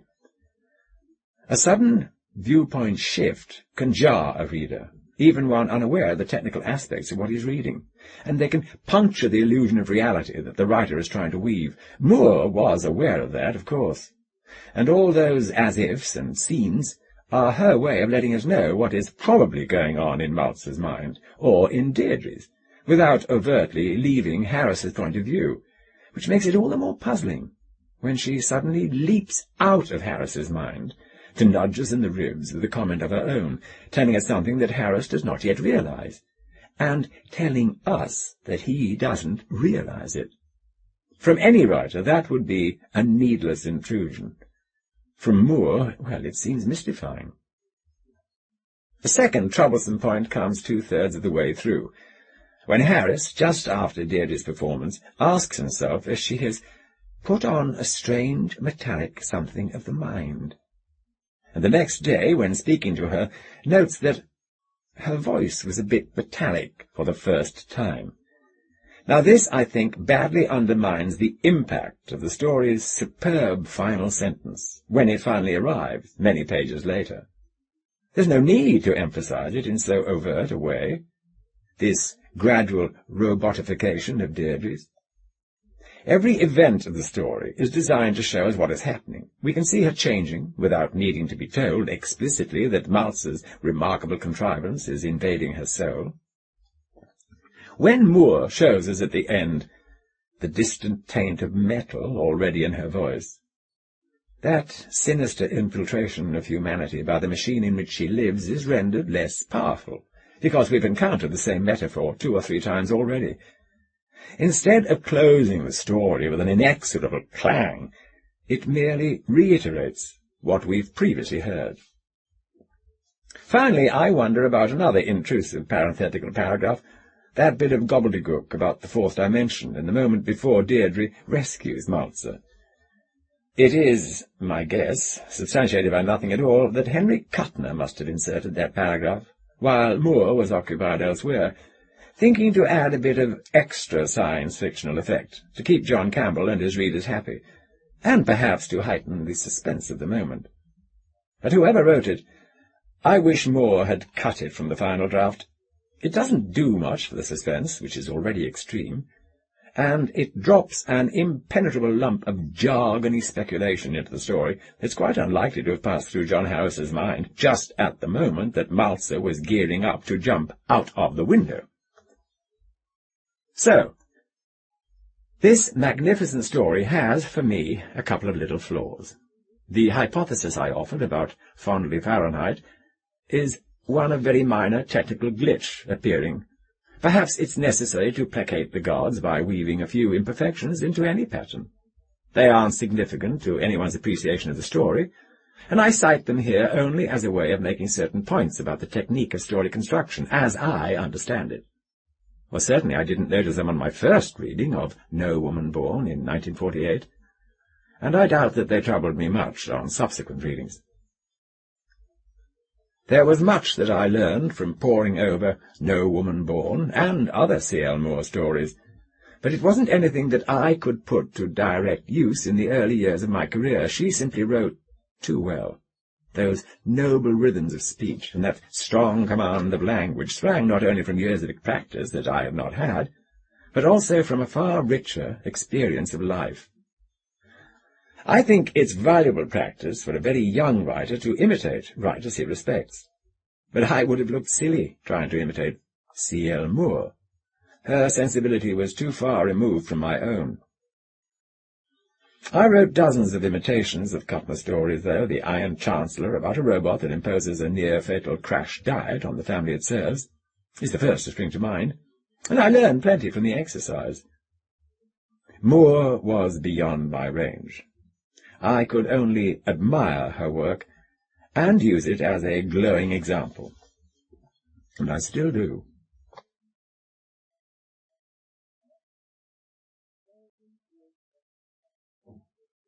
Home is the Hunter, by Henry Kuttner. There's nobody I can talk to except myself. I stand here at the head of the great waterfall of marble steps, dropping into the reception hall below, and all my wives in all their jewels are waiting, for this is a hunter's triumph. My triumph. Honest Roger Bellamy, hunter. The light glitters on the glass cases down there with the hundreds of dried heads that I have taken in fair combat, and I am one of the most powerful men in New York. The heads make me powerful. But there's nobody I can talk to. Except myself, inside me, listening. Is there another honest Roger Bellamy? I don't know. Maybe he's the only real part of me. I go along the best I can, and it doesn't do any good. Maybe the Bellamy inside of me doesn't like what I do, but I have to do it. I can't stop. I was born a headhunter, and it's a great heritage to be born to. Who doesn't envy me? Who wouldn't change with me if they could? But it doesn't do any good at all. I'm no good. Listen to me, Bellamy, listen to me, if you're there at all, deep inside my head. You've got to listen, you've got to understand. You, there, inside the skull. You can turn up in a glass case in some other headhunter's reception hall any day now. Any day. The crowds of populi outside, pressing against the view windows, and the guests coming in to see and envy, and all the wives standing by in satin and jewels. Maybe you don't understand, Bellamy. You should feel fine now. It must be that you don't know this real world that I have to go on living in. 100 years ago, or 1,000, it might have been different. But this is the 21st century. It's today, it's now, and there's no turning back. I don't think you understand. You see, there isn't any choice. Either you end up in another headhunter's glass case, along with your whole collection, while your wives and children are turned out to be populi, or else you die naturally. Suicide is one way, and your eldest son inherits your collection, and you become immortal in a plastic monument. You stand forever in transparent plastic on a pedestal along the edge of Central Park, like Renway and old Faulkner and Brennan and all the others. Everyone remembers and admires and envies you. Will you keep on thinking, then, Bellamy inside the plastic? Will I? Faulkner was a great hunter. He never slowed down, and he lived to be 52. For a headhunter, that is a great old age. There are stories that he killed himself. I don't know. The wonder is that he kept his head on his shoulders for 52 years. The competition is growing harder, and there are more and more younger men these days. Listen to me, Bellamy, the Bellamy within. Have you ever really understood? Do you still think this is the wonderful young time, the boyhood time when life is easy? Were you ever with me in the long, merciless years while my body and mind learned to be a headhunter? I'm still young and strong. My training has never stopped. But the early years were the hardest. Before then, there was the wonderful time. It lasted for 6 years only, 6 years of happiness and warmth and love, with my mother and the harem and the foster mothers and the other children. My father was very kind then, but when I was 6, it stopped. They shouldn't have taught us love at all, if it had to end so soon. Is it that you remember, Bellamy within? If it is, it can never come back. You know that. Well, surely you know that. The roots of the training were obedience and discipline. My father was not kind any more. I did not see my mother often, and when I did, she was changed too. Still, there was praise. There were the parades when the populi cheered me and my father.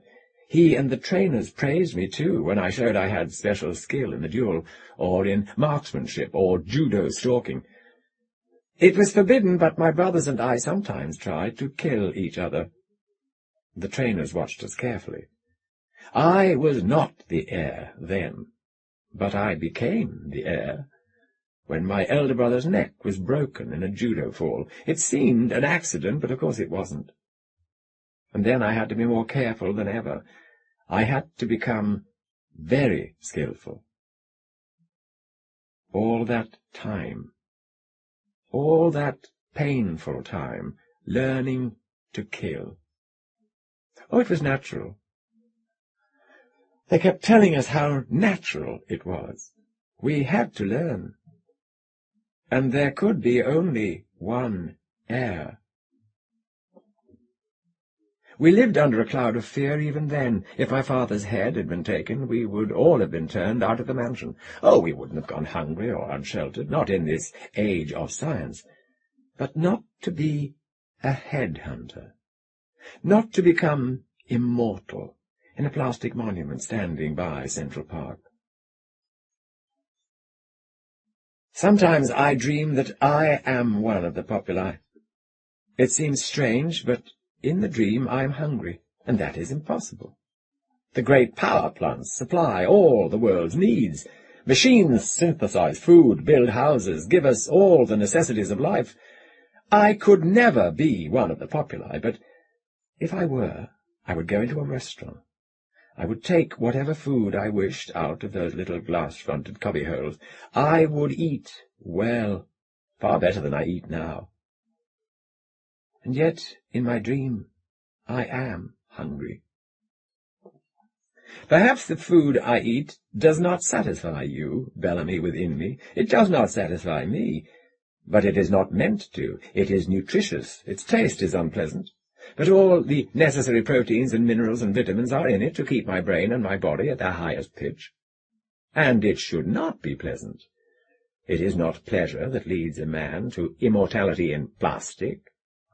Pleasure is a weakening and an evil thing. Bellamy within. Do you hate me? My life has not been easy. It isn't easy now. The stubborn flesh fights against the immortal future, urging a man to be weak. But if you are weak, how long can you hope to keep your head on your shoulders?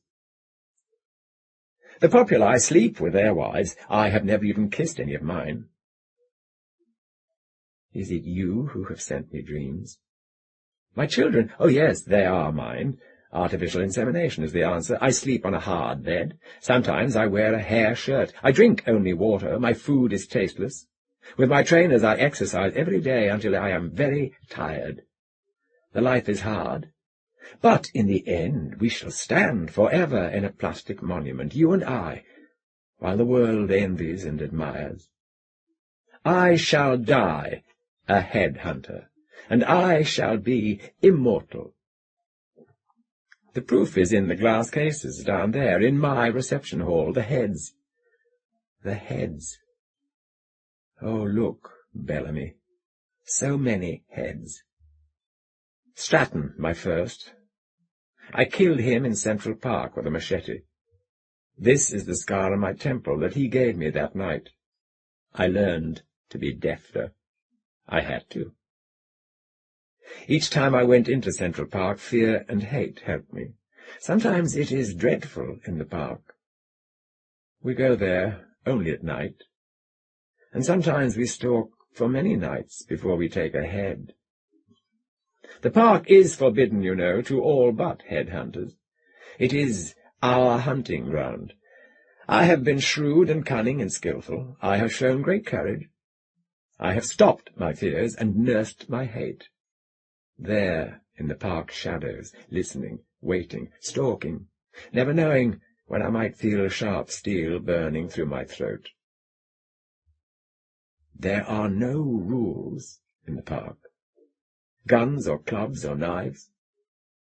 Once I was caught in a man-trap, all steel and cables and sharp teeth. But I had moved in time and fast enough, so I kept my right hand free, and I shot Miller between the eyes when he came to take me. There is Miller's head down there. You would never know that a bullet had gone through his forehead. The thanatologists are clever, but usually we try not to spoil the heads. What is it that troubles you so, Bellamy within? I am one of the greatest hunters in New York. But a man must be cunning. He must lay traps and snares a long way in advance, and not only in Central Park. He must keep his spies active, and his lines of contact taut in every mansion in the city. He must know who is powerful and who is not worth taking. What good would it do to win against a hunter with only a dozen heads in his hall? I have hundreds. Until yesterday, I stood ahead of every man in my age group. Until yesterday, I was the envy of all I knew, the idol of the populi, the acknowledged master of half New York. Do you know how much that meant to me? That my rivals loathed me, and acknowledged me their better? You do know, Bellamy. It was the breath of life that true Jonathan Hull and good Ben Griswold ground their teeth when they thought of me, and that Black Bill Lindman and Whistler Cowles counted their trophies and then called me on the TV phone and begged me with tears of hate and fury in their eyes to meet them in the park and give them the chance they craved. I laughed at them. I laughed Black Bill Lindman into a berserker rage, and then half envied him, because I have not been berserker myself for a long while now. I like that wild unloosening of all my awareness, but one, the killing instinct, blind and without reason. I could forget even you then, Bellamy within. But that was yesterday. And yesterday night, good Ben Griswold took a head. Do you remember how we felt when we learned of it, you and I? First I wanted to die, Bellamy, and then I hated Ben as I have never hated anyone before, and I have known much hate. I would not believe he'd done it. I would not believe which head he took. I said it was a mistake, that he took a head from the Populi, but I know I lied. No one takes a common head, they have no value. And then I said to myself, it can't be the head of true Jonathan Hull, it can't be, it must not be, for Hull was powerful. His hall held almost as many heads as mine. If Griswold were to have them all, he would be far more powerful than I, and that thought was the thing I could not endure. I put on my status cap with as many bells on it as the heads I'd taken, and I went out to see. And it was true, Bellamy. The mansion of Jonathan Hull was being emptied. The mob was surging in and out. Hull's wives and children were leaving in little quiet groups. The wives did not seem unhappy, but the boys did. Girls are sent to the Populi at birth, for they are worthless. I watched the boys for a while. They were all wretched and angry. One was nearly 16, a big, agile lad who must have nearly finished his training. Some day I might meet him in the park. The other boys were all too young. Now that their training had been interrupted, they would never dare enter the park. That, of course, is why none of the Populi ever becomes hunters. It takes long years of arduous training to turn a child from a rabbit to a tiger. In Central Park, only the tigers survive. I looked through True Jonathan's view windows. I saw that the glass cases in his reception hall were empty, so it was not a nightmare or a lie. Griswold did have them, I told myself, them and True Jonathan's head besides. I went into a doorway, and I clenched my fists and beat my head against the brownstone and groaned with self-contempt. I was no good at all. I hated myself, and I hated Griswold too. Presently it was only that second hate that remained. So I knew what I had to do. Today, I thought, he stands where I stood yesterday. Desperate men will be talking to him, begging him, challenging him, trying every means they know to get him into the park tonight. But I am crafty. I make my plans far ahead. I have networks that stretch into the mansions of every hunter in the city, crossing their own webs. One of my wives, Nelda, was the key here. Long ago I realized that she was beginning to dislike me. I never knew why. I fostered that dislike until it became hate. I saw to it that Griswold would learn the story. It is by stratagems like this that I became as powerful as I was then, and will be again, will surely be again. I put a special glove on my hand. You could not tell it was a glove. And I went to my TV phone, and I called good Ben Griswold. He came grinning to the screen. "I challenge you, Ben," I said. "Tonight at 9 in the park by the carousal site." He laughed at me. He was a tall, heavily muscled man with a thick neck. I looked at his neck. "I was waiting to hear from you, Roger," he said. "Tonight at 9, I repeated. He laughed again. "Oh, no, Roger," he said. "Why should I risk my head?" "You're a coward," I said. "Well, certainly I'm a coward," he said, still grinning. "When there's nothing to gain and everything to lose. Was I a coward last night when I took Hull's head? Oh, I've had my eye on him a long time, Roger. I'll admit I was afraid you'd get him first. Why didn't you, anyway?" "It's your head I'm after, Ben." "Well, not tonight," he said.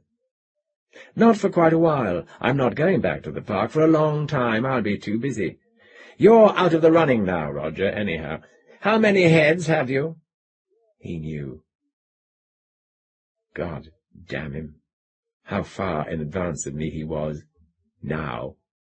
I let the hate show in my face. "The park at 9 tonight," I said. "The carousel sight, or else I'll know you're afraid." "Eat your heart out, Roger." He mocked me. "Tonight I lead a parade. Watch me or don't, but you'll be thinking about me. You can't help that." "You swine, you rotten, cowardly swine," I said. He laughed. He derided me, he goaded me, as I had done so many times to others. I did not have to pretend anger. I wanted to reach into the screen and sink my fingers in his throat. The furious rage was good to feel. It was very good. I let it build until it seemed high enough. I let him laugh and enjoy it. And then, at last, I did what I had been planning. At the right moment, when it looked convincing, I let myself lose all control, and I smashed my fist into the TV screen. It shattered. Griswold's face flew apart. I liked that. The connection was broken, of course, but I knew he would check quickly back. I slipped the protective glove from my right hand and called a servant I knew I could trust. He is a criminal. I protect him. If I die, he will die. He knows it. He bandaged my unharmed right hand, and I told him what to say to the other servants. I knew that the word would reach Nelda quickly in the harem, and I knew that Griswold would hear within an hour.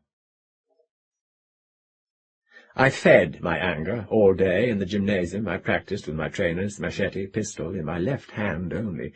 I made it seem that I was approaching the berserker stage, the killing madness that overcomes us when we feel we have failed too greatly. That kind of failure can have one of two results only. Suicide is the other. You risk nothing then, and you know your body will stand by the park in its plastic monument. But sometimes the hate turns outward, and there is no fear left. Then the hunter is berserker, and while this makes him very dangerous, he is also good quarry then. He forgets his cunning.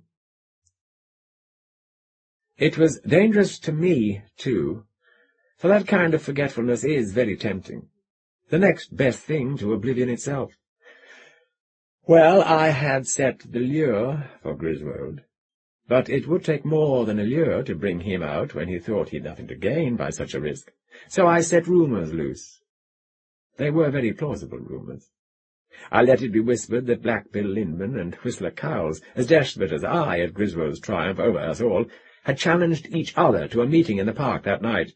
Only one could come out alive, but that one would be master of New York, so far as our age group counted power. There was, of course, old Murdoch, with his fabulous collection accumulated over a lifetime. It was only among ourselves that the rivalry ran so high. With that rumour abroad, I thought Griswold would act. There is no way to check such news. A man seldom announces openly that he is going into the park. Could even be the truth, for all I knew. And for all Griswold knew. His supremacy was in deadly peril before he had even enjoyed his triumph. Oh, there would be danger, of course, if he went out to defend his victory.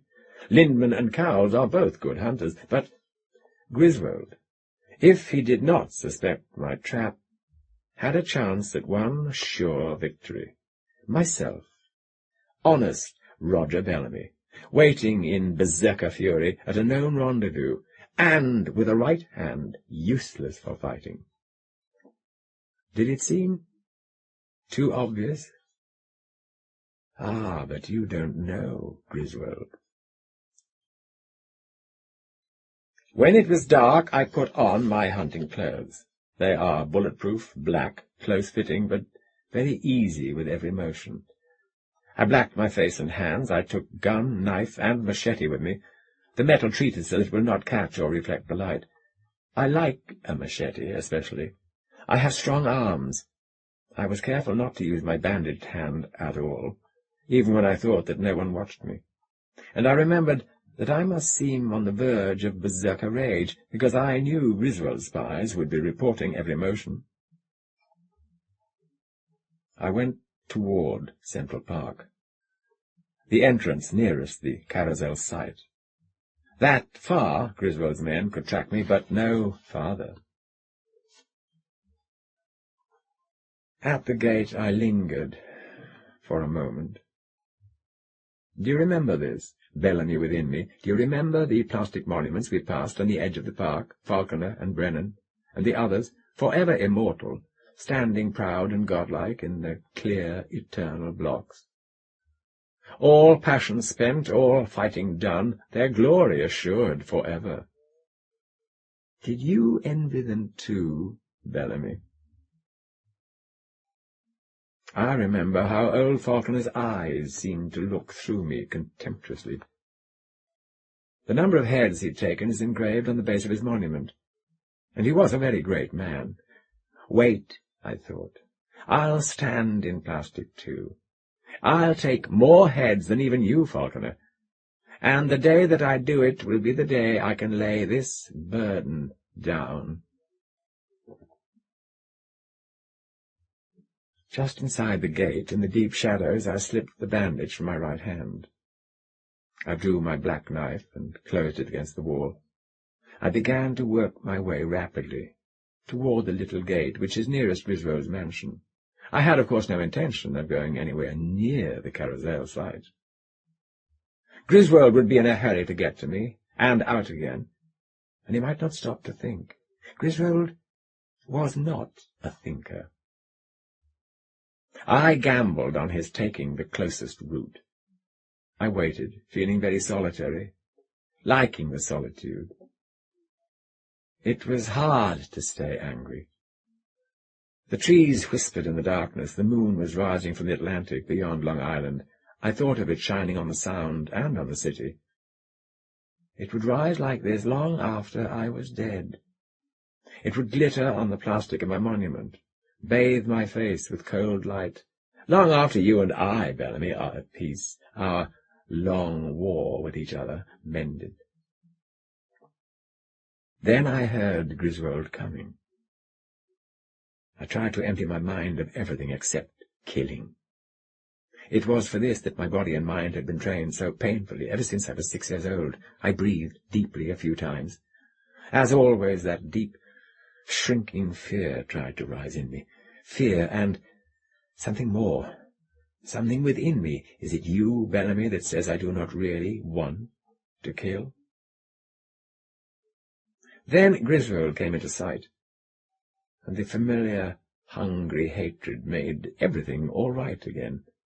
I do not remember very much about the fight. It all seemed to happen within a single, timeless interval, though I suppose it went on for quite a long while. He was suspicious even as he entered the gate. I thought I had made no sound, but his ears were very sharp, and he moved in time to avoid my first shot that should have finished the thing then and there. It was not a stalk this time. It was a hard, fast, skilful fight. We both wore bulletproof clothing, but we were both wounded before we got close enough to try for each other's heads with steel. He favoured a sabre. It was longer than my machete. Still, it was an even battle. We had to fight fast, because the noise might draw other hunters, if there were any in the park tonight. But in the end, I killed him. I took his head. The moon was not yet clear of the high buildings on the other side of the park, and the night was young. I looked up at the calm, proud faces of the immortals along the edge of the park as I came out with Griswold's head. I summoned a car. Within minutes I was back in my mansion with my trophy. Before I would let the surgeons treat me, I saw that the head was taken to the laboratory for a quick treatment, a very quick preparation, and I sent out orders for a midnight triumph. While I lay on the table and the surgeons washed and dressed my wounds, the news was already flashing through the city. My servants were in Griswold's mansion, transferring his collections to my reception hall, setting up extra cases that would hold all my trophies, all true Jonathan Hull's, and all of Griswold's, too. I would be the most powerful man in New York, under such masters as old Murdoch and one or two more. All my age group, and the ones above it, would be wild with envy and hate. I thought of Lindman and Cowles and laughed with triumph. I thought it was triumph. Then. I stand now at the head of the staircase, looking down at the lights and the brilliance, the row upon row of trophies, my wives in all their jewels. Servants are moving to the great bronze doors to swing them ponderously open. What will be revealed? The throng of guests? The great hunters coming to give homage to a greater hunter? Or suppose no one has come to my triumph after all? The bronze doors are beginning to open, but there'll be no one outside. I can't be sure yet, but I know it, I'm certain of it. The fear that never leaves a hunter, except in his last and greatest triumph, is with me now. Suppose while I stalked Griswold tonight, some other hunter has lain in wait for bigger game. Suppose someone has taken old Murdoch's head. Suppose someone else is having a triumph in New York tonight, a greater triumph than mine. The fear is choking me. I've failed. Some other hunter has beaten me. I'm no good. But no. No, listen. Listen to them shouting my name. Look. Look at them pouring in through the open doors, all the great hunters and their jewel-flashing women thronging in to fill the bright hall beneath me. I feared too soon. I was the only hunter in the park tonight, after all. So I have won. And this is my triumph. There they stand among the glittering glass cases, their faces turned up to me, admiring, envious. There's Lindman. There's Cowles. I can read their expressions very, very easily. They can't wait to get me alone tonight and challenge me to a duel in the park. They all raise their arms toward me in salute. They shout my name. Bellamy within, listen. This is our triumph. It shall never be taken away from us. I beckon to a servant. He hands me the filled glass that is ready. Now I look down at the hunters of New York. I look down from the height of my triumph, and I raise my glass to them. I drink. Hunters, you cannot rob me now. I shall stand proud in plastic, godlike in the eternal block that holds me, all passion spent, all fighting done. My glory assured forever. The poison works quickly. This is triumph.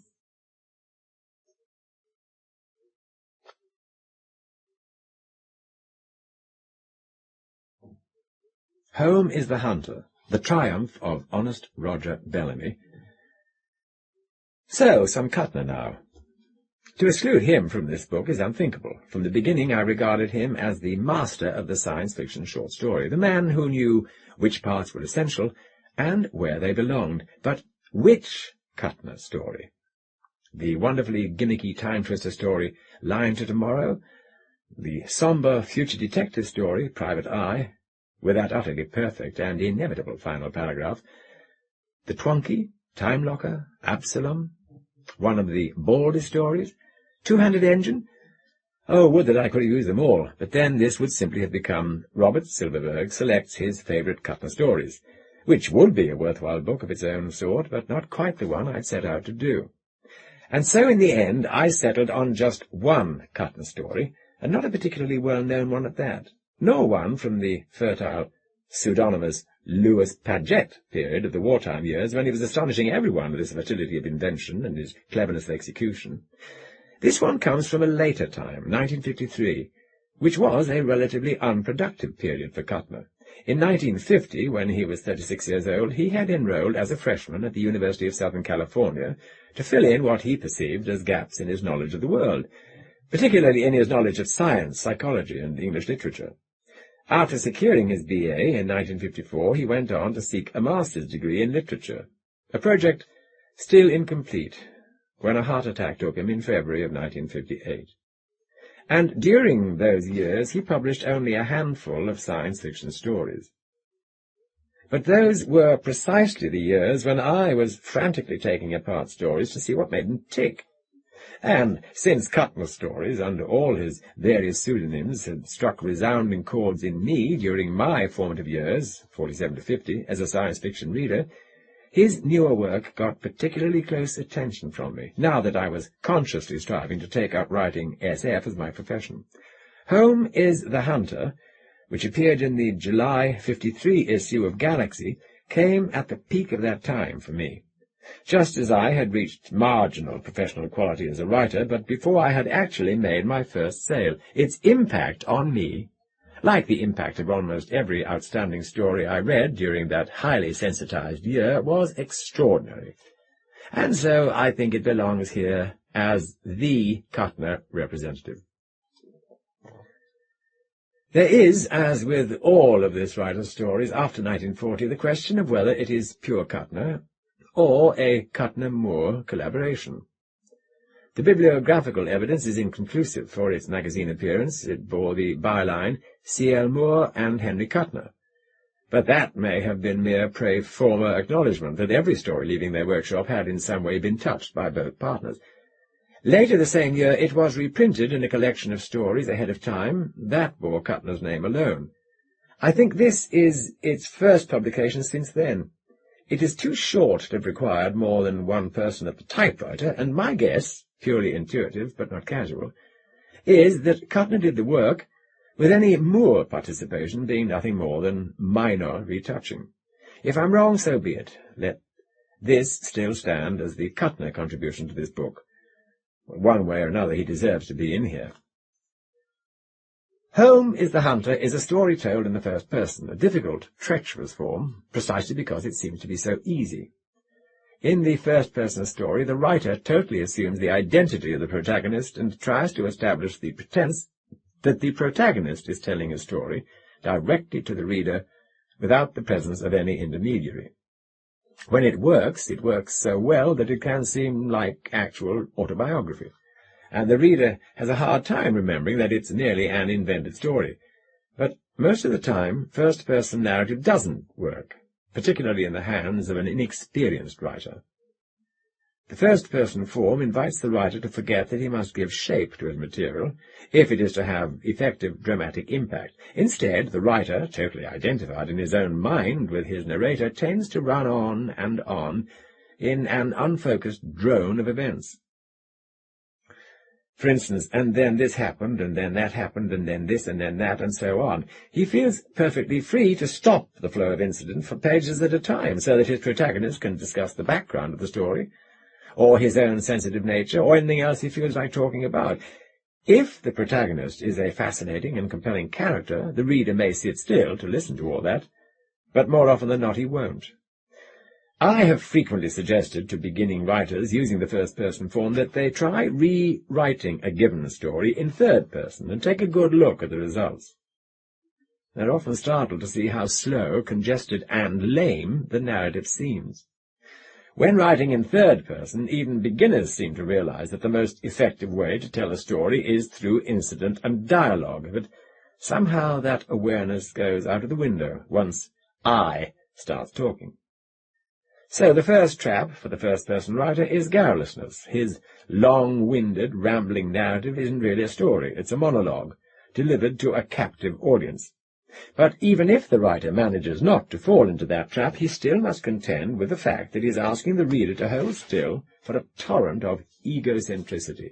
I did this, the narrator says, and I did that, and I committed the following highly admirable deed, and then I was guilty of the following oversight, and so on, and so on, and so on.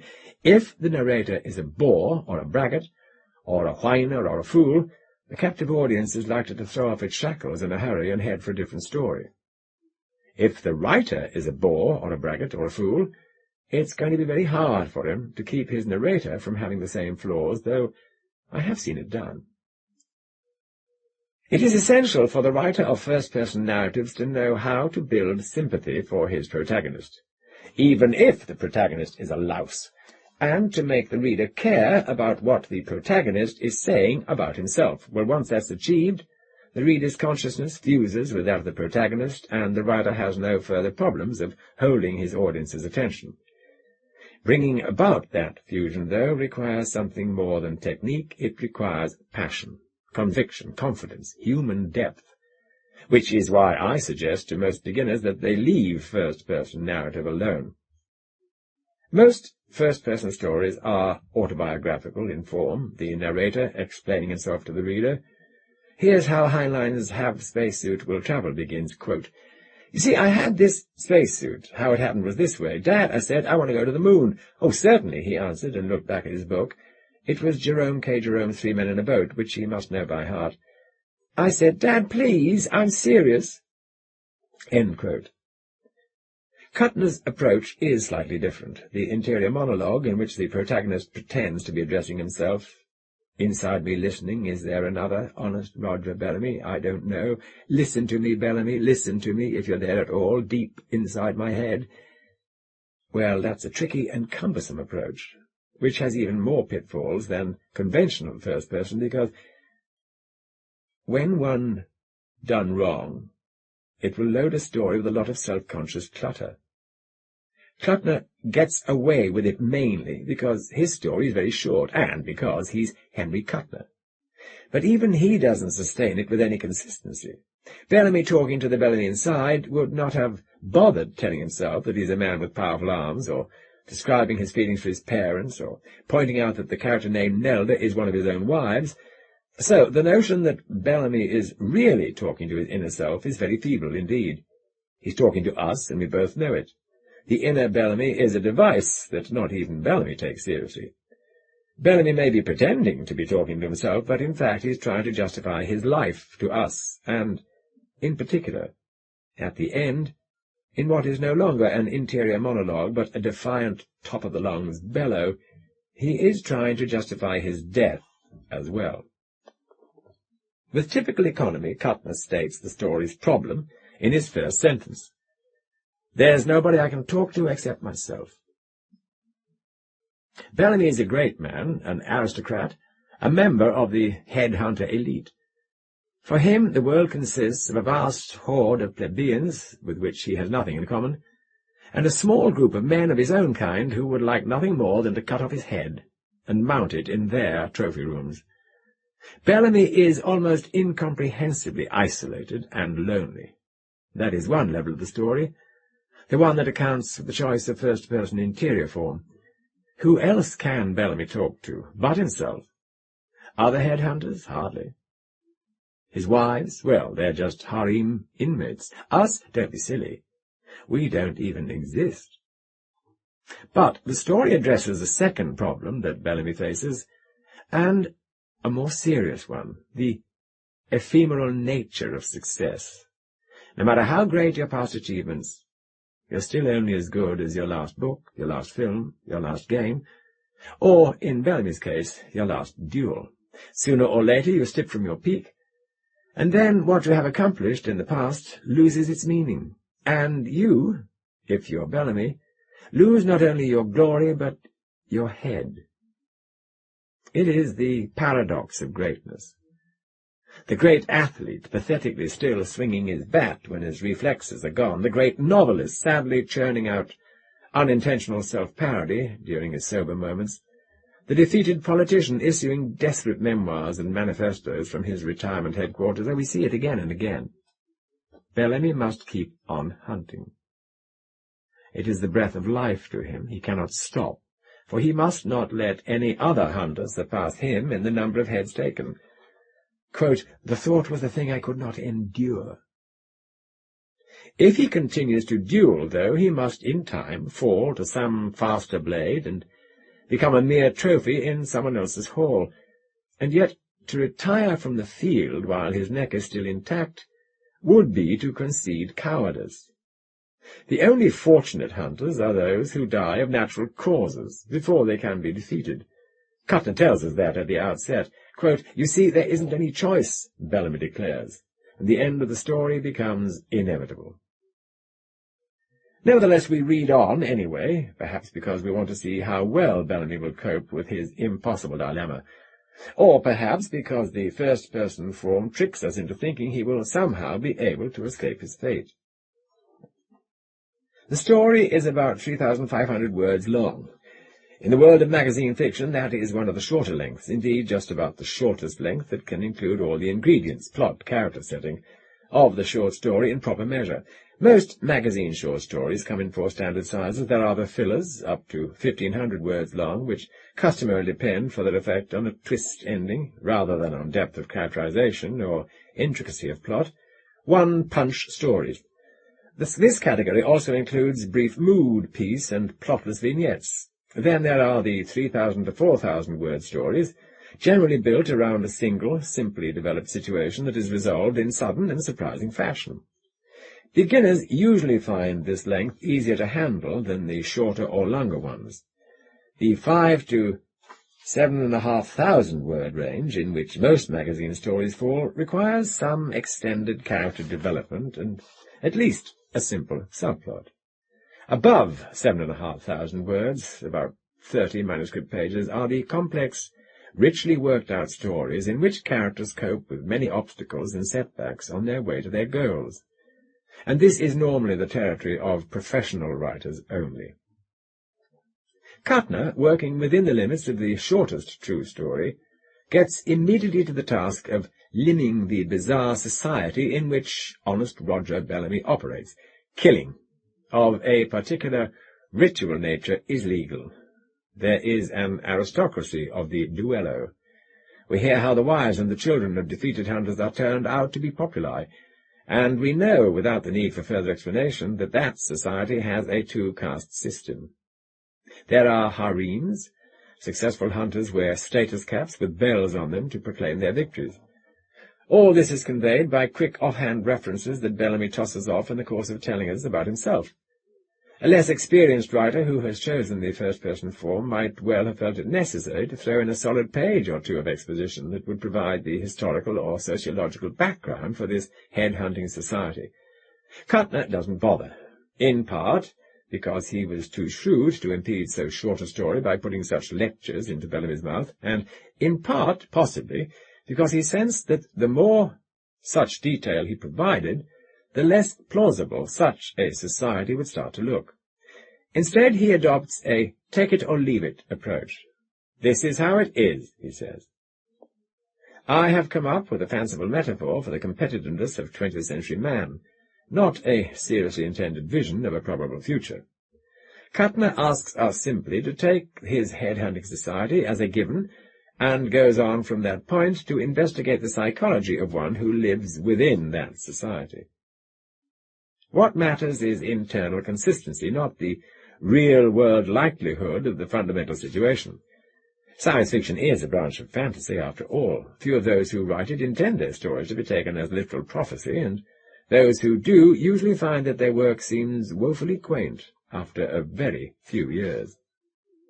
So, Bellamy's anguish, not the sociology of headhunting, is the focus of the story.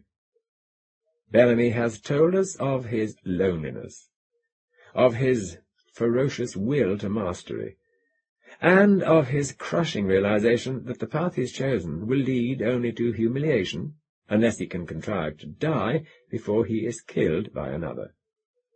Of these three traits, the will to mastery is preeminent, or else he would never have become a headhunter in the first place. Thus the story centres around his rivalry with good Ben Griswold.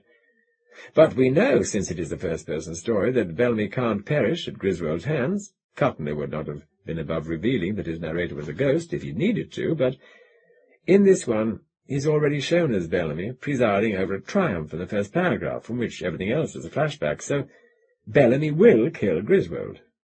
What concerns us, though, is not so much how he will accomplish that as what will happen afterward, when he must confront the awareness that victory is hollow, and that he is condemned to an unending sequence of further duels, a sequence that can never be halted by victory, only by death. If he'd been writing a longer story, Kuttner might well have built up the climactic duel with good Ben Griswold. This use of the honorific epithets, Good John, True Jonathan, is a fine little touch, just emerging upper caste in a novel way, into an extended action scene with many a grunt and a groan and a reversal of jeopardy. Certainly Kuttner knew how to write such scenes, but that would have been irrelevant to the theme of the story, and he had little room for such embroidery. The true climax of the story lies not in the duel, but in the events of the celebration of triumph that will follow it. A huge battle scene would have overloaded the little story with a double climax. Instead, Kuttner handles the killing of Griswold in a synoptic and even perfunctory way. "But in the end I killed him," he says, and then moves on to his real finale. The structure of the closing scene repays careful study. As the surgeons patch up the victorious Bellamy, word of his victory is flashed through the city, and the aristocracy begins to assemble for a midnight triumph. The other hunters, Bellamy declares, once again forgetting that he is talking to his own inner self, would be wild with envy and hate. The curve is upward for the moment. He stands at the head of the staircase, looking down at the lights and the brilliance and the row upon row of trophies. "My wives in all their jewels," he says. But the curve of the formal triumph must not be allowed to rise beyond that point. This is not a story about honest Roger Bellamy's wonderful victory over good Ben Griswold. If Kuttner had been writing for readers living in Bellamy's society, such a victory might well have provided a fine, upbeat way to end the story, but he is writing for 20th century folk, most of whom are likely to find the idea of founding an aristocracy on hand-to-hand duels in Central Park as repugnant, if not simply absurd, and they will see no reason to cheer as the curtain falls on the once again triumphant Bellamy. So, in the moment of his triumph, Kuttner must show us the disintegration of Bellamy's moment of triumphant ecstasy, and he does it in one quick paragraph of wild, paranoid leaps. Quote, "The bronze doors are beginning to open, but there'll be no one outside. I can't be sure yet, but I know it, I'm certain of it. The fear that never leaves a hunter, except in his last and greatest triumph, is with me now. Suppose, while I stalked Griswold tonight, some other hunter has lain in wait for bigger game. Suppose someone has taken old Murdoch's head. Suppose someone else is having a triumph in New York tonight, a greater triumph than mine." The rising curve of the climax, having flattened out, now has turned downward, and Bellamy plunges towards a point I like to call the all is lost of a story, when it seems as if all the protagonist's striving has been in vain. "The fear is choking me, I've failed, some other hunter has beaten me, I'm no good." The all is lost may actually be the final moment of the story. If depicting the downfall of the protagonist is the writer's intention, as in Christopher Marlowe's Dr. Faustus, where Faust is dragged off to hell as he utters his final lines, but the majority of stories end on some sort of redemptive note, in which case the all is lost serves as a pivot point for the final reversal and the last upward turn of the curve. A story that ends at a point where all really is lost needs a reversal in the other direction, a moment of false or short-lived hope just before the final cataclysm, as in Dr. Faustus, when Faust belatedly talks of repentance and prays to be forgiven. But as it is here, Bellamy's gloomy fantasy that no one has come to his triumph is unfounded. "Look at them pouring in through the open doors," he says, "all the great hunters and their jewel-flashing women thronging in to fill the bright hall beneath me." So it will be a great triumph, after all, and its very greatness will be the measure of its hollowness for Bellamy. He will not be deluded by the glitter and the applause into believing that those things are going to give him the peace he seeks. And we Knowing by now that the story is about Bellamy's dissatisfaction with the rewards of his profession, expect something further, which Kuttner provides. The suicide that was foreshadowed from the beginning, but which we, thinking we understood Bellamy's fiercely self-centered nature, had somehow ruled out as a likely solution to the problem. He reaches for the poisoned drink. No one can defeat him now.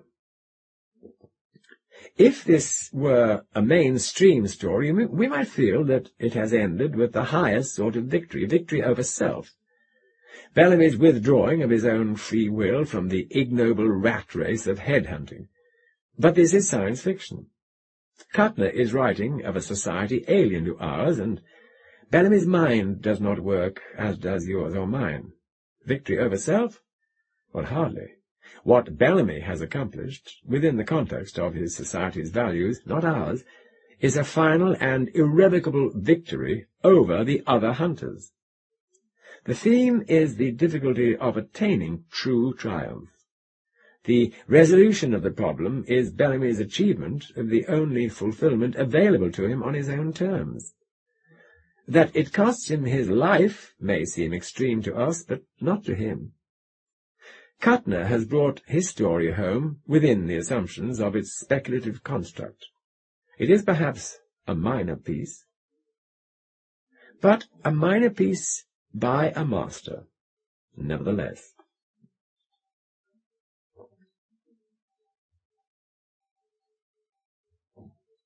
The Monsters, by Robert Sheckley. Cordevier and Hum stood on the rocky mountaintop watching the new thing happen. Both felt rather good about it. It was undoubtedly the newest thing that had happened for some time. "By the way the sunlight glints from it," Hum said. "I'd say it's made of metal." "I'll accept that," Cordevier said. "But what holds it up in the air?" They both stared intently, down to the valley where the new thing was happening. A pointed object was hovering over the ground. From one end of it poured a substance resembling fire. "It's balancing on the fire," Hum said. "Well, that should be apparent even to your old eyes." Cordevier lifted himself higher on his thick tail to get a better look. The object settled to the ground, and the fire stopped. "Shall we go down and have a closer look?" Hum asked. "Oh, all right. I think we have time. Wait, what day is this?" Hum calculated silently, and then said, "It's the 5th day of Luggett." "Oh, damn," Cordevier said. "I have to go home and kill my wife." "Well, it's a few hours before sunset," Hum said. "I think you've got time to do both." Cordevier wasn't sure. "I'd hate to be late," he said. "Well, then, you know how fast I am," Hum said. "If it gets late, I'll hurry back and kill her myself. Now, how about that?" "Well, that's very decent of you," Cordevier thanked the younger man, and together they slithered down the steep mountainside. In front of the metal object, both men halted and stood up on their tails. "Well, it's rather bigger than I thought," Cordevier said, measuring the metal object with his eye. He estimated that it was slightly longer than their village and almost half as wide. They crawled a circle around it, observing that the metal was tooled, presumably by human tentacles. In the distance, the smaller sun had set. "I think we'd better get back," Cordevier said, noting the cessation of light. "I still have plenty of time." Hum flexed his muscles complacently. "Yes, but a man likes to kill his own wife. As you wish." They started off to the village at a brisk pace.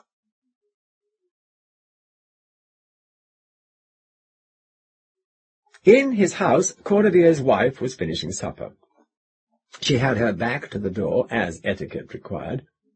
Cordevier killed her with a single, simple, flying splash of his tail, dragged her body outside, and sat down to eat. After meal and meditation, he went to the gathering.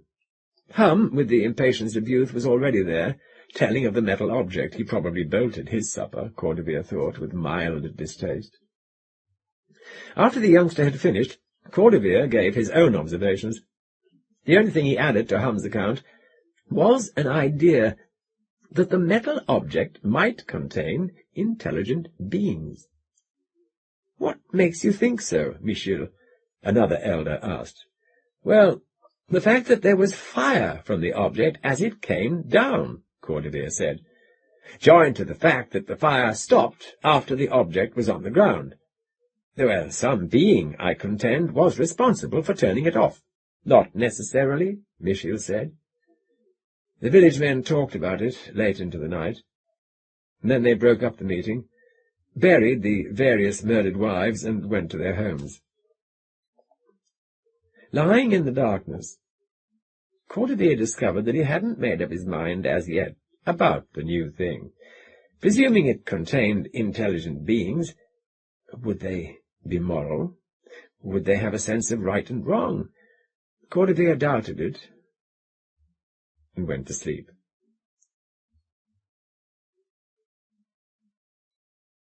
The next morning every male in the village went to the metal object. This was proper, since the functions of males were to examine new things and to limit the female population.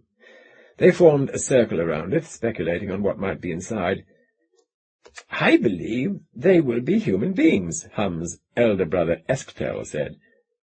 Cordevier shook his entire body in disagreement. "Monsters, more likely," he said, "if you take an account—" "Not necessarily," Esquetel said. "Consider the logic of our physical development, a single focusing eye." "But in the great outside," Cordevier said, "there may be many strange races, most of them non-human." "In the infinitude, still," Esquetel put in. "The logic of our—" "As I was saying," Cordevier went on, "the chance is infinitesimal that they would resemble us. Their vehicle, for example. Would we build—" "But on strictly logical grounds," Esquetel said, "you can see—" That was the third time Cordevier had been interrupted. With a single movement of his tail he smashed Esquetel against the metal object. Esquetel fell to the ground dead.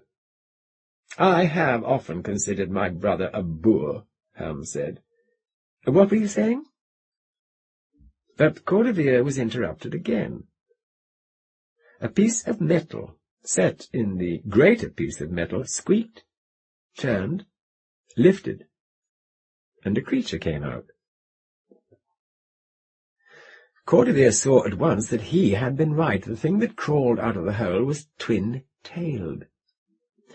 It was covered to its top with something partially metal and partially hide, and its colour. Cordevier shuddered. The thing was the colour of wet, flayed flesh. All the villagers had backed away, waiting to see what the thing would do. At first it didn't do anything. It stood on the metal surface, and a bulbous object that topped its body moved from side to side. But there were no accompanying body movements to give the gesture any meaning, and finally the thing raised both tentacles and made noises. "Do you think it's trying to communicate?" Michel asked softly. 3 more creatures appeared in the metal hole, carrying metal sticks in their tentacles. The things made noises at each other. "Well, they are decidedly not human," Cordevier said firmly. "The next question is, are they moral beings?" One of the things crawled down the metal side and stood on the ground. The rest pointed their metal sticks at the ground. It seemed to be some sort of religious ceremony. "Could anything so hideous be moral?" Cordevier asked, his hide twitching with distaste. Upon closer inspection, the creatures were more horrible than could be dreamed. The bulbous object on their bodies just might be a head, Cordevier decided, even though it was unlike any head he'd ever seen. But in the middle of that head, instead of a smooth, characterful surface, was a raised ridge. 2 round indentures were on either side of it, and 2 more knobs on either side of that. And in the lower half of the head, if such it was, a pale, reddish slash ran across. Cordevier supposed this might be considered a mouth, with some stretching of the imagination. But nor was this all, Cordevier observed. The thing was so constructed as to show the presence of bone. When they moved their limbs, it wasn't a smooth flowing gesture, the fluid motion of human beings. Rather, it was the jerky snap of a tree limb. "God above," Gilrig, an intermediate-aged male, gasped. "We should kill them and put them out of their misery." Other men seemed to feel the same way, and the villagers flowed forward. "Wait!" one of the youngsters shouted. "Let's communicate with them, if such is possible. They might still be moral beings. The outside is wide, remember, and anything is possible." Cordevier argued for immediate extermination, but the villagers stopped and discussed it among themselves. Hum, with characteristic bravado, flowed up to the thing on the ground. "Hello," he said. The thing said something. "I can't understand it," Hum said, and started to crawl back. The creature waved its jointed tentacles, if they were tentacles, and motioned at one of the suns. He made a sound. "Yes, it is warm, isn't it?" Hum said cheerfully. The creature pointed at the ground and made another sound. "We haven't had especially good crops this year," Hum said conversationally. The creature pointed at itself and made a sound. "Oh, I agree," Hum said. "You're as ugly as sin." Presently the villagers grew hungry and crawled back to the village. Hum stayed and listened to the thing, making noises at him, and Cordevier waited nervously for Hum.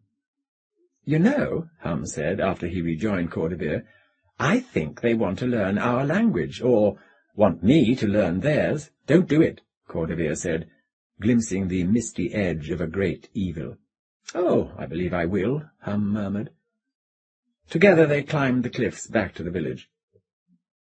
That afternoon Cordevier went to the surplus female pen and formally asked a young woman if she would reign in his house for 25 days. Naturally, the woman accepted gratefully. On the way home, Cordevier met Hum going to the pen. "Just killed my wife," Hum said, superfluously, since why else would he be going to the surplus female stock? "Are you going back to those creatures tomorrow?" Cordevier asked. "Oh, I might," Hum answered, "if nothing new presents itself. The thing to find out is if they are moral beings or monsters." "Right," Hum said, and slithered on. There was a gathering that evening after supper. All the villagers agreed that the things were non-human.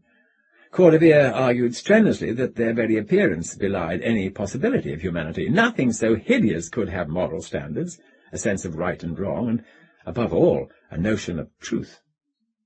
The young men didn't agree, probably because there had been a dearth of new things recently. They pointed out that the metal object was obviously a product of intelligence. Intelligence, axiomatically, means standards of differentiation. Differentiation implies right and wrong. It was a delicious argument. Algolel contradicted Arast and was killed by him.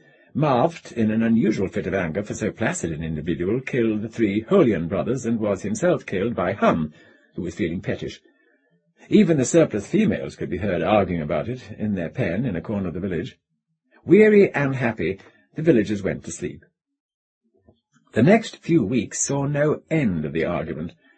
Life went on much as usual, though. The women went out in the morning, gathered food, prepared it, and laid eggs. The eggs were taken to the surplus females to be hatched. As usual, about 8 females were hatched to every male. On the 25th day of each marriage, or a little earlier, each man killed his woman and took another. The males went down to the ship to listen to Hum learning the language.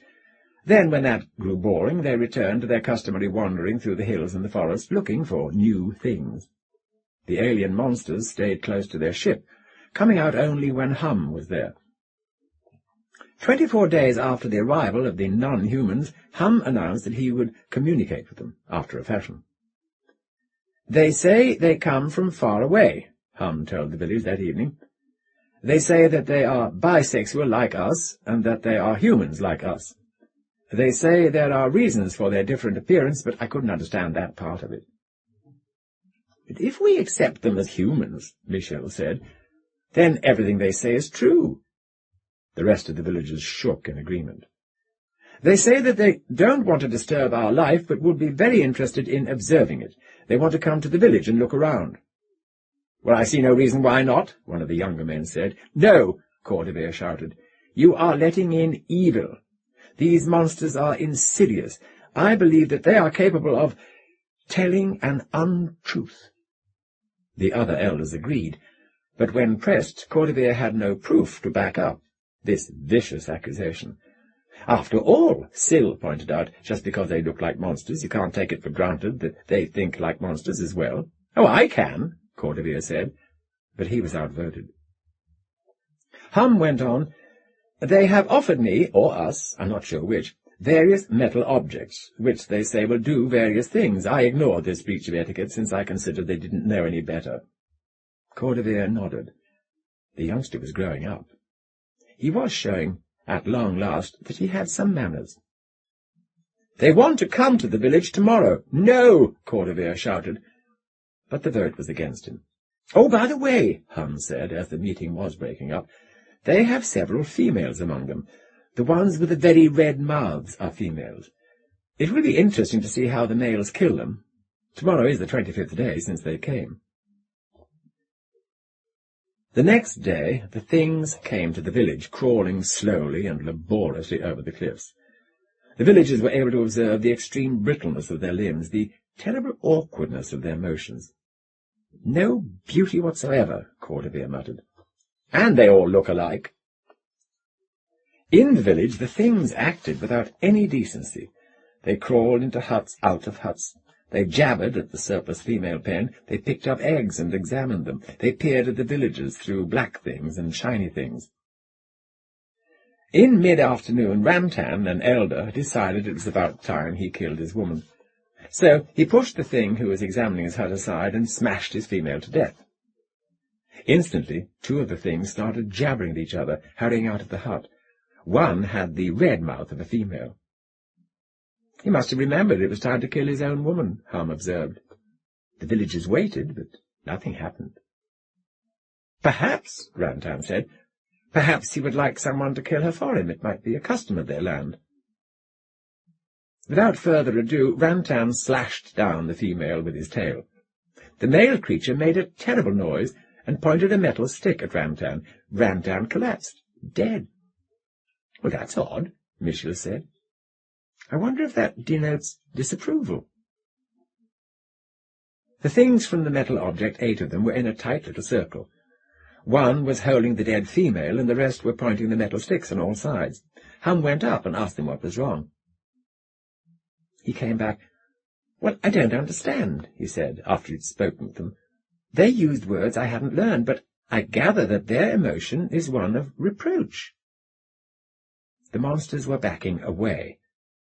Another villager, deciding it was about time, killed his wife, who was standing in a doorway. The group of monsters stopped and jabbered each other, and then they motioned to Hum. Hum's body motion was incredulous after he talked with them. "If I understand right," he said, "they are ordering us not to kill any more of our women." "What?" Cordevier and a dozen others shouted. "Well, I'll ask them again," Hum said. He went back into conference with the monsters, who were waving metal sticks in their tentacles. "That's right," Hum said. Without further preamble, he flipped his tail, throwing one of the monsters across the village square. Immediately the others began to point their sticks while retreating rapidly. After they were gone, the villagers found that 17 males were dead. Hum, for some reason, had been missed. "Now will you believe me?" Cordevier shouted. "The creatures told a deliberate untruth. They said they wouldn't molest us, and then they proceed to kill 17 of us, which is not only an immoral act, but a concerted death effort." It was almost past human understanding. "A deliberate untruth!" Cordevier shouted the blasphemy, sick with loathing. Men rarely discussed the possibility of anyone telling an untruth. The villagers were beside themselves with anger and revulsion, once they realized the full concept of an untruthful creature. And, added to that, was the monster's concerted death effort. It was like the most horrible nightmare come true. Suddenly it became apparent that these creatures didn't kill females. Undoubtedly they allowed them to spawn unhampered. Well, the thought of that was enough to make a strong man retch. The surplus females broke out of their pens and, joined by the wives, demanded to know what was happening. When they were told, they were twice as indignant as the men, such being the nature of women. "Kill them!" the surplus females roared. "Don't let them change our ways. Don't let them introduce immorality." "It's true," Hum said sadly. "I should have guessed it." "They must be killed at once," a female shouted. Being surplus, she had no name at present, but she made up for that in blazing personality. "We women desire only to live moral, decent lives, hatching eggs in the pen until our time of marriage comes. And then 25 ecstatic days. Well, how could we desire more? These monsters will destroy our way of life. They will make us as terrible as they." "Now do you understand?" Cordevier screamed at the men. "I warned you. I presented it to you, and you ignored me. Young men must listen to old men in time of crisis." In his rage he killed 2 youngsters with the blow of his tail. The villagers applauded. "Drive them out," Cordevier shouted, "before they corrupt us." All the females rushed off to kill the monsters. "They have death sticks," Hum observed. "Do the females know?" "Oh, I don't believe so," Cordevier said. He was completely calm now. "You better go and tell them." "I'm tired," Hum said sulkily. "I've been translating. Why don't you go?" "Oh, let's both go," Cordevier said, bored with the youngsters' adolescent moodiness. Accompanied by half the villagers, they hurried off after the females. They overtook them on the edge of the cliff that overlooked the object. Hum explained the death sticks while Cordevier considered the problem. "Roll stones on them," he told the females. "Perhaps you can break the metal of the object." The females started rolling stones down the cliffs with great energy. Some bounced off the metal of the object. Immediately lines of red fire came from the object, and females were killed. The ground shook. "Let's move back," Cordevier said. "The females have it well in hand, and this shaky ground makes me giddy." Together with the rest of the males, they moved to a safe distance, and they watched the action. Women were dying right and left, but they were reinforced by women of other villages who had heard of the menace. They were fighting for their homes now, their rights, and they were fiercer than a man could ever be. The object was throwing fire all over the cliff, but the fire helped dislodge more stones, which rained down on the thing, and finally big fires came out of one end of the metal object. A landslide started, and the object got into the air just in time. It barely missed a mountain, and then it climbed steadily until it was a little black speck against the larger sun, and then it was gone. That evening it was discovered that 53 females had been killed. This was fortunate, since it helped keep down the surplus female population. The problem would become even more acute now, since 17 males were gone in a single lump. Cordevier was feeling exceedingly proud of himself. His wife had been gloriously killed in the fighting, but he took another at once. "We'd better kill our wives sooner than every 25 days for a while," he said at the evening gathering, "just until things get back to normal." The surviving females back in the pen heard him and applauded wildly. "I wonder where the things have gone," Hum said, offering the question to the gathering. "Oh, probably a way to enslave some defenseless race," Cordevier said. "Not necessarily," Michel put in. And the evening argument was on. The monsters, don't forget to kill your wife. Bob Sheckley and I are friends of some 30 years standing, and I doubt that either of us feels much awe for the other. Respect, yes. We've been through the wars together, doggedly dealing with much the same wobbly publishers and marginal magazines and cantankerous editors through all those 3 decades, and that inspires the admiration that one long-time survivor engenders in another, along with camaraderie, warm sentiment, and other such fine things, but not awe. But there was a time when I looked upon Sheckley as a demigod, and I'll never forget it. The year was 1953. The scene was the vast and stately Bellevue Stratford Hotel in Philadelphia. The event was the 11th World Science Fiction Convention. I was in my late teens, about to begin my sophomore year at Columbia, and frantically eager to break through into the ranks of professional writers. Indeed, I was just on the verge of selling my first science fiction stories that year, but verges are uncomfortable places, and I had no assurance that I'd ever get beyond that awkward point. Midway through that convention weekend, I found myself standing at one side of the Bellevue Stratford's immense lobby, staring at the crowd of science fiction people. With me were a couple of boys about my own age, a brash kid named Harlan Ellison, and one or two others whose names would be less significant here. Suddenly there was a little stir in the lobby as a group of older men passed through it, heading briskly towards the elevator bank. One was a slender, graceful man with a little goatee who was holding a huge guitar. Ellison nudged me. "That's Ted Sturgeon," he said, and I nodded. He pointed to another, "And Jim Blish. Oh, and the stocky one is Willie Lay." "Who's the other one?" I asked. Another slender man, considerably younger than the rest, walked at Sturgeon's side. He was carrying a guitar too, and grinning broadly. "Oh, that one's Sheckley," Ellison said. "God, I'd give anything to be in his place now." As would I. Seeing the buoyant, confident young Sheckley crossing the lobby in the company of those great writers, I felt a surge of complicated emotions, what I suppose was envy and admiration and respect, and even hope. Sheckley was just 25 years old, the hottest new writer in the field. All the editors were courting him. His name was on every contents page, from Galaxy and Astounding to Collier's and Esquire.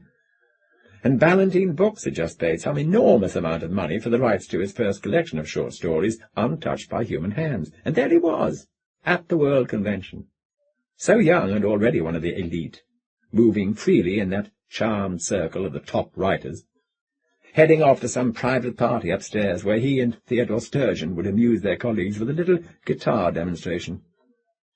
You can bet I envied him, and studied his stories with very, very close attention.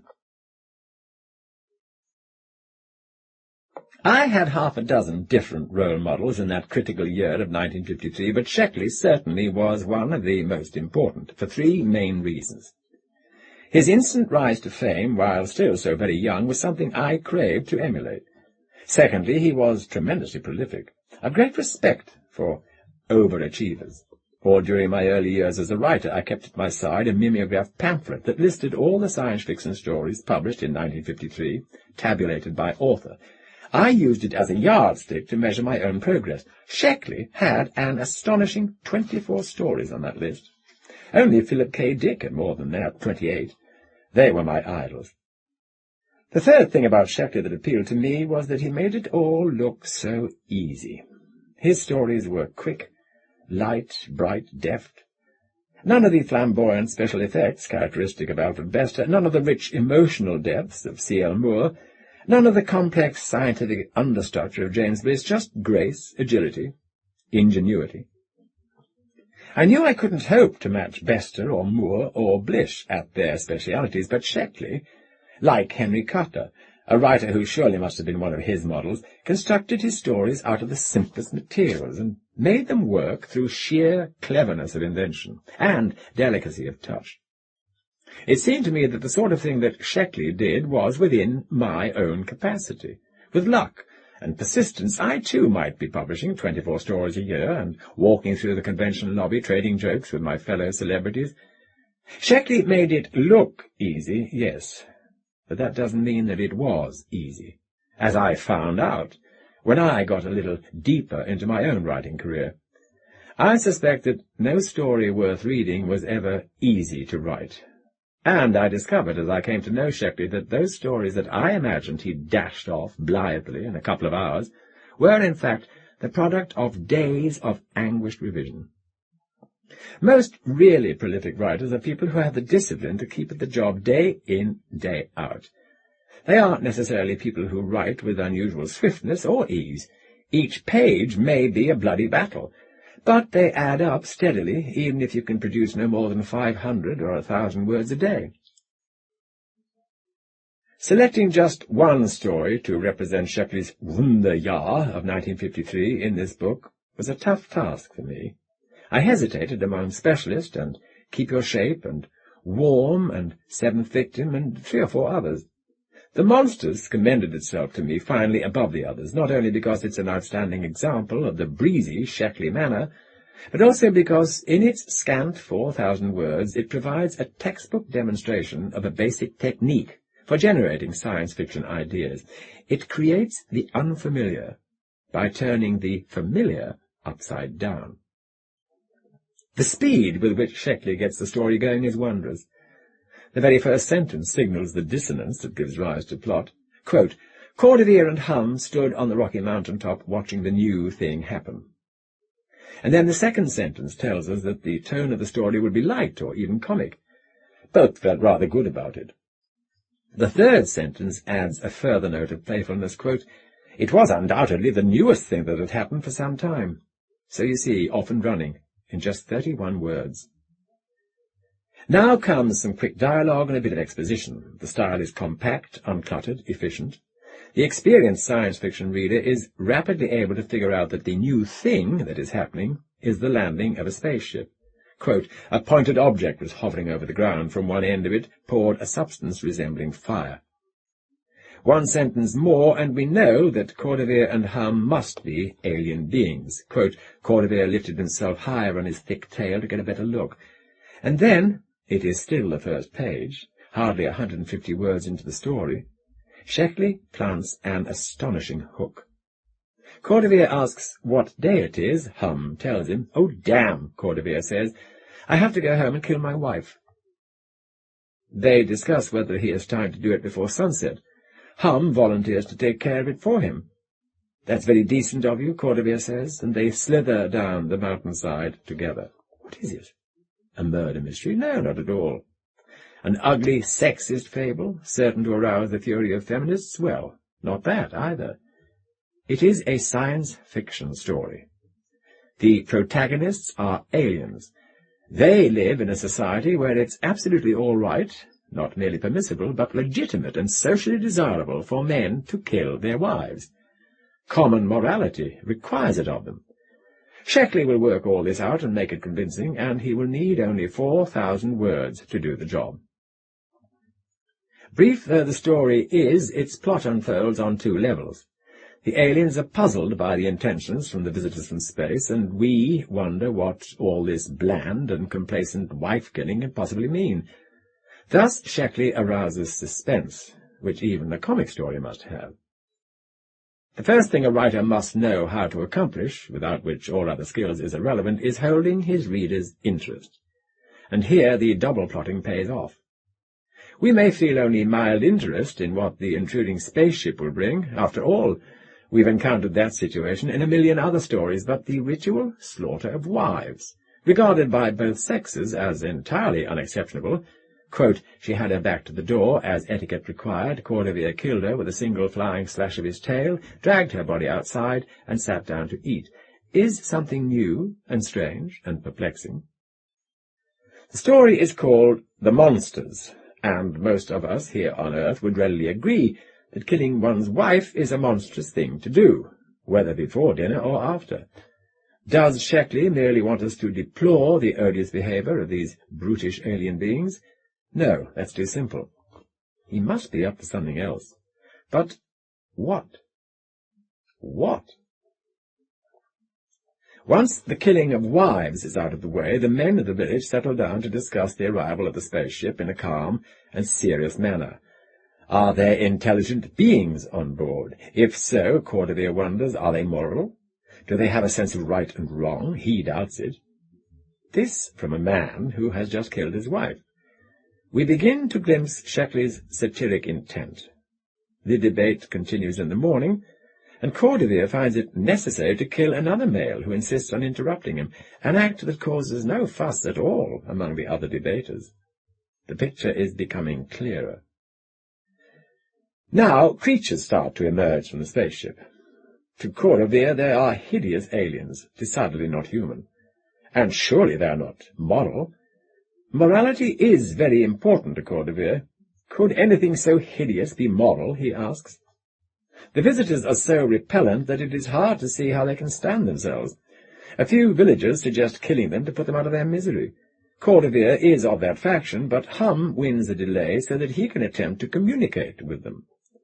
Sheckley conveys all this with the simplest of means, brief paragraphs, dialogue that rarely runs to more than 1 or 2 sentences per speech, and a lean, sparse style that employs a minimum of adjectives and adverbs. Communication with the visitors fails. Cordevier goes to the surplus female pen and acquires another wife. We are told that she will live with him only for the next 25 days. That seems to be the normal span of a marriage, and then she would be killed. Encountering Hum, Cordevier says that the important thing to find out about the strange creatures that have arrived is if they are moral beings or monsters. If it hasn't become apparent yet, the central ironic inversion of the story is revealed here. The wife-killing aliens are the moral beings. The human spacefarers who've arrived on their planet are the monsters. We're back with Gulliver in the land of the Huinims, where the wise and kindly horses are the dominant beings, and the Yahoos, or humans, are bestial creatures, lacking any civilized trait. A satirist, like the misanthropic Swift, need only turn things upside down and call the horses the masters, and the humans the beasts of burden, to score the points against our species that he wishes to make. Sheckley is writing science fiction, though. Simply standing the natural order of things on its head would be too easy. In Swift's fable, plausibility was not an issue. It's beside the point to object that there's no way in the world that horses could reduce humans to servitude, because we have cunning brains and useful hands with opposable thumbs, and they don't, which is why we are the riders and they are the steeds. But a science fiction writer can't simply doodle up any old setup in the name of satire and expect us to suspend our disbelief. Sheckley knows that he must give his world of wife-killers some kind of plausibility, some convincing rationale, or his story will fall apart, and he does. At midpoint in The Monsters, he tells us, in one of his few sections of pure exposition, that on Cordovier's world, married females lay eggs every day, and 8 females are hatched for every male. Sheckley doesn't tell us why that should happen. He doesn't need to. It's simply a fact of biology there. Killing one's wives after 25-day marriages is not the only way, of course, that the problem of surplus women could have been dealt with on Cordovier's world. The extra female infants could simply have been destroyed as soon as they hatched, or polygamy could have become the rule. Or, if that social arrangement proved too intricate, as it generally does, the extra women might have been sent off to live in great nunnery-like assemblages far away. But nature is not required to arrive at the gentlest possible solution for such problems, especially among alien cultures. And there is a kind of genetic wisdom behind the grotesque solution that Sheckley propounds.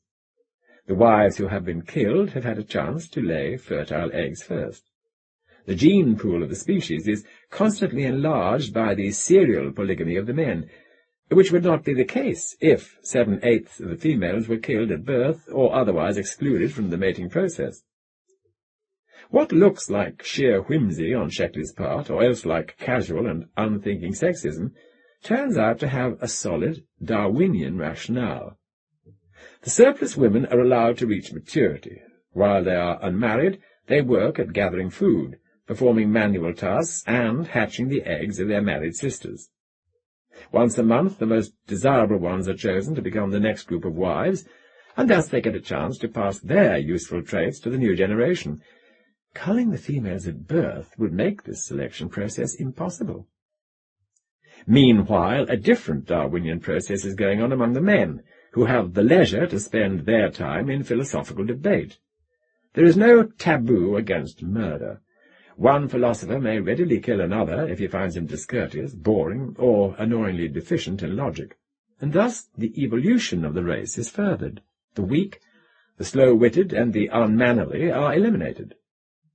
Those who survive the nightly disputes and duels are strong, quick, and have a highly developed moral sense. It's a splendidly logical system. Its only apparent failing is that over-enthusiastic slaughter among the males will aggravate the problem of the surplus unmarried females. But we can assume that some cultural check is built into the system to keep things in equilibrium. For example, there doesn't appear to be any formal warfare among these people, since the males release their needs for aggression in other ways. Stress-related disease is probably at a minimum too.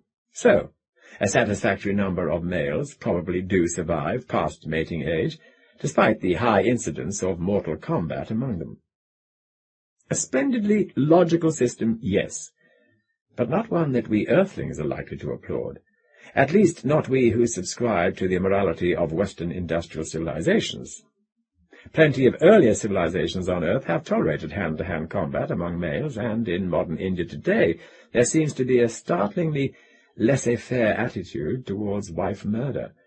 However, Cordevier and his friends aren't looking for our applause. By their own standards, their behavior is perfectly acceptable. Indeed, it is governed by highly moral imperatives. The alien visitors from space, who shamelessly refuse to kill their wives every 25 days, are the true monsters. They seem to be capable of telling untruths also, difficult as that is for the villagers to believe, and beyond much doubt they have a host of other evil customs. If they're allowed to remain, one of the women in the surplus female pen cries, "They will destroy our way of life. They will make us as terrible as they." To which Cordevier adds, "Drive them out before they corrupt us," which is promptly done, and the villagers return to their decent and righteous customs. Exactly so. Aliens, by definition, are alien, and we are just as alien to them as they are to us. Because Sheckley has so elegantly constructed his satirical inversion, he forces us to examine the meaning of morality and righteousness in a new light. And because he has set forth his parable so deftly, with such admirable craftsmanship, he has amused us as well as caused us to think. The story works as satire, as fanciful scientific speculation, and as light entertainment. No wonder Bob Sheckley was moving in the ranks of the high and mighty at the 1953 World Science Fiction Convention, inspiring esteem and envy in the likes of such callow onlookers as myself. At the age of 25, he was already a master of his craft.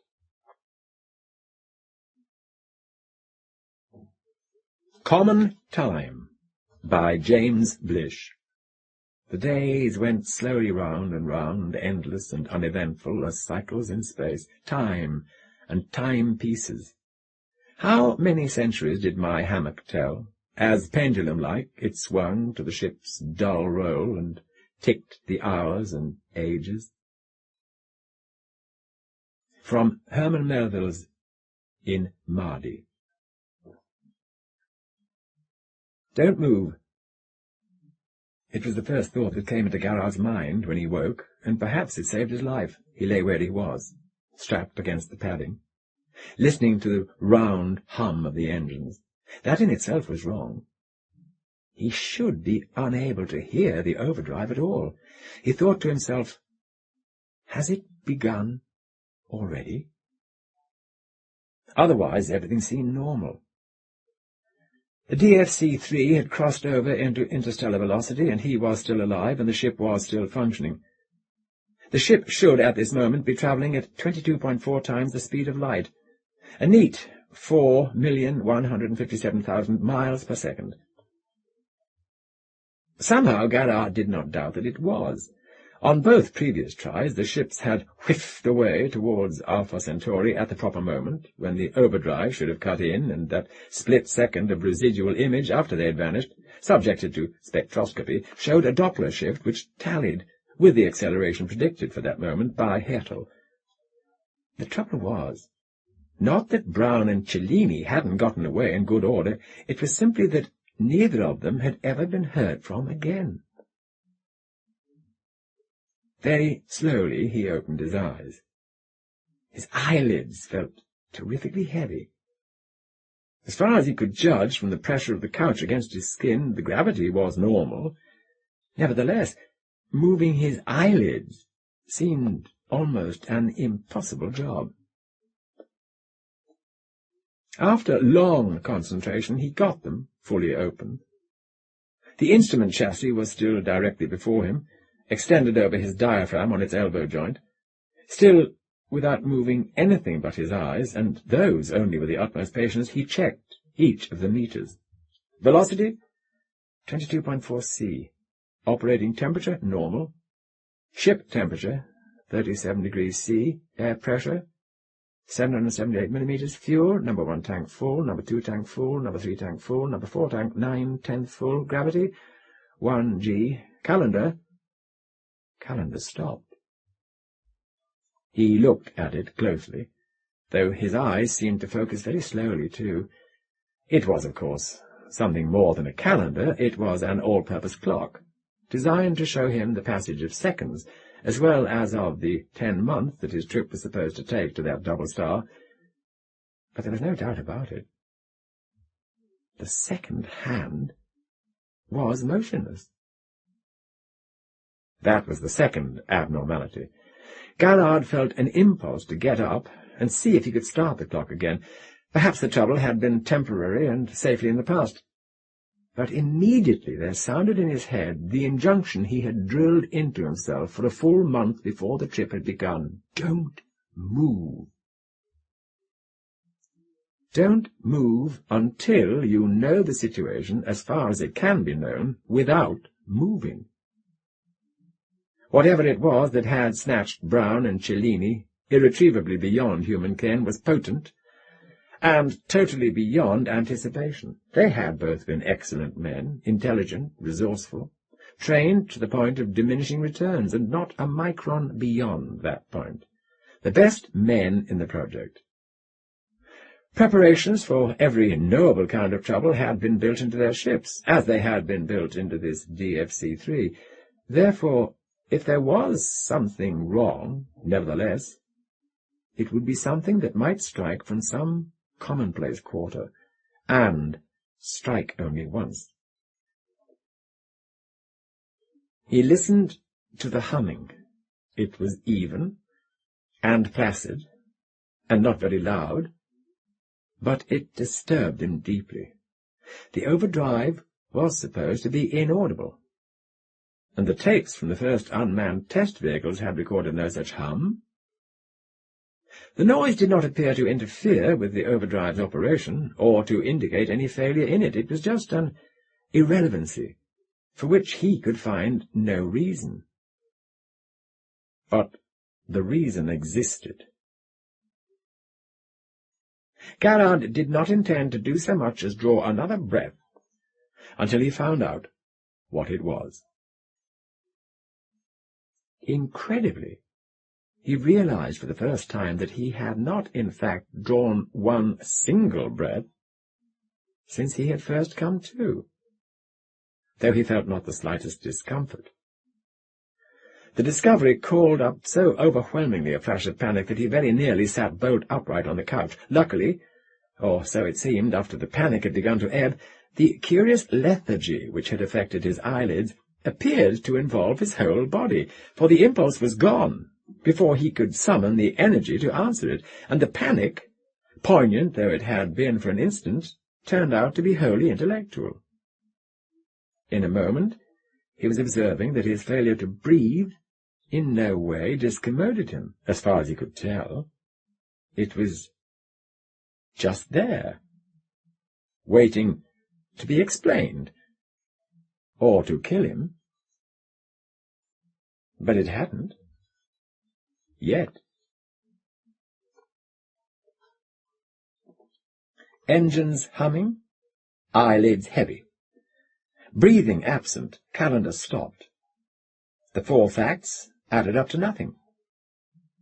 The temptation to move something, even if it were only a big toe, was strong, but Gallard fought it back. He had been awake only a short while, half an hour at most, and already had noticed 4 abnormalities. There were bound to be more. Anomalies more subtle than these 4, but available to close examination before he had to move. Nor was there anything in particular that he had to do, aside from caring for his own wants.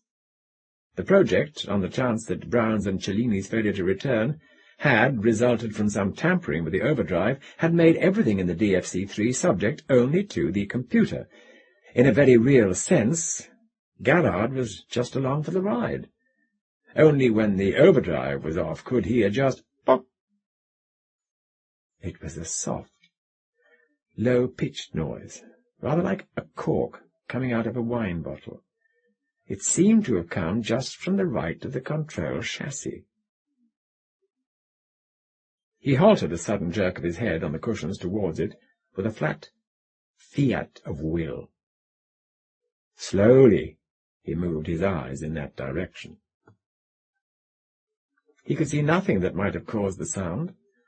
The ship's temperature dial showed no change, which ruled out a heat noise from differential contraction or expansion, the only possible explanation he could bring to mind. He closed his eyes, a process which turned out to be just as difficult as opening them had been, and tried to visualize what the calendar had looked like when he had first come out of anesthesia. After he got a clear and, he was almost sure, accurate picture, Garrard opened his eyes again. The sound had been the calendar, advancing 1 second. It was now motionless again, apparently stopped. He did not know how long it took the second hand to make that jump. Normally, the question had never come up. Certainly the jump, when it came at the end of each second, had been too fast for the eye to follow. Belatedly, he realized what all this cogitation was costing him in terms of essential information. The calendar had moved. Above all, and before anything else, he must know exactly how long it took to move again. He began to count, following an arbitrary 5 seconds lost. 1 and a 6, 1 and a 7, 1 and an 8. Garrard had gotten only that far when he found himself plunged into hell. First, and utterly without reason, a sickening fear flooded swiftly through his veins, becoming more and more intense. His bowels began to knot with an infinite slowness. His whole body became a field of small, slow pulses, not so much shaking him as putting his limbs into contrary, joggling motions, and making his skin ripple gently under his clothing. Against the hum, another sound became audible, a nearly subsonic thunder, which seemed to be inside his head. Still the fear mounted, and with it came the pain and the tenesmus, a board-like stiffening of his muscles, particularly across his abdomen and his shoulders, but affecting his forearms almost as grievously. He felt himself beginning very gradually to double at the middle, a motion about which he could do precisely nothing. A terrifying kind of dynamic paralysis. It lasted for hours.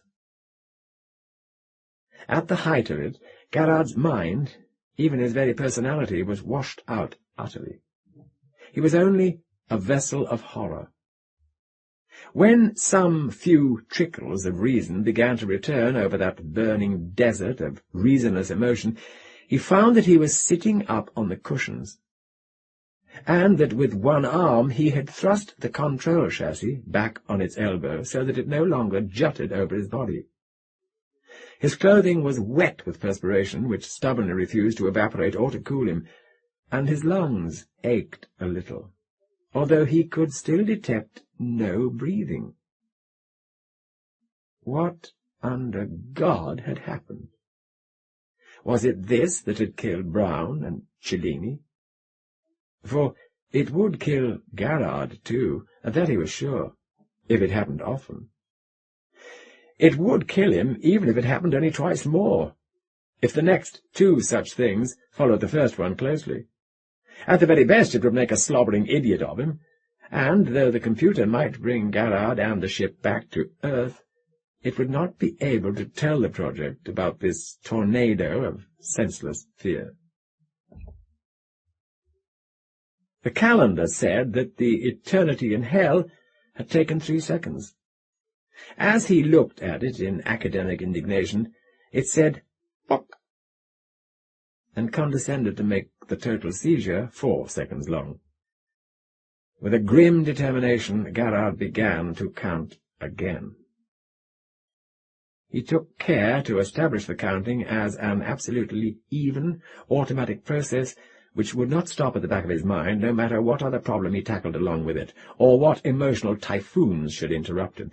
Really compulsive counting cannot be stopped by anything, not the transports of love, nor the agonies of empires. Garrard knew the dangers in deliberately setting up such a mechanism in his mind, but he also knew how desperately he needed to time that clock tick.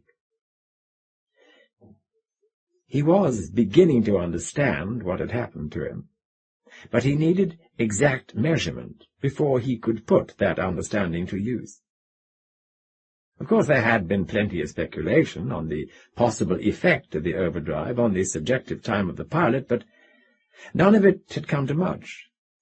At any speed below the velocity of light, subjective and objective time were exactly the same as far as the pilot was concerned. For an observer on Earth, time aboard the ship would appear to be vastly slowed at near-light speeds, but for the pilot himself there would be no apparent change. Since flight beyond the speed of light was impossible, although for slightly differing reasons, by both the current theories of relativity, neither theory had offered any clue as to what would happen on board a translight ship. They would not allow that any such ship could even exist. The Hertel transformation, on which in effect the DFC-3 flew, was non-relativistic. It showed that the apparent elapsed time of a translight journey should be identical in ship time, and in the time of observers at both ends of the trip. But since ship and pilot were part of the same system, both covered by the same expression in Hertel's equation, it had never occurred to anyone that the pilot and the ship might keep different times. The notion was ridiculous. 1 under 701, 1 under 702, 1 under 703, 1 under 704. He counted. The ship was keeping ship time, which was identical with observer time. It would arrive at the Alpha Centauri system in 10 months. But the pilot was keeping Garrard time, and it was beginning to look as though he wasn't going to arrive at all. It was impossible, but there it was, something. Almost certainly an unsuspected physiological side effect of the overdrive field on human metabolism, an effect which naturally could not have been detected in the preliminary robot-tested pilots of the overdrive, had speeded up Garrard's subjective apprehension of time, and had done a thorough job of it. The second hand began a slow, preliminary quivering as the calendar's innards began to apply power to it. 741, 742, 743. At the count of 7,058, the second hand began to jump to the next graduation. It took it several apparent minutes to get across the tiny distance, and several more to come completely to rest. Later still, the sound came to him. Pock! In a fever of thought, but without any real physical agitation, his mind began to manipulate the figures. Since it took him longer to count an individual number, as the number became larger, the interval between the two calendar ticks probably was closer to 7,200 seconds than to 7,058. Figuring backward brought him quickly to the equivalence he wanted. 1 second in ship time was 2 hours in Garrard time. Had he really been counting for what was, for him, 2 whole hours? There seemed to be no doubt about it. It looked like a long trip ahead. Just how long it was going to be struck him with a stunning force. Time had been slowed down for him by a factor of 7,200. He would get to Alpha Centauri in just 72,000 months, which was 6,000 years.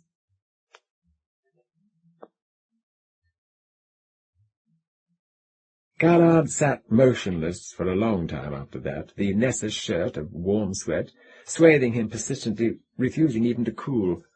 There was, after all, no hurry. 6,000 years. There would be food and water and air for all that time, or for 60 or 600,000 years. The ship would synthesize his needs, as a matter of course, for as long as the fuel lasted, and the fuel bred itself. Even if Garrard ate a meal every 3 seconds of objective or ship time, which he realized suddenly he wouldn't be able to do, for it took the ship several seconds of objective time to prepare and serve up a meal once it was ordered, he'd be lucky if he ate once a day, Garrard time. There'd be no reason to fear any shortage of supplies. That had been one of the earliest of the possibilities for disaster that the project engineers had ruled out in the design of the DFC-3. But nobody had thought to provide a mechanism which would indefinitely refurbish Garrard. After 6,000 years, there had been nothing left of him but a faint film of dust on the DFC-3's dully gleaming horizontal surfaces.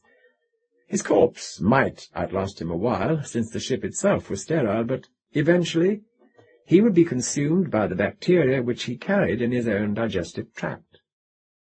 He needed those bacteria to synthesize part of his B vitamin needs while he lived, but they would consume him without compunction once he had ceased to be as complicated and delicately balanced a thing as a pilot, or as any other kind of life.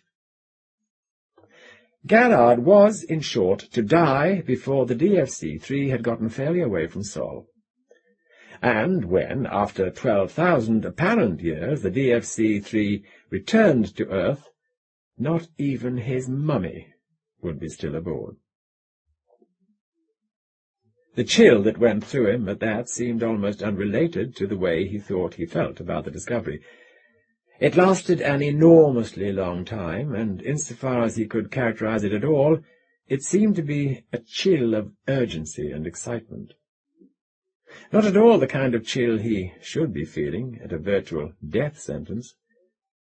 Luckily, it was not as intolerably violent as the last such emotional convulsion, and when it was over, 2 clock ticks later, it left behind a residuum of doubt.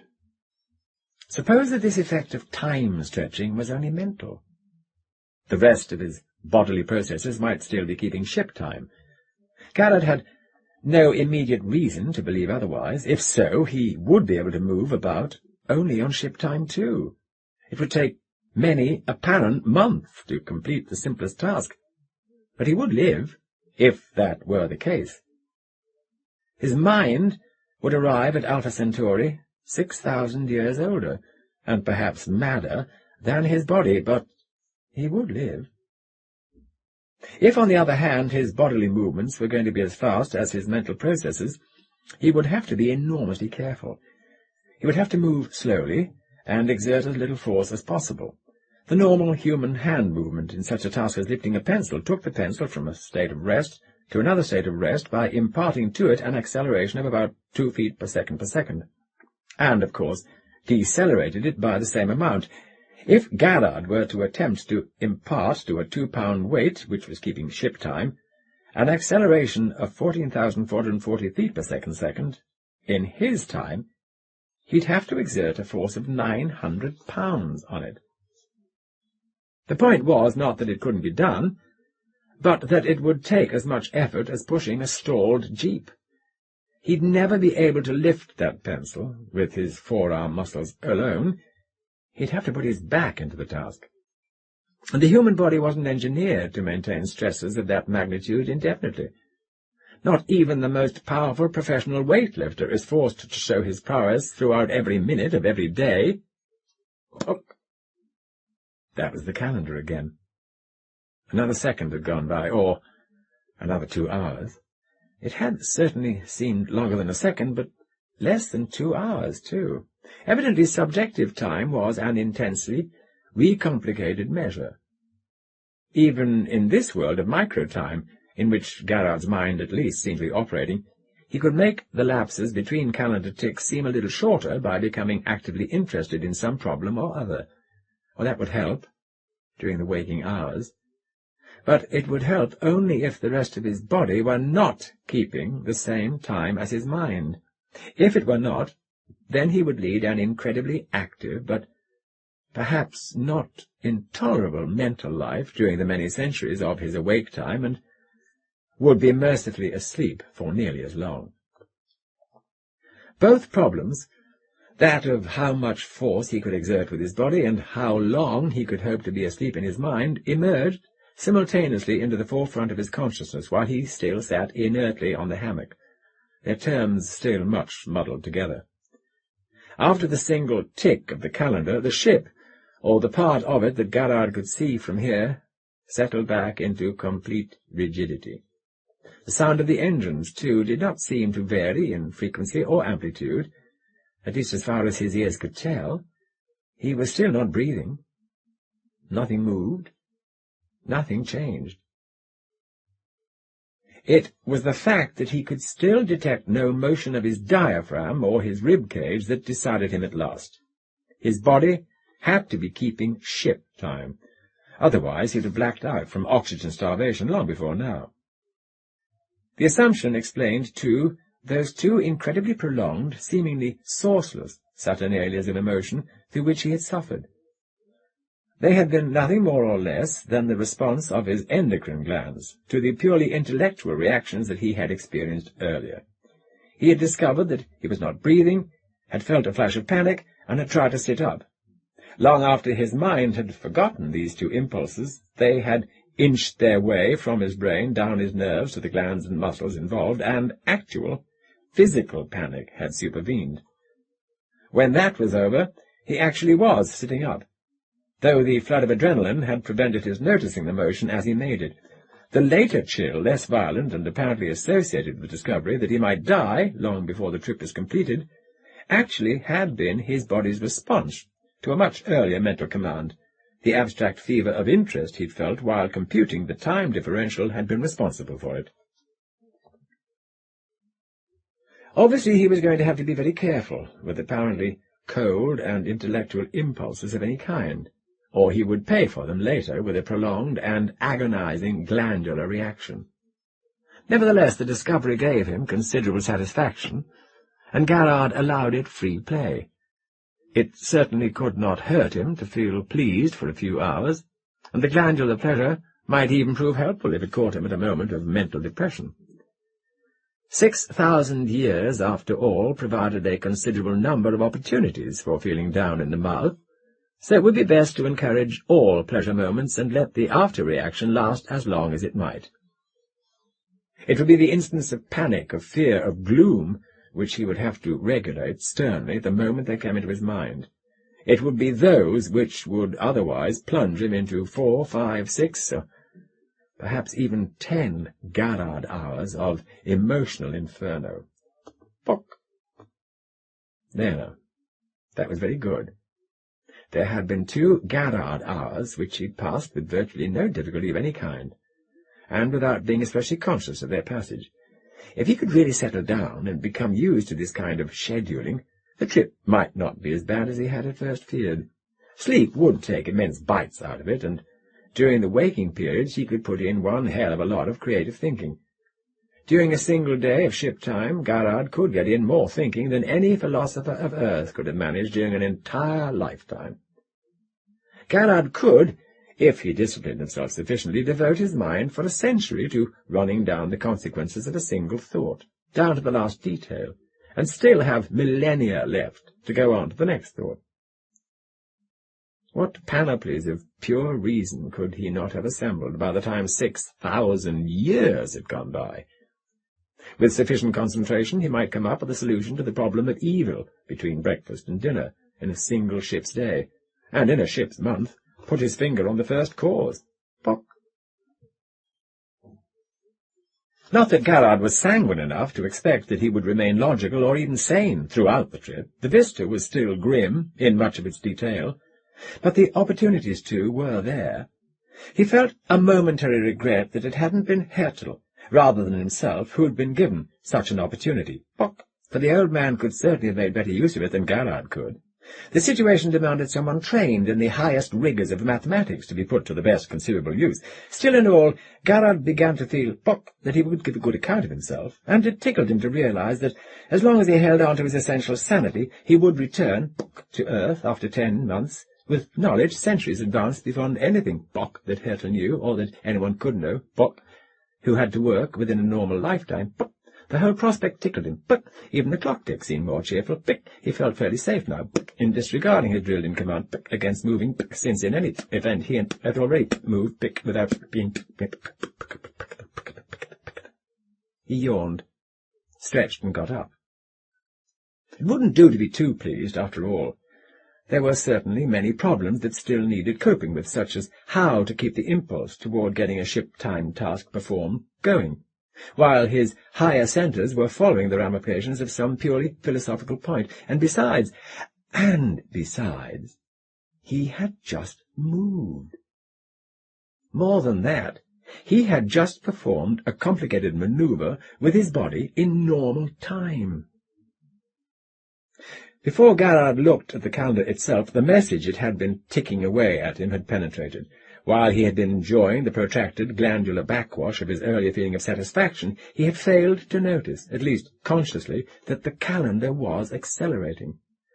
Goodbye, vast ethical systems which would dwarf the Greeks. Goodbye, calculuses, eons advanced beyond the spinal calculus of Dirac. Goodbye, cosmologies by Garrard, which would allot the Almighty a job as third assistant water boy in an n-dimensional backfield. Goodbye also to a project he had once tried to undertake in college, to describe and count the positions of love, of which, according to under-the-counter myth, there were supposed to be at least 48. Garrard had never been able to carry his tally beyond 20, and he had just lost what was probably his last opportunity to try again. The micro-time in which he had been living had worn off. Only a few objective minutes after the ship had gone into overdrive, and he had come out of the anaesthetic. The long intellectual agony, with its glandular counterpoint, had come to nothing. Garrard was now keeping ship time. Garrard sat back down on the hammock, uncertain whether to be bitter or relieved. Neither emotion satisfied him in the end. He simply felt unsatisfied. Micro-time had been bad enough while it lasted, but now it was gone, and everything seemed normal. How could so transient a thing have killed Brown and Cellini? They were stable men, more stable by his own private estimation than Garrard himself, yet he had come through it. Was there more to it than this? And if there was, what conceivably could it be? There was no answer. At his elbow, on the control chassis, which he had thrust aside during that first moment of infinitely protracted panic, the calendar continued to tick. The engine noise was gone. His breath came and went in a natural rhythm. He felt light and strong. The ship was quiet, calm, unchanging. The calendar ticked faster and faster. It reached and passed the first hour, ship time of flight in overdrive. Pop! Garrard looked up in surprise. The familiar noise this time had been the hour hand jumping 1 unit.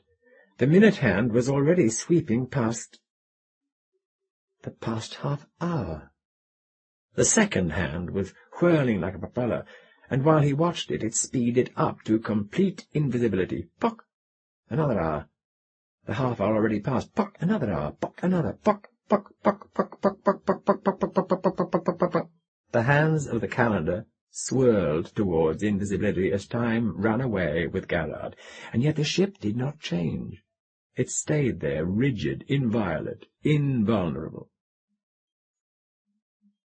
When the date tumblers reached a speed at which Garrard could no longer read them, he discovered that once more he could not move, and that, although his whole body seemed to be aflutter like that of a hummingbird, nothing coherent was coming to him through his senses. The room was dimming, becoming redder. Or no, it was... But he never saw the end of the process. He never was allowed to look from the pinnacle of macro-time toward which the Hettel overdrive was taking him. Pseudo-death took him first.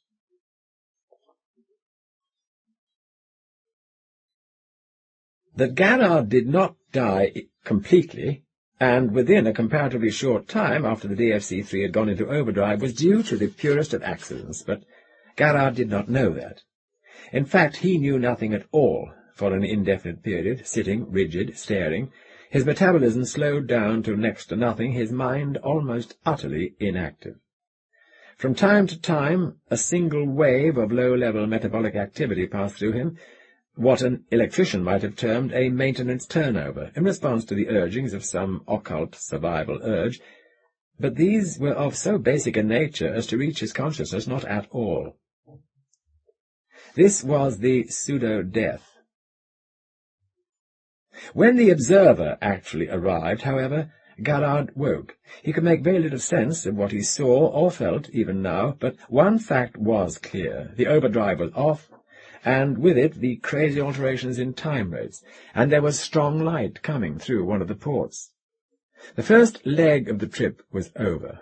It had been these two changes in his environment which had restored him to life.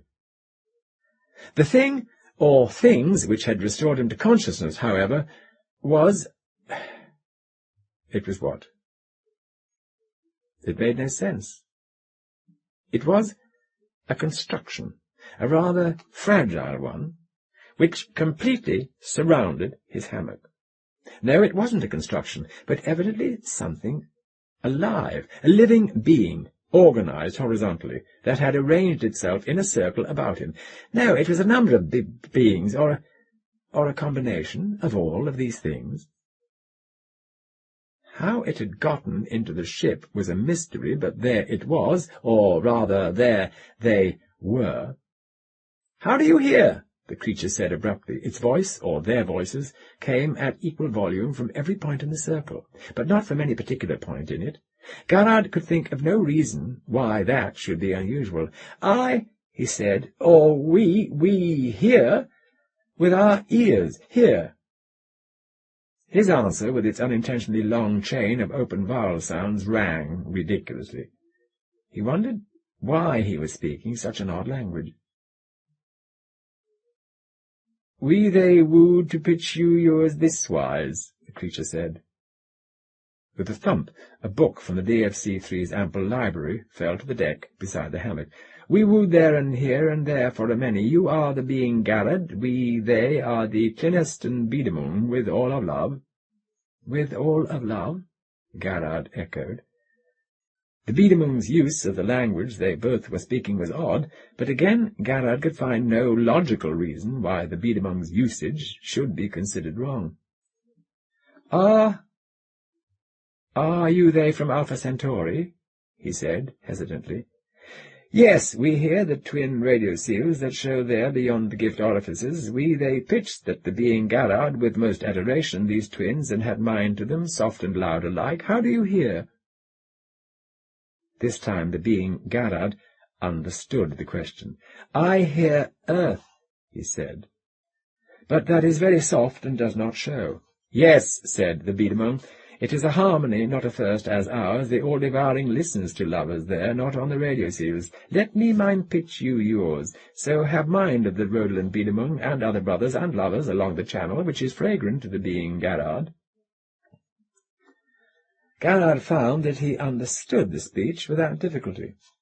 The thought occurred to him that to understand a language on its own terms, without having to put it back into English in one's own mind, is an ability that is won only with difficulty and long practice. And yet, instantly his mind said, "But it is English," which of course it was. The offer that the Clineston Biedemung had just made was enormously hearted and heated, and he in turn was much minded and of love, to his own delighting as well as to the Biedemungen. That almost went without saying. There were many matings of ships after that, and the being Garrard pitched the harmonies of the Biedemungen, leaving his ship with the many gift orifices inharmonic for the all-devouring to love, while the Biedemungen made show of theirs. He tried also to tell how he was out of love with the overdrive, which wooed only spaces and times and made featurelings. The Rhodeland Biedemung wooed the overdrive, but it did not pitch he them. Then the being Garrard knew that all the time was devoured, and he must hear earth again. "I pitch you them to fullest love," he told the Biedemungen. "I shall adore the radio seals of Alpha and Proxima Centauri on earth as it is in heaven." Now the overdrive My other must woo and win me and make me adore a featureling much like silence. But you will be pitched again, the Cliniston Biedemungen said. After you have adored earth, you are much loved by time, the all-devouring. We shall wait for this offering. Privately, Gerard did not faith as much, but he said, Yes, they will make a new wooing of the Biedemungen at some other radiant, with all of love. On this the Biedemungen made and pitched adorations, and in the midst the overdrive cut in. The ship, with the many gift orifices, and the being Gerard, him other, saw the twin radio seals sundered away. And then once more came the pseudo-death. When the small candle lit in the endless cavern of Gerard's pseudo-dead mind, the DFC-3 was well inside the orbit of Uranus. Since the sun was still very small and distant, it made no spectacular display through the nearby port, and nothing called him from the post-death sleep for nearly 2 days. The computers waited patiently for him. They were no longer immune to his control. He could now tool the ship back to Earth himself, if he so desired. But the computers were also designed to take into account the fact that he might be truly dead by the time the DFC-3 got back. After giving him a solid week, during which time he did nothing but sleep, they took over again. Radio signals began to go out, tuned to a special channel. An hour later, a very weak signal came back. It was only a directional signal, and it made no sound inside the DFC-3, but it was sufficient to put the big ship in motion again. It was that which woke Gerard. His conscious mind was still glazed over with the icy spume of the pseudo-death, and as far as he could see, the interior of the cabin had not changed one whit, except for the book on the deck. The book. But Cliniston Biedemungen had dropped it there. But what under God was a Cliniston Biedemungen? And what was he?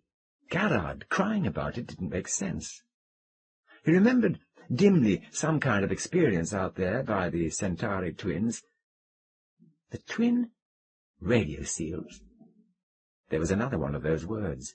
It seemed to have Greek roots, but he knew no Greek, and besides, why would Centaurians speak Greek? He leaned forward and actuated the switch which would roll the shutter off the front port. Actually, a telescope with a translucent viewing screen. It showed a few stars, and a faint nimbus off on one edge, which might be the sun. At about 1 o'clock on the screen was a planet about the size of a pea, which had tiny projections like teacup handles on each side. The DFC-3 hadn't passed Saturn on its way out. At that time it had been on the other side of the sun from the route the starship had had to follow, but the planet was certainly difficult to mistake.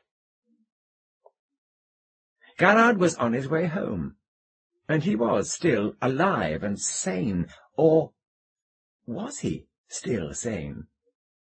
These fantasies about Centaurians, which still seemed to have such a profound emotional effect upon him, did not argue very well for the stability of his mind. But they were fading rapidly.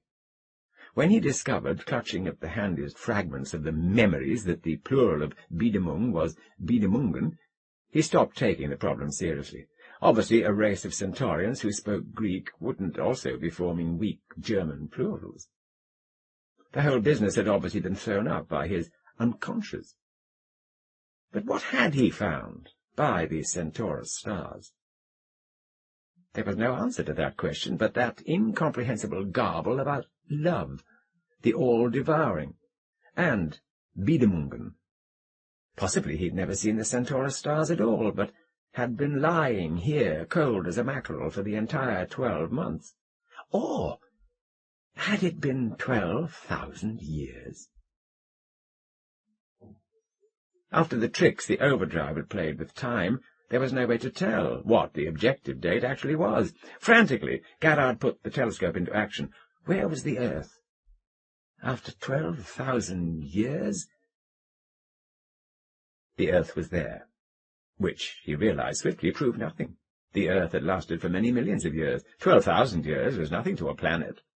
The Moon was there, too, and both were plainly visible on the far side of the sun, but not too far to pick them out clearly. With the telescope at highest power, Gerhard could even see a clear sun highlight on the Atlantic Ocean, not far east of Greenland. Evidently the computers were bringing the DFC-3 in on the Earth from about 23 degrees north of the plane of the ecliptic. The moon, too, had not changed. He could even see on its face the huge splash of white, mimicking the sun highlight on Earth's ocean, which was the magnesium hydroxide landing beacon which had been dusted over the Mare Vaporum in the earliest days of spaceflight, the dark spot on its southern edge which could only be the crater Manilius. But that again proved nothing. The moon never changed. A film of dust laid down by modern man on its face would last for millennia. What, after all, existed on the moon to blow it away? The Mare Vaporum beacon covered more than 4,000 square miles. Age would not dim it, nor could man himself undo it, either accidentally or on purpose, if, in anything, under a century. When you dust an area that large on a world without atmosphere, it stays dusted. He checked the stars against his charts. They hadn't moved. Why should they have in only 12,000 years? The pointer stars in the Dipper still pointed to Polaris. Draco, like a fantastic bit of tape, wound between the two bears, and Cepheus and Cassiopeia, as it always had done. These constellations told him only that it was spring in the northern hemisphere of Earth. But spring of what year? Then suddenly it occurred to Gerhard that he had a method of finding the answer. The moon causes tides in the Earth, and action and reaction are always equal and opposite. The moon cannot move things on Earth without itself being affected, and that effect shows up in the moon's angular momentum. The moon's distance from the Earth increases steadily by 0.6 inches every year. At the end of 12,000 years, it should be 600 feet farther away from the Earth. Was it possible to measure it? Gerhard doubted it, but he got out his ephemeris and his dividers anyway, and he took pictures. While he worked, the Earth grew nearer, and by the time he had finished his first calculation, which was indecisive, because it allowed a margin for error greater than the distances he was trying to check, Earth and Moon were close enough in the telescope to permit much more accurate measurements, which were, he realized wryly, quite unnecessary. The computer had brought the DFC-3 back, not to an observed sun or planet, but simply to a calculated point. The Earth and Moon would not be near that point when the DFC-3 returned, was not an assumption that the computer could make. That the Earth was visible from here was already good and sufficient proof that no more time had elapsed than had been calculated for from the beginning. This was hardly new to Gerhard. It had simply been retired to the back of his mind. Actually, he had been doing all his figuring for one reason, and one reason only, because deep in his brain, set to work by himself, there was a mechanism that demanded counting. Long ago, while he was still trying to time the ship's calendar, he had initiated compulsive counting, and it appeared that he had been counting ever since. That had been one of the known dangers of deliberately starting such a mental mechanism, and now it was bearing fruit in these perfectly useless astronomical exercises. The insight was healing. He finished the figures roughly, and that unheard moron deep inside his brain stopped counting at last. It had been pawing its abacus for 20 months now, and Gerhard imagined that it was as glad to be retired as he was to feel it go. His radio squawked and said anxiously, "DFC-3! DFC-3! Gerhard, do you hear me? Are you still alive? Everybody's going wild down here. Gerhard, if you hear me, call us." It was Hertel's voice. Gerhard closed the divider so convulsively that one of the points nipped into the heel of his hand. "Hertel, I'm here! DFC-3 to the project. This is Gerhard." And then, without knowing quite why, he added, "With all of love." Hertel, after all the hoopla was over, was more interested in the time effect. "It certainly enlarges the manifold in which I was working," he said. "But I think we can account for it in the transformation, perhaps even factor it out, which would eliminate it as far as the pilot is concerned. We'll see, anyhow." Garrard swirled his highball reflectively. In Hertel's cramped old office in the project administration shack, he felt both strange and as old, as compressed, constricted. He said, "I don't think I'd do that, Adolf. I think it saved my life." "But how?" asked Hertel. "I told you that I seemed to die after a while. Now, since I got home, I've been reading, and I've discovered that the psychologists take far less stock in the individuality of the human psyche than you and I do.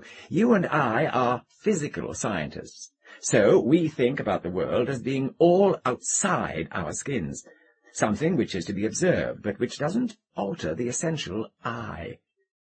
But evidently that old solipsistic position isn't quite true. Our very personalities really depend in large part upon all the things in our environment, large and small, that exist outside our skins. If by some means you could cut a human being off from every sense impression that comes to him from outside, he would cease to exist as a personality within 2 or 3 minutes. Probably he would die."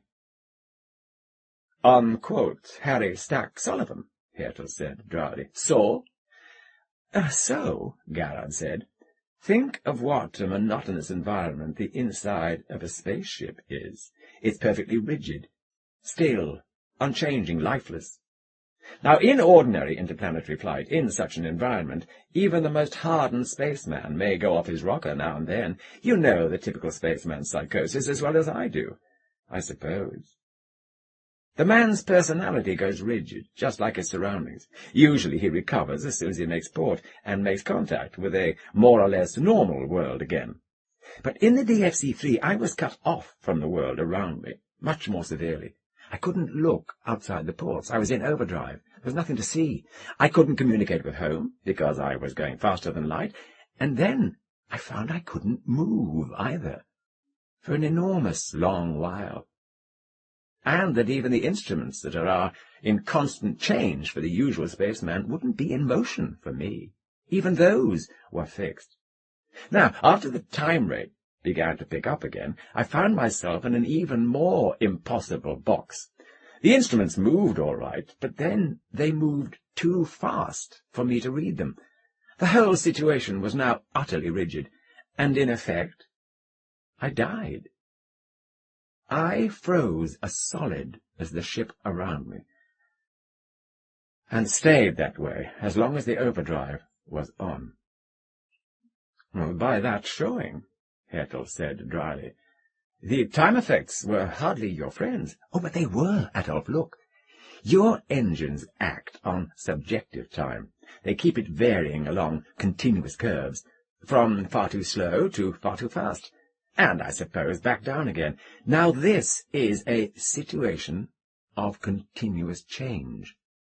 Well, it wasn't marked enough in the long run to keep me out of pseudo-death, but it was sufficient to protect me from being obliterated altogether, which I think is what happened to Brown and Cellini. Those men knew that they could shut down the overdrive if they could just get to it, and they killed themselves trying.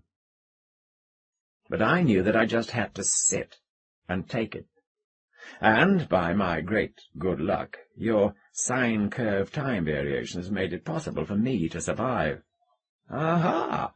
Hertel said, "is a point worth considering, though I doubt that it will make interstellar travel very popular." He dropped back into silence, his thin mouth pursed. Garrard took a grateful pull at his drink.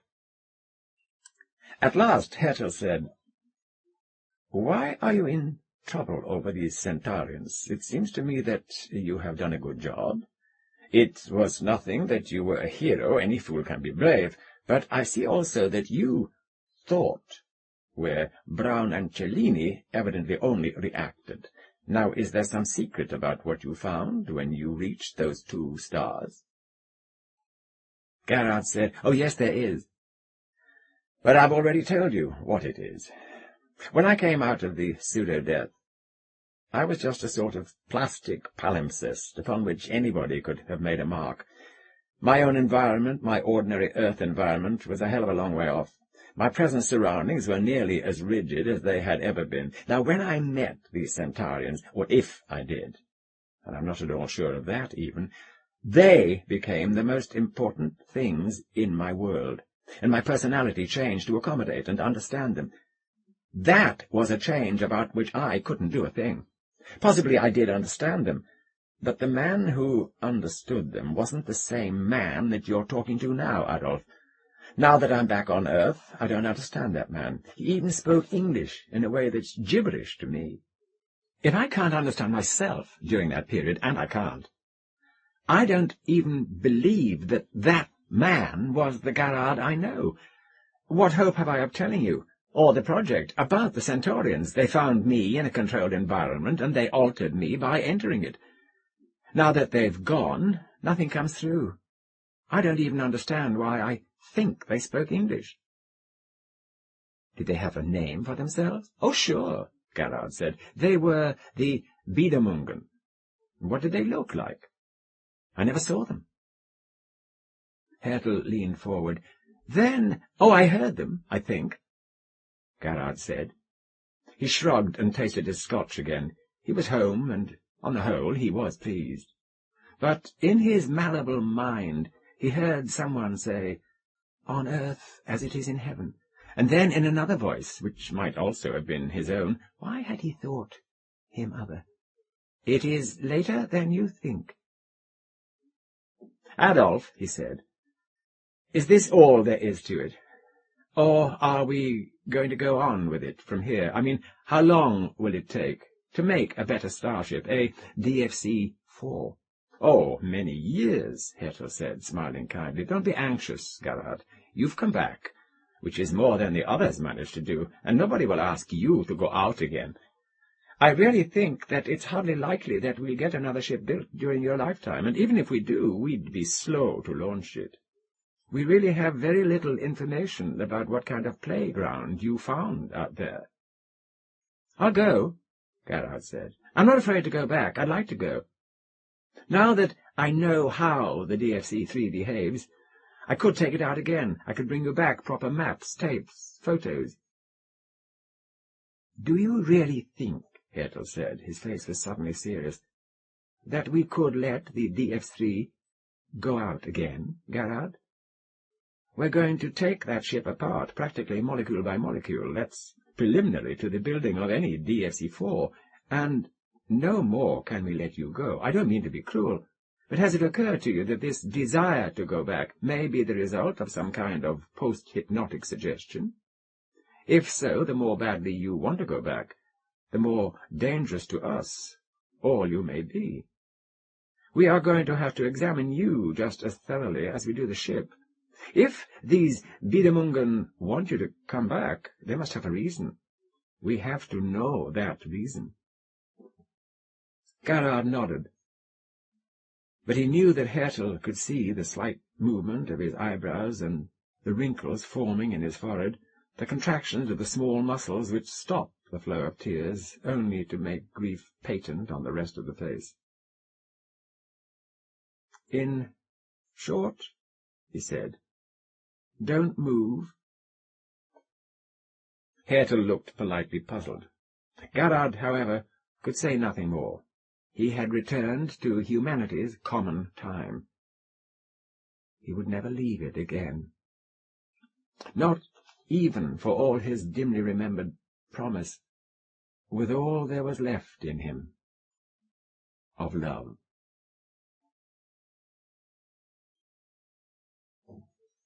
Common time with all of love. This is a marvellous story.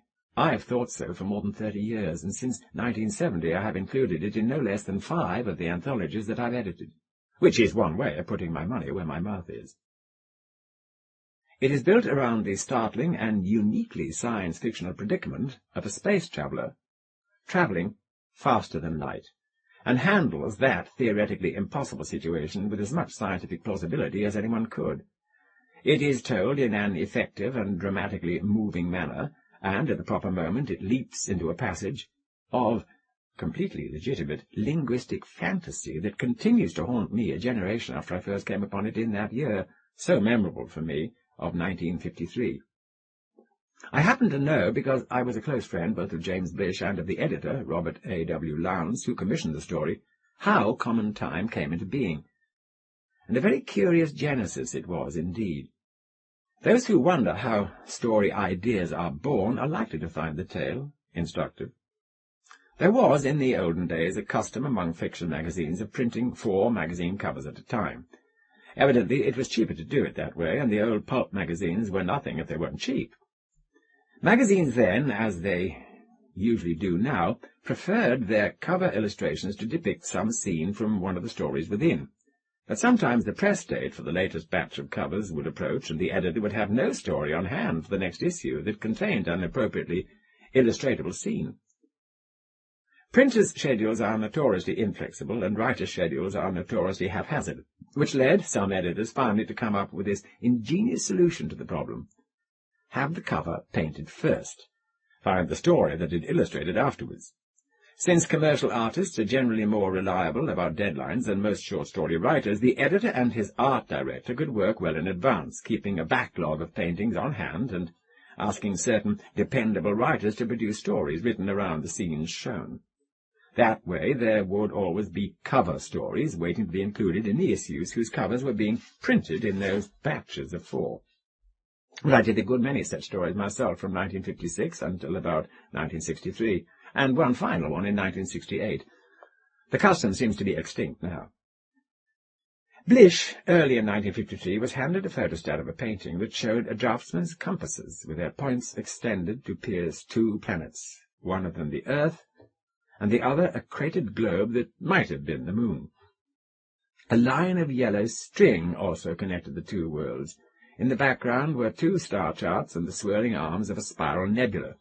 Blish later recalled that the pair of planets and their connecting yellow string reminded him, on some unconscious level, of a pair of testicles, and the vas deferens, which is the long tube through which sperm passes during the act of ejaculation. And out of that, by the tortuous and always mysterious process of manipulation of initial material that is the way stories come into being, he somehow conjured up the strange and unforgettable voyage of Common Time, which duly appeared as the cover story on the August 1953 issue of Science Fiction Quarterly, where I encountered it, and read it with deep astonishment one hot summer afternoon early in the Eisenhower administration. I failed to notice, I ought to admit, anything in the story suggesting that it was about the passage of sperm through the vas deferens and onward to the uterus. To me, in my innocence, it was nothing more than an ingenious tale of the perils of faster-than-light travel between stars. Damon Knight, in a famous essay published in 1957, demonstrated that the voyage of the sperm was what the story was really about, extracting from it a long series of puns and other figures of speech that exemplify the underlying sexual symbolism of everything that happens. The repeated phrase, "don't move," indicates the moment of orgasm, and so forth. Blish himself was fascinated by that interpretation of his story, and added a host of embellishments to Knight's theory in a subsequent letter to him, all of which called forth some hostility from other well-known science fiction writers, and for months a lively controversy ran through the SF community. Lester Del Rey, for example, had no use for any symbolist interpretations of fiction. "A story, after all, is not a guessing game," he said. "We write for entertainment, which means primarily for casual reading. Now even Knight has to pore through a story carefully and deliberately to get all the symbols, so we can't really communicate readily and reliably by them. To the casual reader, the conscious material on the surface must be enough. Hence we have to construct a story to be a complete and satisfying thing, even without the symbols. If we get off on a binge of writing symbols for our own satisfaction, well, there's entirely too much temptation to feel that we don't have to make our points explicitly, but to feel a smug glow of satisfaction in burying them so that they only appear to those who look for symbols. It seems to me, looking back at the controversy across nearly 30 years, that everyone was addressing a slightly different issue. Knight's point about symbols was that nearly every story, Blish's was simply an extreme example, has an underlying symbolic content, scarcely apparent to the reader and perhaps not even to the writer, which operated on the reader on the unconscious level to enhance the story's power. Nowhere was Knight suggesting that a writer should begin with a pattern of symbols and fill in the plot, the character, and the setting afterward, although some of his opponents seemed to interpret his essay that way. Del Rey, of course, was right to insist that the writer must attend to the surface level of his story. Unless it makes sense as narrative to a casual but not inattentive reader, it isn't likely to have any readers who will appreciate its amazing symbolic substructure. But that isn't to say that a story doesn't have such a substructure, whether the author meant it to be there or not.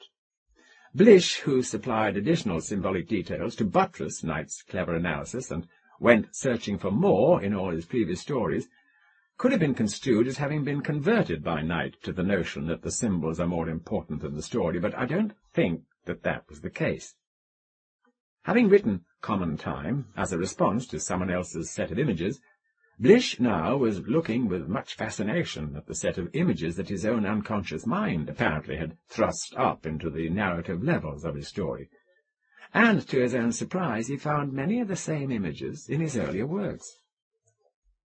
My own position lay somewhere in the middle, and still does. I think every story is probably full of unconscious symbols, but Knight's idea that there are grand archetypes that can be relied on to affect a reader's response seems untrustworthy, because to my way of thinking there is no universally shared language of symbols. A burning barn may mean sexual excitement to one reader, and famine and hardship to another. So, spaceship equals penis, or flowing water equals eternal life. These symbols are not likely to evoke the automatic and universal response that the writer may be hoping to achieve. But it can be tremendously effective for a writer to bury a private symbol set in the deeper layers of a story. A coherent and coherently evolving group of internally consistent images and correlations that works in the depths of a story to amplify and intensify the events of the narrative can certainly lend additional structural integrity to that narrative, I believe. But the surface narrative, as Del Rey insists, must come first. The writer, if he is so inclined, may experiment with building in a symbolic substructure, which may or may not have much effect on the reader. And the writer's own unconscious will surely adds its own additional leverage of symbology, which will probably have a strong but indeterminable effect on the power of the story, but which is best detected after the fact, by someone other than the writer. And the writer himself would be well advised to pay no attention, lest he wind up paralyzing himself for the self-conscious gamble for bigger and better symbols. Now, all that having been said, what do we have in Common Time? Again, the fast opening. Don't move, we read. And we know that something must be wrong. Garrard is in trouble. But he may have saved his life by keeping still. What sort of trouble? Blish tells us. The exposition is quick and clear. An experimental, faster-than-light voyage is underway. There have been 2 previous such flights, and the pilots of both, each travelling solo, were never heard from again. Good! The science-fictional situation has been established, and the protagonist is in jeopardy. He is awakening on schedule into a strange situation that turns out to be even stranger than expected, for time, it seems, is standing still for him. Garrard comes to that realization in stages. He has to struggle to move his eyelids. Then he notices that the clock isn't running. And then it occurs to him that he isn't breathing. Such use of transitions and gradual processes are valuable in developing a story. They build reader involvement. They create suspense. Where an amateur might boldly say, "Time had apparently stopped," Blish takes a couple of pages to make us feel Garrard's discovery of that fact step by step.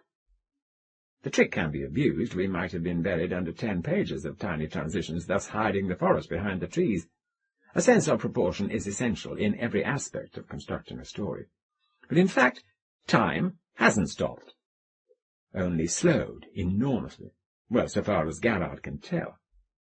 It becomes his task to figure out what is really going on. He suspects that his 2 predecessors must have perished because they failed at that task.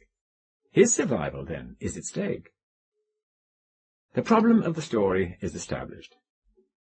Now Garrard must struggle for his life, undergoing an agony that is the main body of the tale. I'm using agony in its classical meaning here, not necessarily pain or grief, but simply a struggle or a contest. It comes from the Greek word agon, which referred originally to such contests as those of the Olympic Games. The word protagonist, meaning the chief personage, or personages in a drama, comes from the same root. The protagonists are the ones who enact the agon, or struggle, that lies at the heart of every dramatic situation. Gerard's agony is indeed an agonizing one. It brings him periods of prolonged emotional and physical distress, which gradually he learns to understand and then even use to his own advantage. Blish relates it in a dry, concise way. The tone of the story is controlled, the texture is austere.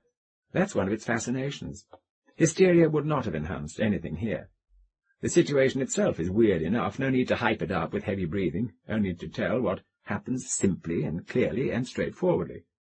Or at any rate apparently straightforwardly, I ought to add, considering that Damon Knight would have us believe that what we are really reading is a description of the process of fertilization, and not an account of the problems of a spacefarer. Tension is created by the absolutely clear delineation of the absolutely incomprehensible, and by a few technical devices, such as the use of italicized words, like the initial "don't move," and then, of course, those repeated books of the calendar. Thus Blish guides us deeper and deeper into the mysteries of the flight of the DFC-3, maintaining a tight control as he draws us along. One way he does this is by making the unreal as real as he can, by giving us the air pressure readings, for instance, or by his brief and masterly discussion of the relativistic effects, or by such incidental bits of erudition as the reference to tenesmus, followed immediately by its definition to keep the reader from feeling baffled and hostile. Blish does beautiful detail work, down to calculating the force that Gerard must exert to move a pencil. Is the calculation correct? Most readers, including this one, wouldn't bother to check. Best not to fake it, though. God will check, and so will a few readers of a certain disposition, and they'll tell everybody. Besides, a writer who gets into the habit of faking what doesn't need to be faked is sure to forfeit his credibility somewhere along the line. Everybody needs to fake a little here and there, and you'll be able to fool even a smart reader on many things, but that limit is all too easily reached. The detail work is part of the job of creating and maintaining the illusion. The author, by demonstrating a fund of competence and experience deeper than the reader's, exerts his authority, and the pun is no accident. One necessary thing any writer must do is make the reader believe, at least for the time it takes to read it, that this made-up chunk of events and conversations is actually a report on a segment of reality. And a good way to achieve this is to tell the story in a calm and confident way, so that it seems as though one is operating from a position of complete knowledge. Genuinely holding such a position is a great help in accomplishing this, which is why the best writers try to learn everything they can about the universe and how it works. Nobody learns it all, but if you learn enough, you can feel safe in adopting an air of omniscience, and you can make it seem convincing. Nervous and apologetic writers, like nervous and apologetic lovers, are rarely successful. And the skillful writer, like the skillful lover, knows how to move deftly around his own areas of inadequacy so that he gives the illusion that he is without any. Having made us believe that Gerard really is out there somewhere in the DFC-3, Blish now begins to pull the rabbits out of his hat. Gerard, by methodical counting, manages to discover that he will experience 6,000 subjective years, while the ship is making its 10-month journey to Alpha Centauri. We feel the horror of that revelation. And then comes the elegant and ironic return to normal time, denoted by that cascade of books, just as Gerard has begun to come to terms with the problem of how he will usefully spend his now vastly extended lifespan aboard ship. Which leads to the next surprise. Having figured out how to cope with slowing down, Gerard suddenly finds himself speeding up, which leads into the pseudo-death and the beautifully dreamlike scene of the Klinestetten Biedemung. Here Blish's cool, precise style pays off. He has been setting us up for a sudden wild departure into the utterly alien, and when it comes we can handle it, more or less, because it is embedded in an otherwise unflamboyant narrative texture. The Clinisterton Biedemung, the twin radio seals, what wonderful gibberish! Only it isn't really gibberish. When he constructed the words of this section, Blish's Joycean studies stood him in good stead. That word, radio seals, is derived from a medical term suggested to Blish by the original image of testicles that he thought he saw on the cover painting, and used as his starting point. Biedemung is a sort of Latin-German dream language hybrid, meant to mean the blessed, and so on. Well, none of this really matters to the reader, though it surely amused Blish. What does matter is that the scene gradually and brilliantly drops into the syntax of the Biedemung. Quote, "The offer the Clinisterton Biedemung has just made was enormously hearted," Blish tells us in exposition, and he in turn was much-minded and of love, to his own delighting as well as to the Biedemungen, that almost went without saying. The miracle of the scene is that we often come close to understanding what's going on, and where we fail, we can still take pleasure in our perplexity. It's a lovely passage, charmingly mysterious. The awakening from pseudo-death is almost comic. Gerhard notices a fallen book, and remembers that the Clinisterton Biedemung had dropped it. But what under God was a Clinisterton Biedemung? Gerhard asks himself. A beautifully handled double take.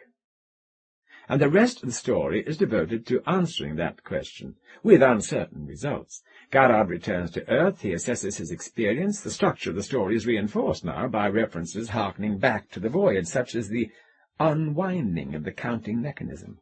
And then comes the explanations, such as they are. The "don't move" of the first sentence proves to have been the solution to the story's basic problem, that of surviving a faster-than-light voyage.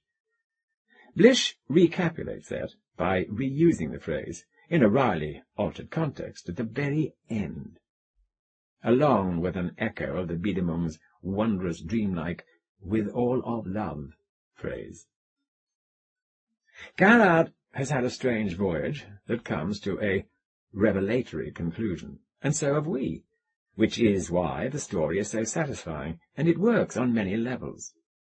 It is a pleasing exploration of a classic science fiction theme, the problem of what might happen if we violate the accepted relativistic laws and attain velocities faster than that of light.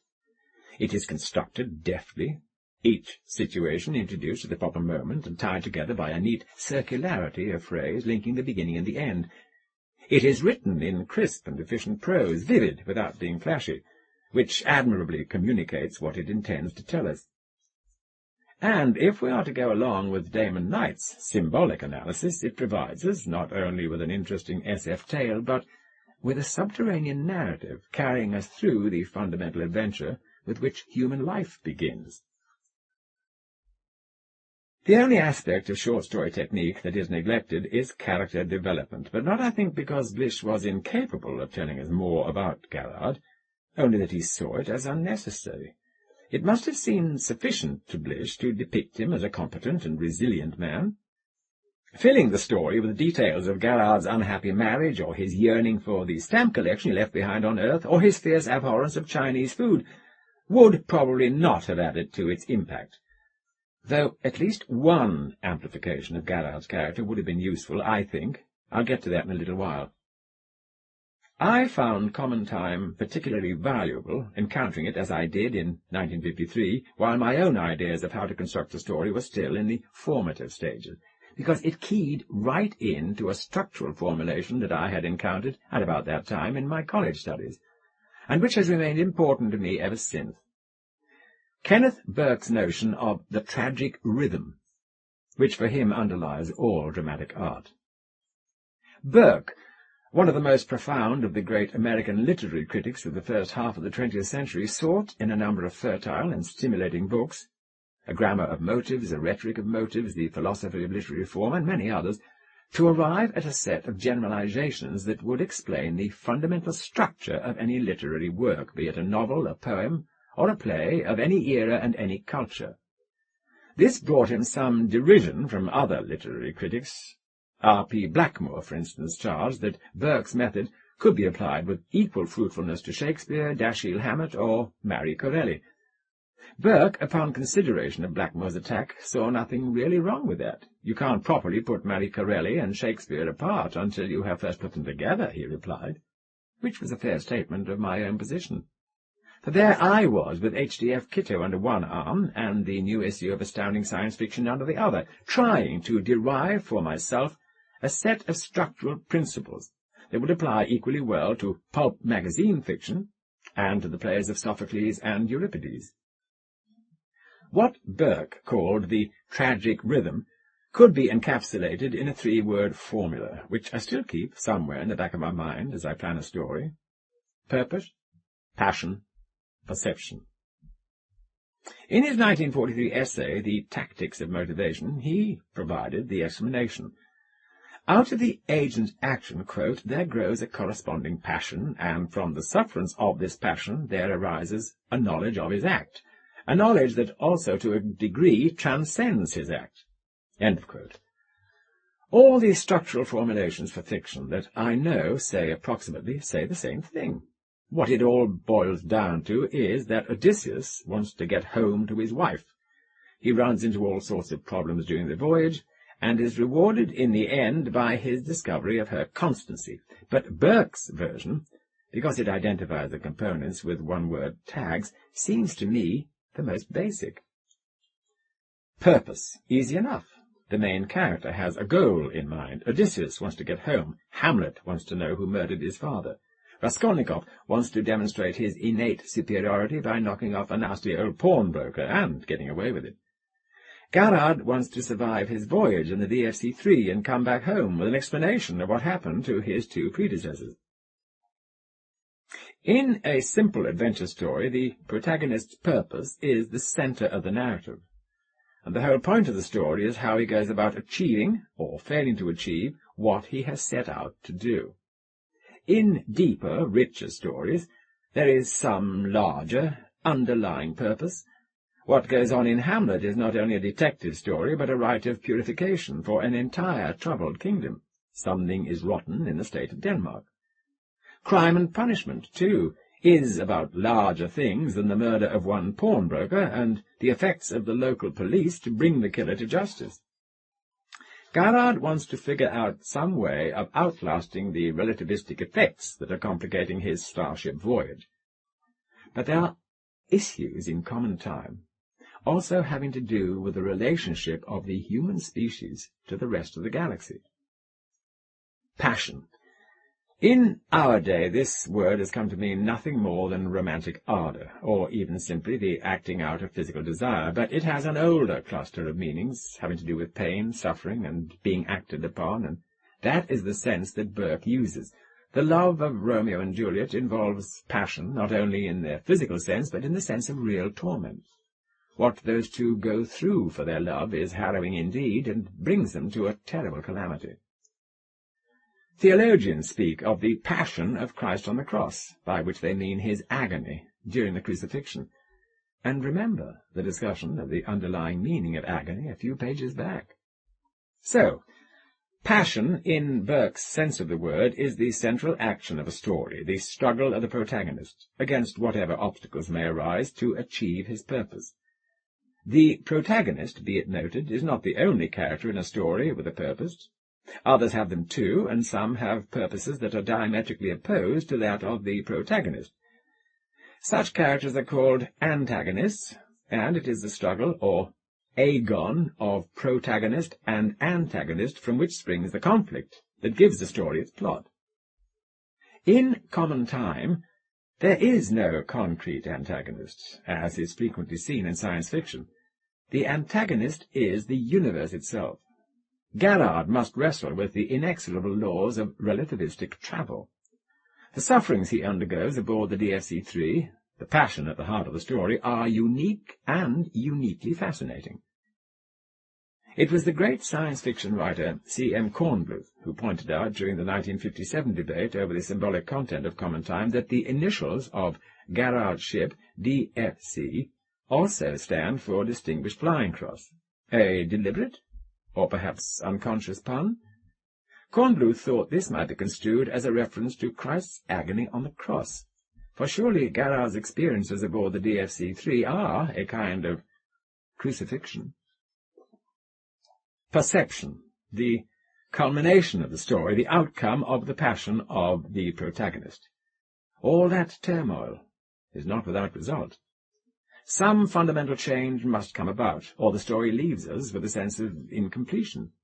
Hamlet avenges his father's death, perishing himself in the process, but he sees at the end that the Commonwealth has been purged of its ills. "I do prophesy the election lights on Fortinbras," he said. "He has my dying voice." And moments later the new king enters to begin the process of repair. Raskolnikov, having been convicted of his crime and shipped off to Siberia, contemplates at leisure his relationship to the rest of humanity, and undergoes renewal and regeneration. Odysseus, after sweeping his wife's rascally suitors to destruction, achieves peace and reconciliation within the polity of Ithaca. Garrard not only figures out how to keep himself alive aboard his starship, don't move, but encounters alien beings of a superior kind, and indicates to them that the people of Earth may be worthy of being taken into the community of worlds, and perceives his own human limitations thereby. For although he tells the Klingeslitten Biedemung that he hopes to return to them some day, oh yes, they will make a new wooing of the Biedemungen at some other radiant, with all of love, he realizes, once he is safely back on Earth, that he will not go. Not even for all his dimly remembered promise, with all there was left in him of love. Now here, perhaps, is the story's one technical failing. For if Garrard had been explicitly defined at the outset, even with a single quick stroke, as a man whose urge towards exploration is insatiable, then his renunciation of star travel at the end would have more power. Virtually every story is built about some sort of explicit or implicit change of character. But the more profound that change of character is, the greater the story's impact. Blish tells us so little about Garrard's nature that we are left largely unmoved by its change at the end. Purpose, passion, perception. Of all the formulas for constructing fiction that I've heard, this seems the most useful. Like all formulae, it is a simplification, but not, I think, an oversimplification, any more than the chemical formula for water or table salt or carbon dioxide can be called an oversimplification. Chemical formulae tells us which elements are contained in a molecule and in what proportions. They provide useful reality checks. If this stuff has carbon in it, it isn't salt and it isn't water. Not that writing stories is a great deal like doing chemistry, but there are some similarities. Burke's little schematic gives me a good way of testing the plan for a story to see if the essential elements are all there. If the story doesn't lead towards some culminating perception as a result of a chain of events that the fulfillment of the protagonist's purpose sets in motion, something seems missing to me. A story isn't or shouldn't be a random bunch of happenings. It's a carefully orchestrated pattern, an action, in the technical sense of that word, designed to carry the protagonist and the reader along with him through to some new and deeper understanding of one aspect of the universe. At least so I think, and so I have tried to do for more than 30 years, with all there is in me of love.